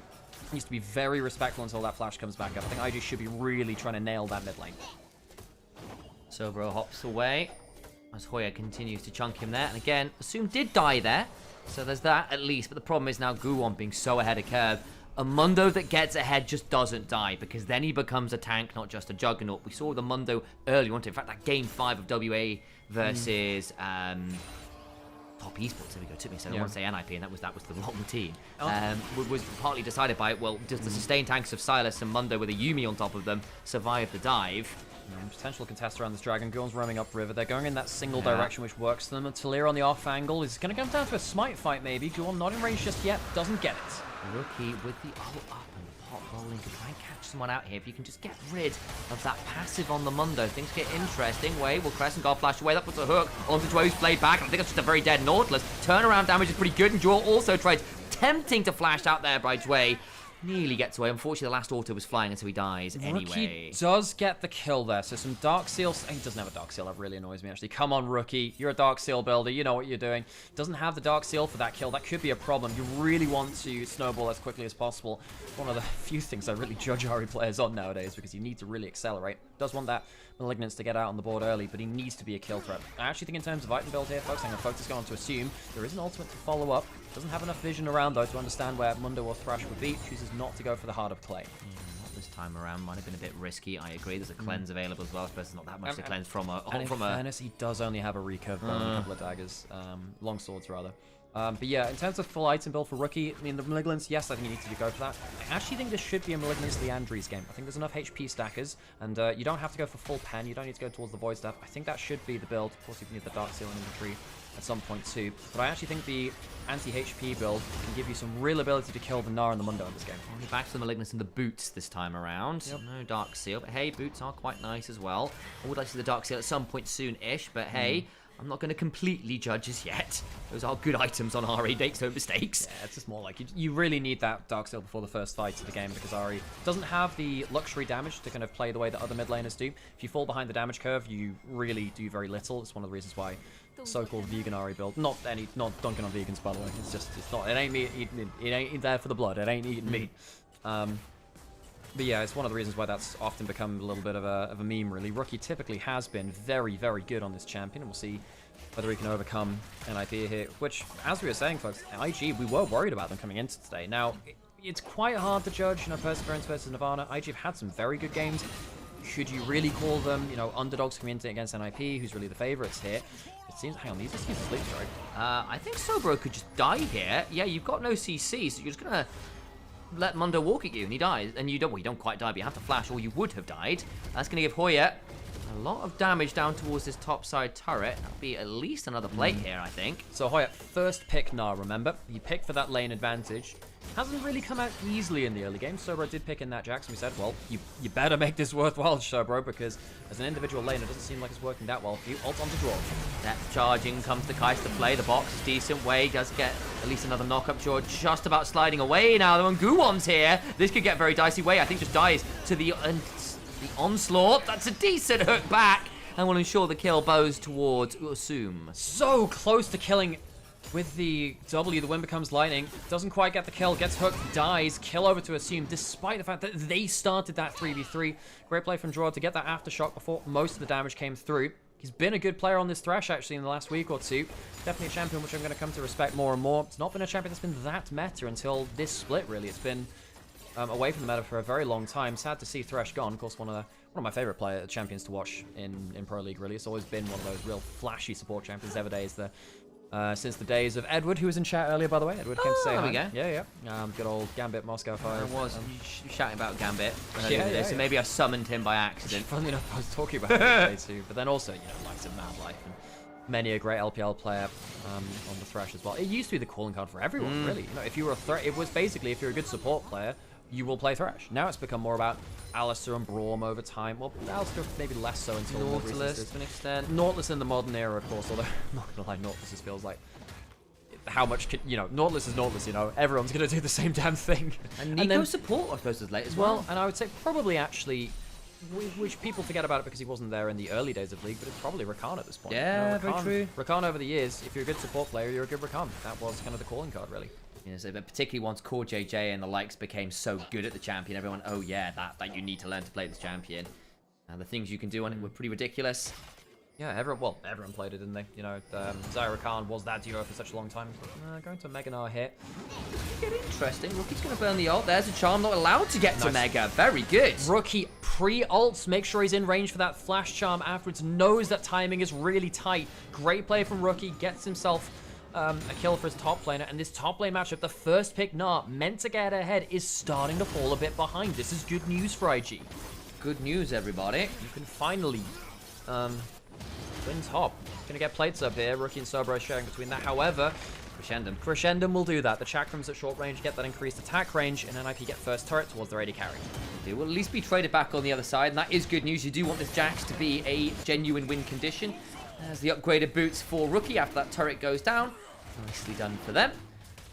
And I do think Rookie, on the whole, has been the better laner than Care. Had a good game on the LeBlanc, as we saw. It wasn't enough, really, with the way the game went. But I do think Rookie has largely been slightly better on that stage there. It just means that, in general, NIP have played the early games much more aggressively. And Guwon, in particular, has found a lot of value in these early games. He's been a player I think a lot of people have raised eyebrows at. He's had some very high-profile stumbles as well as some successes. But, when he is allowed onto things like the Kiana, you go, you know what?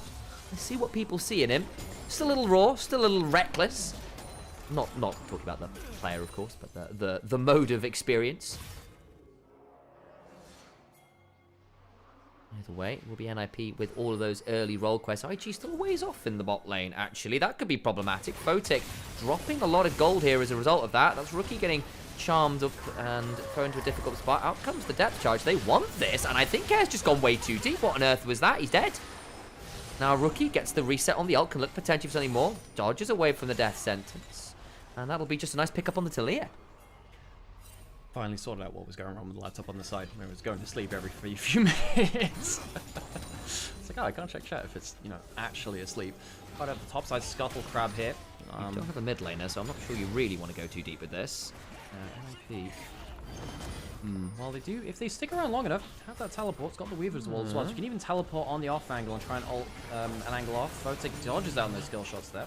Worth noting as well, there is no ult on Ari. That's quite a big thing to give up with some decent award angles. The only thing is, if you do TP in badly, it can get tricky. So over on the flank angle, Assume looks for the Mega Inferno Bomb. Out comes Care in the back line of this one. Still goes jumping on in. Assume set for him, but the onslaught will not do enough to keep him alive for that long. Good charm at the back end of it. The problem is, NIP still murder everyone else in the pit.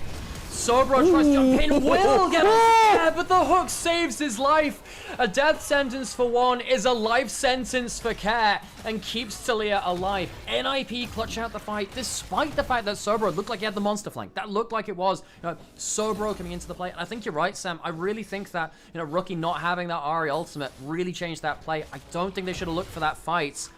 Big mistake from IG. They're falling behind pretty far in this game now. Hoyer ends up getting himself got a lot of gold off that play too. Harold goes down part of the play as well. Okay, so Draw starts this with a hook, and you think, Sobro, he's going to get onto Assume. This is going to be an issue.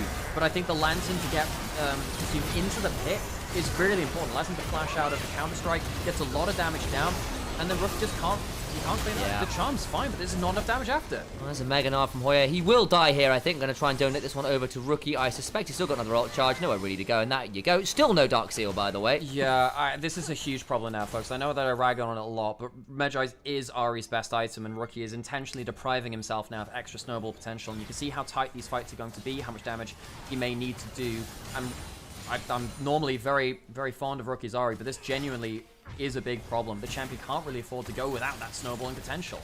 See what she does on this reset here. Either way, Rookie's still playing a good game. Let's not take that away from him. He's actually having a good showing on this one. Unlike Photic there, who ulted into the pit to immediately get Mega Nard after about 2 seconds and got blasted.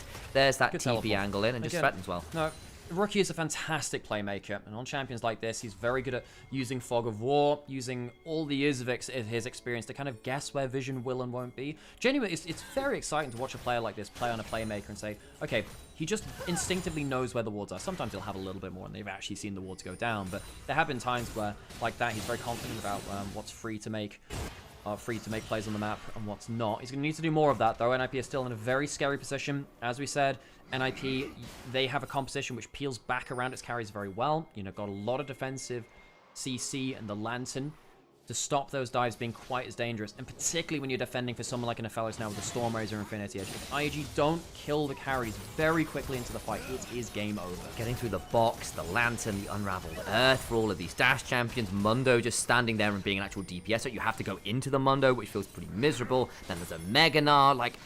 I see in the skirmishes how IG have a bit more freedom, but in the grouped up fights, I don't think it's going to be simple. There goes the second turret. The Herald is still at full HP. I don't know whether it'll be allowed to charge on in here.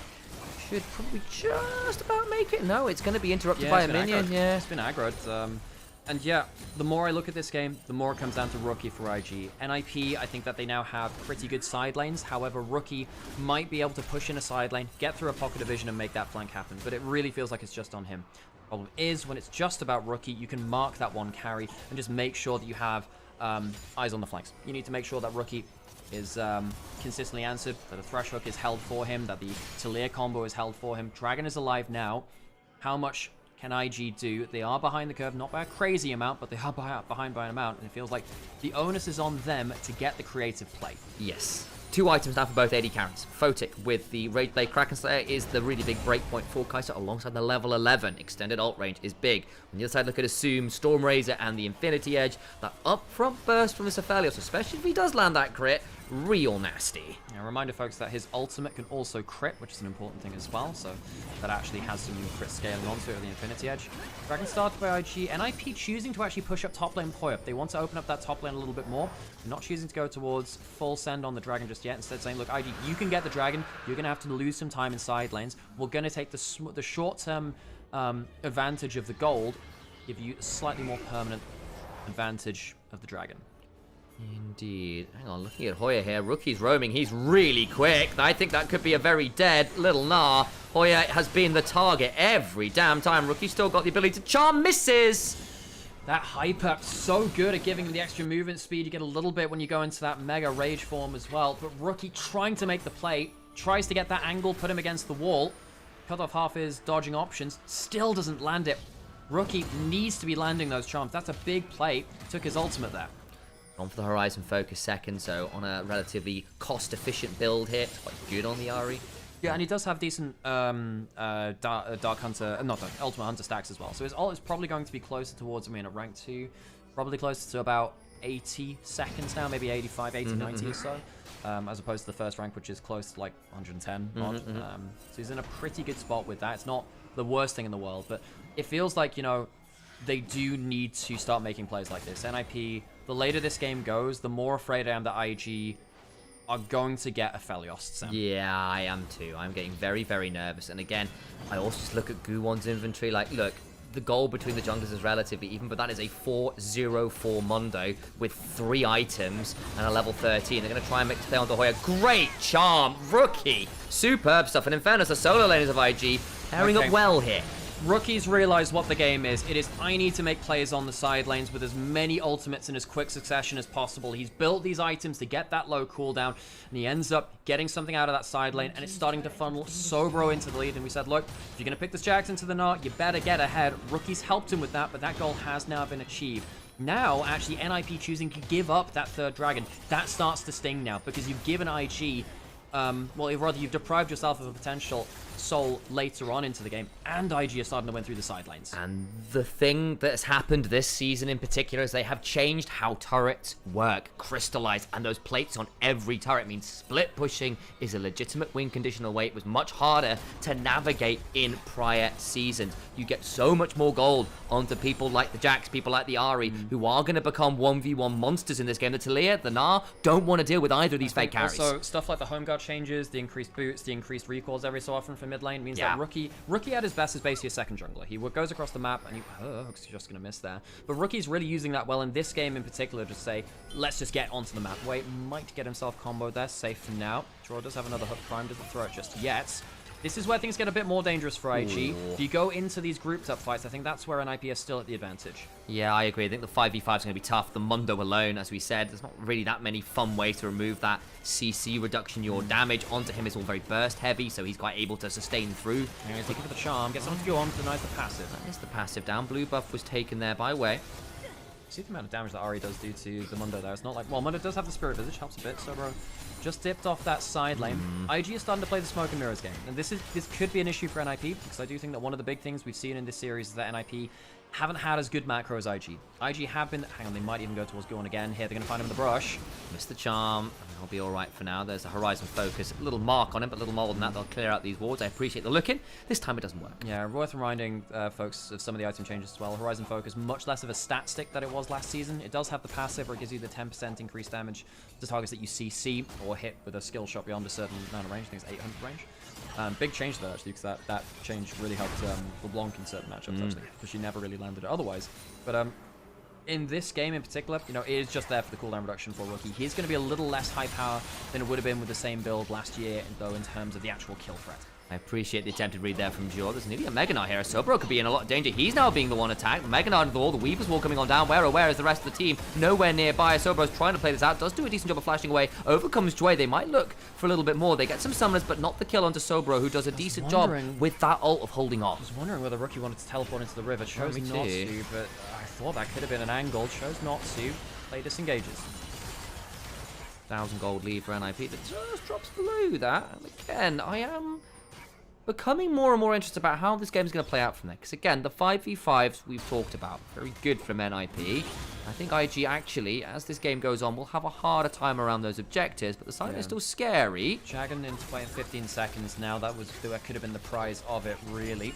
IG have some vision in their own jungle now from NIP. They haven't managed to sweep out all of it, so NIP aren't playing with incomplete information. Rookie, watch this again. Trying to play around the fog of war. This time is spotted. Yeah, there's that control ward there. They'll know what's going on. We'll sweep, and I think I'll have an idea about it. Hoya nowhere near Mega, but has TP'ness, has the major shield. Rookie holding in the shadows again. Soboro teleporting to join the rest of the team. Jue is actually the one on the flank right now. He has that flash. Oh, there we go. Line. Wonderful angle onto Assume, who tries to buffer his way through. The dragon taken by the Shinzao. Not bad work. What about the fight afterwards? The Meganar to disengage, but there's still no audacious charge. Lanterns back out. Draw goes in with the death sentence, and Assume is still trading. Care needs to run. Shoves back onto Soboro, and unfortunately for Invictus Gaming, their name looks a little bit like a lie right now, as Guwon says, yeah, but my stocks are better than yours. NIP just thrash Aphelios them. They try and dive onto the Aphelios with the creative angles, but there's so many things blocking. The IG do get the dragon, but they're likely going to lose Baron after this point, and that's going to put a real dampener on this game for IG. They were trying to do the creative angle. NIP had enough vision control to largely protect out Assume. See that Rookie tried to follow for a Charm Flash midway through this play. Okay, watch this again, right? Because Assume is engaged onto by the Northers. This is a good path, but no one can follow up. There's a Thresher gone to the Jax, and there's Rookies, well, there's the Rocks for the Kai'Sa, and there's IG try and follow up, particularly Rookie here. Someone stood in the way, very nearly gets that flash through, but there's a body block. Everyone peeling for the Aphelios, and then the Lantern out to safety. It's Thresh Aphelios, classic. Really, really good stuff. Everyone body blocks, and this is our worry from draft. How on earth do you get to the Aphelios regularly? Look, you can dive all you want. You've still got to navigate what is an absolute blockade. And look, you don't have the Force on your side. You're not Luke Skywalker. It is a very tiny exhaust port to get through this Death Star. Yeah, and this was the worry. That IG, they have to play around side lanes. They can't play through the team fights because the flanks are just going to be there's too many things to answer it. There's the Thresh Lantern, there's the Rocks, there's the Hook. Something's going to stop you. You see that Rookie just doesn't have the damage to really threaten in the way that he could have done in other games. I think that now the gold has started to rack up from NIP. Particularly that Spirit Visage is really annoying. Charm's not bad, but again, the damage isn't there. This is a low damage Ahri build, especially with the Horizon Focus being lower AP than last year. Like, it's a ganking build, and that's what he's done with it, in fairness, very successfully, and good for him there. And again, if he got that NLR into a death cap at this point, I suppose the Shadow Flame, by the looks of the build. Yeah, also a possibility. Either way, he's decided against it. You know, in fairness to him, he's at least played to what his build is supposed to do, but it doesn't win you a damage race. Now the problem is, like, if you want the individual agency, you don't have that. Yeah. You are there to combo up with a teammate, and IG, well, they tried that in the last fight. I'll see if it can work out the way that they wanted it to. So NIP, I think, from this point, in the driver's seat firmly. Maybe they give up a Cloud Soul later. I don't think that wins the game for IG. I don't think the Cloud Soul wins them the fights which they're currently losing. End of the day, if you're going through at Mach 5 through a Taliyah minefield, you still get stunned, yeah. You're still going through a Taliyah minefield. Sometimes helps you to dodge out the skill shots, but as long as NIP are in a grouped unit, I don't think Cloud Soul does enough for IG. It's a low roll for them. Hex Soul, something like that, change things. Oh, great hook and draw. Does have the arm guard here. Might not be as simple to bring him down as you might think, but there's a seismic shove, and he doesn't want to break the arm guard over what feels like a non-winnable fight. Hoya's about it, Meganar. Narrator, it was as simple as you might think. It was, in fact, just that simple. I just looked at the rest of the map, I'm like, no one's coming for their boy. I was like, it's taking you a time. It's like, I'm sorry, dude, like, no one's come to pick you up from school. You're gonna have to find your own way home. I'm sorry, buddy. That happened one time. Yeah, it happened to me once, and I'm like, yeah. And I think just played really well around this grouped up unit, and IG have not been able to thread the needle to find the flanks in the team fights. Supercharger away, and down goes the inhibitor. Inhibitor number 2 now under siege in the mid lane. Will lose a lot of these plates. Pretty much the entirety of it, let's be real. And it is gone. Inhibitor now under siege. Likely to be broken apart in very short order, and it is just that. This game at this point feels nigh on unrecoverable. Yeah, IG needed this game to not become about group fights. They tried to make it happen through the side lanes. I feel like we've seen this a lot, though. And I suppose it's a bit revisionary now. Basically, from what we've seen in this game and what we've seen in other games, most compositions which play through side lanes eventually get forced to team fight and die. BLG have tried this with a lot of their Pantheon compositions. Remember BLG versus JDG game 1 of the Azir into the Ziggs. I can't remember if that was it might have been the second round robin, actually, when they played like that. Where actually they played very well through side lanes, ended up getting blasted in the first round robin. Might have been the first round. And whatever. Anyway, we've seen a lot of games where people have tried to play through side lanes, eventually have to team fight, and it just doesn't work. Now, in this game again, feels like we're seeing exactly the same thing. IG have playmakers, they want to accelerate the game, they want to play through side lanes. Doesn't matter, eventually you have to team fight. The season has tried to make side split pushing more of a win condition, and it is, but that doesn't mean you can walk up to a 5v5 without the tools to do so. IG have really struggled to deal with the death ball. They've tried to find the angles, it's just really hard against this composition. And then the other thing is you've then got to be consistently successful on the side lanes, and I actually think the fact that IG started behind really hurt them. They've managed to get one tier 2, the other one still got 4 plates. They've not even managed to get through the mid lane turret, so even then the split pushing hasn't actually led to all that much split pushing.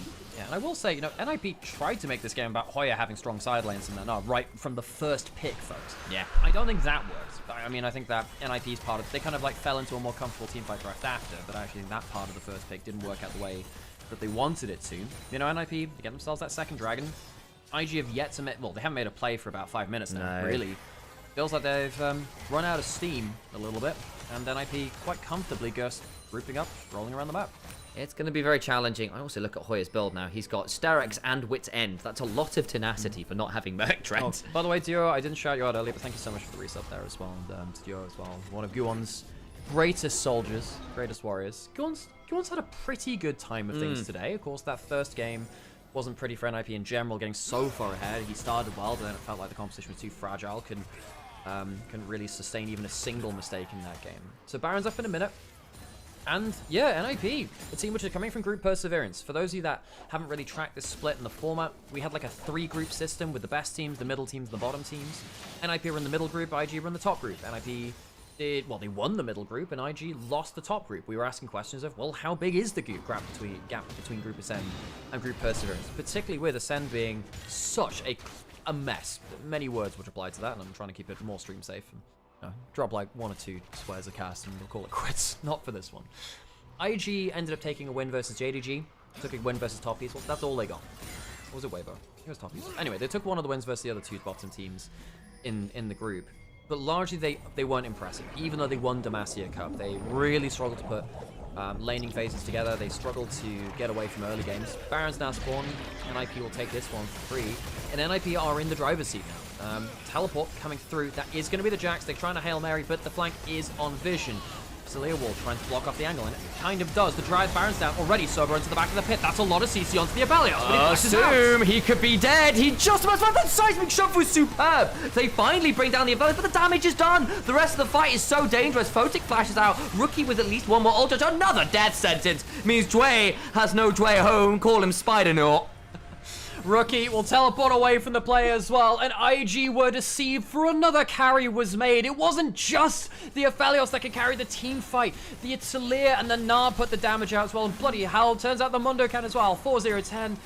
NIP marching towards the Nexus to take the lead in the series. The Ninjas in Pajamas are looking to put one of our Group Ascend teams down into the lower bracket. 1 game away. Hell, it could have been a 3-0 if they just completed that 12,000 gold lead in game 1. And seemingly, it just made them angry.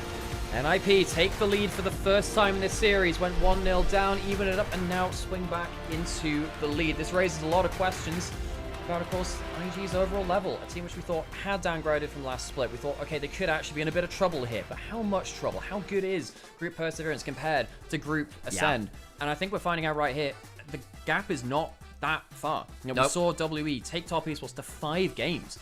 Could have won that series. And see in this series too, NIP could have 3-0'd IG. There is an overlap, and it wouldn't surprise me to see one of IG or Top Esports can't at this point. Wouldn't surprise me to see IG drop down into Perseverance with the level of these Perseverance teams. That could be really interesting, couldn't it? And of course, reminder, if you don't make playoffs, you're in Group Nirvana.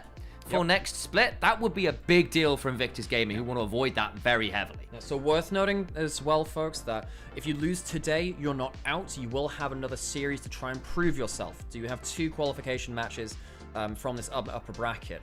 IG, they are on the ropes, though. I think that most of the time, their macro has been better. But right here, you could just see that they just couldn't get it over the line in those team fights. And I think I've also now got to call it out, that unfortunately, look, the drafts have been whatever. I think it's not like I've seen drafts where I go, you know what, I see what your comp is supposed to do. I don't want to blame it purely on that. Again, like even the last, the game 1, we saw actually came apart in the laning phase, and actually every single one of these laning phases has been problematic. I think for whatever reason, a lot of pressure has been allowed on NIP's term that IG just haven't cross-mapped or responded well to. Game 2, how easy was it for Assume to just gang up on the Scion under a turret and allow the free cash in? Like, it was very, very awkward.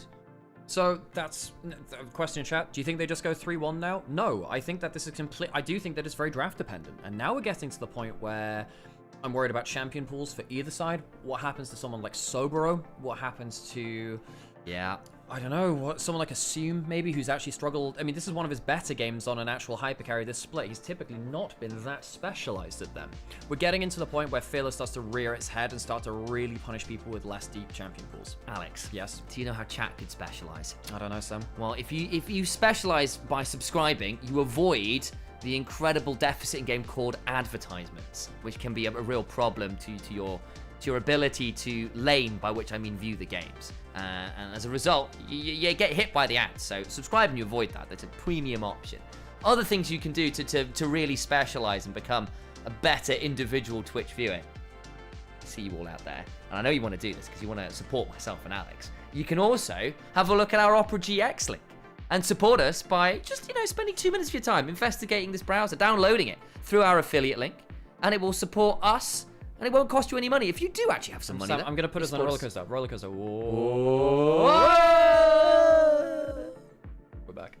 I'm not going to do that with any of the worst gold graphs. I think that would be very dangerous. Yeah, it would have been. The other thing, of course, you can do is just donate to the Ko-fi link, which is then agnostic of things like Twitch.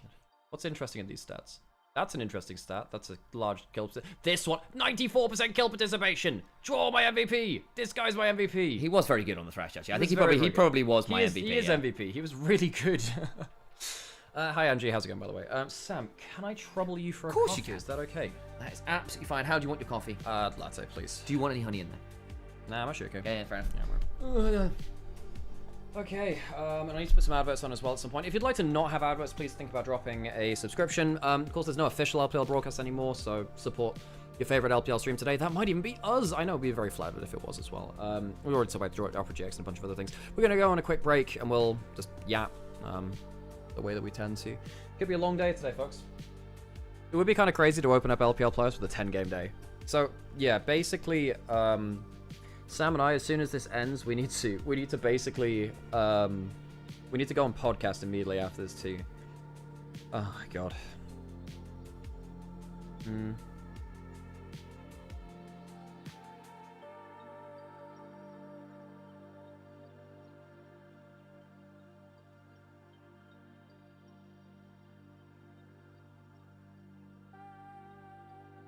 Okay.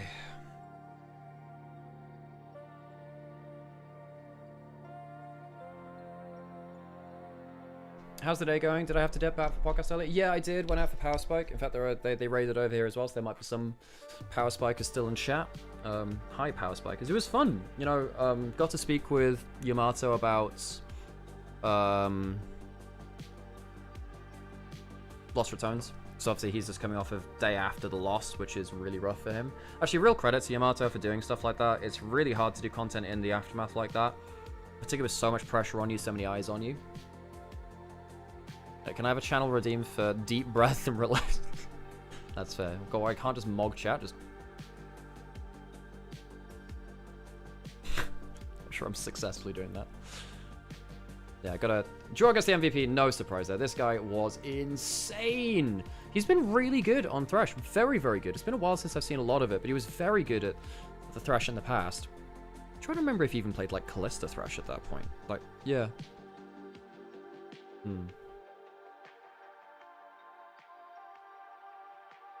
But yeah, no, Power Spike was good earlier. We had a good rant about the LCS format earlier, because the LCS format with FlyQuest somehow ending up as 3rd seed rather than 2nd is like... Oh, I can pause the check. I need to move Sam's chair out of the way a little bit. So I can actually, like... Oh, move in. Oh, okay. Oh, there you go. Posture checked. With that face, your mogging is not so right. Is Draw the new Vampire? Vampire is... Vampire was around a long time before that. No, when did Draw start playing? Was he at 21, 22? Yeah, no, even though both Sentinels and FlyQuest both went 2-1, because of opponent win percentage or strength of opponent win percentage, they ended up finishing 3rd. And that's the problem with this format, because some people are like, oh, but if the 2-2-0 teams just face off, doesn't that just mean that they're the best teams? Well, that's not even necessarily true too. What if like Cloud9 and FlyQuested faced each other in round 2? So Swiss is not good at determining seeds, folks. Swiss is just not good at what podcast? I was on Power Spike earlier.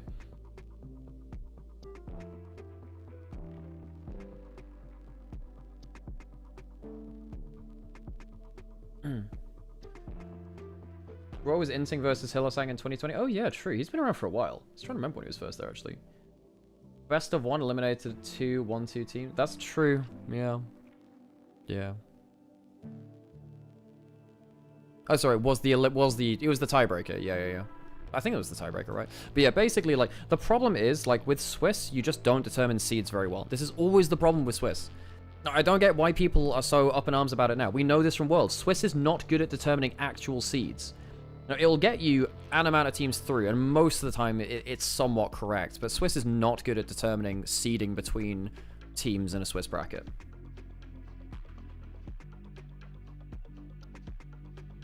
People forget every few months. Well, I mean, we haven't had a Swiss regular season format ever in League, so we only had it in Worlds since 23, right? So Swiss is fairly new to League still. So that is, yeah, I'm kind of surprised that people are that, like, yeah, that's surprised about the format in general. Did I put adverts on yet? I don't think I did. I? Yeah, I did. Cool. Nice. Also, strength of schedule for Swiss best of 1 round robin is such a bad tiebreaker for advancement. I think they should just play tiebreakers for that. Yeah, but they don't. Basically, if they don't want to play tiebreakers, then the format has huge issues. And this is the same kind of thing for LEC, right? When you're playing best of 1s, you need tiebreakers for that kind of shit. And I think LEC did do the right thing before, which is if there is if you are over the playoff margin, you should play tiebreakers. I think that was the right decision. What's the score? Yeah, currently 2-1 to NIP. And NIP look pretty good. I mean, Assume is actually having a very good series. It's one of the best series from Assume I've seen for a little while. Yeah, that was not a close game. That last game, it felt like Rookie was trying to make things happen through side lanes, but that was the only thing going for this team.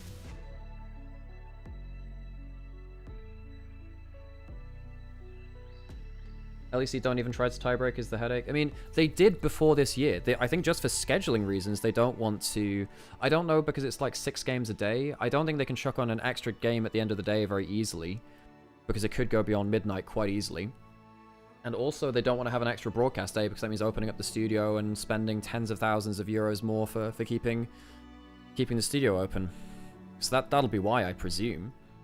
But it definitely doesn't help. It doesn't help you feel good about it, because I mean, I feel like Lost Returns deserve to be in playoffs. I think they deserve that. But this is the nature of these kind of formats. If you're trying to be rigorous in terms of competitive integrity, find the right seeds and the right people advancing to playoffs, and then also have a concise broadcast schedule. It's very hard to get all of that within these formats. Swiss determines the best team. The best teams theoretically if enough games are played. Problem is 3 games are played to get through. Yes, a 3-round Swiss stage is rough. 3-round Swiss stage is rough. Opinion Swiss requires Butchholz for seeding. Even that, with such a low catchment of teams, and also changing rosters for the start of the year, makes that very hard. I mean, yes, realistically, you need better seeding. You need extra kind of fail-safes in there. But when you have so few teams and rosters changing and patches changing, stuff like that doesn't always solve the issue. Yeah, it just sucks really in a lot of ways. Appreciate you chiming in though, by the way. Has anyone here played in Swiss tournaments before themselves? Because I have. I've played in Swiss tournaments before. At least after the first stage you have something. Yeah, you do. And look, Swiss is still better than many things. I think Swiss is just not good for small amounts of... I don't think Swiss is... Well, rather, Swiss gets better the more rounds and the more teams that you have, which is why Pokemon tournaments use Swiss. When you have like 1,000+ players competing, you have the same kind of thing with a lot of like MTG, Yu-Gi-Oh tournaments as well, where there are way too many players. For large public tournaments, Swiss is very, very good. You played it in chess? Yeah, chess is good for that too. Yep, Swiss chess counts as well. Yep. Wait, Montes, did you go to bed and then wake up and LPL still going? Well, I've also been going since like 6 AM, that makes sense, yeah. I'm rooting for NIP will be champions in the LPL. Might take a little while for that. I did a Hearthstone Swiss tournament. Oh, cool. Yeah. I think, look, the more teams, the more players you have, the better Swiss is. And I just think for 8 teams where you have inconsistent seeding, I mean, even if it's random draw for the first round, if you have enough players in enough rounds, it doesn't matter as much. That doesn't matter. That's the power of Swiss, where it's much easier to schedule and figure things out like that. I think best of 1 is the problem, not groups. What was that for? I think people forget how ass Worlds groups were. Well, that's because there was poor seeding for groups, because there was an insistence that EU and NA were a Pool 1 team, which I just think historically was not the case.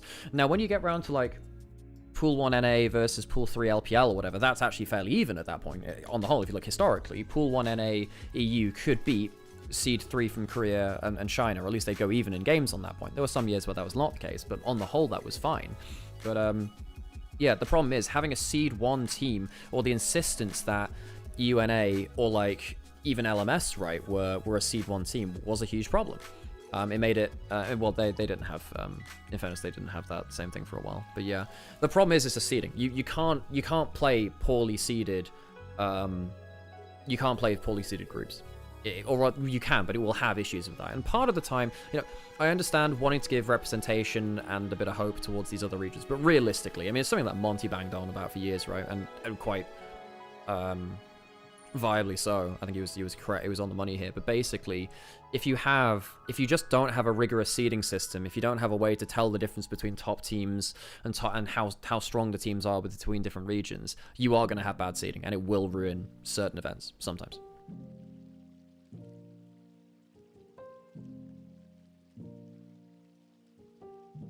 Swiss with decent seeding and Butchholt's score is decent in a lot of situations, but also depends on the sport and the purpose. Yeah, exactly. And again, I think it still depends on the catchment size of teams. And I will say, you know, I mean, Swiss is quicker than a best of 1 round robin. Oh, it's quicker than the round robin systems, right? And I like the fact that at least NA has best of 3s. Best of 3s actually feels like real League of Legends. I'll take best of 3 with a bit of a more flimsy format over the best of 1s. Funnily enough, the first power spike, which I guessed it onto, I was talking about, you know, which one had the better or worse format, either E or NA, and I'm like, look, best of 1s are not great. Best of 1s are not great. So, that sadly will always hold something against it.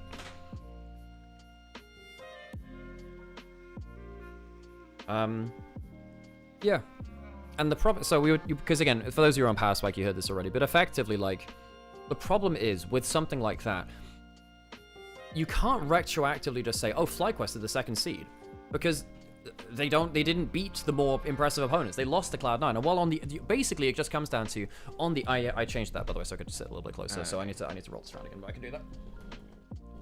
You need to push it back now.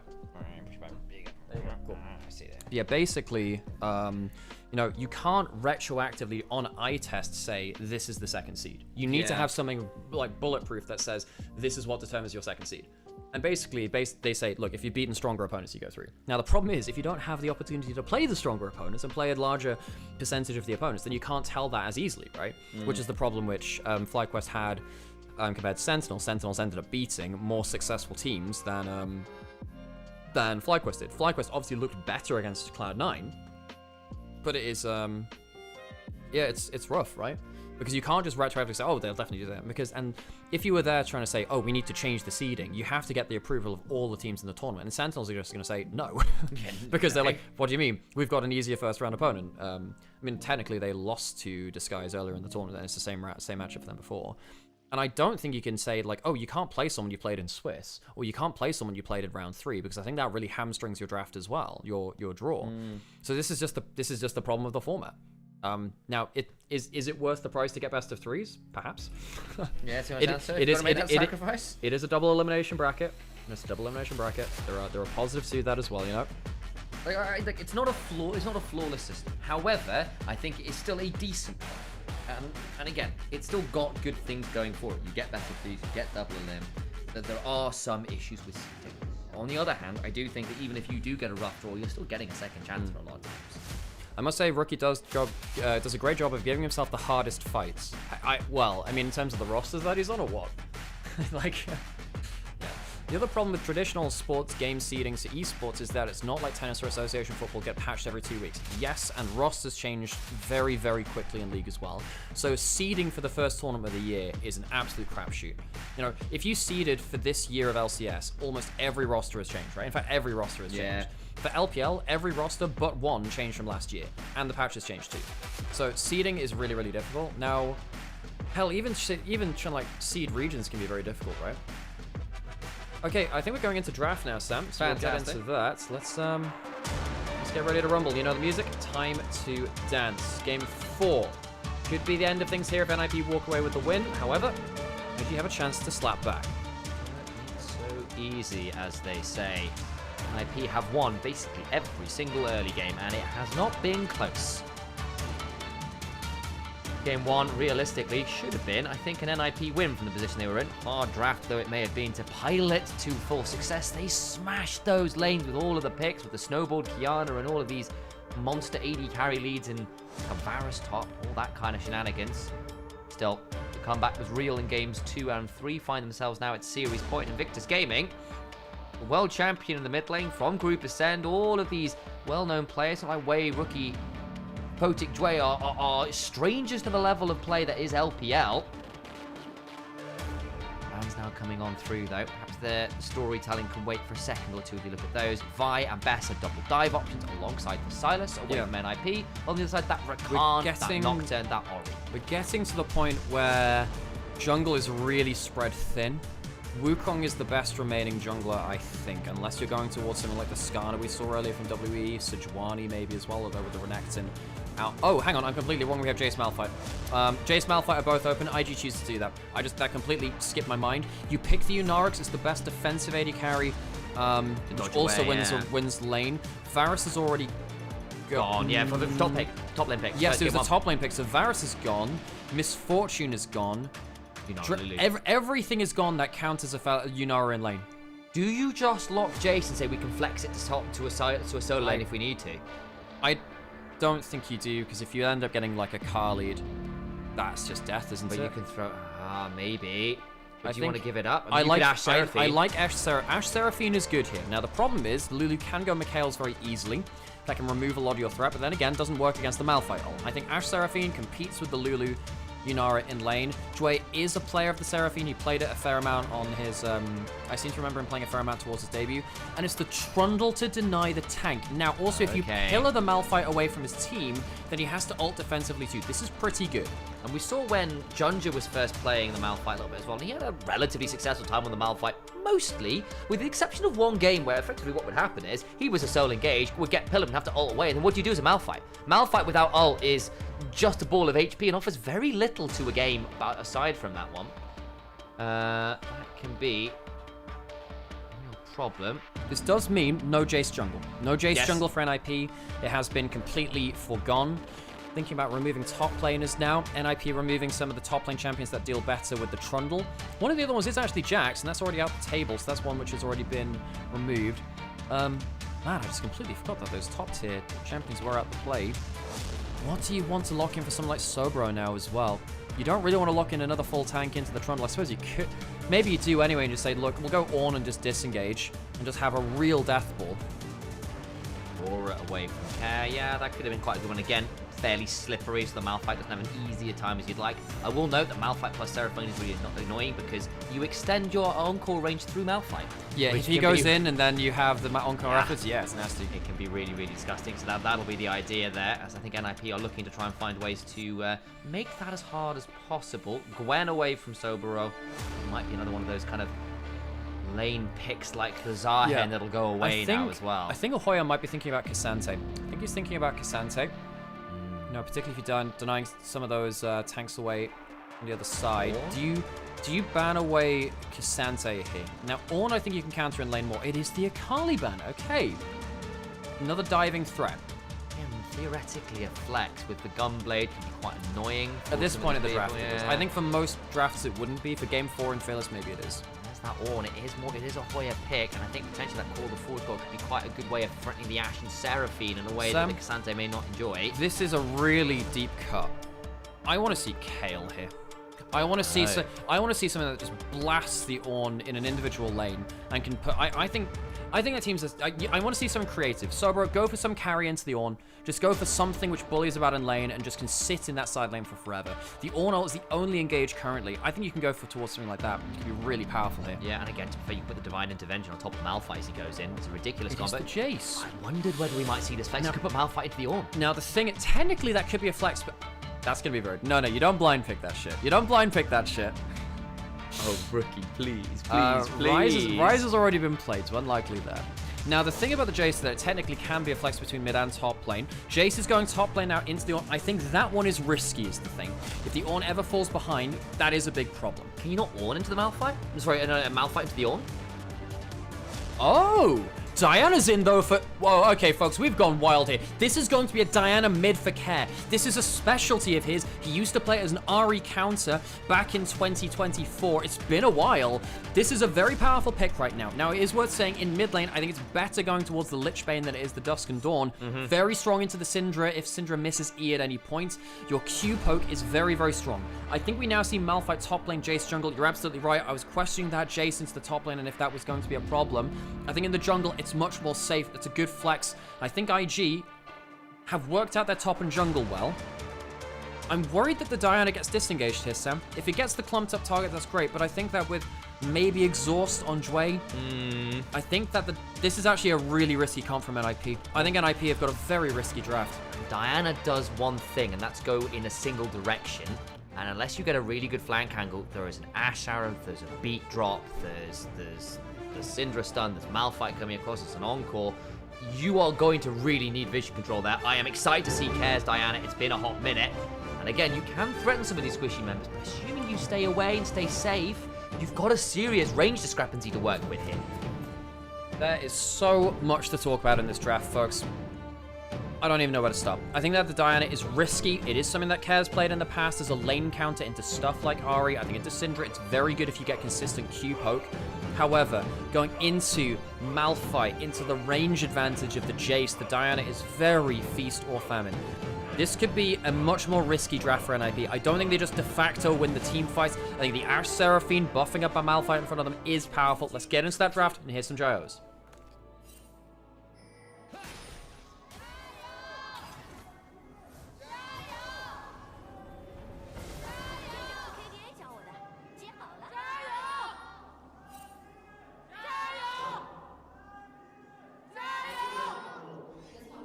It is late in the day, folks. Game 4. We are on a 9-game day, which normally would be the max you get with a triple best of 3, but today it's a double best of 5. We could still see another game after this, folks, so get ready for the spice. Yeah, Rookie going towards his most played champion of the split in the Syndra. It's been a revisit to the old classic. There are so many moving parts to this draft. We do have the Jace, however, it's Jace into Ornn Trundle, which is a really nasty combo. In fact, just in general, Ornn Trundle's a good combo. Worth noting as well, the Malphite will get kind of dunked on by Trundle at points in this draft. If he jumps in too readily, Trundle ults him, and he really hates it. Really, really hates it. The Jace is fine into the Trundle in the 1v1, but as soon as the rest of the team comes through, a pillar into anyone nearby on that top side is going to be a problem for him. You know, Diana will one-shot. Ornn will lead to Diana one-shotting him pretty much as well. I'm trying to think who comes away better from this. Look, the Malphite being ulted by the Trundle is a problem. I think that the Death Ball of the Ashe Seraphine is really, really annoying for Trundle Ornn. I don't think they like playing against that at all. I didn't see the Summoners picked up by Jway, actually. Did he still go for that heal? Does anyone have an exhaust on the team for the Diana? That could actually be crucial here, depending on the build which he goes. No, there is no exhaust. That's actually an important thing to track. Yuan going towards the bot side, spotted out by the map hacks of the Ashe. Very rude of him, really, isn't it? Yeah, I know. It's I don't know. It's just like, dude. Why are you hacking me? Why you got cameras in my house, man? Why you got cameras? Like, bro. That's like, bro. Why would you do that? That's really sus. Top lane, Cerberus doing fine into Hoya. Now, typically, yeah, Care was the last guy to play this, and it was 24. I remember. In fact, I remember casting this, and in fact, it was versus NIP. Except Care was on the other side. Yeah. He was FPX Care. He played it into Rookie's Ahri. I seem to remember this actually at that point. This was the counter he brought out. I believe it was in the first split of that year. That was the meta of the time when it was like Ahri, Talia, Aurelion Sol meta. So he started bringing that out to say, okay, well, this can counter it in lane. Thank you for the follow, by the way, Draw. Dr. AA. This one is a really hard one to predict, folks. This one, So hard. these now, because this is also teams which have flaws themselves. This isn't like they're going to play everything perfectly. We have to think about comforts. Oh, God. This is very close. This is very close. I think both teams have good engage. Wade's trying to get this first strike down there, and does. Not bad. Doesn't land that E there onto Assume. Way is on the Jace. Way! As Daitako Helios would say. Would they? Way! Wouldn't they? Yeah, that's what they say. They said it a lot, actually. It's really kind of annoying. So, question, we've got a little potential look at the gank here, mate. In fact, it will No be. question, Sam. Let's fight. There will be no question. There'll be violence. Say, flash the charm. There's the pillar as well. In fact, it's a spooky house. Rookie gets away? No way. Oh, it's under 50 HP, but Rookie definitely showing his veterancy there. Survives with a pot ticking and just enough HP. Question, Max. Yeah. We were chatting about that potential counter matchup there of the Diana into the Syndra. Ahri. Yeah, Ahri, yeah. And obviously here we've got the Diana here. Behind Rookie in the lane here, actually, early on. Question in terms of, like, why is the Diana so potentially picked into things like the Ahri, where there's obviously quite a lot of mobility and stuff? Because she obliterates them. Like, she hits like max ranks of Q with like a Ludens or a Lich Bane or whatever, and she just obliterates them. Like, for those of you who haven't played against a lane Diana for a while, you do not understand the threat of like 2 Qs hit from a Diana and you're dead. Yeah. These champions in meta, like, so stuff like the Ahri and the Syndra, they don't build enough HP. They don't build enough HP, and it can be a real problem. Now, the thing about Diana is that if you do get disengaged and you don't kill on the all-in, you get fried. Now, of course, one of the problems with... now, I really like playing the match of Syndra into Diana and the Ahri into Diana as well, because effectively, if you ever win the mind game and she gets her dash cancelled by your stun, you get some crazy damage back. And as you can see here, you can zone her off of early farm. Wade's coming in mid lane too. She has no flash. The stun does land, but I think the draw there...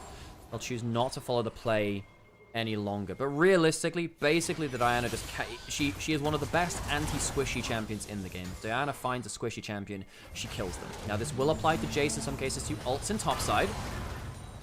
Looking for some potential damage. Sobro will have his own ult. Does he need to burn it? I think he might need to with the Blitz Brittle. How much will come through here again? Knockup comes through. He's really playing with fire here. So, bro, one last thought. So the minions are actually getting close to killing him too. Almost below 50 HP himself. I think he probably could have just ulted out to safety before to stop himself the heart palpitations and give ourselves a little bit of a lower BPM as well on that. Sobro gets his passive back though. We'll be able to farm up a bit here, and you can see some of the threat which won't hang on. So the Brittles coming through. It's just the first blood for Hoya. Sobro, the laning pressure becomes a problem again. Care jumps in, trying to get the kill on Wei, but no extra tower shot. Wei lives. Man, oh man, they get away with it, but it is a close run thing. And NIP do end up getting a kill in topside, but losing one in mid lane. Which one's more important? Rookie stealing away the 6-minute Scuttle Crab, which typically gives you level 6, but Wei has a little bit more there. Is the Smite going to come range in time? It's really close. I think that goes to Wei. I saw the gold going over there. And yeah, Guon does not get the level 6 from that. So 1,000 gold lead to IG early, despite the fact that Sobro goes down. I'm not going to lie, Sam. Sobro's laning phase continues to be a disaster point for IG. It's genuinely costing so much across the series. Yeah, you see the full burst coming through. Flash, ult from Rookie. Bot back under tower. Care thinks he gets the kill there. No second tower shot coming through. Can't get himself out to safety. Care down early game 2. Now, I actually remember that the Diana game which Care played 2 years ago, and it's crazy what you have like random memories of, but I do remember Care's Diana game versus NIP literally 2 years ago, pretty much to the date actually. He got blasted early and it wasn't a counter. He fell behind in lane. He went very, very far down in that game, and funnily enough, he was down like 50 CS and then still managed to get a solo kill in the side lane, but didn't really change that much there. Hang on, Lulu's buffing up Photic, level 6 hit though, forcing the cleanse. Ooh, that's bloody close. Photic flinching away. The last auto from Jura with a little bit of help from Pix will make that, excuse me, the 1 for none right now. Out comes the root to stop the easy follow-up from Assume. What a time to control. The Glitter Lance has hit Sam off screen. Rookie's dying in mid lane. Care gets the kill there. Jue escapes through the bot lane, and it ends up being 1 for 1. No, 2 for none. Yeah. 2 for none across the map. NIP slapping back and evening up the gold lead. Well, and again, important that Care does get that kill, was falling behind a little bit there, gets the early Dark Seal stacks as well. See what the build will be for this. It's basically, I think Guwon just puts a pillar down as Rookie's looking towards. Yeah, let's just watch the Diana damage right through here. Just flies in, dodges the stun, and then blam. Really nice kill combo, just make sure he isn't hit by that stun. Care gets a clean kill. Now the problem is Care has 2 stacks on the Dark Seal. He's even enough in fact. Look, if Diana's within 10 CS of you, Diana is happy. She's used to getting zoned out like 20 CS in early lane. Can be a real problem factor for you. Now he's at the point where he can actually just start getting a little bit of magic resist to tank an extra skill shot, start flying through those extra Qs. Dragon is taken by IG. Care is going to be a problem in this game, folks. Oh, like a really big problem. Watch out for Care's like Q poke. Gets to wave clear fairly effectively too. Oh, he misses the stun. And there's the Moonfall, and in comes the call of the Forge God of Rookie. I think he'll need to flash, and does. Important that. Sam, you wanted to know why Diana is a counter against the Syndra? Syndra is just too squishy. You miss your skill shots, Diana instantly all-ins you. It's the old assassin gameplay. I miss seeing more assassins in mid lane which punish like that. Champions like your Zed, your Talon, or if you miss something important, you typically kind of dunk on them up until you miss something. Then you die, then they're in the game, then you have problems because they can start jumping out of fog of war. Care, one of the very few players that still plays this at the top level. He's always held it in the back pocket. You know, we talked about him being an Ahri main in the past, good at that. Specialized champion pool does Care have. Doesn't get to bring this one out that often, but hey, Fearless is a thing. This allows us to see a little bit more of this, and while he is behind a bit of gold, I'm not kidding, folks. Care is in a position to carry this game already, because he's not completely blown out of lane. Rookie did survive at that last one, but being down a summoner against a Flash Ornn, Flash Diana, Flash Trundle is going to get him killed in the next 5 minutes.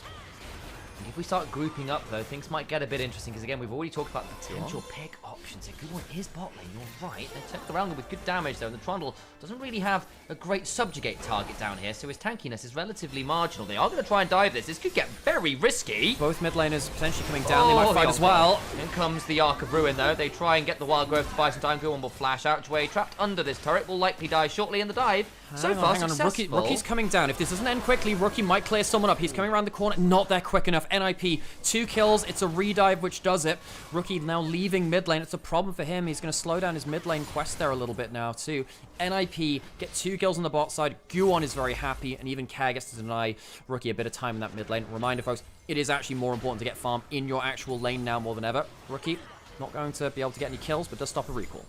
Does it that? We'll be able to pick up the majority of this. I wonder whether it might be a little bit risky to make that dive happen, but the Wild Growth ended up giving Guwon enough tankiness alongside that subjugate to not be too threatened. Something over in chat, you know, Diana dies if she's hit by an Ashe arrow. One of the problems is you are against an enchanter. Yes, have the Ardent Sensor here. I would imagine, one, Care has the Mercury Treads, which is a big problem in general. And the second thing is, I would imagine Jaw's next item is a Mikhail's. I think it should be a Mikhail's in this game. It'll be very important for the rest of the team to have that.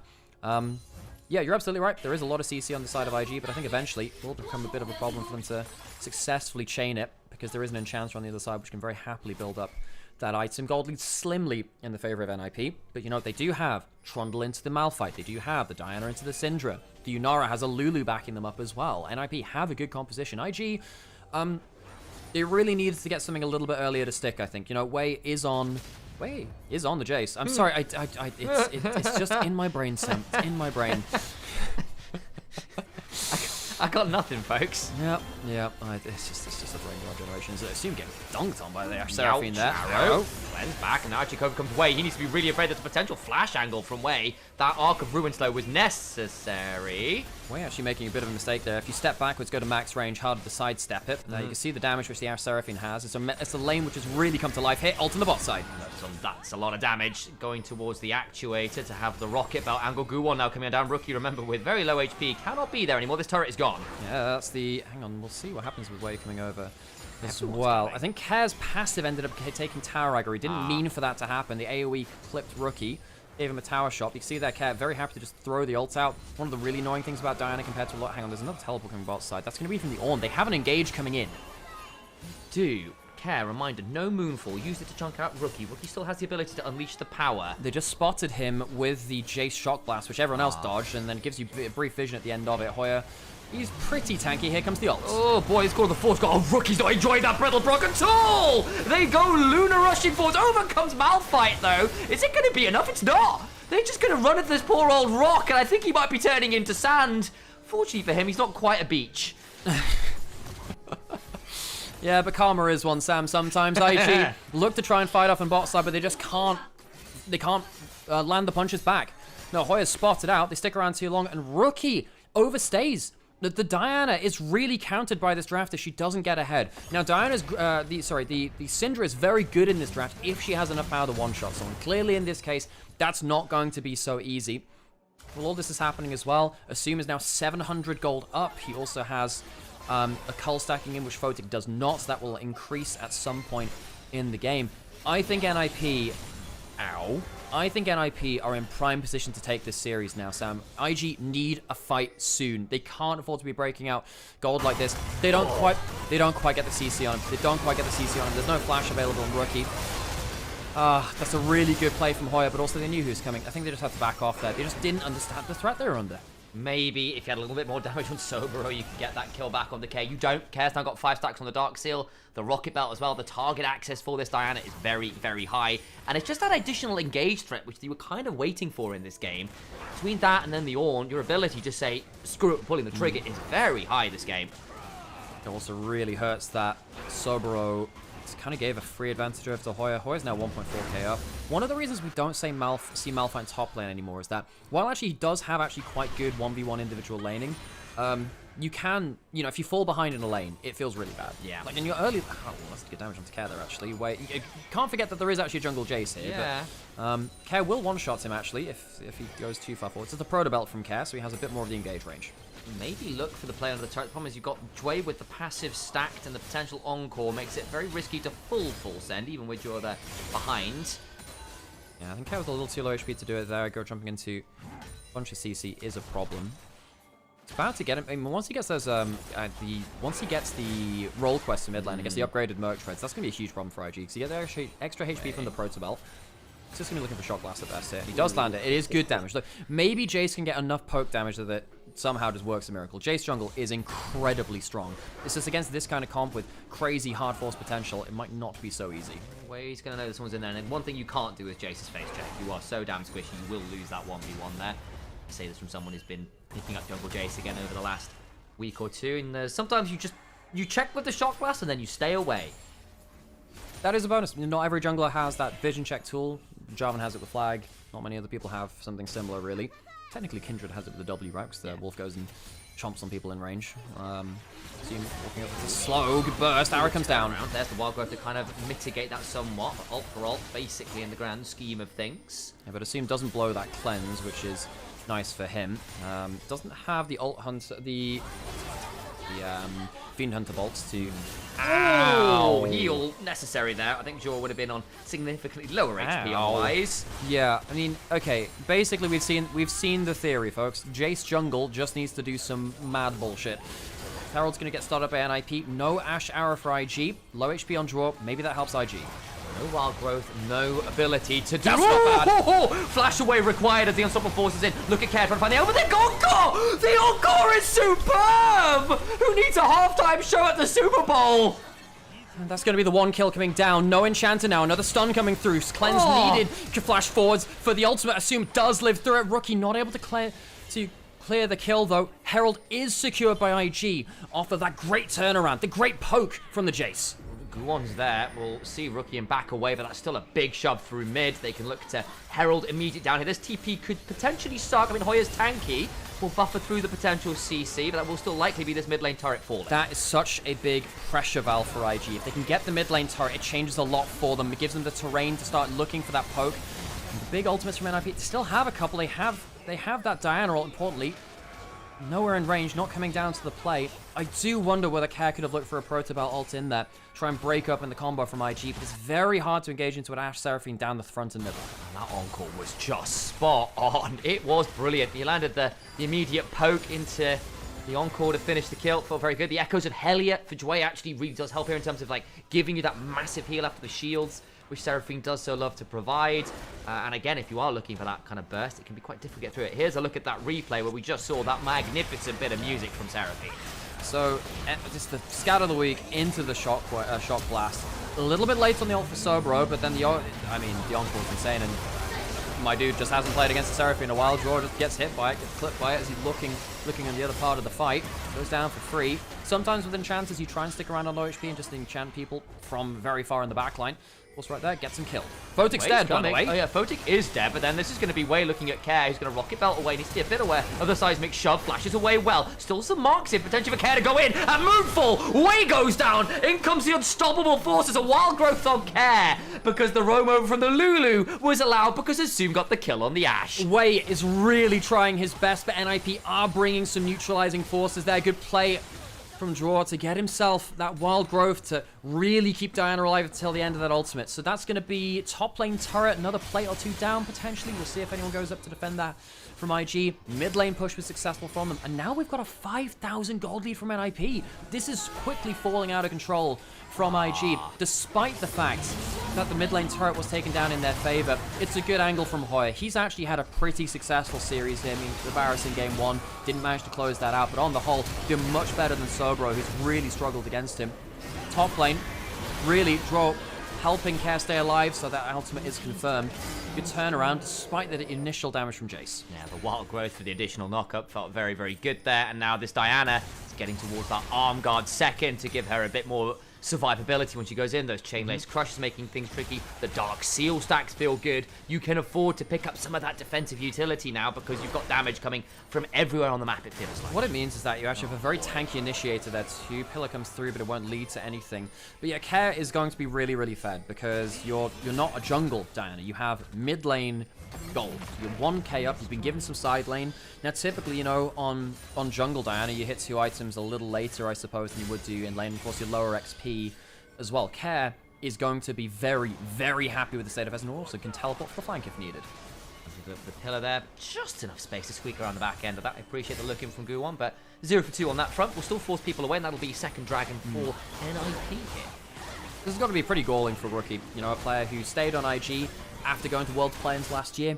You know, this is a team which had the Shy and Mako both take breaks from the roster, and we thought, well, IG, they're definitely taking a downgrade. And then they won Demacia Cup, and they gave us a bit of hope. They beat JDG, gave us maybe a little bit more hope, but the silver lining has started to tarnish now, and there ain't much there at grace for them to go recover here. NIP, a team which is somehow outperforming our misses. I don't know, Sobro, whether you win this 1v1. Guwon will still back away. Didn't have the smite up, so it would have been risky to stick around for just the red buff. Care got hit though. He had the magic damage shield off. Care got hit by the arrow. I only just saw it. I was like, wait, why has he got that shield? Oh. Yeah, I think he got nailed by the arrow as he went live by Guwon. But yeah, no, NIP are a team which we didn't have crazy amounts of hope for coming into this year. We thought they'd be, you know, they had Doomby last year. We thought, well, he's gone now. What do NIP have to promise, really? But they've looked really good in Perseverance, even after losing players like Leave, who was one of their main carries last year. However, NIP, they are starting to look quite coordinated, quite creative, picking up Care from FPX. That's been a good pickup for them, actually. He had a quote earlier from an interview earlier this split where he's like, look, people criticize me when I lose, but where are my props when I win? No. He does get some harsh criticism because he's a very streaky player. When he loses bad. Okay, I'm not going to defend him for that. His losses are poor. However, I've always been a defender at him when Care shows his best games. When he is playing stuff like the Ari, this Diana game, which has come out of nowhere. Some of his better Azir games in the past too. Care is one of those mid-table mid laners that can occasionally upset the top of the table. Now, this is much more of a mid-table matchup in these teams, but keep your eyes on Care. If he's on a good day, Care really can punch up. And I'm excited to see more players like Guwon. And again, he can be really reckless, guys. Him and Duo both are aggressive players. It's part of the LPL mindset in general, but it's the reason we see him on things like the Trundle, the Kiana. He loves those carry options where and when he's allowed to have them. Baron is being started by NIP. If they get this, I think it's lights out for Victor's game, and they're going to try and contest. I just don't know what they can do. Malphite's teleport. It's going to be too late. They're not going to be able to get the Baron. Rookie's now out of position. Do they call the Ornn ultimate? The pillar blocks them out. Out comes the Ornn ult. Sobro going to be forced to run away. It's a decent jungle to Assume, who is hit by that shot blast. The problem is, it's a polymorph that's going forward into Sobro, and they'll back away with the Baron to their name, and NIP feel very happy about the play. So it's 1 ult for 2. Sobro does see that the Trundle's down. Where's he going? Well, they're going to try and jump onto him. He'll be forced to ult away. Rookie potentially with a scan of the weak angle over the other side, but again, it's only really onto Hoya, not anyone particularly meaningful. And it's not even like the Diana's that squishy. You can't exactly explode them like that. So NIP, now they get to walk in with no Ash Arrow available, with double front line and that Trundle and the Ornn to tank up Shock Blast like this and just grind IG out of this series. It's gone. It's gone. It's gone. Another turret falls. And again, you're looking at this and you're going, you know what, Assume Endure, good series for them. They were pretty mixed, honestly, in Perseverance, though I think some of our bot lanes in Perseverance were somewhat underrated. They're having a good showing here. Care, I think on the whole has been second best to Rookie in a lot of these games, but in this final game, locks in the Diana and has a really good showing. Oya has also, not to put too fine a point in a player that we've had questions about whether he's a lost condition, has monstered. No, I've criticised this guy heavily. You know, when he was on TT, occasionally had good games, but largely, if he fell behind a game, and he would very often, he would be the lost condition. Now, NIP, I don't know what's changed for him here. He started to pick up more carries, started to be more successful, all in all. You know, he's been top lane Varus play, one of our very best, actually, within the LPL. Lost for the first time on it in this series, but he individually played pretty well up until that. Not for lack of trying. Yeah, I mean, he in fairness, he did kind of inted around that inhibitor. We're not going to protect him too much from that, but, you know, NIP, let's start trying to sing their praises, folks. It's a team which has come out atop of Perseverance, and, you know, if they win this, they get into playoffs, perhaps unexpectedly so. Despite losing Leave, despite losing Doomby, all of the hype around that roster last year, somehow, some way, the irony may be that this roster here in Winter 2026 maybe the better version. The Onkel comes on through, and unfortunately only charms the Forge God, who's a little bit too grumpy to care too much about pop stars. His fandom ends quite quickly. Yeah, I might need another 2 drinks or 2 before going into that charm.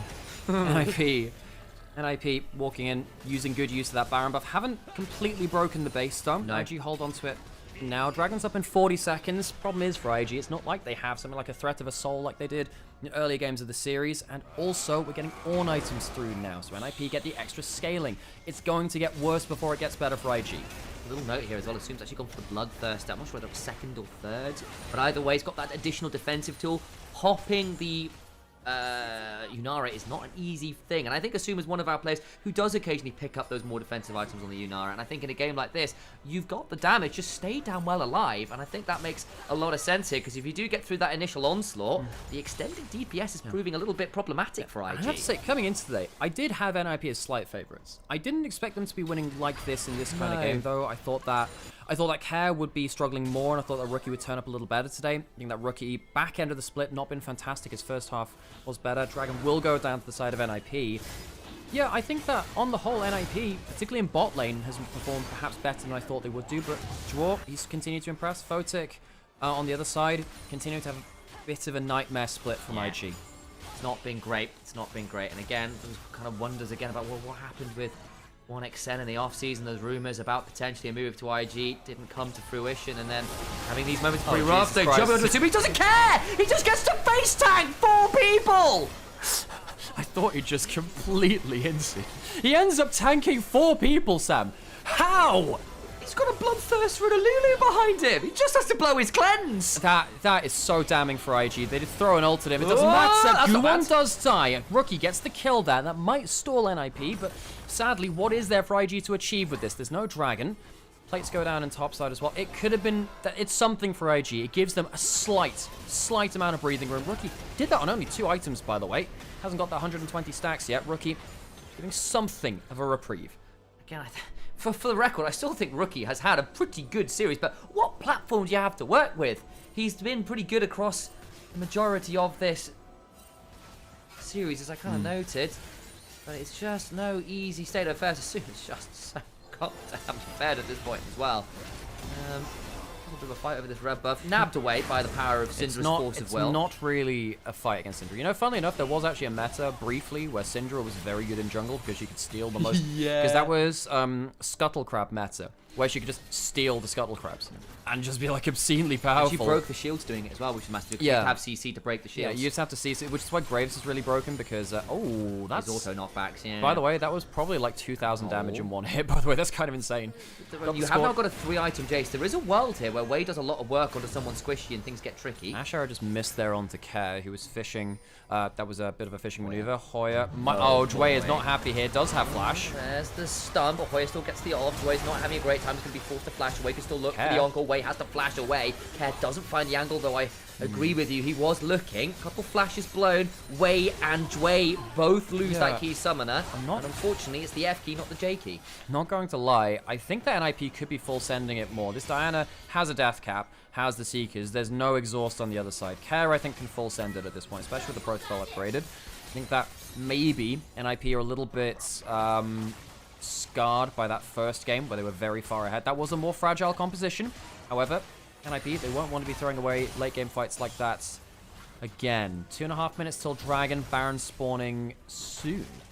And again, Jace, because of how fast he farms and how relatively cheap his items are, I mean, the first couple are expensive, but after that, he just tends to get the lethality items, which are just cheaper on the whole. It's very easy to keep up in items, and this 3-item core will sting. And again, if you sit around these objectives too long, it can be a problem. Baron rushed, and again, we saw the last time, the problem wasn't the poke, it was getting into the damn pit. Sobro has level 16, and NIP have all the tools to keep them away if they want to. How quickly is this going down? They might be able to get in range for a Malphite ultimate. It's not going to stop the Baron dying, though. Wei doesn't get here. Now they get that. Can they find anything on the retreat? No, they cannot. Baron. Another Baron over. Okay. Stairs, yeah. And that's a problem because it's going to overlap with the Dragon's... Like, it's a problem in general, but it's going to overlap with the Dragon's Soul spawn for NIP, so IG have not managed to win a fight this entire game, for one. No. It's been hard coming for them. Question is how can it start? Now they catch our cap. Can still burn that god. That Zhonya's does so. Can potentially flash in here. Does he want to make that play? Flashes away instead. Probably wise. Can they make the catch? No, they can't. They're probably not quite in range. That's all the while NIP shoving through this top lane. That's not a bad option. It does break that Seekers. Teleport, that's going to be the Diana, who still has that Proto Belt to help get in range. Very base finally broken. Do they want to pull the trigger? The scatter's down. Threatening there was Care. Did wonder actually if they call the Call of the Forge God in. Try and threaten them as the scatter of the week went wide. Choosing not to. Huh? Oh, instead of calling? Yeah, it's a text message of the Call of the Forge God. I thought that was on. Just call them. Text me. ITGIRL. Yeah. I can't remember the rest of that song. FORGE God. You know I am that God. Oh Jesus Christ! Don't let me brain rot again. Don't let me near the brain rot, Sam. I need to detox like quite seriously. Oh, it's too good. Okay, Dragon now in 30 seconds. NIP still wearing the Baron buff, going towards that. Full Zhonya's was just built up by Care as well, so it's not even like breaking that Seekers feels that good for IG. Well, 8,000 gold in the lead. It is a relatively slow game from this point. Again, we aren't just about to press 30 minutes. It's not like it's going extremely long. But 5 seconds till Mountain Soul, you get that, and it gets harder again. Here comes that Call of the Forge God. They want to find something more. Care threatening the oil in. There it is, the Moonfall! And unfortunately, then gravity will bring them crashing right back down to Valorant. Sabura will flash away, just about surviving for now. The problem is Invictus Gaming have lost 2, and they've got 5 members of NIP hungry to upset, theoretically, the Team Ascent team. NIP, the moon comes at their beck and call, brings the waves up to high tide, and IG is sinking beneath the waters. Flashing in is assumed. Ooh, he said that might be a little bit much. Can they not overstay? Remember, NIP fumbled the end of the game, and losing the AD carry, they can't end it. They managed to just about bob their heads above the water. Again, Rookie takes down Assume. How important might that be? It will delay the game. They're going to back off for the Soul, choosing not to try and end the game. Go back for the guaranteed drag. Well, they'd assume to be the guaranteed dragon. Wei is dead. No smite available. Can anyone get in range? It would have to be a Miracle Steal. I don't think that... Well, yeah, it would have to be Rookie. It has to be Miracle Steal. Watch it. He tries. It's not quite there. We've seen Syndra's do it before. But there you go. Mountain Soul for NIP. And despite the game holding on, it ain't clean from NIP on the exit. No, this play was really good. You know, you just get the full everything. The Brittle gets procced, so it just does so much damage. There's CC'd in place by the Wild Growth as well, which allows it just to go overdrive in the damage. That's what we were waiting for. Big wombo combo. Sobro does just about make it out alive. Base is now broken in 2 places, though, and Mountain Soul is there. Like, this is not worst case scenario in the game ending, but IG, it's not like they're particularly stronger here. NIP just got themselves a permanent buff onto double tank frontline of the Trundle and the Ornn. It hasn't got easier for them. I need Wei to have a Serpent's Fang now. At the very least, Rookie has got 3 items. Blackfire, Death Cap, Void Staff, all the stacks. Rookie will pop most people here with a good combo. Well, I'm not sure he'll pop the frontline as the problem. No. And you're not going to be able to pop Care that easily. He's got a Spell Shield and the Zhonya's afterwards. Even then, the Wild Growth, I mean, I look at this, it has to be someone isolated, and he's going to have like, optimal combo. Yeah, it's late game Syndra, but triple Mountain Dragon? The Void Staff helps, but Rookie's going to have to work overtime here. I think he's been trying that, and it is getting very late. Game 9 of the day. He might be saved from the immensity of a 10th game. Who knows? One final push. The inhibitor's down. Invictus Gaming have got to hold the line somehow, and I don't think the ninjas in their pajamas want to give them a chance. They want to put them to bed. They want to put them to bed. They know exactly what that feels like. Took them in, put them on the right side of the bed, and ensure they go night-night. It'll be put 6 feet under. It turns out the bed was a coffin all along. The ninjas are in pajamas and the Invictus are in a casket. NIP will take their playoff spot and send IG down to the lower bracket. Invictus Gaming will have one last chance to go towards playoffs, but NIP will get there in their place for now. And there you have it. Invictus Gaming humbled in a number of early games there, and NIP in their home arena.